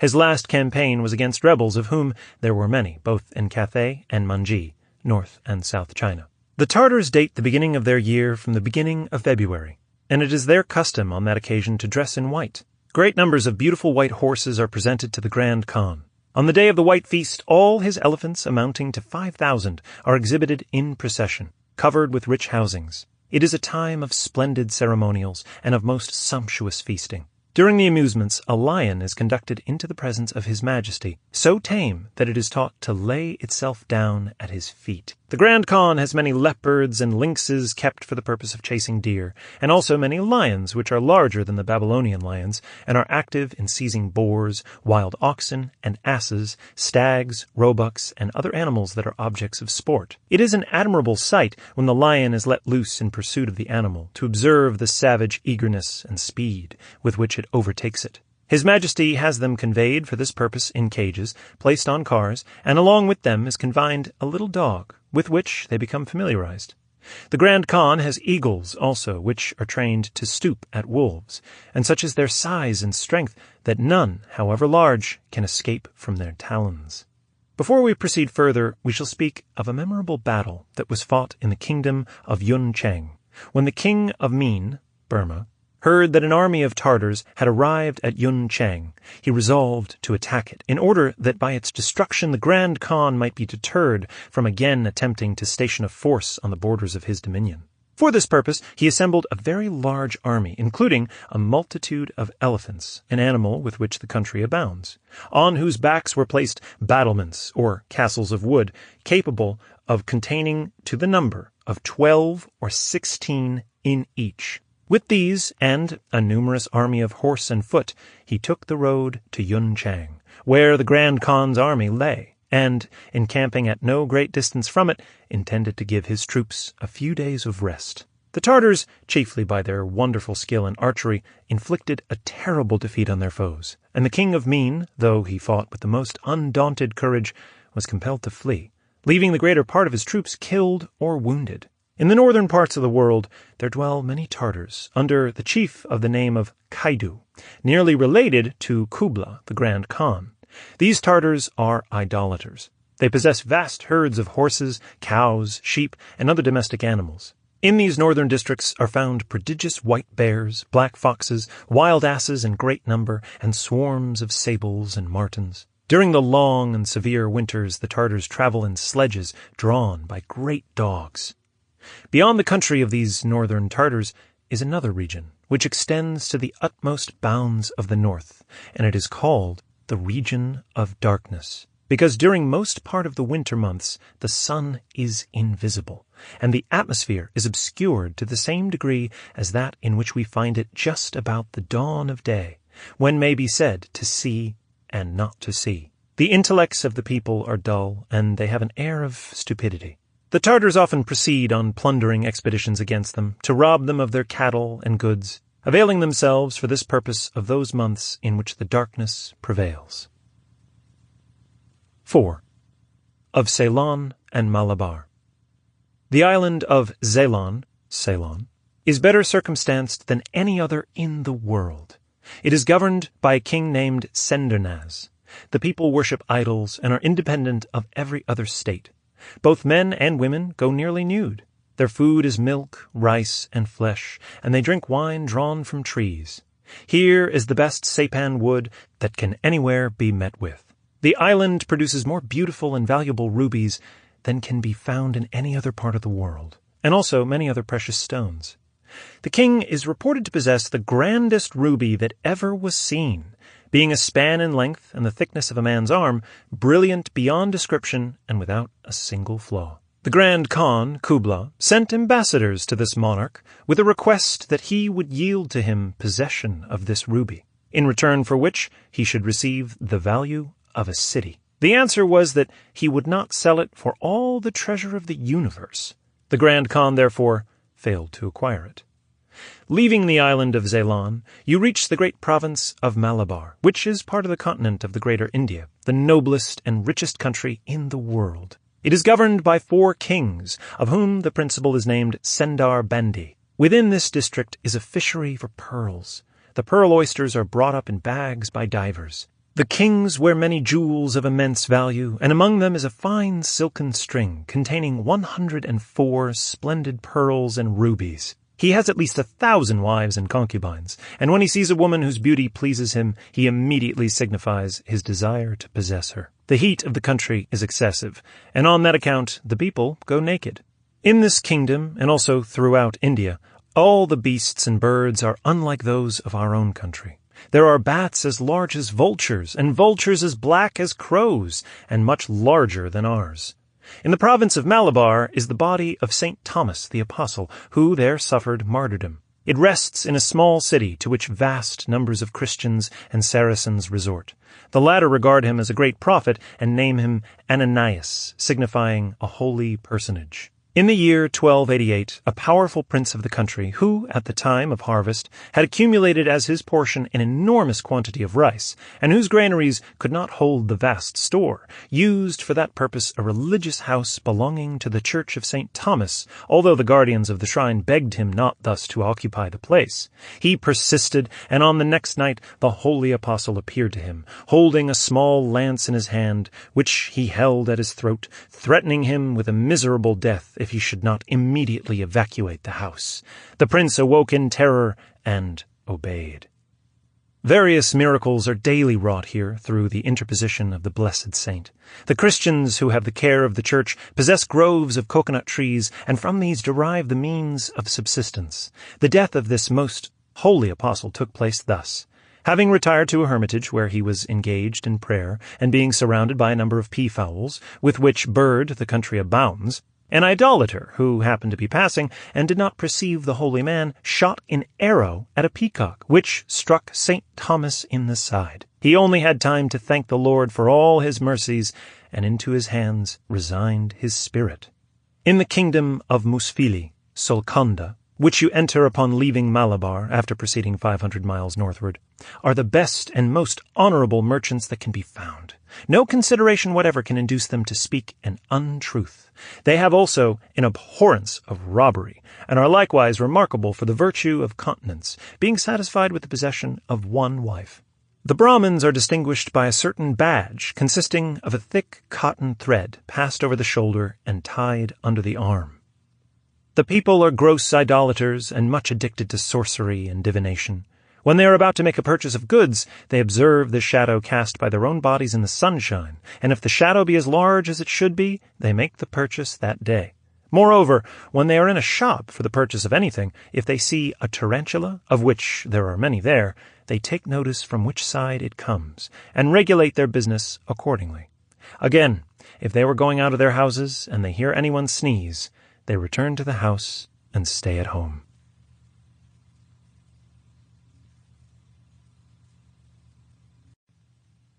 Bernardin de Saint-Pierre, Voyage to the Isle of France. 1. Miseries of Slavery. In 1768, Bernardin de Saint-Pierre was sent out to Mauritius, which was then a French colony called the Isle of France, to fortify it against the English. He found it was not worth fortifying, and, after an absence of 3 years, he returned to France, and in 1773 published his famous Voyage to the Isle of France, and thereby made his name. It gave him a position similar to that which Defoe occupies in England, for by means of it he introduced into French literature the exotic element which he afterwards expanded in Paul and Virginia. He was the first French writer of genius to apply the art of description in depicting the life and scenery of far distant lands. Finally, it is interesting to remark on the general change which has taken place in the treatment of subject native races since the time when St. Pierre wrote, even though such atrocities as came to light in the recent Congo scandal may be still burning themselves out in isolated instances. Port Louis, August 6, 1768. The Isle of France was discovered by a Portuguese and taken over by the Dutch, but they abandoned it in 1712 and settled at the Cape of Good Hope, and the French then took possession of it. The island was a desert when we took it over, and the first settlers were a few honest, simple farmers from a colony of Bourbon, who lived together very happily until 1760, when the English drove us out of India. Then, like a flood, all the scoundrels, rogues, and broken men hunted from our Indian possessions, invaded the island, and threw everything into disorder and ruin. Everybody was envious and discontented. Everybody wishes to make a fortune at once and depart. And this is an island with no commerce, and scarcely any agriculture, where the only money found is paper money. Yet they all say they will be rich enough to return to France in a year's time. They have been saying this for many years. Everything is in a state of squalid neglect. The streets are neither paved nor planted with trees. The houses are merely tents of wood, moved from place to place on rollers. The windows have no glass and no curtains, and it is rare that one finds within even a few poor pieces of furniture. There are only 400 farmers. The rest of the white population are mainly idlers, who gather together in the square from noon till evening and pass away the time in gambling and scandal-mongering. The work of agriculture is carried on by black slaves imported from Madagascar. They can be got in exchange for a gun or a roll of cloth, and the dearest does not cost more than £7. They are compelled to work from sunrise to sunset, and they are given nothing to eat but mashed maize boiled in water and tapioca bread. At the least negligence, the skin is scourged from their body. The women are punished in the same manner. Sometimes, when they are old, they are left to starve to death. Every day during my sojourn in the Isle of France, I have seen black men and black women lashed hands and feet to a ladder and flogged for having forgot to shut a door or for breaking a bit of pottery. I have seen them bleeding all over, and having their wounded bodies rubbed with vinegar and salt. I have seen them speechless with excessive pain. I have seen some of them bite the iron cannon on which they have been bound. I do not know if coffee and sugar are necessary to the happiness of Europe, but I know well that these two vegetables are a source of misery to the inhabitants of 2 continents of the world. We are dispeopling America in order to have a land to grow them. We are dispeopling Africa in order to have a nation to cultivate them. There are 20,000 black slaves on the Isle of France, but they die so fast that in order to keep up their number, 1,200 more have to be imported every year. I am very sorry that our philosophers who attack abuses with so much courage have hardly spoken of the slavery of the black races, except to make a jest of it. They have eyes only for things very remote. They speak of St. Bartholomew, of the massacre of the Mexicans by the Spaniards, as if this crime was not one committed now by the half of Europe.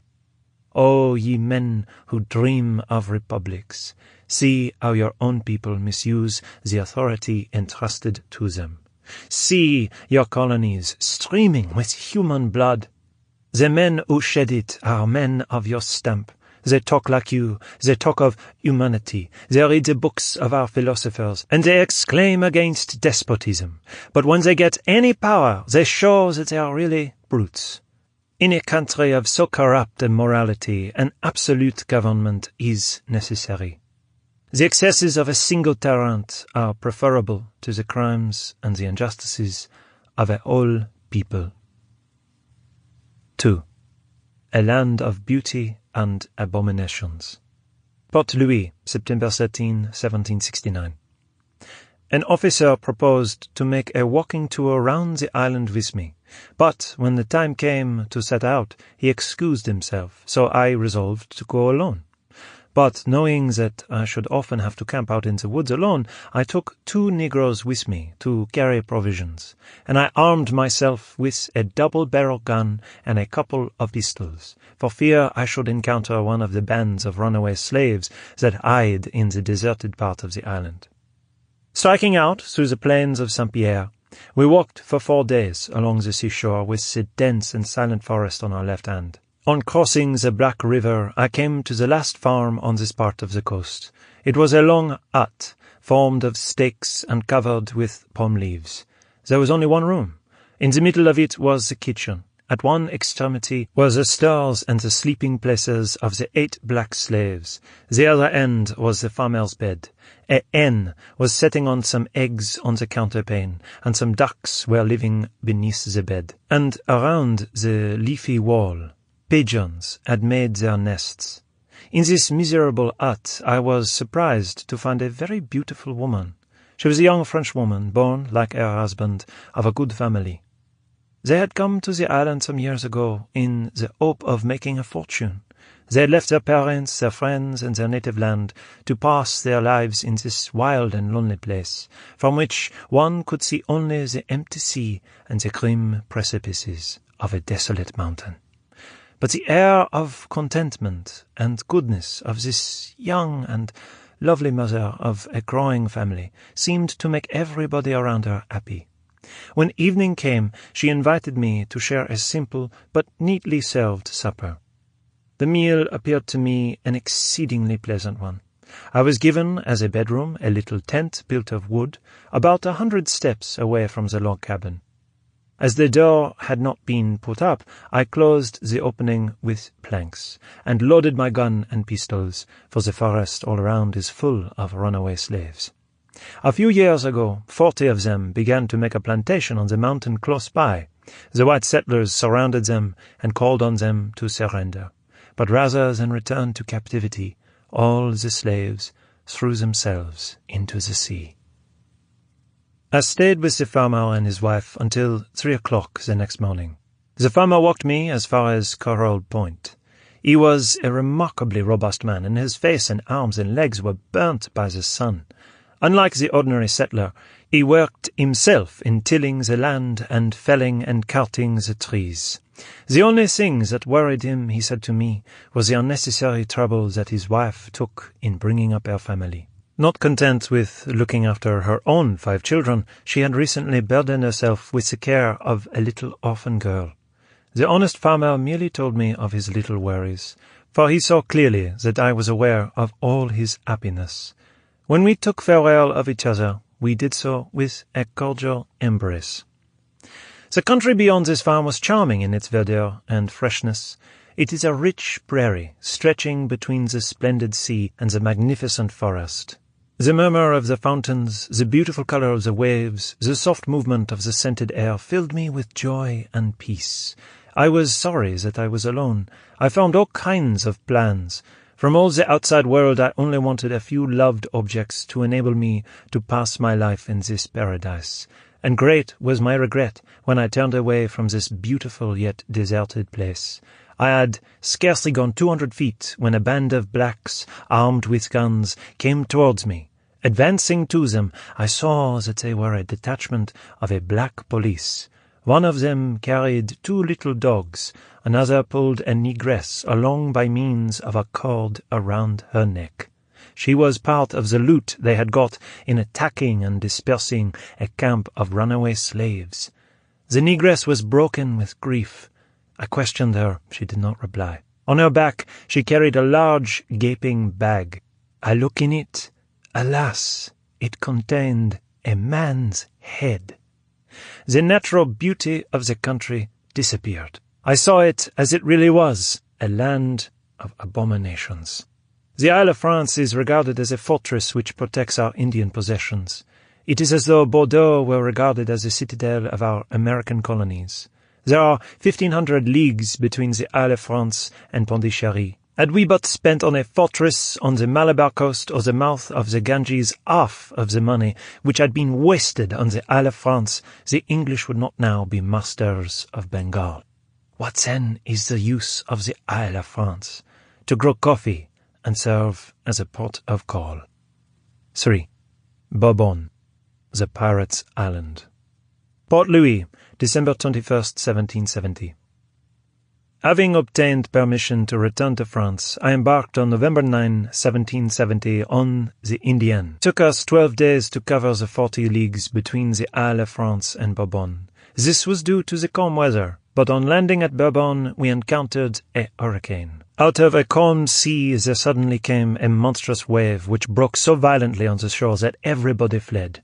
The foam rose 50 feet into the air. Behind it came 3 waves, the same height and force, like 3 long, rolling hills. The air was heavy, the sky dark with motionless clouds, and the vast flocks of whimbrels and drivers came in from the open sea and scattered along the coast. The land birds and animals seemed perturbed. Even men felt a secret terror at the sight of a frightful tempest in the midst of calm weather. On the second day the wind completely dropped, and the sea grew wilder. The billows were more numerous, and swept in from the ocean with great force. All the small boats were drawn far up on the land, and the people strengthened their houses with joists and ropes. 7 ships besides the Indian were riding at anchor, and the islanders gathered in a crowd along the shore to see if they would weather the storm. At noon the sky began to lower, and the strong wind arose suddenly from the southeast. Everyone was afraid that the vessels would be flung ashore, and a signal was made from the battery from them to depart. As the cannon went off, the vessels cut their cables and got under sail, and at the end of 2 hours they disappeared in the northeast in the midst of a black sky. At 3 o'clock the hurricane came. The sound was frightful. All the winds of heaven were loose. The stricken sea came over the land in clouds of spindrift, sand, and pebbles, and buried everything within 50 feet of the shore in shingle. The church was unroofed, and part of the government house destroyed. The hurricane lasted till 3 o'clock in the morning. The Indian did not return, but sailed away with all my effects on it. There was nothing for me to do but to wait at Bourbon for another homeward-bound ship. So I resolved to profit by my misfortune and make an excursion into the island. This enabled me to gather something of the history of Bourbon. It was first inhabited by a band of pirates who brought with them some negresses from Madagascar. This happened in 1657. Some time afterwards, our Indian company set up a factory on the island, and the governor managed to keep on good terms with his dangerous neighbors. One day the Portuguese viceroy of Goa anchored off the island and came to dine with the governor. He had scarcely landed when a pirate ship of 50 guns entered the harbour and captured the Portuguese vessel. The captain of the pirates then landed and was also invited to dinner by the governor. The buccaneer sat down at the table by the side of the viceroy and told the Portuguese that he was now a prisoner. When the wine and the good cheer had put the man in a good humour, M. de Forget, that was the name of our governor, asked him at how much he fixed the ransom of the viceroy. "I want 1,000 piastres," said the pirate. "That's too little," replied M. de Forget. "For a brave man like you and a great lord like him, ask more than that or ask nothing." "Very well," said the generous corsair. "He can go free." The viceroy at once re-embarked and got under sail, vastly content at having escaped so cheaply.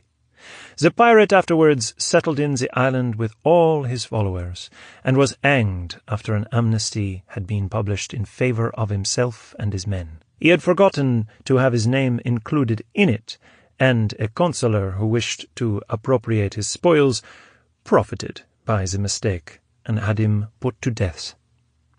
The second rogue, however, quickly came to almost as unhappy an end. One of the pirates, who lived to the age of 104 years, died only a little time ago.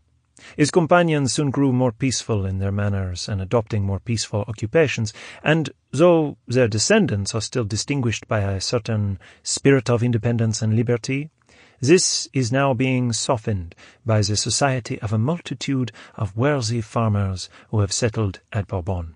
There are 5,000 Europeans on the island and 60,000 blacks. The land is 3 times more peopled than that of the Isle of France, and it is very much better cultivated. The manners of the old settlers of Bourbon were very simple.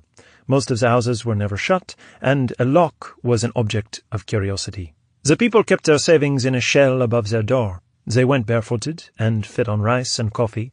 They imported scarcely anything from Europe, being content to live without luxury, provided they lived without trouble. When a stranger landed on the island, they came without knowing him, and offered him their houses to live in.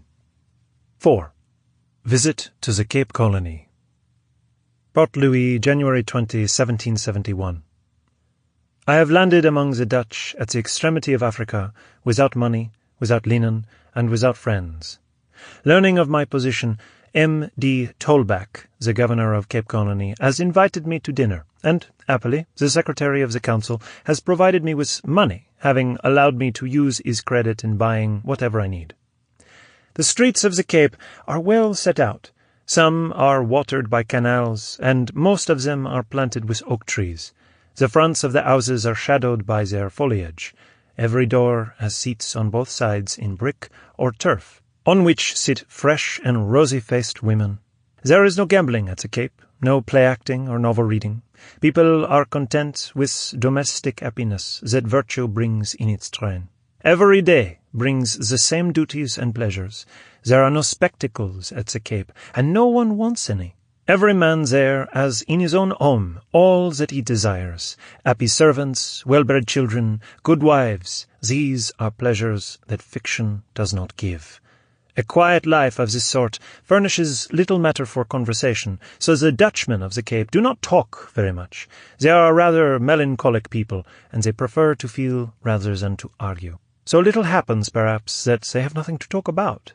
But what does it matter if the mind is empty when the heart is full, and when the tender emotions of nature can move it without being excited by artifice or constrained by a false decorum?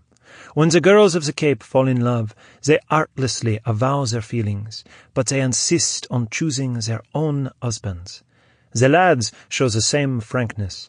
The good faith which the young persons of each sex keep towards each other generally results in a happy marriage. Love with them is combined with esteem, and this nourishes all during life in their constant souls that desire to please, which married persons in some other countries only show outside their own home.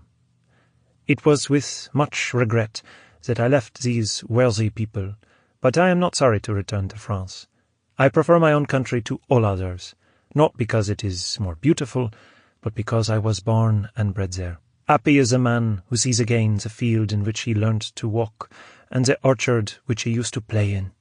Happier still is he who has never quitted the paternal roof. How many voyageurs return, and yet find no place of retreat? Of their friends some are dead, others are gone away. But life is only a brief voyage, and the age of man a rapid day. I wish to forget the storms of it, and remember only in these letters the goodness, the virtue, and the constancy that I have met with. Perhaps this humble work may make your names, O virtuous settlers at the Cape, survive when I am in the grave.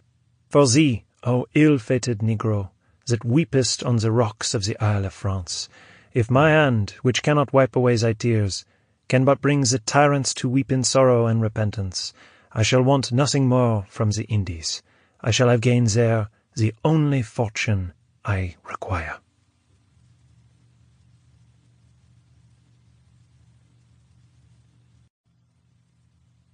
John Hanning's Speak. Discovery of the Source of the Nile. 1. Beginnings in the Black Man's Land. John Hanning's Speak was born on May 14, 1827, near Ilchester, Suffolk, England. He entered the army in 1844, serving in India, but his love of exploration and sport led him to visit the Himalayas and Tibet. Leaving India in 1854, he joined Sir Richard Burton on his Somali expedition, where he was wounded and invalided home. After the Crimean War, he rejoined Burton in African exploration, pushing forward alone to discover the Victoria Nyanza, which he believed to be the source of the Nile. Speke's work was so much appreciated by the Royal Geographical Society that they sent him out again to verify this, his friend, Captain Grant, accompanying him, and the exciting incidents of this journey are set forth in his Journal of the Discovery of the Source of the Nile, which he published on his return in 1863. Honors were bestowed on him for having solved the problem of the ages, though Burton sharply contested his conclusions. An accident while partridge shooting on September 18, 1864, suddenly ended the career of one who had proved himself to be a brave explorer, a good sportsman, and an able botanist and geologist. His journal is an entrancing record of one of the greatest expeditions of modern times, and is told with no small amount of literary skill. The work was followed a year later by What Led to the Discovery of the Source of the Nile, these two forming, with the exception of a number of magazine articles, Speke's entire literary output. I started on my third expedition in Africa to prove that the Victoria Nyanza was the source of the Nile on May 9, 1859, under the direction of the Royal Geographical Society, and Captain Grant, an old friend and brother sportsman in India, asked to accompany me. After touching at the Cape and East London, we made our first acquaintance with the Zulu Kaffirs at Delagoa Bay, and on August 15th we reached our destination, Zanzibar. Here I had engaged my men, paying a year's wages in advance, and anyone who saw the grateful avidity with which they took the money and pledged themselves to serve me faithfully would think I had a first-rate set of followers. At last we made a start, and, reaching Uzaramo, my first occupation was to map the country by timing the rate of march with a watch, taking compass bearings, and ascertaining by boiling a thermometer the altitude above the sea level, and the latitude by the meridian of the star, taken with a sextant, comparing the lunar distances with the nautical almanac. After long marching, I made a halt to send back some specimens, my camera, and a few of the sickliest of my men, and then entered Usagara, which includes all the country between Kingani and Mgeta rivers, east of the Ugogo, the first plateau west, a distance of 100 miles. Here, water is obtainable throughout the year, and where slave hunts do not disturb the industry of the people, cultivation thrives, but these troubles constantly occur, and the meagre-looking wretches, spiritless and shy, retreat to the hilltops at the sight of a stranger. At this point, Baraka, the head of my Wangwana, emancipated slaves, became discontented. Ambition was fast making a fiend of him, and I promised Frege in his place. Shortly afterwards, my Hottentots suffered much from sickness, and Captain Grant was seized with fever. In addition to these difficulties, we found that avarice, that fatal enemy to the Negro chiefs, made them overreach themselves by exorbitant demands for taxes, for experience will not teach the Negro who thinks only for the moment. The curse of Noah sticks to these his grandchildren by ham. They require a government like ours in India, and without it the slave trade will wipe them off the face of the earth. We travelled slowly with our sick Hottentot lashed to a donkey. The man died when we halted, and we buried him with Christian honours. As his comrades said, he died because he had determined to die, an instance of that obstinate fatalism in their mulish temperament which no kind words or threats can cure. After crossing the hilly Usagara range, leaving the great famine lands behind, we camped on November 24th in the Ugogo country, which has a wild aspect well in keeping with the natives who occupy it, and who carry arms intended for use rather than show. They live in flat-topped square villages, are fond of ornaments, impulsive by nature, and avaricious. They pester travellers, jeering, quizzing, and pointing at them on the road, and in camp, intrusively forcing their way into the tents. In January, after many very trying experiences, we arrived at Unyumwezi, the country of the moon, with which the Hindus, before the Christian era, had commercial dealings in ivory and slaves. The natives are wanting in pluck and gallantry. The whole tribe are desperate smokers and greatly given to drink. Here some Arabs came to pay their respects. They told me what I had said about the Nyanza being the source of the Nile would turn out all right, as all the people in the north knew that when the Nyanza rose, the stream rushed with such violence it tore up islands and floated them away. By the end of March we had crossed the forests, forded the Quande Nulla, and entered the rich flat district of Meninga, where the gingerbread palm grows abundantly.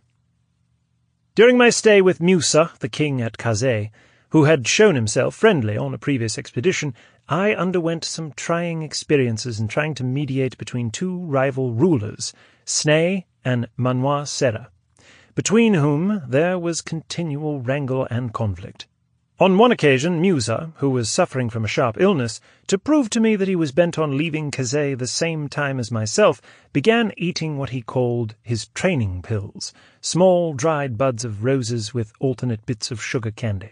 10 of these buds, he said, eaten dry, were sufficient, especially after having been boiled in rice water or milk. Struggling on, faced by the thievish sultans and followed by my train of quarrelling servants, I at last reached Uzinza, which is ruled by a Wuhama chief of Abyssinian stock. And here I found the petty chiefs quite as extortionate in extorting hongo, tax, as others. To add to my troubles, a new leader I had previously engaged, called the Pig, gave me great annoyance, causing a mutiny amongst my men. Some were saying, they were the flesh and I was the knife, I cut and did with them just what I liked, and they couldn't stand it any longer. However, they had to stand it, and I brought them to reason. 2. Travel difficulties and a king's hospitality. A bad cough began to trouble me so much that whilst mounting a hill I blew and grunted like a broken-winded horse, and during an enforced halt at Lumeresi's village I was in constant pain, so much that lying down became impossible. This chief tried to plunder and detain me, and Baraka, my principal man, began to grow discontented, because in my intention to push on to Keragway I was acting against impossibilities. Impossibilities, I said. What is impossible? Could I not go on as a servant with the first caravan, or buy up a whole caravan if I liked? What is impossible? For God's sake, don't try any more to frighten my men, for you have nearly killed me already in doing so. My troubles did not end here. A letter came in from Grant, whom I had left behind through sickness, that his caravan had been attacked and wrecked, and he was, as Baraka had heard, in sore straits. However, to my inexpressible joy, a short time afterwards Grant appeared, and we had a good laugh over our misfortunes. On our arrival at Usui, I was told that Suarora, its great king, desired to give me an audience, and after days of more impudent thieving on the part of his officers, my man Bombay came with exciting news. I questioned him. "Will the big king see us?" "Oh, no. By the very best good fortune in the world, on going into the palace, I saw Suarora, and spoke to him at once, but he was so tremendously drunk he could not understand." "Well, what was Suarora like?" "Oh, he is a very fine man, just as tall, and in the face very like Grant. In fact, if Grant were black, you would not know the difference." "Were his officers drunk too, and did you get drunk?" "Yes," said Bombay, grinning and showing his whole row of sharp-pointed teeth. November 16th found us rattling on again, as merry as larks, over the red sandstone formation, leaving the intemperate Suarora behind. We entered the fine forest at a stiff pace until we arrived at the head of a deep valley called Lahugati, which was so beautiful we instinctively pulled up to admire it. Deep down its well-wooded side was a stream of most inviting aspect for a trout fisher, flowing towards the Nyanza. Just beyond it, the valley was clothed with fine trees and luxuriant vegetation of all description, amongst which was conspicuous the pretty pandana palm and rich gardens of plantains, whilst thistles of extraordinary size and wild indigo were the common weeds. Nothing could be more agreeable than our stay at Karagwe, our next stopping place, where we found Rumanică, its intelligent king, sitting in a wrapper made of antelope skin, smiling blandly as we approached him. He talked of the geography of the lake, and by his invitation we crossed the spur to the Ngezi Kagera side, showing by actual navigation the connection of these highland lakes with the rivers which drain the various spurs of the Mountains of the Moon.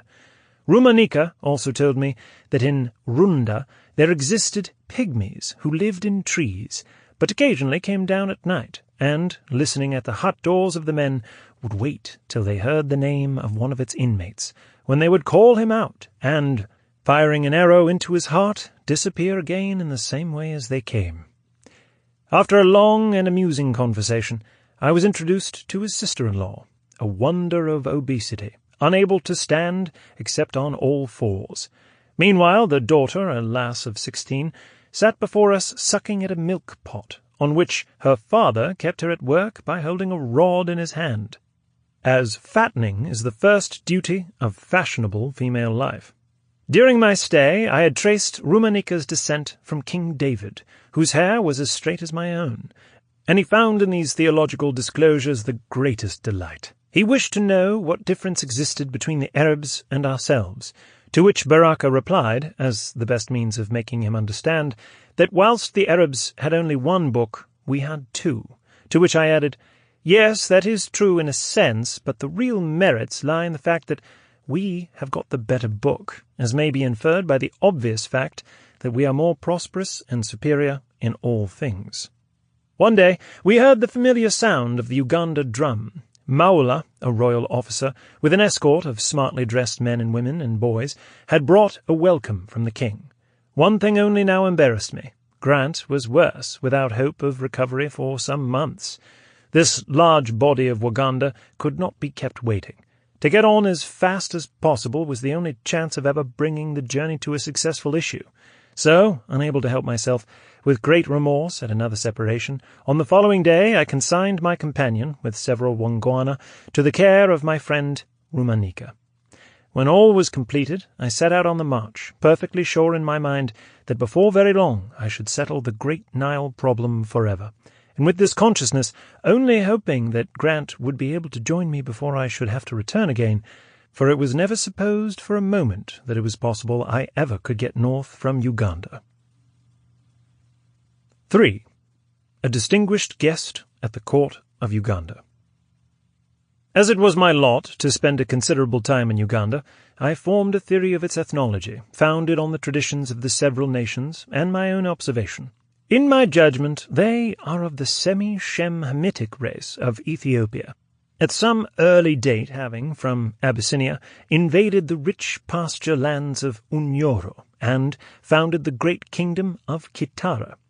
Here they lost their religion, forgot their language, and changed their national name to Wahuma, their traditional idea being still of a foreign extraction. We note one very distinguishing mark, the physical appearance of this remarkable race, partaking more of the phlegmatic nature of the Shemitic father than the nervous, boisterous temperament of the Hamitic mother, as a certain clue of their Shem-Hamitic origin. Before, however, I had advanced much farther over the frontiers of this country, I had a rather spirited scene with my new commander-in-chief, Baraka being left with Grant, on a point of discipline. I ordered him one morning to strike the tent. He made some excuses. Never mind, obey my orders and strike the tent. Bombay refused, and I began to pull it down myself, at which he flew into a passion and said he would pitch into the men who helped me, as there was gunpowder which might blow us all up. I promptly remonstrated, "That's no reason why you should abuse my men who are better than you by obeying my orders. If I choose to blow up my property, that is my lookout, and if you don't do your duty, I will blow you up also." As Bombay foamed with rage at this, I gave him a dig on the head with my fist, and when he squared up to me, I gave him another, till at last, as the claret was flowing, he sulked off. Crowds of Waganda witnessed this comedy, and were all digging at one another's heads, showing off in pantomime the strange ways of the white men. It was the first and last time I had ever occasion to lose my dignity by striking a blow with my own hands, but I could not help it on this occasion without losing command and respect. On February 19th, Mtesa, the king of Uganda, sent his pages to announce a levee at the palace in my honour. I prepared for my presentation at court in my best, but cut a sorry figure in comparison with the dressy Waganda. The preliminary ceremonies were so dilatory that I allowed 5 minutes to the court to give me a proper reception, saying if it were not conceded, I would then walk away. My men feared for me, as they did not know what a savage king would do in case I carried out my threat. Whilst the Waganda, lost in amazement at what seemed little less than blasphemy, saw me walk away homeward, leaving Bombay to leave the present on the ground and follow. Mtesa thought of leaving his toilet-room to catch me up, but sent Wakungu running after me. Poor creatures! They caught up to me, fell upon their knees, and implored I would return at once, for the king had not tasted food, and would not till he saw me. I felt grieved, but simply replied by patting my heart and shaking my head, walking, if anything, all the faster. My point gained, I cooled myself with coffee and a pipe, and returned, advancing into the hut where sat the king, a good-looking, well-figured young man of 25, with hair cut short and wearing neat ornaments on his neck, arms, fingers, and toes. A white dog, spear, shield, and a woman, the Uganda cognizance, were by his side. Not knowing the language, we sat staring at each other for an hour, but in the second interview, Maula translated. On that occasion, I took a ring from my finger and presented it to the king with the words, "This is a small token of friendship. Please inspect it. It is made after the fashion of a dog collar, and being the king of metals, gold, is in every respect appropriate to your illustrious race." To which compliment he replied, "If friendship is your desire, what would you say if I showed you a road by which you might reach your home in a month?" I knew he referred to the direct line to Zanzibar across the Masai. He afterwards sent a page with this message. "The king hopes you will not be offended if required to sit on it, a bundle of grass, before him, for no person in Uganda, however high in office, is ever allowed to sit upon anything raised above the ground but the king." To this I agreed, and afterwards had many interviews with his queen, fair, fat, and 45, to whom I administered medicine and found her the key to any influence with the king. She often sat chattering, laughing, and smoking a pipe in concert with me. I found that Mtesa was always on the lookout for presents, and set his heart upon having my compass. I told him he might as well put my eyes out and ask me to walk home, as take away that little instrument, which could be of no use to him, as he could not read or understand it. But this only excited his cupidity. He watched it twirling round and pointing to north, and looked and begged again until, tired of his importunities, I told him I must wait until the Usoga road was open before I could part with it, and then the compass would be nothing to what I would give him. Hearing this, he reared his head proudly, and patting his heart, said, "That is all on my shoulders, as sure as I live it shall be done, for that country has no king, and I have long been desirous of taking it." I declined, however, to give him the instrument on the security of this promise, and he went to breakfast. I had a brilliant instance of the capricious restlessness and self-willedness of this despotic monarch Mtesa. He sent word that he had started for Nyanza, and wished me to follow. But Nyanza merely means a piece of water, and no one knew where he meant or what project was on foot. I walked rapidly through gardens, over hills, and across rushy swamps, down the west flank of the Murchison Creek, and found the king with his wakungu in front and women behind, like a confused pack of hounds. He had first, it seems, mingled a little business with pleasure, for finding a woman tied for some offence, he took the executioner's duty, and by firing, killed her outright. It will be kept in view that the hanging about at this court and all the perplexing and irritating negotiations had always one end in view, that of reaching the Nile, where it pours out of the Nyanza, as I was long certain that it did. Without the consent and even the aid of this capricious barbarian I was now talking to, such a project was hopeless. I thought that, whilst I could be employed in inspecting the river and in feeling the route by water to Ghani, Grant could return to Karagway by water, bring up our rear traps, and in navigating the lake obtain the information he had been frustrated in getting before. We resolved to try a new political influence at court. Grant had taken at the court of Karagway a jumping jack to amuse the young princess, but it gave offence here as a breach of etiquette. Finally, we bade Mtesa goodbye. I flattered him with admiration of his shooting, his country, and the possibilities of trade in the future, to which he replied in good taste. He then rose with an English bow, placing the hand on the heart while saying adieu, and there was a complete uniformity in the ceremonial, for whatever I did, Mtesa in an instant mimicked with the instinct of a monkey. 4. The source confirmed at last. The final stage of our toilsome travelling was now reached, and we started northward. But as it appeared all important to communicate quickly with Petherick, who had promised to await us with boats at Gondokoro, and Grant's leg being so weak, I arranged for him to go direct with my property, letters, etc., for dispatch to Petherick. I should meanwhile go up the river to its source or exit from the lake, and come down again, navigating as far as practicable. Crossing the Laugeri, a huge rush drain 3 miles broad, which is said to rise in the lake and fall into the Nile, I reached Orodogani. Here at last I stood on the brink of the Nile. Most beautiful was the scene. Nothing could surpass it. It was the very perfection of the kind of effect aimed at in a highly kept park, with a magnificent stream from 600 to 700 yards wide, dotted with islets and rocks, the former occupied by fishermen's huts, the latter by sterns and crocodiles basking in the sun, flowing between fine, high, grassy banks, with rich trees and plantains in the background, where herds of the sunu and hartebeest could be seen grazing, while the hippopotami were snorting in the water, and florican and guinea-fowl rising at our feet. The expedition had now performed its functions. I saw that old Father Nile, without any doubt, rises in the Victoria Nyanza.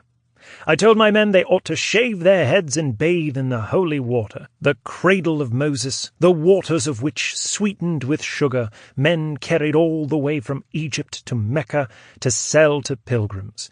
But Bombay, who was a philosopher of the Epicurean school, said, "We don't look on those things in the same fanciful manner that you do. We are contented with all the common places of life, and look for nothing beyond the present. If things don't go well, it is God's will. If they do go well, that is his will also." I mourned, however, when I thought how much I had lost by the delays in the journey, having deprived me of the pleasure of going to look at the north-east corner of the Nyanza, to see what connection there was with it and the other lake, where the Waganda went to get their salt, and from which another river flowed to the north, making Usoga an island. but I felt I ought to be content with what I had been spared to accomplish. The most remote waters, or top head of the Nile, is the southern end of the lake, situated close on the 3rd degree of south latitude, which gives to the Nile the surprising length in direct measurement, rolling over 34 degrees of latitude, of above 2,300 miles or more than 1/11th the circumference of our globe. I now christened what the natives term the stones as Ripon Falls, after the nobleman who presided over the Royal Geographical Society when my expedition was got up, and the arm of water from which the Nile issued Napoleon Channel, in token of respect to the French Geographical Society, who gave me their gold medal for discovering the Victoria Nyanza. After a long journey to Ghani, we reached the habitation of men. Knots of native fellows, perched like monkeys on the granite blocks, awaited us, and finally, at Gondokoro, we got first news of home and came down by boat to Khartoum.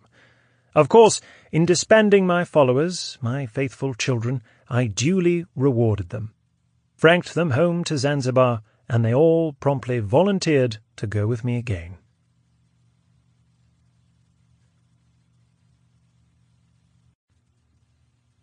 Lawrence Sterne, A Sentimental Journey Through France and Italy.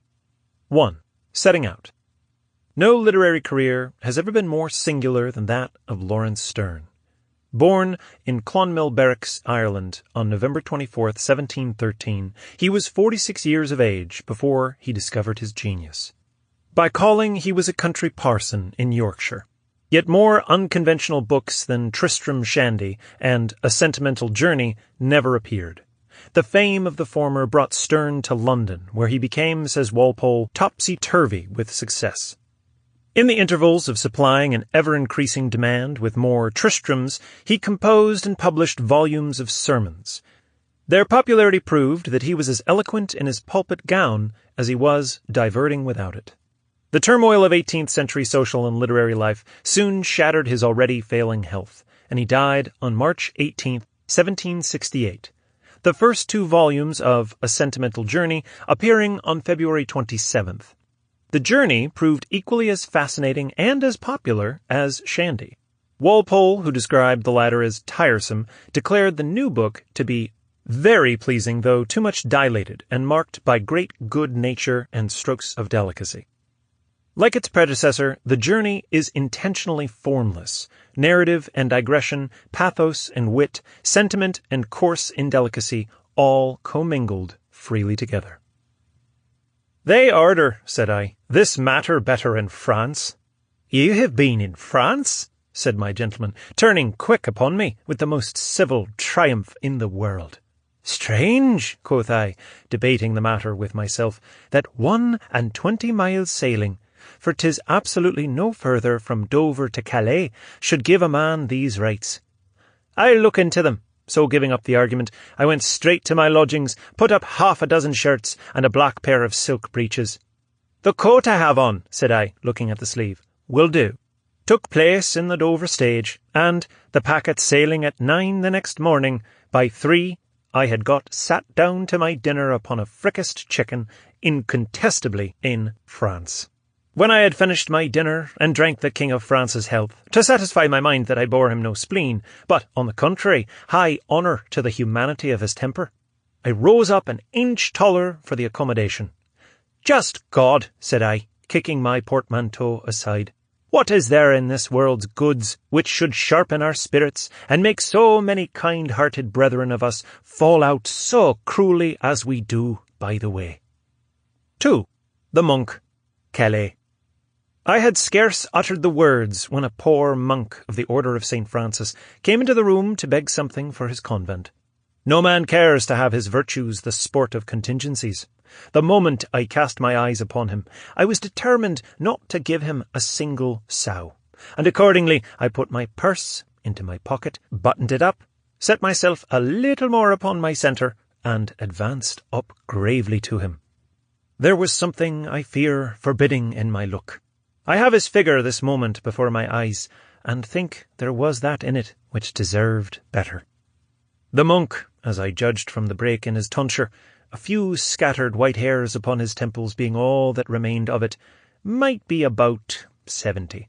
He was certainly 65. It was one of those heads which Guido has often painted, mild, pale, penetrating, free from all commonplace ideas of fat, contented ignorance, looking downwards upon the earth. It looked forwards, but looked as if it looked at something beyond this world.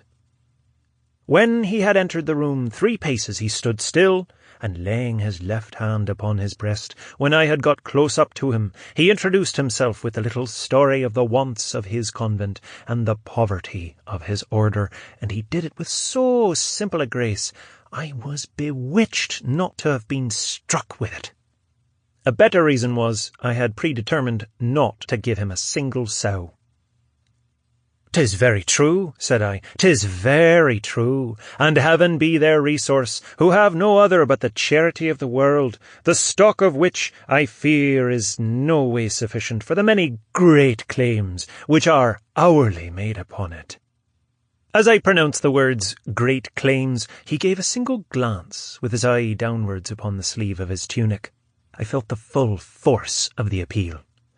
"I acknowledge it," said I, "a coarse habit, and that but once in 3 years, with meagre diet, are no great manners, and the true point of pity is, as they can be earned in the world with so little industry, that your order should wish to procure them by pressing upon a fund which is the property of the lame, the blind, the aged, and the infirm. And had you been of the order of mercy, instead of the order of St. Francis, poor as I am," continued I, pointing at my portmanteau, "full cheerfully should it have been opened to you, for the ransom of the unfortunate."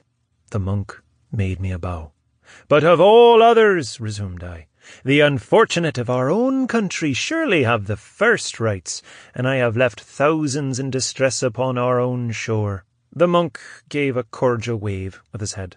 "But we distinguish," said I, laying my hand upon the sleeve of his tunic, "we distinguish, my good father, betwixt those who wish only to eat the bread of their own labour, and those who eat the bread of other people's, and have no other plan in life but to get through it in sloth and ignorance, for the love of God."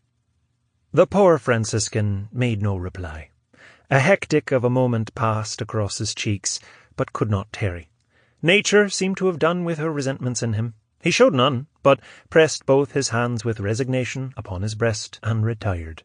My heart smote me the moment he shut the door. "Pshaw!" said I, with an air of carelessness, but it would not do. Every ungracious syllable I had uttered crowded back into my imagination. I reflected I had no right over the poor Franciscan, but to deny him. I considered his grey hairs. His courteous figure seemed to re-enter and gently ask me what injury he had done me, and why I could use him thus. I would have given 20 livres for an advocate. "I have behaved very ill," said I within myself, "but I have only just set out upon my travels, and shall learn better manners as I get along." 3. The Remise Door, Calais. Now, there being no travelling through France and Italy without a chaise, and nature generally prompting us to the thing we are fittest for, I walked out into the coach-yard to buy or hire something of that kind to my purpose. Monsieur de Saine, the master of the hotel, having just returned from vespers, we walked together towards his remise, to take a view of his magazine of chaises. Suddenly I had turned upon a lady who had just arrived at the inn, and had followed us unperceived, and whom I had already seen in conference with the Franciscan. Monsieur de Saine had diaboled the key above 50 times before he found out that he had come with a wrong one in his hand. We were as impatient as himself to have it opened when he left us together, with our faces towards the door, and said he would be back in 5 minutes. "This certainly, fair lady," said I, "must be one of fortune's whimsical doings, to take 2 utter strangers by their hands, and in one moment place them together in such a cordial situation as friendship herself could scarce have achieved for them." Then I set myself to consider how I should undo the ill impressions which the poor monk's story, in case he had told it to her, must have planted in her breast against me. 4. The Snuff-Box, Calais. The good old monk was within 6 paces from us as the idea of him crossed my mind, and was advancing towards us a little out of the line, as if uncertain whether he should break in upon us or no. He stopped, however, as soon as he came up to us, with a world of frankness, and having a horn snuff-box in his hand, he presented it open to me. "You shall taste mine," said I, pulling out my box, which was a small tortoise one, and putting it into his hand. "'Tis most excellent," said the monk. "Then do me a favour," I replied, "to accept of the box and all, and, when you take a pinch out of it, sometimes recollect it was the peace-offering of a man who once used you unkindly, but not from his heart." The poor monk blushed as red as scarlet. "Mon Dieu," said he, pressing his hands together, "you never used me unkindly." "I should think," said the lady, "he is not likely." I blushed in my turn. "Excuse me, madam," replied I. "I treated him most unkindly, and from no provocations." "'Tis impossible," said the lady. "My God," cried the monk, with a warmth of asseveration which seemed not to belong to him. "The fault was in me, and in the indiscretion of my zeal." The lady opposed it, and I joined with her in maintaining it was impossible that a spirit so regulated as his could give offence to any.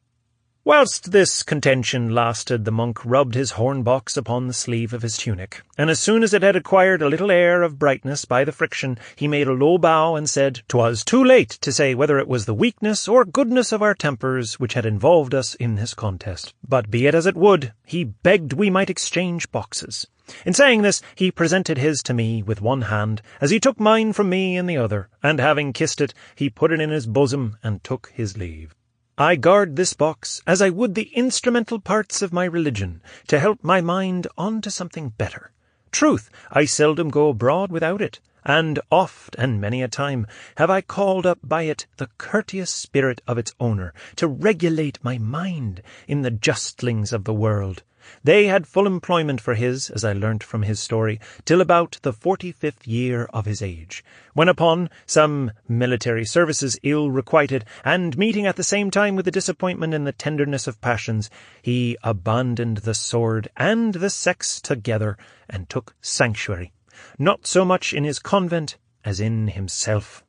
I felt a damp upon my spirits, that in my last return through Calais, upon inquiring after Father Lorengo, I heard he had been dead near 3 months, and was buried not in his convent, but, according to his desire, in a little cemetery belonging to it, about 2 leagues off. I had a strong desire to see where they had laid him, when, open pulling out his little horn-box, as I sat by his grave, and plucking up a nettle or 2 at the head of it, which had no business to grow there, they all struck together so forcibly upon my affections that I burst into a flood of tears. But I am as weak as a woman, and I beg the world not to smile, but to pity me. 5. Montreuil. I had once lost my portmanteau from behind my chaise, and twice got out in the rain, and one of the times up to the knees in dirt, to help the postilion to tie it on, without being able to find out what was wanting. Nor was it till I got to Montreuil, upon the landlord's asking me if I wanted not a servant, that it occurred to me that that was the very thing. "A servant? That I do, most sadly," quoth I. "Because, monsieur," said the landlord, "there is a clever young fellow who would be very proud of the honour to serve an Englishman." "But why an English one more than any other?" "They are so generous," said the landlord. "I'll be shot if this is not a livre out of my pocket," quoth I to myself this very night. "But they have wherewithal to be so, monsieur," added he. "Set down 1 livre more for that," quoth I.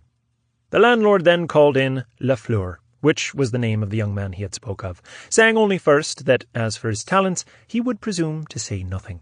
Monsieur was the best judge what would suit him, but for the fidelity of LeVasseur he would stand responsible in all he was worth.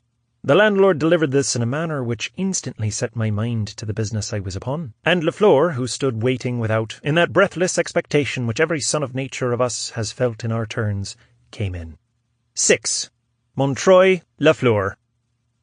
I am apt to be taken with all kinds of people at first sight, but never more so than when a poor devil comes to offer his services to so poor a devil as myself. When LeVasseur entered the room, the genuine look and air of the fellow determined the matter at once in his favour. So I hired him first, and then began to inquire what he could do. But I shall find out his talents, quoth I, as I want them. Besides, a Frenchman can do everything. Now, poor LeVasseur could do nothing in the world but beat a drum, and play a march or 2 upon the pipe. I was determined to make his talents do, and can't say my weakness was ever so insulted by my wisdom as in the attempt. LeVasseur had set out early in life, as gallantly as most Frenchmen do, with serving for a few years, at the end of which, having satisfied the sentiment, and found moreover that the honour of beating a drum was likely to be its own reward, as it opened no further track of glory to him, he retired à ses terres, and lived comme il plaisait à Dieu, that is to say, upon nothing. "But you can do something else, LeVasseur," said I. Oh, yes, he could make spatterdashes, leather riding gaiters, and play a little upon the fiddle. "Why, I play bass myself," said I. "We shall do very well. You can shave and dress a wig a little, LeVasseur?" He had all the disposition in the world. "It is enough for heaven," said I, interrupting him, "and ought to be enough for me."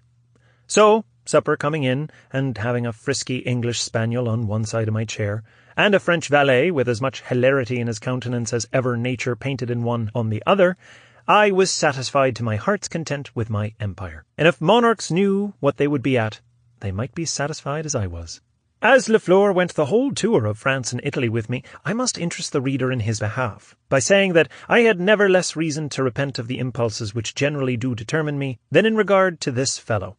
He was a faithful, affectionate, simple soul, as ever trudged after the heels of a philosopher, and, notwithstanding his talents of drum-beating and spatterdash-making, which, though very good in themselves, happened to be of no great service to me, yet was I hourly recompensed by the festivity of his temper.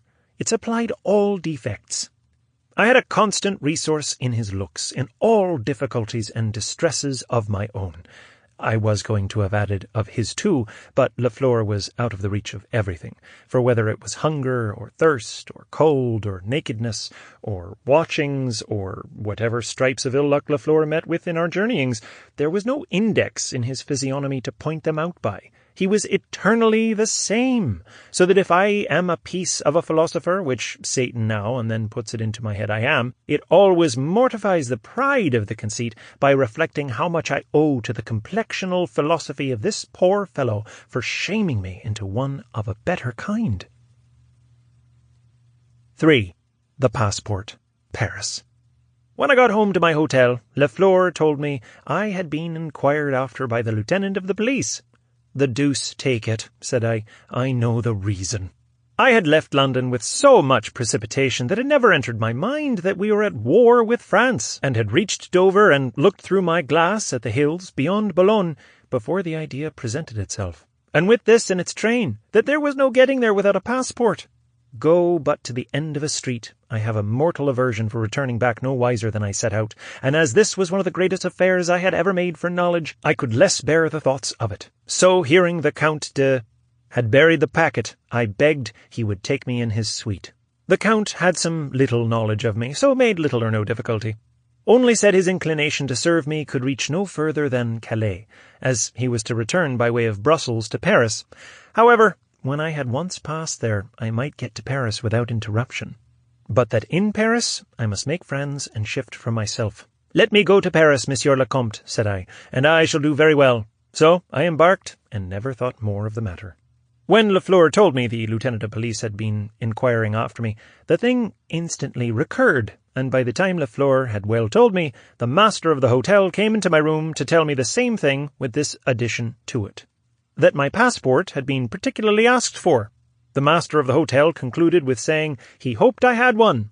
"Not I, faith," said I. The master of the hotel retired 3 steps from me, as from an infected person, as I declared this, and poor LeVasseur advanced 3 steps towards me, and with that sort of movement which a good soul makes to succour a distressed one. The fellow won my heart by it, and from that single trait I knew his character as perfectly, and could rely upon it as firmly as if he had served me with fidelity for 7 years. "Monseigneur!" cried the master of the hotel, but, recollecting himself as he made the exclamation, he instantly changed the tone of it. "If Monsieur," said he, "has not a passport, in all likelihood he has friends in Paris who can procure him one?" "Not that I know of," quoth I, with an air of indifference. "Then, certes," replied he, "you'll be sent to the Bastille, or the Châtelet, au moins." "Pooh," said I, "the King of France is a good-natured soul. He'll hurt nobody." "Cela ne penche pas," said he. "You will certainly be sent to the Bastille tomorrow morning." "But I have taken your lodgings for a month," answered I, "and I'll not quit them a day before the time for all the kings of France in the world." LeVasseur whispered in my ear that nobody could oppose the King of France. "Pardi," said my host, "ces messieurs anglais sont des gens très extraordinaires." And, having said and sworn it, he went out. 7. Le Pâtissier, Versailles. As I am at Versailles, thought I, why should I not go to the Count de B and tell him my story? So, seeing a man standing with a basket on the other side of the street as if he had something to sell, I bid LeVasseur to go up to him and inquire for the Count's hotel. LeVasseur returned a little pale, and told me it was a Chevalier de Saint Louis selling pâté. He had seen the croix set in gold, with its red riband, he said, tied to his buttonhole, and had looked into the basket and seen the pâtés which the Chevalier was selling. Such a reverse in man's life awakens a better principle than curiosity. I got out of the carriage and went towards him. He was begirt with a clean linen apron, which fell upon his knees, and with a sort of bib that went halfway up his breast. Upon the top of this hung his croix. His basket of little pâtés was covered over with a white damask napkin, and there was a look of propreté and neatness throughout, that one might have bought his pâtés of him as much from appetite as sentiment. He was about 48, of a sedate look, something approaching to gravity. I did not wonder. I went up rather to the basket than him, and having lifted up the napkin and taken one of his pâtés into my hand, I begged he would explain the appearance which affected me. He told me in a few words that the best part of his life had passed in the service, in which he had obtained a company and the croix with it, but that at the conclusion of the last peace, his regiment being reformed and the whole corps left without any provision, he found himself in a wide world without friends, without a livre, and indeed, said he, without anything but this, pointing, as he said it, to his croix. The king could neither relieve nor reward everyone, and it was only his misfortune to be amongst the number. He had a little wife, he said, whom he loved, who did the pâtisserie, and added he felt no dishonour in defending her and himself from want in this way, unless Providence had offered him a better. It would be wicked to pass over what happened to this poor Chevalier of St. Louis about 9 months after. It seems his story reached at last the king's ear, who, hearing the Chevalier had been a gallant officer, broke up his little trade by a pension of 1,500 livres a year.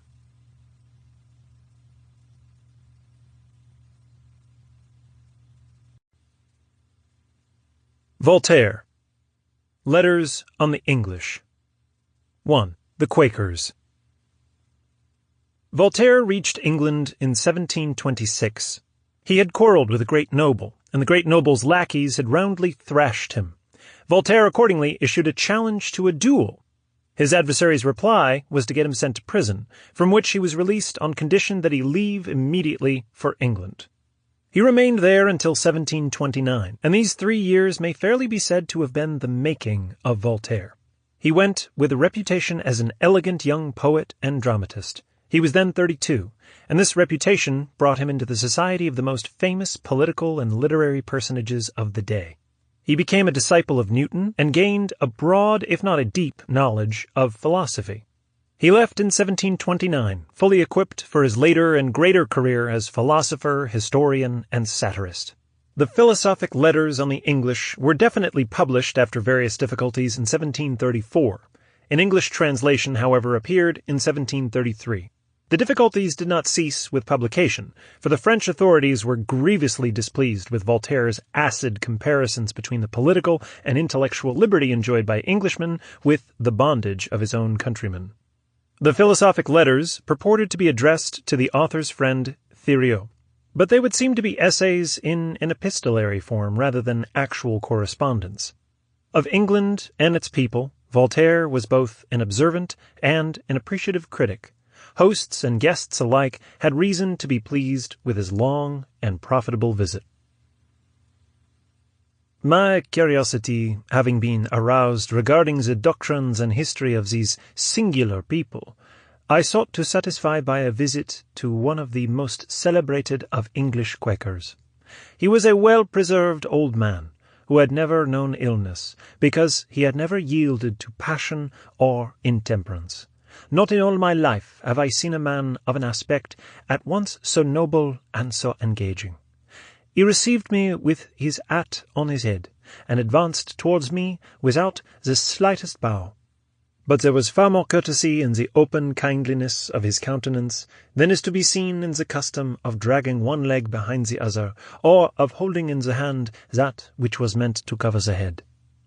"Sir," I said, bowing low, and gliding one foot towards him, after our manner, "I flatter myself that my honest curiosity will not displease you, and that you will be willing to do me the honour of instructing me as to your religion."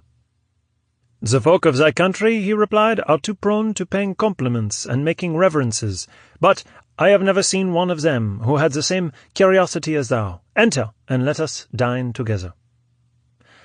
After a healthy and frugal meal, I set myself to questioning him. I opened with the old inquiry of good Catholics to Huguenots. "My dear sir," I said to him, "have you been baptized?" "No," answered the Quaker, "neither I nor my brethren."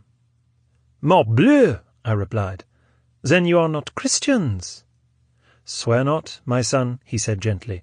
"We try to be good Christians, but we believe not that Christianity consists in throwing cold water on the head with a little salt." "Ventre bleu!" I retorted. "Have you forgotten that Jesus Christ was baptized by John?"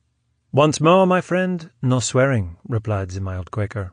"Christ was baptized by John, but himself baptized no one. We are disciples of Christ, not of John." He proceeded to give me briefly the reasons for some peculiarities which expose this sect to the sneers of others. "Confess," he said, "that thou hast had much ado not to smile at my accepting thy courtesies with my hat on my head, and at my calling thee thou. Yet thou must surely know that at the time of Christ no nation was so foolish as to substitute the plural for the singular. It was not until long afterwards that men began to call each other you instead of thou, as if they were double, and to usurp the impudent titles of majesty, eminence, holiness, that some worms of the earth bestow on other worms.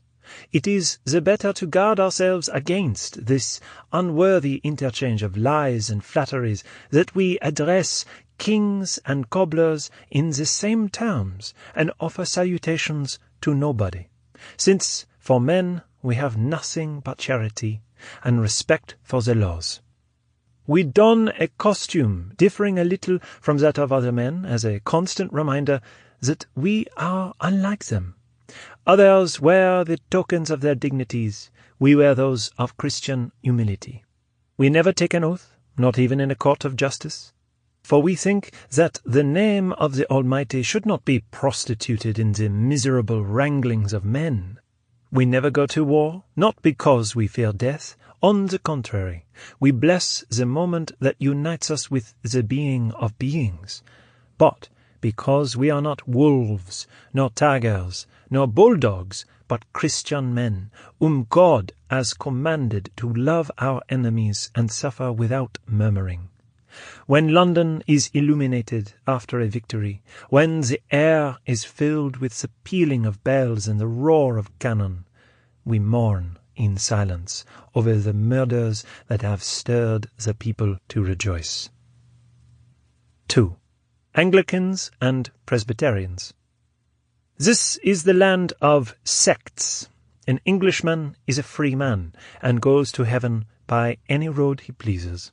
But although anybody may serve God after his own fashion, the true religion, the one in which fortunes are made, is the Episcopal sect, called the Anglican Church, or simply and preeminently the Church.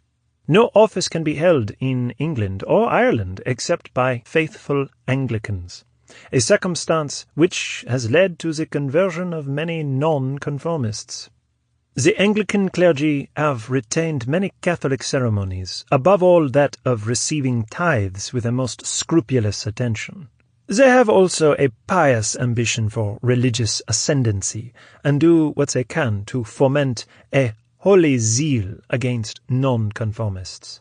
But a Whig ministry is just now in power, and the Whigs are hostile to episcopacy. They have prohibited the lower clergy from meeting in convocation, a sort of clerical House of Commons, and the clergy are limited to the obscurity of their parishes, and to the melancholy task of praying God for a government that they would be only too happy to disturb.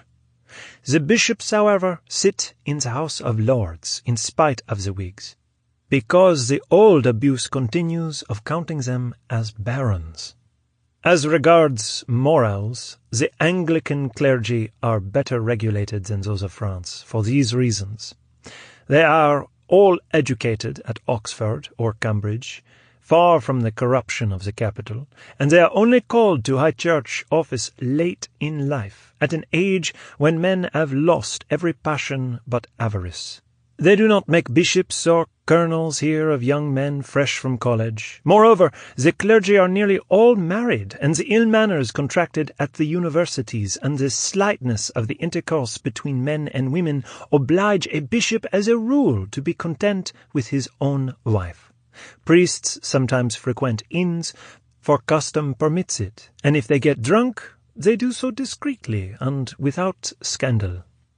When English clergymen hear that in France young men, famous for their dissipations, and elevated to bishoprics by the intrigues of women, make love publicly, amuse themselves by writing amorous ballads, give elaborate suppers every day, and, in addition, pray for the light of the Holy Spirit, and boldly call themselves the successors of the apostles, the Englishmen thank God that they are Protestants.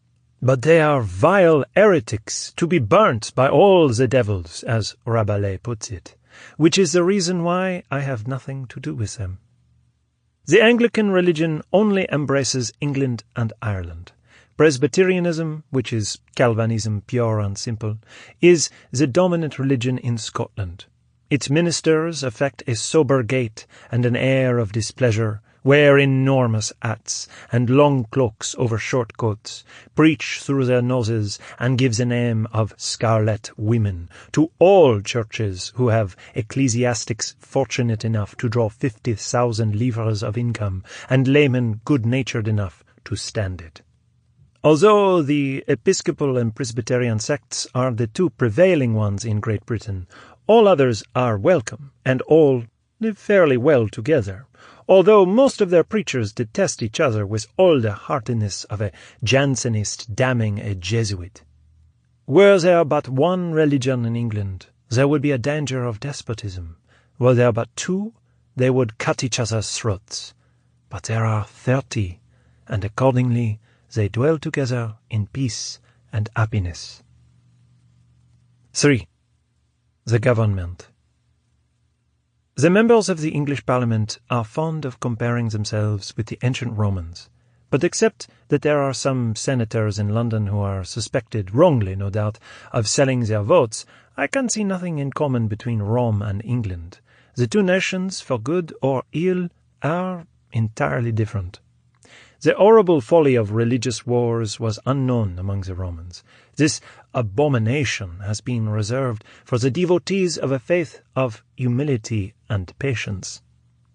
But a more essential difference between Rome and England, and one in which the latter has all the advantage, is that the fruit of the Roman civil wars was slavery, while that of the English civil wars has been liberty.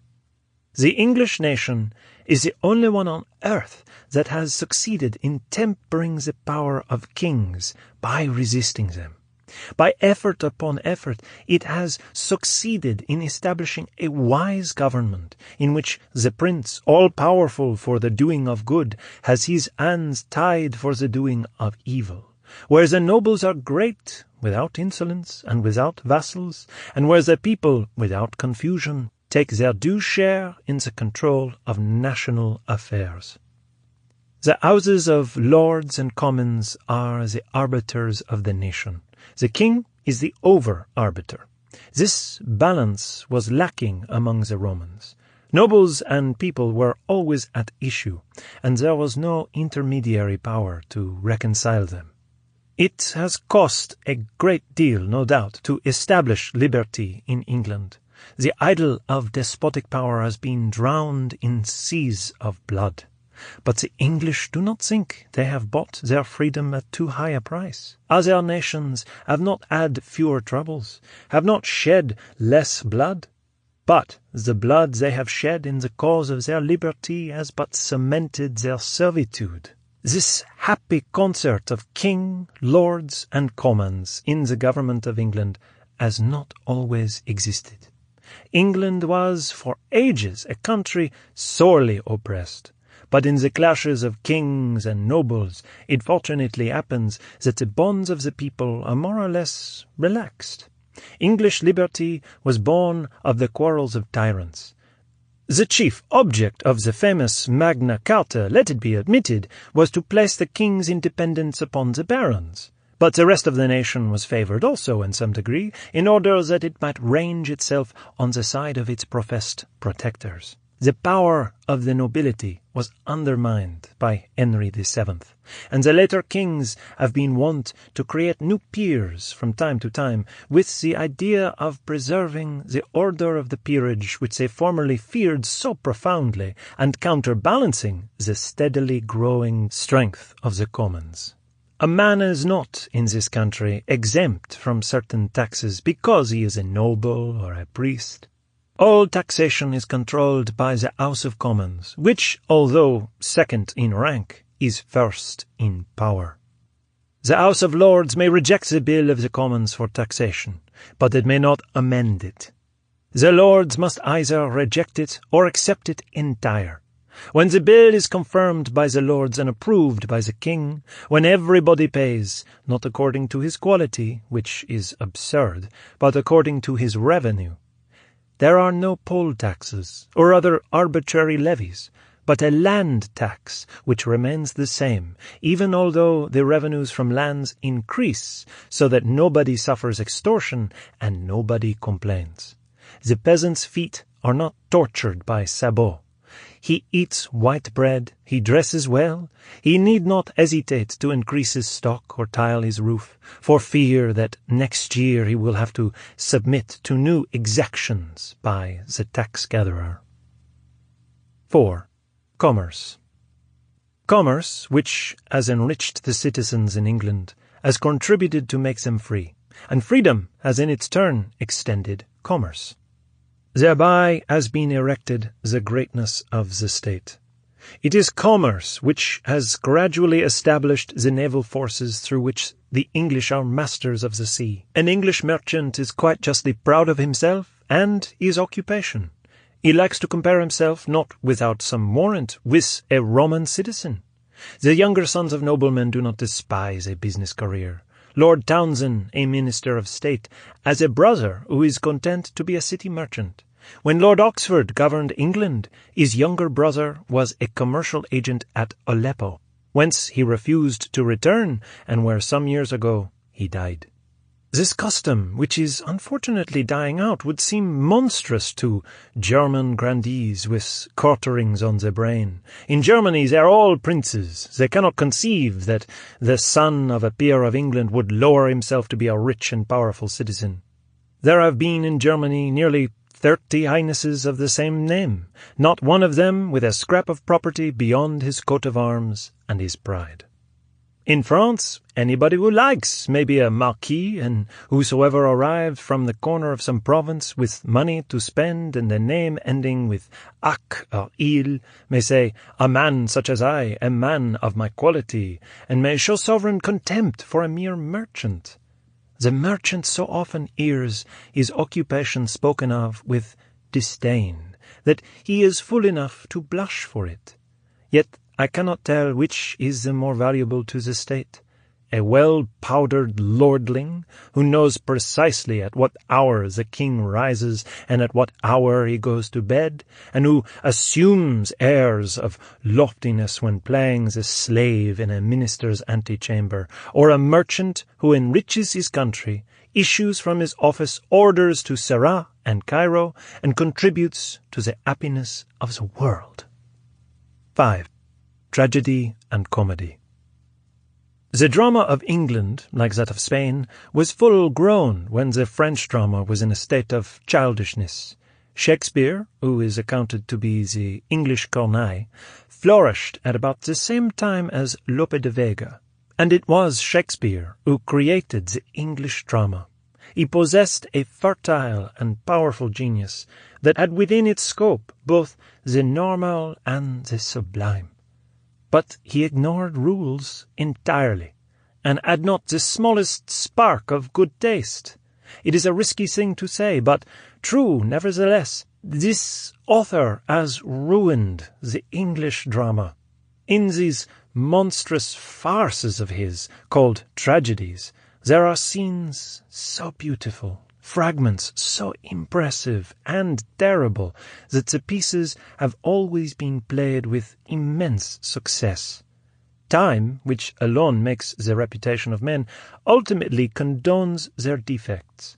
Most of the fantastic and colossal creations of this author have, with the lapse of 2 centuries, established a claim to be considered sublime. Most of the modern authors have copied him, but where Shakespeare is applauded, they are hissed. And you can believe that the veneration in which the old author is held increases proportionately to the contempt for the new ones. It is not considered that he should not be copied. The failure of his imitators only leads to his being thought inimitable. You are aware that in the tragedy of the Moor of Venice, a husband smothers his wife on the stage, and that when the poor woman is being smothered, she cries out that she is unjustly slain. You know that in Hamlet, the gravediggers drink and sing catches while digging a grave, and joke about the skulls they come across in a manner suited to the class of men who do such work. But it will surprise you to learn that these vulgarities were imitated during the reign of Charles II, the heyday of polite manners, the golden age of the fine arts. The first Englishman to write a really sane tragic piece, elegant from beginning to end, was the illustrious Mr. Addison. His Cato in Utica is a masterpiece in diction and in beauty of verse. Cato himself seems to me the finest character in any drama, but the others are far inferior to him, and the piece is disfigured by a most unconvincing love intrigue which inflicts a weariness that kills the play. The custom of dragging in a superfluous love affair came from Paris to London, along with our ribbons and our wigs, about 1660. The ladies who adorn the theatres with their presence insist upon hearing of nothing but love. The wise Addison was weak enough to bend the severity of his nature in compliance with the manners of his time. He spoilt a masterpiece through simple desire to please. Since Cato, dramas have become more regular, audiences more exacting, authors more correct and less daring. I have seen some new plays that are judicious but uninspiring.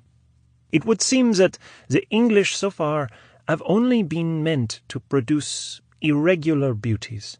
The brilliant monstrosities of Shakespeare please 1,000 times more than discreet modern productions. The poetic genius of the English up to now resembles a gnarled tree planted by nature, casting out branches right and left, growing unequally and forcefully.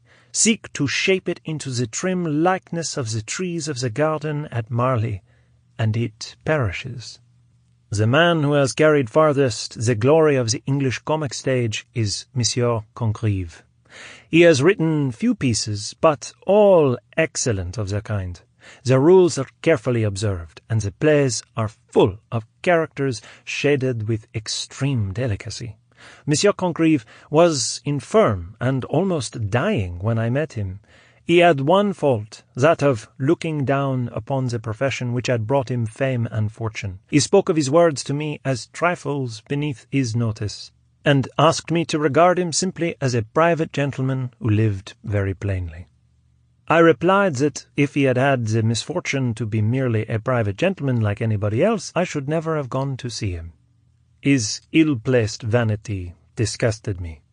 His comedies, however, are the neatest and choicest on the English stage. Vanbrughs are the liveliest, and Wycherleys the most vigorous.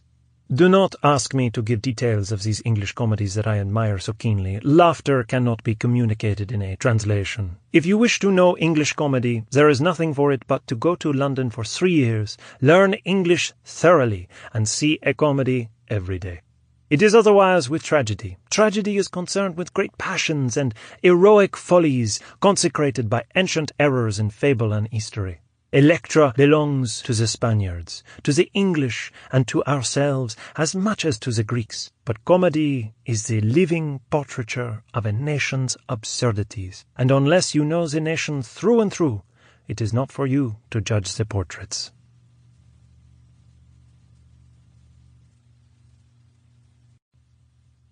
Alfred Russel Wallace, Travels on the Amazon. 1. First View. Alfred Russel Wallace, eminent as traveller, author, and naturalist, was born on January 8, 1822, at Usk in Wales. Till 1845, he followed as an architect and land surveyor, the profession for which he had been trained, but after that time he engaged assiduously in natural history researches. With Mr. Bates, the noted traveller and explorer and writer, he spent 4 years in the romantic regions of the Amazon basin, and next went to the Malay Islands, where he remained for 8 years, making collections of geological specimens. It is one of the most remarkable coincidences in human experience that Wallace and Darwin, simultaneously and without mutual understanding of any kind, achieved the discovery of the law of natural selection and the evolution hypothesis by which biological science has been completely revolutionized. This absolutely independent accomplishment by 2 scientists amazed them as well as the whole scientific world. The voluminous works of this author, besides the record of his Amazon expedition, include his Malay Archipelago, contributions to the theory of natural selection, miracles and spiritualism, the geographical distribution of animals, tropical nature, Australasia, island life, land nationalization, Darwinism, and man's place in the universe. It was on the morning of the 26th of May, 1848, that, after a short passage of 29 days from Liverpool, we came to anchor opposite the southern entrance to the river Amazon, and obtained a first view of South America. In the afternoon the pilot came on board, and the next morning we sailed with a fair wind up the river, which for 50 miles could only be distinguished from the ocean by its calmness and discoloured water, the northern shore being invisible, and the southern at a distance of 10 or 12 miles. Early on the morning of the 28th we again anchored, and when the sun arose in the cloudless sky, the city of Para, surrounded by a dense forest and overtopped by palms and plantains, greeted our sight, appearing doubly beautiful from the presence of those luxuriant tropical productions in a state of nature, which we so often admired in the conservatories of Kew and Chatsworth. The canoes passing with their motley crew of Negroes and Indians, the vultures soaring overhead or walking lazily on the beach, and the crowds of swallows on the churches and housetops, all served to occupy our attention till the custom-house officers visited us, and we were allowed to go on shore. Para contains about 15,000 inhabitants, and does not occupy a great extent of ground, yet it is the largest city on the greatest river in the world, the Amazon, and it is the capital of a province equal in extent to all Western Europe. We proceeded to the house of the consigliere of our vessel, Mr. Miller, by whom we were most kindly received and accommodated in his Rocinha, or suburban villa. We hired an old Negro man named Isidora for a cook, and regularly commenced housekeeping, learning Portuguese, and investigating the natural productions of the country. Having arrived at Para at the end of the wet season, we did not at first see all the glories of the vegetation. The beauty of the palm trees can scarcely be too highly drawn. In the forest, a few miles out of the town, trees of enormous height, of various species, rise on every side. Climbing and parasitic plants with large, shining leaves run up the trunks, while others, with fantastic stems, hang like ropes and cables from their summits. Most striking of all are the passion flowers, purple, scarlet, or pale pink.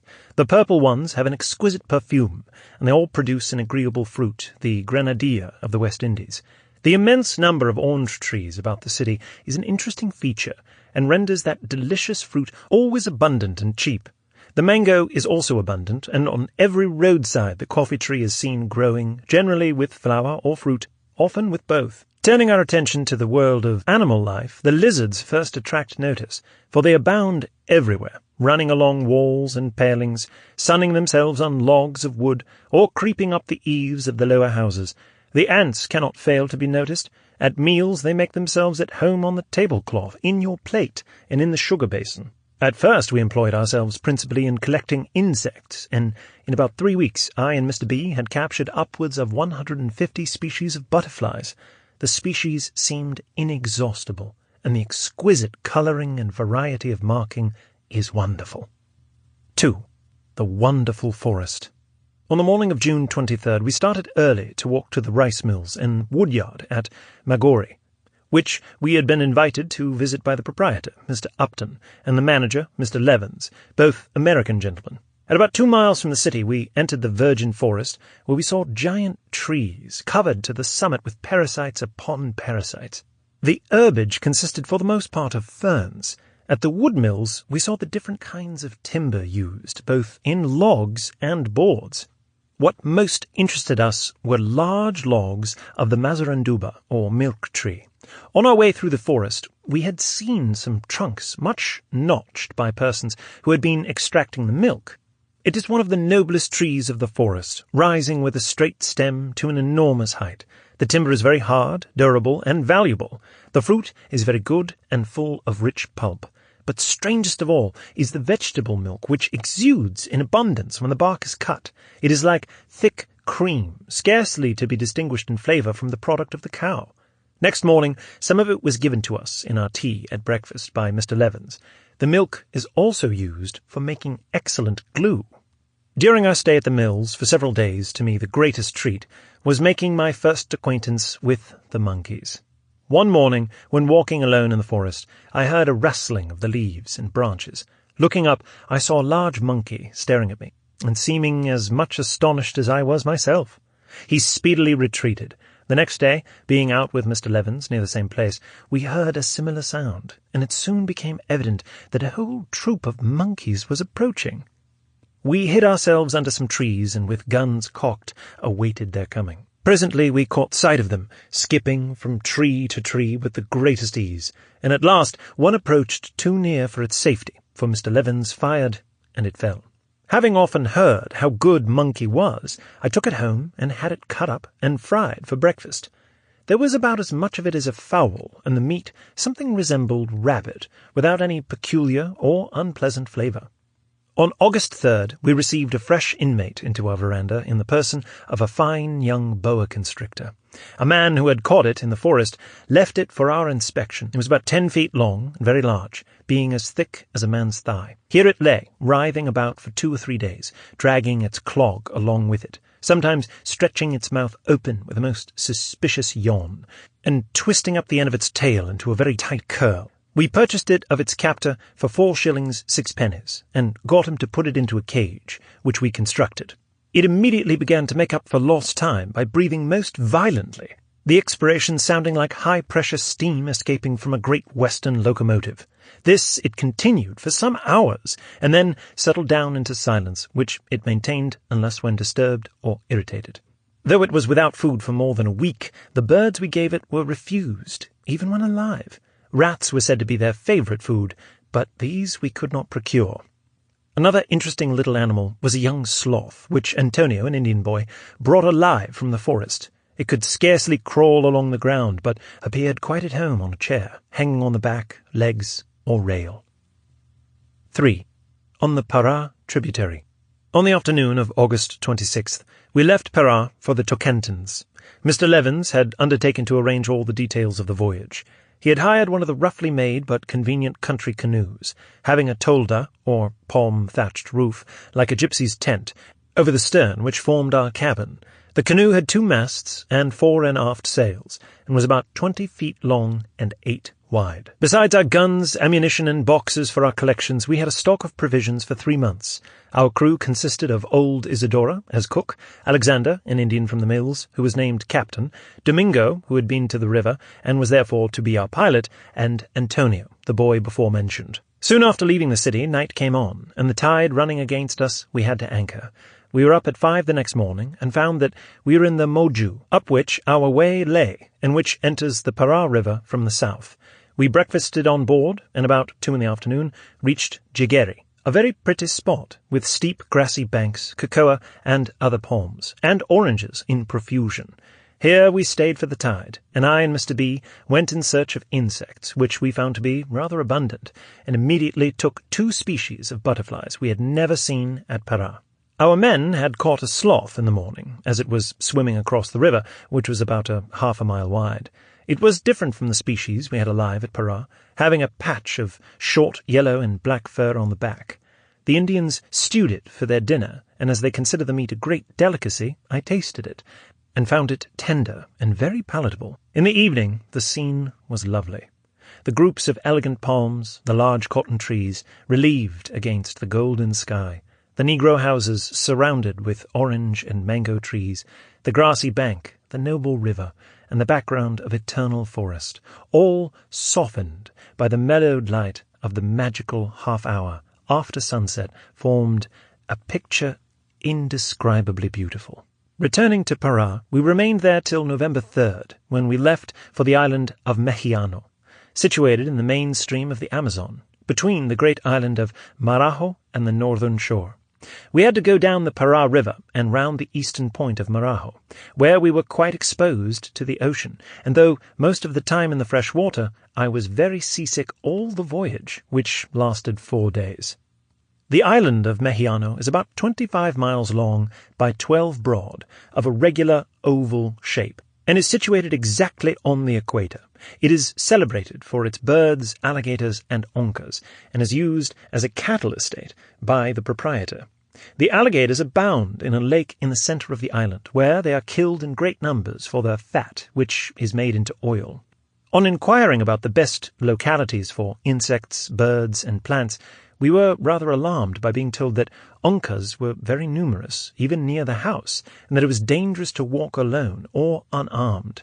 We soon found, however, that no one had been actually attacked by them, though they, poor animals, are by no means unmolested, as numerous handsome skins drying in the sun and teeth and skulls lying about sufficiently proved. Light-coloured, long-tailed cuckoos were continually flying about. Equally abundant are the hornbill cuckoos, and on almost every tree may be seen sitting a hawk or a buzzard. Pretty paroquets with white and orange bands on their wings were very plentiful. Then, among the bushes, there were flocks of the red-breasted oriole. The common black vulture is generally to be seen sailing overhead.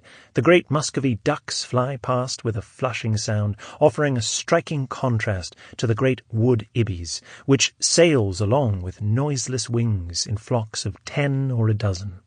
4. Continuing upstream. We now prepared for our voyage up the Amazon, and, from information we obtained of the country, determined first to go as far as Santarem, a town about 500 miles up the river, and the seat of considerable trade. We sailed up a fine stream till we entered among islands, and soon got into the narrow channel which forms the communication between the Para and Amazon rivers. We proceeded for several days in those narrow channels which form a network of water, a labyrinth quite unknown except to the inhabitants of the district. It was about 10 days after we left Para that the stream began to widen out and the tide to flow into the Amazon instead of into the Para River, giving us the longer ebb to make way with. In about 2 days more we were in the Amazon itself, and it was with emotions of admiration and awe that we gazed upon the stream of this mighty and far-famed river. What a grand idea it was to think that we now saw the accumulated waters of a course of 3,000 miles, Venezuela, Colombia, Ecuador, Peru, Bolivia, and Brazil, 6 mighty states, spreading over a country far larger than Europe, had each contributed to form the flood which bore us so peacefully on its bosom. The most striking features of the Amazon are its vast expanse of smooth water, generally from 3 to 6 miles wide, its pale, yellowish olive colour, the great beds of aquatic grass which line its shores, large masses of which are often detached and form floating islands, The quantity of fruits and leaves and great trunks of trees which it carries down, and its level banks clad with lofty, unbroken forest. There is much animation, too, on this giant stream. Numerous flocks of parrots and the great red and yellow macaws fly across every morning and evening, uttering their coarse cries. Many kinds of herons and rails frequent the marshes on its banks, but perhaps the most characteristic birds of the Amazon are the gulls and terns, which are in great abundance. Besides these, there are divers and darters in immense numbers.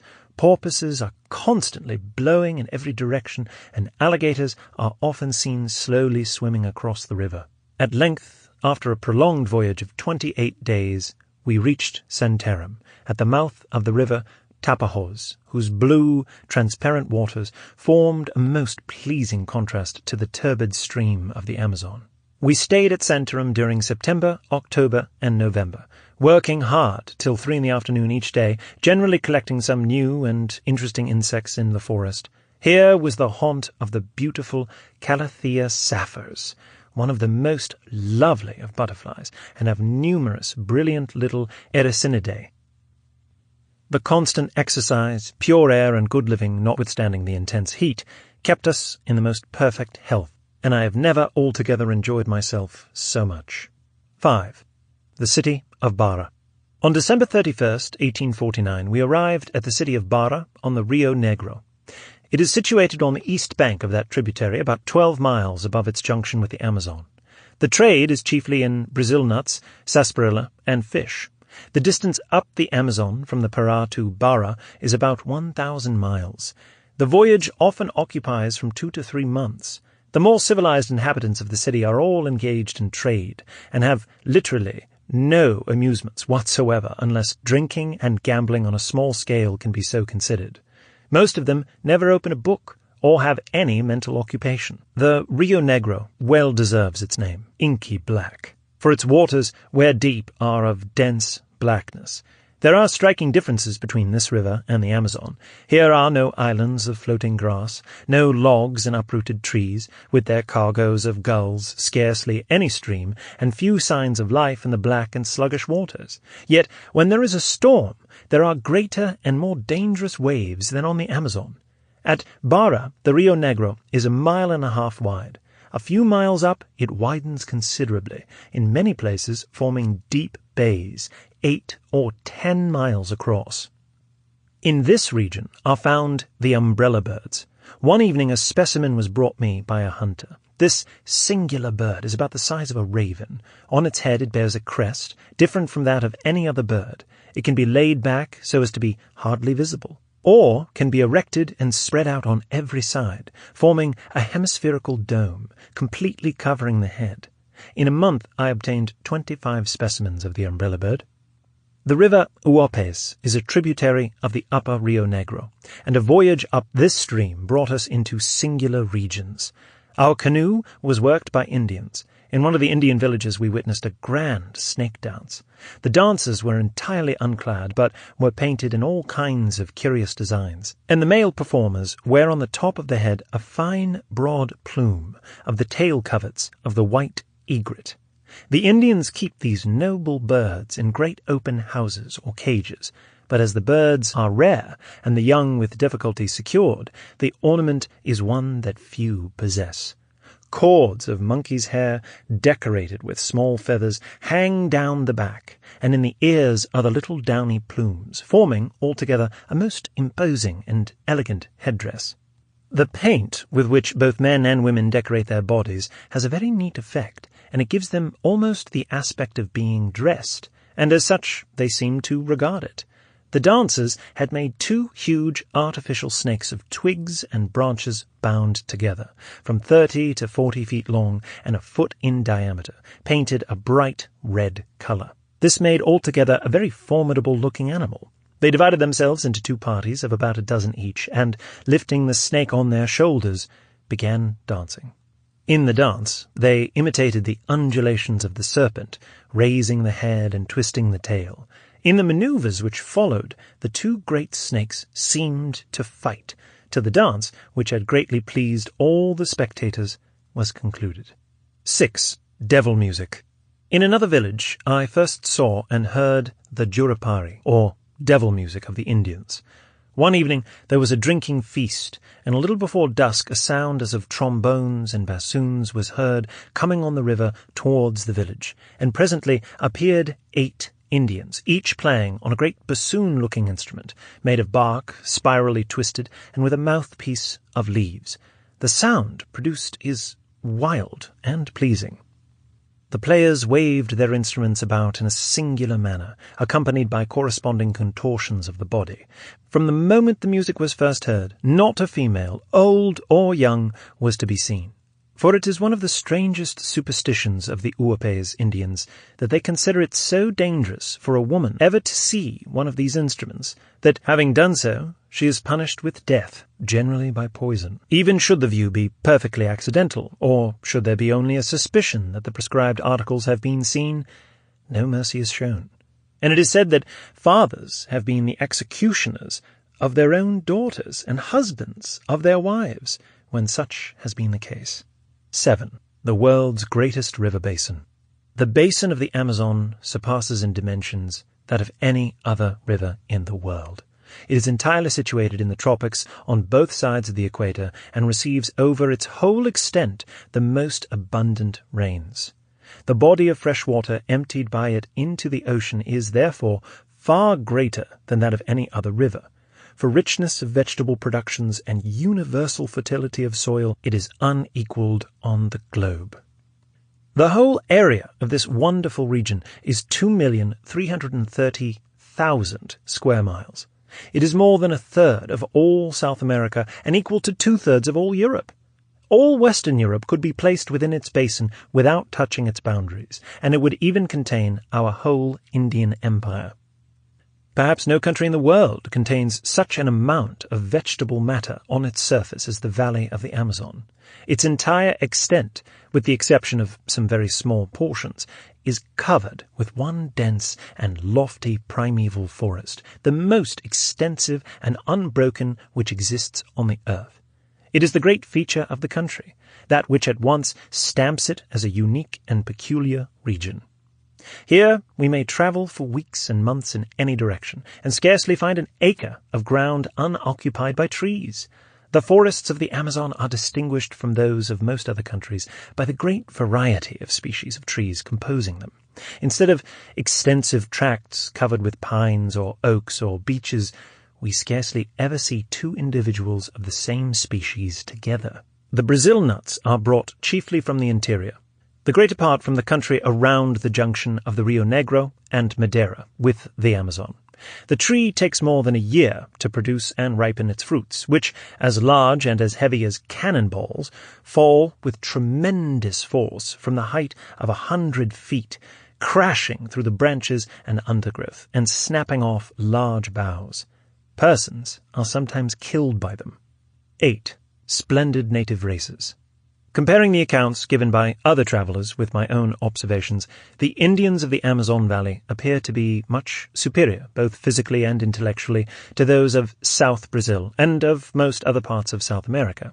They more closely resemble the intelligent and noble races inhabiting the western prairies of North America. I do not remember a single circumstance in my travels so striking and so new, or that so well fulfilled all previous expectations, as my first view of the real uncivilized inhabitants of the Uapes.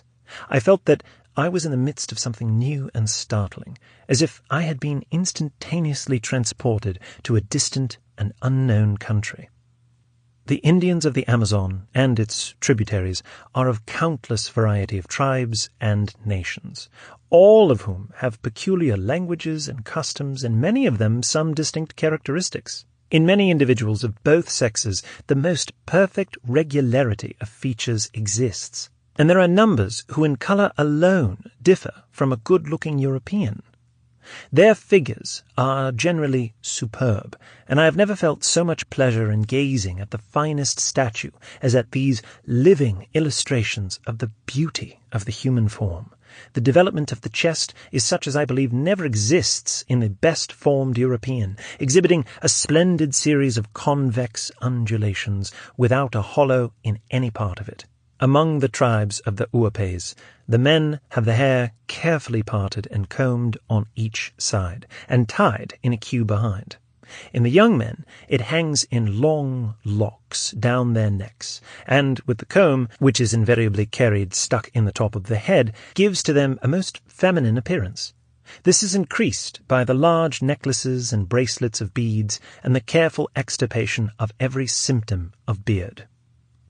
Taking these circumstances into consideration, I am strongly of the opinion that the story of the Amazons has arisen from these feminine-looking warriors encountered by the early voyagers. I am inclined to this opinion from the effect they first produced on myself, when it was only by close examination I saw that they were men. I cannot make out that these Indians of the Amazon have any belief that can be called a religion. They appear to have no definite idea of a god. If asked who made the rivers and the forests and the sky, they will reply that they do not know, or sometimes that they suppose it was tupanau, a word that appears to answer to God, but of which they understand nothing.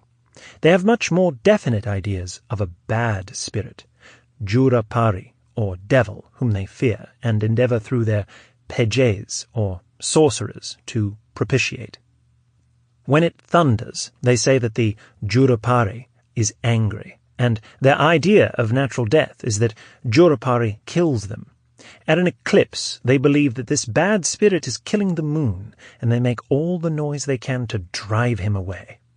One of the singular facts connected with these Indians of the Amazon Valley is the resemblance between some of their customs and those of the nations most remote from them. The gravatana, or blowpipe, reappears in the Sumpatan of Borneo. The great houses of the Uapes closely resemble those of the Dayaks of the same country, while many small baskets and bamboo boxes from Borneo and New Guinea are so similar in their form and construction to those of the Amazon that they would be supposed to belong to adjoining tribes. The main feature in the personal character of the Indians of this part of South America is a degree of diffidence, bashfulness, or coldness, which affects all their actions. It is this that produces their quiet deliberation, their circuitous way of introducing a subject they have come to speak about, talking half an hour on different topics before mentioning it. Owing to this feeling, they will run away if displeased rather than complain, and will never refuse to undertake what is asked them, even when they are unable or do not intend to perform it. They scarcely ever quarrel among themselves, work hard, and submit willingly to authority. They are ingenious and skillful workmen, and readily adopt any customs of civilized life introduced among them.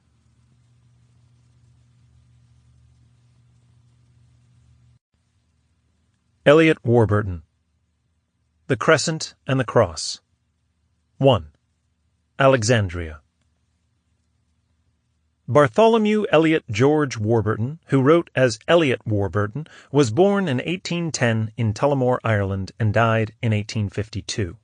He graduated at Cambridge, where he was the fellow student and intimate friend of Hallam, Monckton Milnes, and Kinglake, of Eothen fame. He studied law and was called to the bar, but instead of practicing in the legal profession, took to a most adventurous career of travel, and wrote of his experiences in a spirited and romantic style which soon secured him a wide reputation. His 8 works include The Crescent and the Cross, which appeared in 1845 after his wanderings in Egypt, Syria, Turkey, and Greece, Memoirs of Prince Rupert and Darien, or The Merchant Prince. He was sailing for Panama as an agent of the Atlantic and Pacific Company when he was lost in the steamship Amazon, which was burnt off Land's End on January 4, 1852. Warburton was beloved for his generous, amiable, and chivalrous disposition. His peculiar gift for embodying in graphic terms his appreciation of striking scenery and his picturesque delineation of foreign manners and customs give his works a permanent place in the classics of travel. We took leave of old England and the old year together. On the 1st of January, we left Southampton. On the evening of the 2nd, we took leave of England at Falmouth. Towards evening, on the 18th day since leaving England, the low land of Egypt was visible from the masthead. The only object visible from the decks was a faint speck on the horizon, but that speck was Pompey's Pillar. This is the site Alexander selected from his wide dominions, and which Napoleon pronounced to be unrivalled in importance. Here stood the great library of antiquity, and here the Hebrew scriptures expanded into Greek under the hands of the Septuagint. Here Cleopatra revelled with her Roman conquerors. Here St. Marc preached the truth on which Origen attempted to refine, and here Athanasius held warlike controversy. The bay is crowded with merchant vessels of every nation. Men-o'-war barges shoot past you with crews dressed in what looks like red nightcaps and white petticoats. Here an ocean patriarch, as the Arabs call Noah, with white turban and flowing beard, is steering a little ark filled with unclean-looking animals of every description. And there a crew of swarthy Egyptians, naked from the waist upwards, are pulling some pale-faced strangers to a vessel with loosed top. The crumbling quays are piled with bales of Eastern merchandise, islanded in a sea of white turbans wreathed over dark, melancholy faces. High above the variegated crowds peer the long necks of hopeless-looking camels. Passing through the Arab city, you emerge into the Frank Quarter, a handsome square of tall, white houses, over which the flags of every nation in Europe denote the residences of the various consuls. In this square is an endless variety of races and costumes, most picturesquely grouped together, and lighted brilliantly by a glowing sun in a cloudless sky. In one place, a procession of women waddles along, wrapped in large, shroud-like veils from head to foot. In another, a group of Turks in long, flowing drapery are seated in a circle, smoking their chibukis in silence. 2. The Nile. Egypt is the gift of the Nile, said one who was bewildered by its antiquity before our history was born. At least he, Herodotus, was called the father of it. This is an exotic land. The river, winding like a serpent through its paradise, has brought it from far regions. Those quiet plains have tumbled down the cataracts. Those demure gardens have flirted with the Isle of Flowers, Elephantina, 500 miles away, and whose very pyramids have floated down the waves of Nile. In short, to speak chemically, that river is a solution of Ethiopia's richest regions, and that vast country is merely a precipitate. Arrived at Alexandria, the traveller is yet far distant from the Nile. The canopic mouth is long since closed up by the mud of Ethiopia, and the Arab conquerors of Egypt were obliged to form a canal to connect this seaport with the river. Under the Mamelukes, this canal had also become choked up. When Mehemet Ali rose to power, his clear intellect at once comprehended the importance of the ancient emporium. Alexandria was then become a mere harbour for pirates. The desert and the sea were gradually encroaching on its boundaries, but the Pasha ordered the desert to bring forth corn and the sea to retire. Up rose a stately city of 60,000 inhabitants, and as suddenly yawned the canal which was to connect the new city with the Nile. In the greatness and cruelty of its accomplishment, this Mahmudi canal may vie with the gigantic labours of the pharaohs. From the villages of the delta were swept 250,000 men, women and children, and heaped like a ridge along the banks of the fatal canal. They had only provisions for a month, and famine soon made its appearance. It was a fearful sight to see the multitude convulsively working against time. They tore up that great grave. 25,000 people perished, but the grim contract was completed, and in 6 weeks the waters of the Nile were led to Alexandria. It was midnight when we arrived at Atfe, the junction point with the Nile. We are now on the sacred river. In some hours we emerged from the Rosetta branch, and the prospect began to improve. Villages sheltered by graceful groups of palm trees, mosques, green plains, and at length the desert, the most imposing sight in the world except the sea. We felt we were actually in Egypt, and our spirits rose. By the time the evening and the mist had rendered the country invisible, we had persuaded ourselves that Egypt was indeed the lovely land that Moore has so delightfully imagined in the pages of the Epicurean. 3. Cairo and Heliopolis. Morning found us anchored off Bulak, the port of Cairo. Toward the river, it is faced by factories and storehouses. Within, you find yourself in a labyrinth of brown, narrow streets that resemble rather rifts in some mud mountain than anything with which architecture has had to do. Yet here and there, the blankness of the walls is relieved and broken by richly worked lattices and specimens of arabesque masonry. Gaudy bazaars strike the eye, and the picturesque population that swarms everywhere keeps the interest awake. On emerging from the lanes of Bulak, Cairo, grand Cairo, opens on the view, and never did fancy flash upon the poet's eye a more superb illusion of power and beauty than the City of Victory presents from a distance. El Kahira, the Arabic epithet of the city, means the victorious. The bold range of the Mokattam Mountains is purpled by the rising sun. Its craggy summits are clearly cut against the glowing sky. It runs like a promontory into a sea of verdure, here wavy with a breezy plantation of olives, there darkened with acacia groves. Just where the mountain sinks upon the plain, the citadel stands upon its last eminence, and widely spread beneath it lies the city, a forest of minarets with palm trees intermingled, and the domes of innumerable mosques rising like enormous bubbles over the sea of houses. Here and there, richly green gardens are islanded within that sea, and the whole is girt round with picturesque towers and ramparts, occasionally revealed through vistas of the wood of sycamores and fig trees that surround it. It has been said that God the first garden made, and the first city, Cain. But here they seem commingled with the happiest effect. The objects of interest in the neighbourhood of Cairo are very numerous. Let us first canter off to Heliopolis, the own of Scripture. It is only 5 miles of a pathway, shaded by sycamore and plane trees, from which we emerge occasionally into green savannas or luxuriant cornfields, over which the beautiful white ibis are hovering in flocks. In Heliopolis, the Oxford of old Egypt, stood the great temple of the sun. Here the beautiful and the wise studied love and logic 4,000 years ago. Here Joseph was married to the fair Asenath. Here Plato and Herodotus studied, and here the darkness which veiled the great sacrifice was observed by a heathen astronomer, Dionysius the Areopagite. We found nothing, however, on the site of this ancient city, except a small garden of orange trees with a magnificent obelisk in the centre. 4. The Market of Sorrow.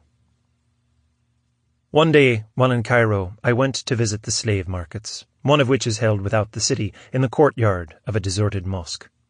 I was received by a mild-looking Nubian, who led me in silence to inspect his stock. I found about 30 girls scattered in groups about an inner court. The gate was open, but there seemed no thought of escape. Where could they go, poor things? Some are grinding millet between 2 stones. Some were kneading flour into bread. Some were chatting in the sunshine. Some sleeping in the shade. 1 or 2 looked sad and lonely enough until their gloomy countenances were lit up with hope, the hope of being bought. Their faces, for the most part, were woefully blank, and many wore an awfully animal expression. Yet there were several figures of exquisite symmetry among them, which, had they been indeed the bronze statues they resembled, would have attracted the admiration of thousands, and would have been valued at 20 times the price that was set on these immortal beings. Their proprietor showed them off as a horse dealer does his cattle, examining their teeth, removing their body clothes, and exhibiting their paces. It is like the change from night to morning, to pass from these dingy crowds to the white slaves from Georgia and Circassia. The commodities of this department of the human bazaars are only purchased by wealthy and powerful Muslims, and, when purchased, are destined to form part of the female aristocracy of Cairo. These fetch from 1, 2, 3, or even 500 pounds, and being so much more valuable than the Africans, are much more carefully tended. Some were smoking, some chatting merrily together, some sitting in dreamy languor. All their attitudes were very graceful. They were, for the most part, exquisitely fair, but I was disappointed in their beauty. The sunny hair and heaven-blue eyes that in England produce such an angel-like and intellectual effect seemed to me here mere flaxen beads, and I left them to the turbaned Turk without a sigh. 5. The Harem. Difficult to study as woman presents in all countries, that difficulty deepens almost into impossibility in a land where even to look upon her is a matter of danger or of death. The seclusion of the harem is preserved in the very streets by means of an impenetrable veil. The well-bred Egyptian averts his eyes as she passes by. She is ever to remain an object of mystery, and the most intimate acquaintance never inquires after the wife of his friend, or affects to know of her existence. An English lady, visiting an odalisque, inquired what pleasure her profusion of rich ornaments could afford, as no person except her husband was ever to behold them. "And for whom do you adorn yourself? Is it for other men?" replied the fair barbarian. I have conversed with several European ladies who had visited harems, and they have all confessed their inability to convince the Eastern wives of the unhappiness or hardship of their state. It is true that the inmate of the harem knows nothing of the wild liberty, as it seems to her, that the European woman enjoys. She has never witnessed the domestic happiness that crowns a fashionable life, or the peace of mind and purity of heart that reward the labours of a London season. And what can she know of the disinterested affection and changeless constancy of ballroom belles in the land where woman is all free? Let them laugh on in their happy ignorance of a better lot, while round them is gathered all that their lord can command of luxury and pleasantness. His wealth is hoarded for them alone. He permits himself no ostentation except the respectable one of arms and horses. And the time is weary that he passes apart from his home and harem. The sternest tyrants are gentle there. Mehemet Ali never refused a woman's prayer, and even Ali Pasha was partly humanized by his love for Emine. In the time of the Mamelukes, criminals were always led to execution blindfolded, as, if they had met a woman and could touch her garment, they were saved, whatever was their crime. Thus idolized, watched, and guarded, the Egyptian woman's life is, nevertheless, entirely in the power of her lord, and her death is the inevitable penalty of his dishonour. Poor Fatima, shrined as she was in the palace of a tyrant, the fame of her beauty stole abroad through Cairo. She was one among 100 in the harem of Abbas Pasha, a man stained with every foul and loathsome vice, and who can wonder, though many may condemn, if she listened to a daring young Albanian, who risked his life to obtain but a sight of her. Whether she did listen or not, none can ever know, but the eunuchs saw the glitter of the Arnaut's arms as he leaped from her terrace into the Nile and vanished into the night. The following night, a merry English party dined together on board Lord E.'s boat as it lay moored off the Isle of Rhoda. Conversation had sunk into silence as the calm night came on. A faint breeze floated perfumes from the gardens over the starlit Nile. A dreamy languor seemed to pervade all nature, and even the city lay hushed in deep repose, when suddenly a boat, crowded with dark figures, among which arms gleamed, shot out from one of the arches of the palace. It paused under the opposite bank, where the water rushed deep and gloomily along, and for a moment a white figure glimmered among that boat's dark crew. There was a slight movement and a faint splash, and then the river flowed on as merrily as if poor Fatima still sang her Georgian song to the murmur of its waters. I was riding one evening along the waterside. There was no sound except the ripple of the waves and the heavy flapping of a pelican's wing. As I paused to contemplate the scene, an Egyptian passed me hurriedly, with a bloody knife in his hand. His dress was mean and ragged, but his countenance was one that the Father Don Carlos might have worn. He never raised his eyes as he passed by, and my groom, who just then came up, told me he had slain his wife and was going to her father's village to denounce her. 6. Dejuni and Lady Hester Stanhope. One morning we were already in motion as the sun rose over Lebanon. We passed for some miles through mulberry gardens and over a dangerous rocky pass, where Antiochus the Great defeated the Egyptians in 218 BC. This pass would have required the best exertions and courage of a European horse, yet a file of camels was ascending it with the same patient look that they wear in their native deserts. Though forced frequently to traverse mountains in a country whose commerce is conducted by their means, these animals are only at their ease upon the sandy plain. The Arabs say that if you were to ask a camel which he preferred, travelling up or downhill, his answer would be, "May the curse of Allah light on both." The road was only a steep and rocky path, which, in England, a goat would be considered active if he could traverse. Our horses, nevertheless, went along it at a canter, though the precipice sometimes yawned beneath our outside stirrup, while the inner one knocked fire out of the rocky cliff. Rocks tumbled from the mountain, lay strewn about, and nearly choked up the narrow river-bed. Over these we scrambled, climbed, and leaped in a manner that only Arab horses would attempt or could accomplish. It was late when we came in sight of two conical hills, on one of which stands the village of Dejuni, on the other a circular wall over which dark trees were waving. And this was the place in which Lady Hester Stanhope had finished her strange and eventful career. It had been formerly a convent, but the Pasha of Acre had given it to the Prophet Lady, and she had converted its naked walls into palaces, its wilderness into gardens. The sun was setting as we entered the enclosure. The buildings that constituted the palace were of a very scattered and complicated description, covering a wide space, but only 1 story in height. Courts and gardens, stables and sleeping rooms, halls of audience and ladies' bowers were strangely intermingled. Here fountains once played in marble basins, and choice flowers bloomed, but now it presented a scene of melancholy desolation. Our dinner was spread on the floor in Lady Hester's favourite apartment. Her deathbed was our sideboard, her furniture our fuel, her name our conversation. Lady Hester Stanhope was niece to Mr. Pitt, and seems to have possessed or acquired something of his indomitable energy and proud self-reliance during the time that she presided over his household. Soon after his death she left England. For some time she was at Constantinople, where her magnificence and near alliance to the great minister gained her considerable influence. Afterwards she passed into Syria. Many of the people of that country, excited by the achievements of Sir Sidney Smith, looked on her as a princess who had come to prepare the way for the expected conquest of their land by the English. Her influence increased through the prestige created by her wealth and magnificence, as well as by her imperious character and dauntless bravery. She believed in magic, astrology, and, incredible as it may appear, in her own divine mission. She had 2 mares which were held sacred by her and her attendants. One was singularly marked by a natural saddle.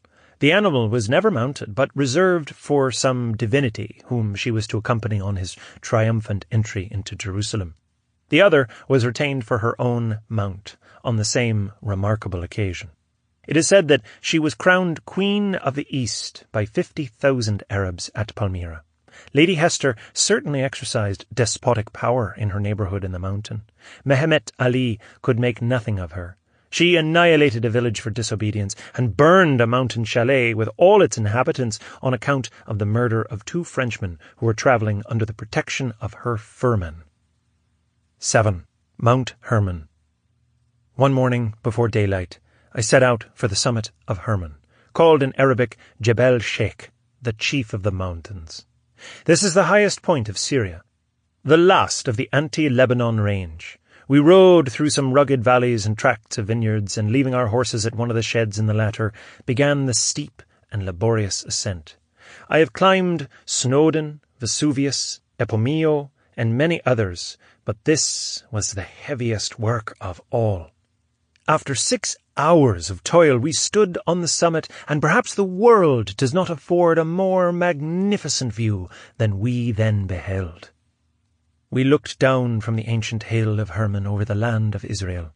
There gleamed the bright blue Sea of Galilee, and nearer was Lake Huli, with Banias, the ancient Dan, on its banks. The vast and varied plain, on which lay mapped 1,000 places familiar to the memory, was bounded on the right by the Mediterranean, whose purple waters whitened round Sidon, Tyre, and the distant promontorium Album, over which just appeared the summit of Mount Carmel. On the left of the plain a range of hills divided the Haron from Samaria. Further on, towards the eastern horizon, spread the plain of Damascus and the desert towards Palmyra.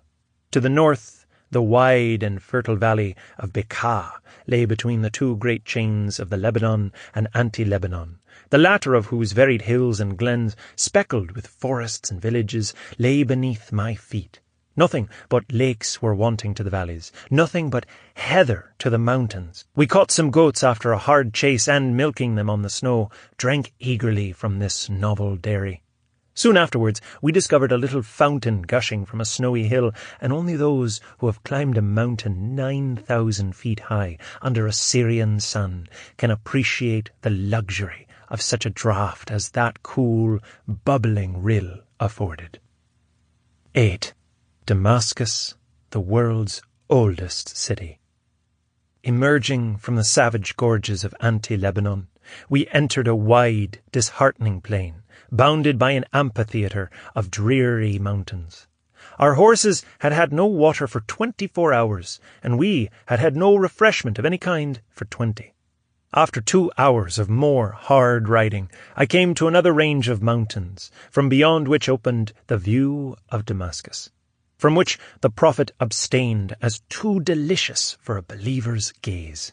It is said that after many days of toilsome travel, when he beheld this city thus lying at his feet, he exclaimed, "But one paradise is allowed to man. I will not take mine in this world." And so he turned his horse's head from Damascus and pitched his tent in the desert. For miles around us lay the dead desert, whose sands seemed to quiver under the shower of sunbeams. Far away to the south and east it spread like a boundless ocean, but there, beneath our feet, lay such an island of verdure as nowhere else perhaps exists. Mass upon mass of dark, delicious foliage rolled like waves among garden tracts of brilliant emerald green. Here and there the clustering blossoms of the orange or the nectarine lay like foam upon that verdant sea. Minarets, white as ivory, shot up their fairy towers among the groves, and purple mosque domes, tipped with the golden crescent, gave the only sign that a city lay bowered beneath those rich plantations. 1 hour's gallop brought me to the suburban gates of Meze, and thenceforth I rode on through streets, or rather lanes, of pleasant shadow. For many an hour we had seen no water. Now it gushed and gleamed and sparkled all around us. From the aqueduct above and rivulet below, a marble fountain in the walls, everywhere it poured forth its rich abundance, and my horse and I soon quenched our burning thirst in Abana and Farfar. On we went, among gardens, fountains, odours, and cool shade, absorbed in sensations of delight. Fruits of every delicate shape and hue bent the boughs hospitably over our heads. Flowers hung in canopy upon the trees and lay in variegated carpet on the ground. The lanes through which we went were long arcades of arching boughs. The walls were composed of large square blocks of dried mud, which, in that bright, dazzling light, somewhat resembled cyclopean architecture, and gave, I know not what, of simplicity and primitiveness to the scene. At length I entered the city, and thenceforth lost the sun while I remained there. The luxurious people of Damascus exclude all sunshine from their bazaars by awnings of thick mat, whenever vine trellises or vaulted roofs do not render this precaution unnecessary. The effect of this pleasant gloom, the cool currents of air created by the narrow streets, the vividness of the bazaars, the variety and beauty of the oriental dress, the fragrant smell of spice shops, the tinkle of brass cups of the sherbet seller, all this affords a pleasant but bewildering change from the silent desert and the glare of the sunshine. And then the glimpse of places strange to our eye, yet familiar to your imagination, that you catch as you pass along. Here is the portal of a large khan, with a fountain and cistern in the midst. Camels and bales of merchandise and turbaned negroes are scattered over its wide quadrangle, and an arcade of shops or offices surrounds it, above and below, like the streets of Chester. Another portal opens into a public bath, with its fountains, its reservoirs, its gay carpets, and its luxurious inmates clad in white linen and reclining on cushions as they smoke their chibouks. I lodged at the Franciscan convent, of which the terrace commands the best view, perhaps of the city. The young Christian women of Damascus come hither in numbers to confess, which, if their tongues be as candid as their eloquent eyes, must be rather a protracted business.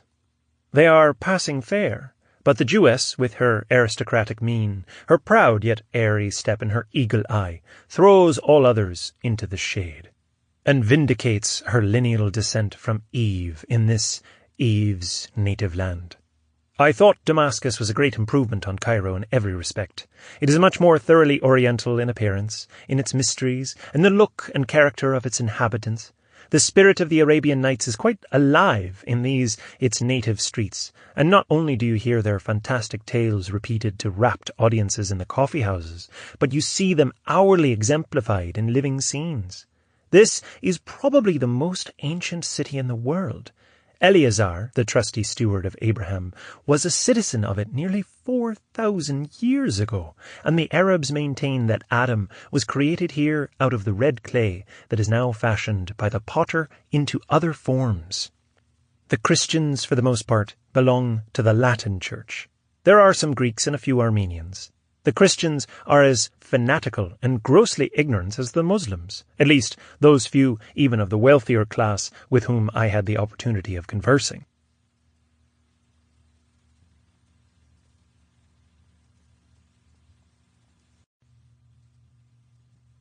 Charles Waterton. Wanderings in South America. 1. First Journey. Charles Waterton, who was born on June 3, 1782, and who died on May 27, 1865, was a native of Yorkshire, England. Brought up in a family loving country life and field sports, he early learned to cultivate the study of natural history. Speaking of himself in afterlife, he said, "I cannot boast of any great strength of arm, but my legs, probably by much walking and by frequently ascending trees, have acquired vast muscular power, so that, on taking a view of me from top to toe, you would say that the upper part of Tithonus has been placed on the lower part of Ajax." Educated at Tudhoe Catholic School, Waterton became a sound Latin scholar. He proceeded to the Jesuit college at Stonyhurst, where his tutors, as far as possible, encouraged his love for natural history, at the same time stimulating his taste for literature. Fox hunting was his delight, and he became a famous writer. His parents wished him to see the world, and his travels began with a tour in Spain, visiting London on the way back to Yorkshire, and there making the acquaintance of Sir Joseph Banks, president of the Royal Society and scientific Maecenas of his age. In 1804, he sailed for Demerara, there to administer the estates of his paternal uncle, and, liking the country, managed that business till 1812, coming home at intervals. Subsequently, Waterton undertook arduous and adventurous journeys in Guiana, simply as a naturalist. His accounts of his experiences made him famous. He also traveled in the United States and the Antilles, then in Holland, Belgium, Switzerland, Italy, and Sicily. Besides his wanderings in South America, he wrote an attractive volume entitled Natural History Essays. In the month of April, 1812, I left the town of Stabroek to travel through the wilds of Demerara and Essequiba, a part of Sidivant Dutch Guiana in South America. The chief objects in view were to collect a quantity of the strongest wourali poison and to reach the inland frontier fort of Portuguese Guiana. It would be a tedious journey for him, who wishes to proceed through those wilds, to set out from Stabroek on foot. The sun would exhaust him in his attempts to wade through the swamps, and the mosquitoes at night would deprive him of every hour of sleep. The road for horses runs parallel to the river, but it extends a very little way, and even ends before the cultivation of the plantation ceases. The only mode, then, that remains is to travel by water, and when you come to the high lands, you make your way through the forest on foot, or continue your route on the river. After passing the third island in the river Demerara, there are a few plantations to be seen, and those are not adjoining on to one another, but separated by large tracts of wood. The first rocks of any considerable size are at a place called Saba, from the Indian word which means a stone. Near the top of Saba stands the house of the post-holder, appointed by government to report to the protector of the Indians of what is going on among them, and to prevent suspicious people from passing up the river. When the Indians assemble here, the stranger may have an opportunity of seeing the aborigines, dancing to the sound of their country music, and painted in their native style. They will shoot their arrows for him with unerring aim, and send the poisoned dart from the blowpipe true to its destination. This is the native country of the sloth. His looks, his gestures, his cries, all conspire to entreat you to take pity on him. These are the only weapons of defence nature has given him. It is said his piteous moans make the tiger-cat relent and turn out of his way. Do not then level your gun at him, or pierce him with a poisoned arrow. He has never hurt one living creature. A few leaves, and those of the commonest and coarsest kind, are all he asks for his support. Demerara yields to no country in the world in her wonderful and beautiful productions of the feathered race. The scarlet curlew breeds in innumerable quantities in the muddy islands on the coasts of Pamuran, the egrets in the same place. They resort to the mudflats in ebbing water, while thousands of sandpipers and plovers, with here and there a spoonbill and flamingo, are seen among them. The pelicans go farther out to sea, but return at sundown to the corrada trees. You never fail to see common vulture where there is carrion. At the close of day the vampires leave the hollow trees whither they had fled at morning's dawn, and scour along the river's banks in quest of prey. On waking from sleep, the astonished traveller finds his hammock all stained with blood. It is the vampire that has sucked him. What an immense range of forest is there, from the rock Saba to the Great Fall, and what an uninterrupted extent from it to the banks of the Essequibo. It will be 2 days and a half from a time of entering the path on the western bank of the Demerara till all be ready and the canoe fairly afloat on the Essequibo. The new rigging in it, and putting everything to rights and in its proper place, cannot well be done in less than a day. After being night and day in the forest impervious to the sun and moon's rays, the sudden transition to light has a fine heart-cheering effect. In coming out of the woods, you see the western bank of the Essequibo before you, low and flat, proceeding onwards past many islands, which enliven the scene. You get to the falls and rapids. When the river is swollen, as it was in May 1812, it is a dangerous task to pass them. A little before you pass the last of the rapids, 2 immense rocks appear, which look like 2 ancient stately towers of some Gothic potentate, rearing their heads above the surrounding trees. From their situation and their shape, they strike the beholder with an idea of antiquated grandeur, which he will never forget. He may travel far and wide and see nothing like them. The Indians have it that they are the abode of an evil genius, and they pass in the river below with a reverential awe. In about 7 hours from these stupendous sons of the hill, you leave the Essequibo and enter the river Apura, which falls into it from the south. 2 days afterwards, you are within the borders of Mokoshia, inhabited by the Mokushi Indians, who are uncommonly dexterous in the use of the blowpipe and famous for their skill in preparing the deadly vegetable poison called wurali, to which I alluded at the outset of this narration. From this country are procured those beautiful paroquets named kesi. Here too is found the India rubber tree. The elegant crested bird called cock of the rock is a native of the wooded mountains of Mokushia. The Indians in this district seem to depend more on the wurali poison for killing their game than on anything else. They had only 1 gun, and it appeared rusty and neglected, but their poisoned weapons were in fine order. Their blowpipes hung from the roof of the hut, carefully suspended by a silk grass cord. The quivers were close by them, with the jawbone of the fish pirai tied by a string to their brim, and a small wicker basket of wild cotton, which hung down the centre. They were nearly full of poisoned arrows. On the 5th day our canoe reached the fort on the Portuguese inland frontier. I had by this time contracted a feverish attack. The Portuguese commandant, who came to greet us, discovered that I was sick. "I am sorry, sir," said he, "to see that the fever has taken such hold of you. You shall go with me to the fort, and though we have no doctor there, I trust we shall soon bring you about again. The orders I have received, forbidding the admission of strangers, was never intended to be put in force against a sick English gentleman." Good nourishment and rest, and the unwearied attention and kindness of the Portuguese commander, stopped the progress of the fever, and enabled me to walk about in 6 days. Having reached this frontier and collected a sufficient quantity of the wurali poison, nothing remains but to give a brief account of its composition, its effects, its uses, and its supposed antidotes. Much has been said concerning this fatal and extraordinary poison. Wishful to obtain the best information, I determined to penetrate into the country where the poisonous ingredients grow.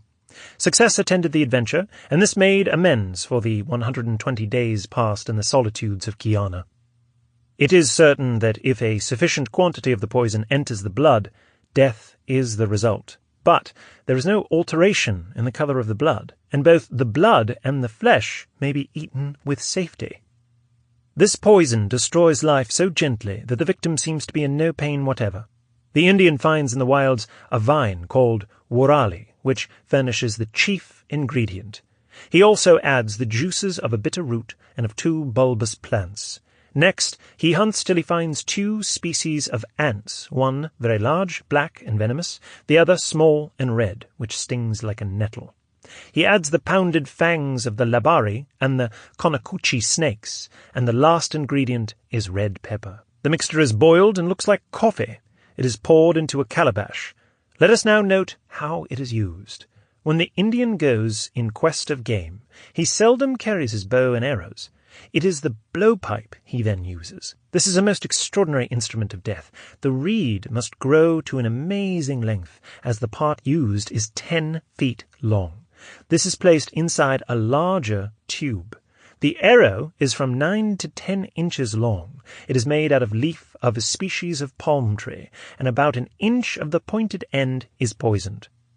The other end is fixed into a lump of wild cotton made skilfully to fit the tube. Chiefly birds are shot with this weapon. The flesh of the game is not in the least injured by the poison. For larger game, bows are used with poisoned arrows. An Arawak Indian said it was but 4 years ago that he and his companions were ranging in the forest for game. His companion took a poisoned arrow and sent it at a red monkey in a tree above him.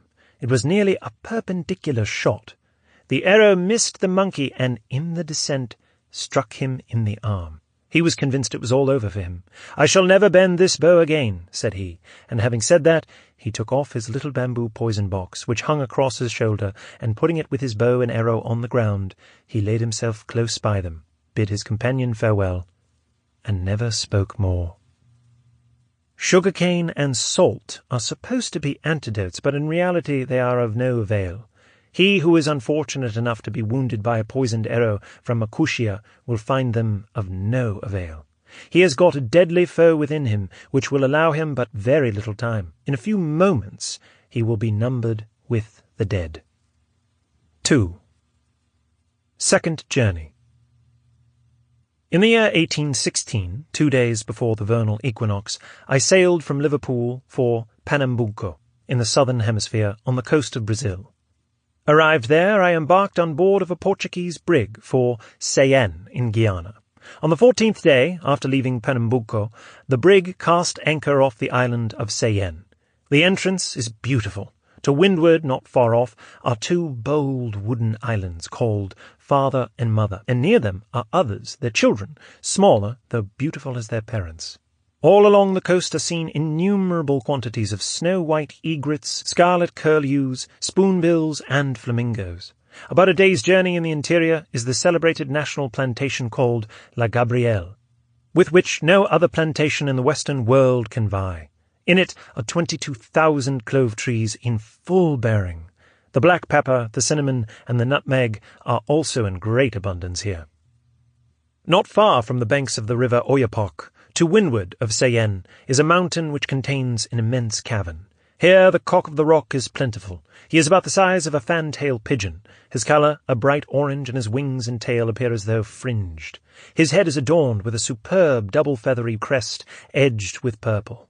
Finding that a beat to the Amazons would be long and tedious, and aware that the season for procuring birds in fine plumage had already set in, I left Cayenne for Paramaribo, went through the interior to Corentin, stopped a few days in New Amsterdam, and proceeded to Demerara. Though least in size, the glittering mantle of the hummingbird entitles it to the first place in the list of birds of the New World. Seeing it dart through the air almost as quick as thought, now it is within a yard of your face, and then is in an instant gone. Now it flutters from flower to flower, now it is a ruby, now a topaz, now an emerald, now all burnished gold. Cayenne and Demerara produce the same hummingbirds. On entering the forests, the blue and green, the smallest brown, no bigger than the humble bee. with 2 long feathers in the tail, and the little forked-tail purple-throated hummingbirds glitter before you in ever-changing attitudes.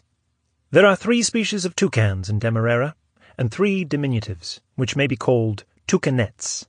The singular form of these birds makes a lasting impression in the memory. Every species of this family of enormous bill lays its eggs in the hollow trees. You will be at a loss to know for what ends nature has overloaded the head of this bird with such an enormous bill. It is impossible to conjecture. You would not be long in the forests of Demerara without noticing the woodpeckers. The sound which the largest kind makes in hammering against the bark of a tree is so loud that you would never suppose it to proceed from the efforts of a bird. You would take it to be the woodman with his axe, striking a sturdy blow, oft repeated. There are 14 species here, all beautiful, and the greater part of them have their heads ornamented with a fine crest, movable at pleasure. In the rivers and different creeks, you number 6 species of the kingfisher. They make their nest in a hole in the sand on the side of the bank. Wherever there is a wild fig tree ripe, a numerous species of birds called tangara is sure to be seen on it. There are 18 beautiful species here. Their plumage is very rich and diversified. Some of them boast 6 different colours. Parrots and paroquets are very numerous here, and of many different kinds. The haya parrot, called in England the parrot of the sun, is very remarkable. He can erect at pleasure a fine radiated circle of tartan feathers, quite around the back of his head from jaw to jaw. Superior in size and beauty to every parrot of South America, the ara will force you to take your eyes from the rest of animated nature and gaze at him. His commanding strength, the flaming scarlet of his body, the lovely variety of red, yellow, blue, and green in his wings, the extraordinary length of his blue and scarlet tail, seem all to join and demand for him the title of Emperor of all Parrots. There are 9 species of the goat-sucker in Demerara, a bird with prettily mottled plumage like that of the owl. Its cry is so remarkable that, once heard, it can never be forgotten. When night reigns over these wilds, you will hear this goat-sucker lamenting like one in deep distress. A stranger would never conceive the cry to be that of a bird. He would say it was the departing voice of a midnight murdered victim, or the last wailing of Niobe for her poor children before she was turned into stone. Suppose yourself in hopeless sorrow, begin with a high, loud note, and pronounce ha, ha, ha, ha, ha, ha, ha.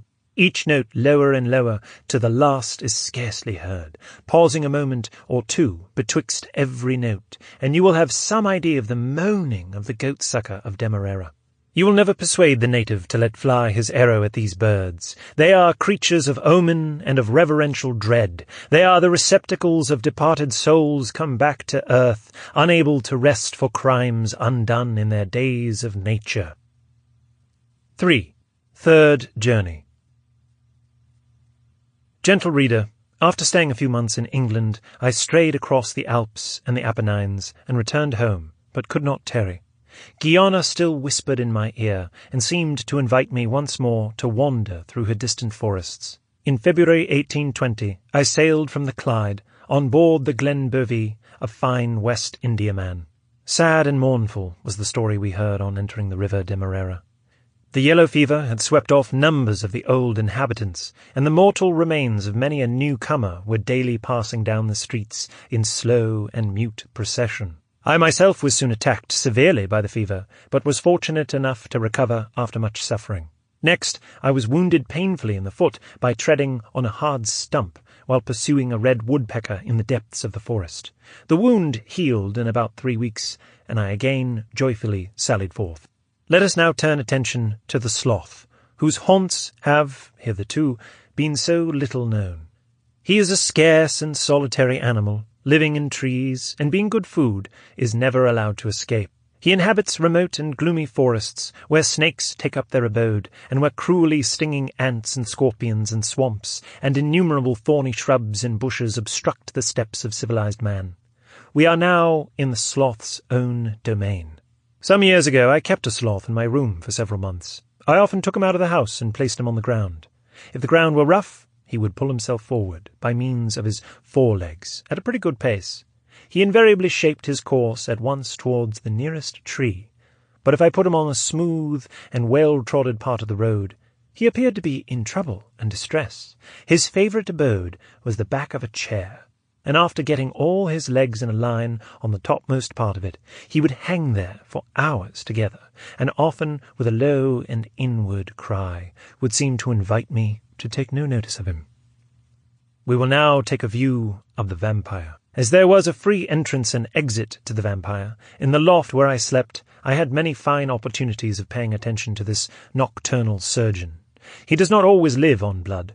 When the moon shone brightly and the bananas were ripe, I could see him approach and eat them. The vampire measures about 26 inches from wing to wing extended. He frequents old abandoned houses and hollow trees, and sometimes a cluster of them may be seen in the forest, hanging head downward from the branch of a tree. Some years ago I went to the river Pomeran with a Scotch gentleman by name Tarbet. Next morning I heard him muttering in his hammock, and now and then letting fall an imprecation or two, just about the time he ought to have been saying his morning prayers. "What is the matter, sir?" I said softly. "Is anything amiss?" "What's the matter?" answered he surly. "Why, the vampires have been sucking me to death." As soon as there was light enough, I went to his hammock and saw it much stained with blood. "There, see how these infernal imps have been drawing my life's blood," said he, thrusting a foot out of the hammock. The vampire had tapped his great toe. There was a wound somewhat less than that made by a leech. The blood was still oozing from it. I conjectured he might have lost from 10 to 12 ounces of blood. I had often wished to have been once sucked by the vampire, in order that I might have it in my power to say it had really happened to me. There can be no pain in the operation, for the patient is always asleep when the vampire is sucking him, and as for the loss of a few ounces of blood, that would be a trifle in the long run. Many a night have I slept with my foot out of the hammock to tempt this winged surgeon, expecting that he would be there, but it was all in vain. The vampire never sucked me, and I could never account for his not doing so, for we were inhabitants of the same loft for months together. Let us now forget for a while the quadrupeds and other animals, and take a glance at the native Indians of these forests. There are 5 principal tribes in Demerara, commonly known by the name of Waro, Arawak, Akaway, Carib, and Makushi. They live in small hamlets, consisting never of more than 12 huts. These huts are always in the forest near a river. They are open on all sides, except those of the Makushi, and covered with a species of palm leaf. Both men and women are unclothed. They are very clean people, and wash in the river at least twice a day. They have very few diseases. I never saw an idiot among their number. The women never perish at childbirth, owing no doubt to their never wearing stays. They are very jealous of their liberty, and much attached to their own mode of living. Some Indians who have accompanied white men to Europe, on returning to their own land, have thrown off their clothes and gone back into the forests. Let us now return to natural history. One morning I killed a kulakanara, a snake 14 feet long, large enough to have crushed any one of us to death. After skinning it, I could easily get my head into his mouth, as its jaws admit a wonderful extension. A Dutch friend of mine killed a boa 22 feet long with a pair of stag's horns in his mouth. He had swallowed the stag, but could not get the horns down. In this plight the Dutchman found him as he was going in his canoe up the river, and sent a ball through his head. One Sunday morning a negro informed me that he had discovered a great snake in a large tree which had been upset by a whirlwind and was lying decaying on the ground. I had been in search of a large serpent for a long time. I told 2 negroes to follow me while I led the way with a cutlass in my hand. Taking as an additional weapon a long lance, I carried this perpendicularly before me, with the point about a foot from the ground. The snake had not moved, and on getting up to him, I struck him with the lance just behind the neck and pinned him to the ground. That moment, the negro next to me seized the lance and held it fast in its place, while I dashed up to grapple with the serpent and to get hold of its tail before he could do any mischief. The snake, on being pinned, gave a tremendous hiss. We had a sharp fray, rotten sticks flying on all sides, and each party struggling for superiority. I called to the second negro to throw himself on me, as I found I was not heavy enough. He did so, and the additional weight was of great service. I had now got firm hold of his tail, and after a violent struggle or two, he gave in. So I contrived to unloose my braces, and with them tied up the snake's mouth. The serpent now tried to better himself and set resolutely to work, but we overpowered him. We contrived to make him twist himself round the shaft of the lance, and then prepared to convey him out of the forest. I stood at his head and held it firm under my arm. One negro supported the belly, and the other the tail. In this order we slowly moved towards home, resting 10 times. The snake vainly fought hard for freedom. At my abode I cut his throat. He bled like an ox. By next evening he was completely dissected. When I had done with the carcass of the great snake, it was conveyed into the forest, as I expected it would attract the king of the vultures, as soon as time should have rendered it sufficiently savoury. In a few days it sent forth that odour which a carcass should, and about 20 of the common vultures came and perched on the neighbouring trees. The king of the vultures came too, and I observed that none of the common ones inclined to begin breakfast till his majesty had finished. When he had consumed as much snake as nature informed him would do him good, he retired to the top of a high mora tree, and then all the common vultures fell to and made a hearty meal. When canoeing down the noble river Essequibo, I had an adventure with a caiman, which we caught with a shark hook baited with the flesh of the acurai. The caiman was 10.5 feet long. He had swallowed the bait in the night and was thus fast to the end of the rope. My people pulled him up from the depths, and out he came. Monstrum horrendum informe. I saw that he was in a state of fear and perturbation. I jumped on his back, immediately seized his forelegs, and by main force twisted them on his back. Thus they served for a bridle. The caiman now seemed to have recovered from his surprise, and plunged furiously, and lashed the sand with his long tail. I was out of the reach of the strokes of it by being near his head. He continued to plunge and strike, and made my seat very uncomfortable. It must have been a fine sight for an unoccupied spectator. The people roared in triumph and pulled us above 40 yards on the sand. It was the first time I was ever on a caiman's back. Should it be asked how I managed to keep my seat, I would answer that I hunted for some years with Lord Darlington's foxhounds. After some further struggling, the caiman gave in. I now managed to tie up his jaws. He was finally conveyed to the canoe, and then to the place where we had suspended our hammocks. There I cut his throat, and after breakfast commenced the dissection.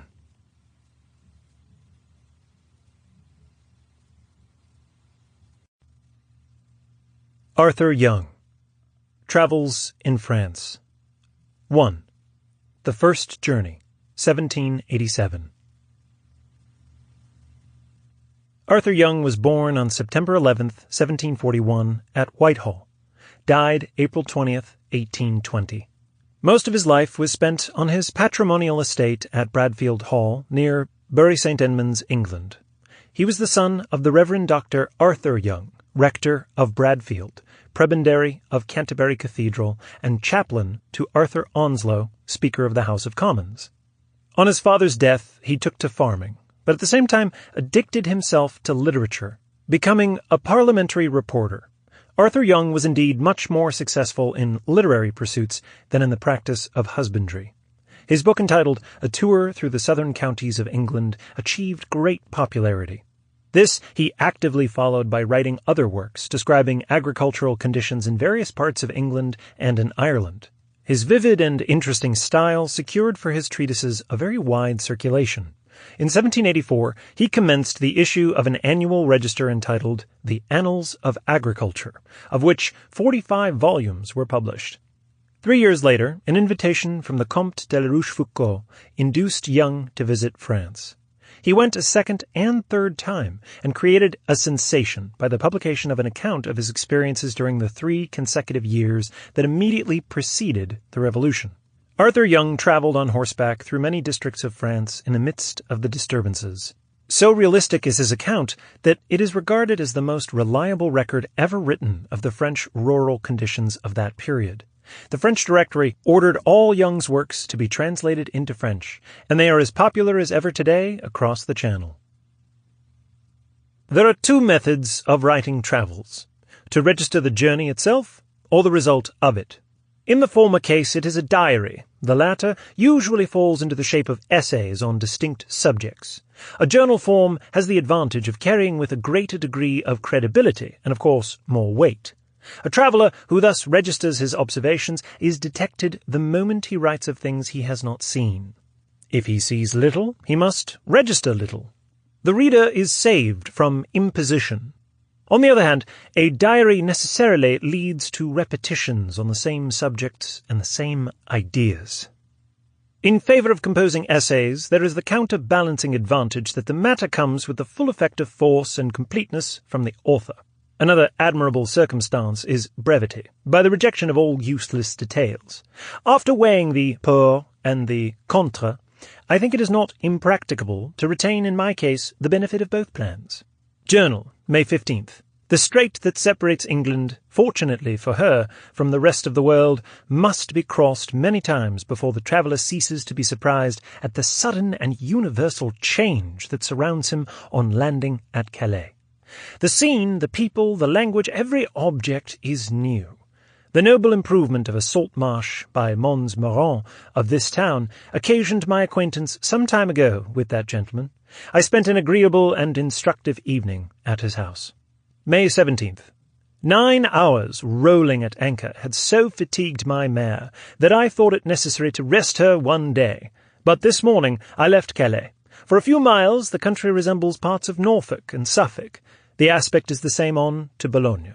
Towards that town I was pleased to find many seats belonging to people who reside there. How often are false ideas conceived from reading and report? I imagined that nobody but farmers and labourers in France lived in the country, and the first ride I take in that kingdom shows me a score of country seats. The road is excellent. May 18th. Bologna is not an ugly town, and from the ramparts of the upper part the view is beautiful. Many persons from England reside here, their misfortunes in trade or extravagance in living making their sojourn abroad more agreeable than at home. The country around improves, it is more enclosed. There are some fine meadows about Bonbrie and several chateaux. I am not professedly on husbandry in this diary, but must just observe that it is to the full as bad as the country is good. Corn miserable, and yellow with weeds, yet all summer fallowed with lost attention. May 22nd. Poverty and poor crops at Amiens. Women are now ploughing with a pair of horses to sow barley. The difference of the customs of the two nations is in nothing more striking than in the labours of the sex. In England it is very little they will do in the fields, except to glean and make hay. The first is a party of pilfering, and the second of pleasure. In France they plough and fill the dung-cart. May 25th. The environs of Clermont are picturesque. The hills about Liancourt are pretty and spread with a kind of cultivation I have never seen before, a mixture of vineyards, for here the vines first appear, gardens, and corn, a piece of wheat, a scrap of lucorne, a patch of clover or vetches, a bit of vine with cherry and other fruit trees scattered among all, and the whole cultivated with the spade. It makes a pretty appearance, but must form a poor system of trifling. The forest around Chantilly, belonging to the Prince of Condé, is immense, spreading far and wide. They say the captainiery, or paramountship, is above 100 miles in circumference. That is to say, all the inhabitants for that extent are pestered with game, without permission to destroy it, for one man's diversion.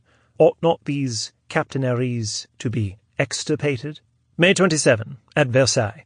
After breakfasting with Count de la Rochefoucauld at his apartments in the palace, where he is Grand Master of the Wardrobe, was introduced by him to the Duc de la Rochefoucauld. As the Duke is going to Luchon in the Pyrenees, I am to have the honour of being one of the party. The ceremony of the day was the King's investing the Duke of Berry with the cordon bleu. The Queen's band was in the chapel during the function, but the musical effect was thin and weak. During the service the King was seated between his two brothers, and seemed, by his carriage and inattention, to wish himself a-hunting. The Queen is the most beautiful woman I saw today. May 30th. At Orléans. The country around is one universal, flat, unenclosed, uninteresting, and even tedious, but the prospect from the steeple of the fine cathedral is commanding, extending over an unbounded plain, through which the magnificent Loire bends his stately way, in sight for 14 leagues. May 31st. On leaving Orléans, enter the miserable province of Solon. The poor people who cultivate the soil here are métayers, that is, men who hire the land without ability to stock it. The proprietor is forced to provide seed and cattle, and he and his tenant divide the produce. A miserable system that perpetuates poverty and prevents instruction. The same wretched country continues to La Loge. The fields are scenes of pitiable management, as the houses are full of misery.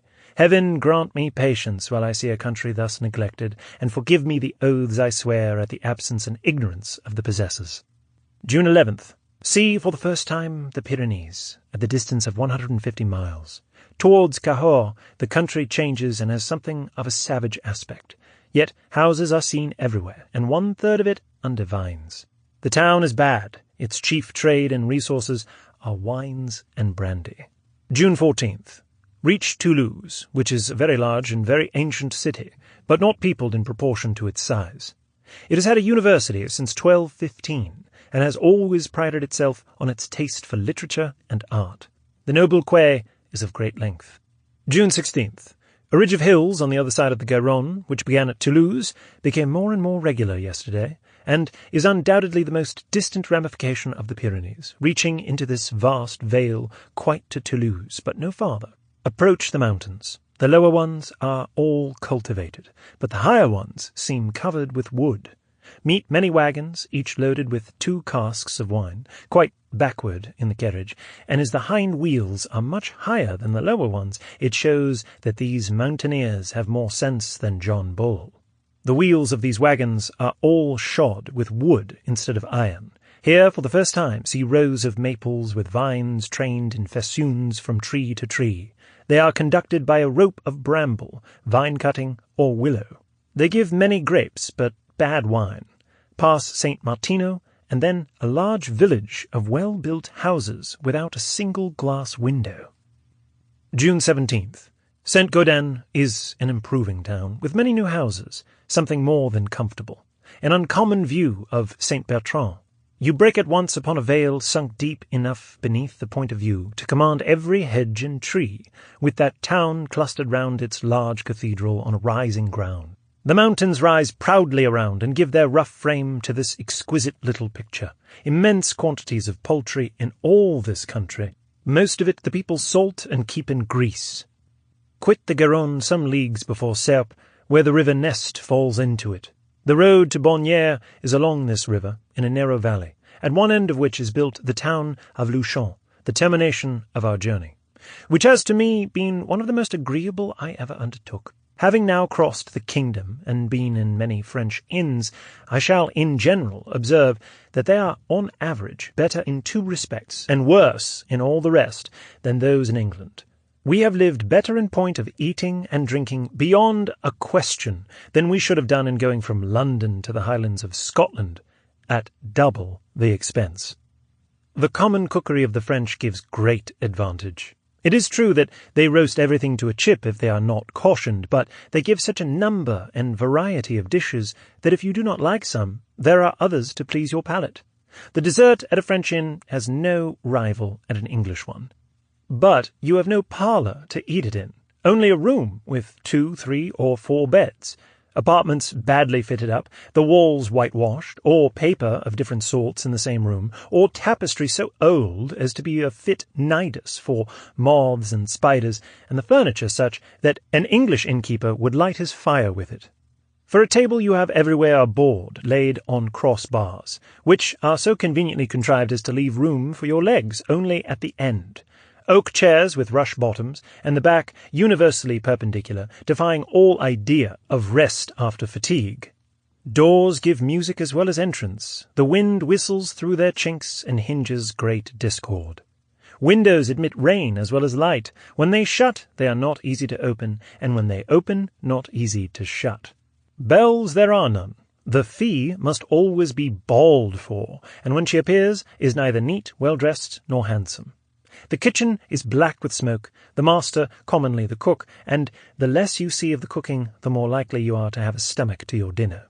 The mistress rarely classes civility or attention to her guests among the requisites of her trade. We are so unaccustomed in England to live in our bedchambers that it is at first awkward in France to find that people live nowhere else. Here I find that everybody, let his rank be what it may, lives in his bedchamber. 2. Second Journey, 1788. August 27th, Cherbourg. Not a place for a residence longer than is necessary. I was here fleeced more infamously than at any other town in France. September 5th, to Montauban. The poor people seem poor indeed, the children terribly ragged, if possible worse clad than if with no clothes at all. As to shoes and stockings, they are luxuries. A beautiful girl of 6 or 7 playing with a stick and smiling under such a bundle of rags as made my heart ache to see her. 1/3 of this province seems uncultivated, and nearly all of it in misery. What have kings and ministers and parliaments and states to answer for their prejudices, seeing millions of hands that would be industrious, idle and starving through the execrable maxims of despotism, or the equally detestable prejudices of a feudal nobility, sleep at the Lion d'Or at Montauban, an abominable hole. The 8th. Enter Bas-Bretagne. One recognizes at once another people, meeting numbers who know no French. Enter Guingamp, by gateways, towers, and battlements, apparently the oldest military architecture, every part denoting antiquity and in the best preservation. September 21st. Came to an improvement in the midst of sombre country. 4 good houses of stone and slate, which have been tilled, but all savage, and become almost as rough as the rest. I was afterwards informed that this improvement, as it was called, was wrought by Englishmen at the expense of a gentleman they ruined as well as themselves. I demanded how it had been done. Pare and burn, and sow wheat, then rye, and then oats. Thus it is for ever and ever.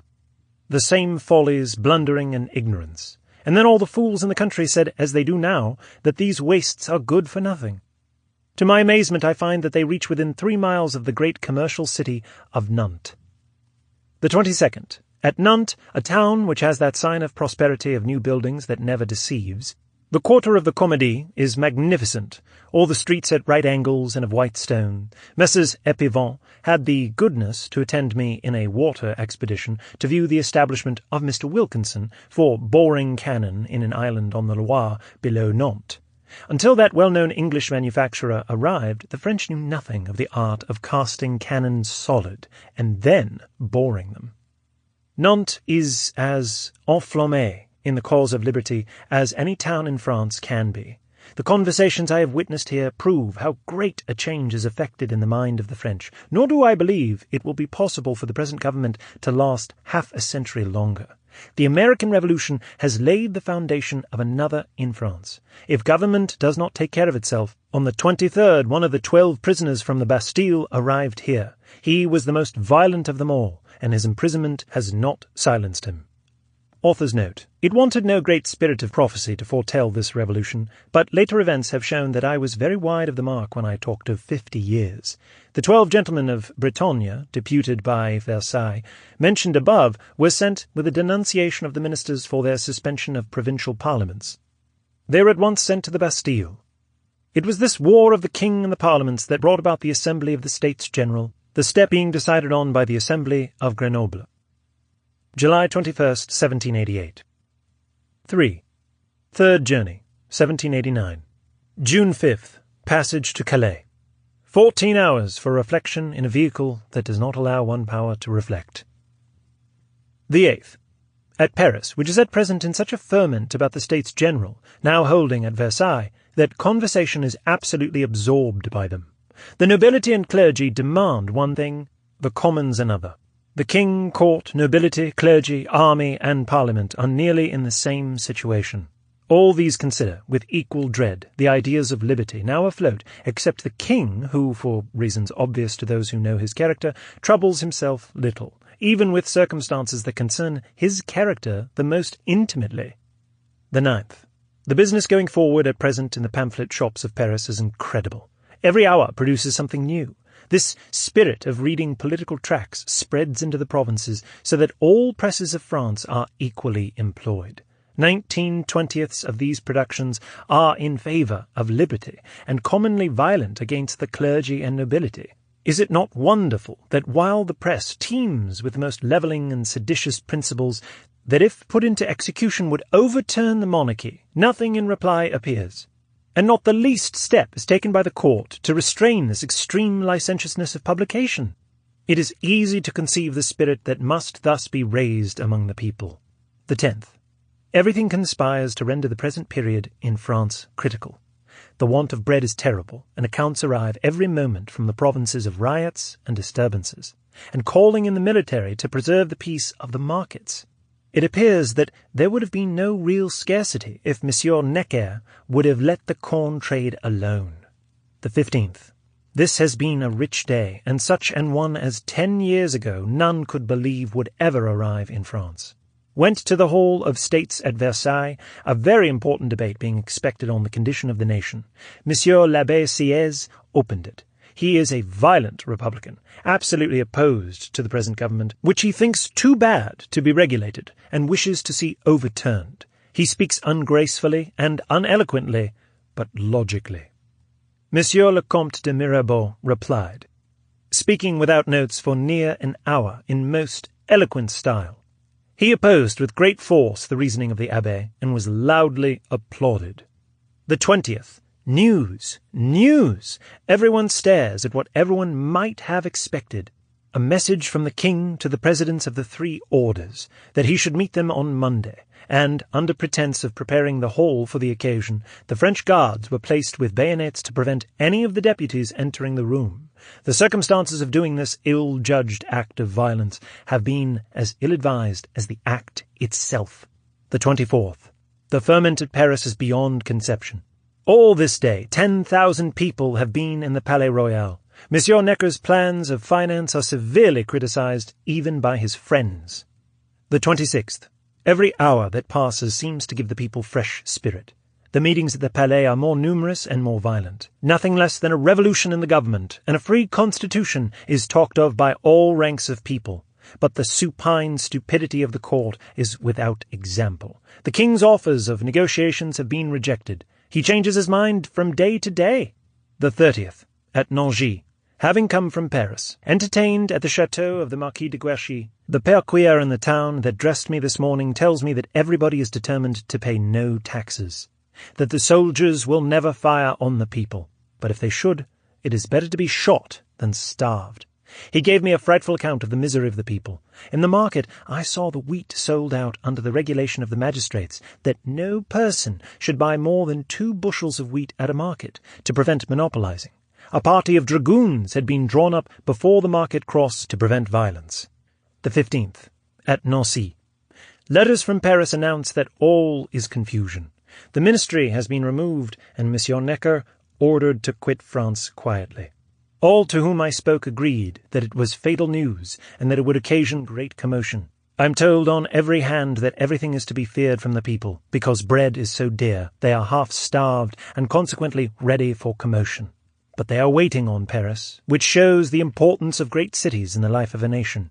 Without Paris, I question whether the present revolution, which is fast working in France, could have had an origin. The 20th. To Strasbourg. Through one of the richest scenes of cultivation in France, though Flanders exceeds it. I arrived there at a critical moment, for a detachment of troops had brought interesting news of the revolt in Paris, the Garde Françoise joining the people, the little dependence on the rest of the troops, the storming of the Bastille, in a word, of the absolute overthrow of the old government. The 21st. I have been witness to scenes curious to a foreigner, but dreadful to Frenchmen who are considerate. Passing through the square of the Hôtel de Ville, the mob was breaking the windows with stones. Notwithstanding an officer and detachment of horse were there. Perceiving that the troops would not attack them except in words and menaces, the rioters grew more violent, broke the windows of the Hôtel de Ville with stones, attempted to beat in the door with iron bars, and placed ladders to the windows. In about a quarter of an hour, which gave time for the assembled magistrates to escape by a back door, they burst all open and entered like a torrent with a universal shout of spectators. From that minute, a shower of casements, sashes, shutters, chairs, tables, sofas, books, papers, pictures, etc., rained incessantly from all the windows of the house, which is 80 feet long, and next followed tiles, skirting boards, banisters, framework, and everything that could be detached from the building. The troops, both horse and foot, were quiet spectators. The 30th, at Dijon. At the inn here is a gentleman, unfortunately a seigneur, with wife, 3 servants, and an infant, who escaped from their flaming chateau half naked in the night. All their property lost except the land itself, and this family, valued and esteemed by the neighbours, with many virtues to command the love of the poor and no oppressions to provoke their enmity. Such abominable actions must bring the more detestation to the cause from being unnecessary. The kingdom might have been settled in a real system of liberty, without the regeneration of fire and sword, plunder and bloodshed. August 19th, at Thouits. At 11 at night, a full hour after I had been asleep, the commander of a file of citizen militia, with their muskets, swords, sabres, and pikes, entered my chamber, surrounded my bed, and demanded my passport. I was forced to give it, and also my papers. They told me I was undoubtedly a conspirator with the Queen, the Comte d'Artois, and the Comte d'Etragues, who has property here, who had employed me as a surveyor to measure their fields, in order to double their taxes. My papers being in English saved me, but I had a narrow escape. It would have been a delicate situation to have been kept a prisoner, probably in some common jail, while they sent a courier to Paris at my expense.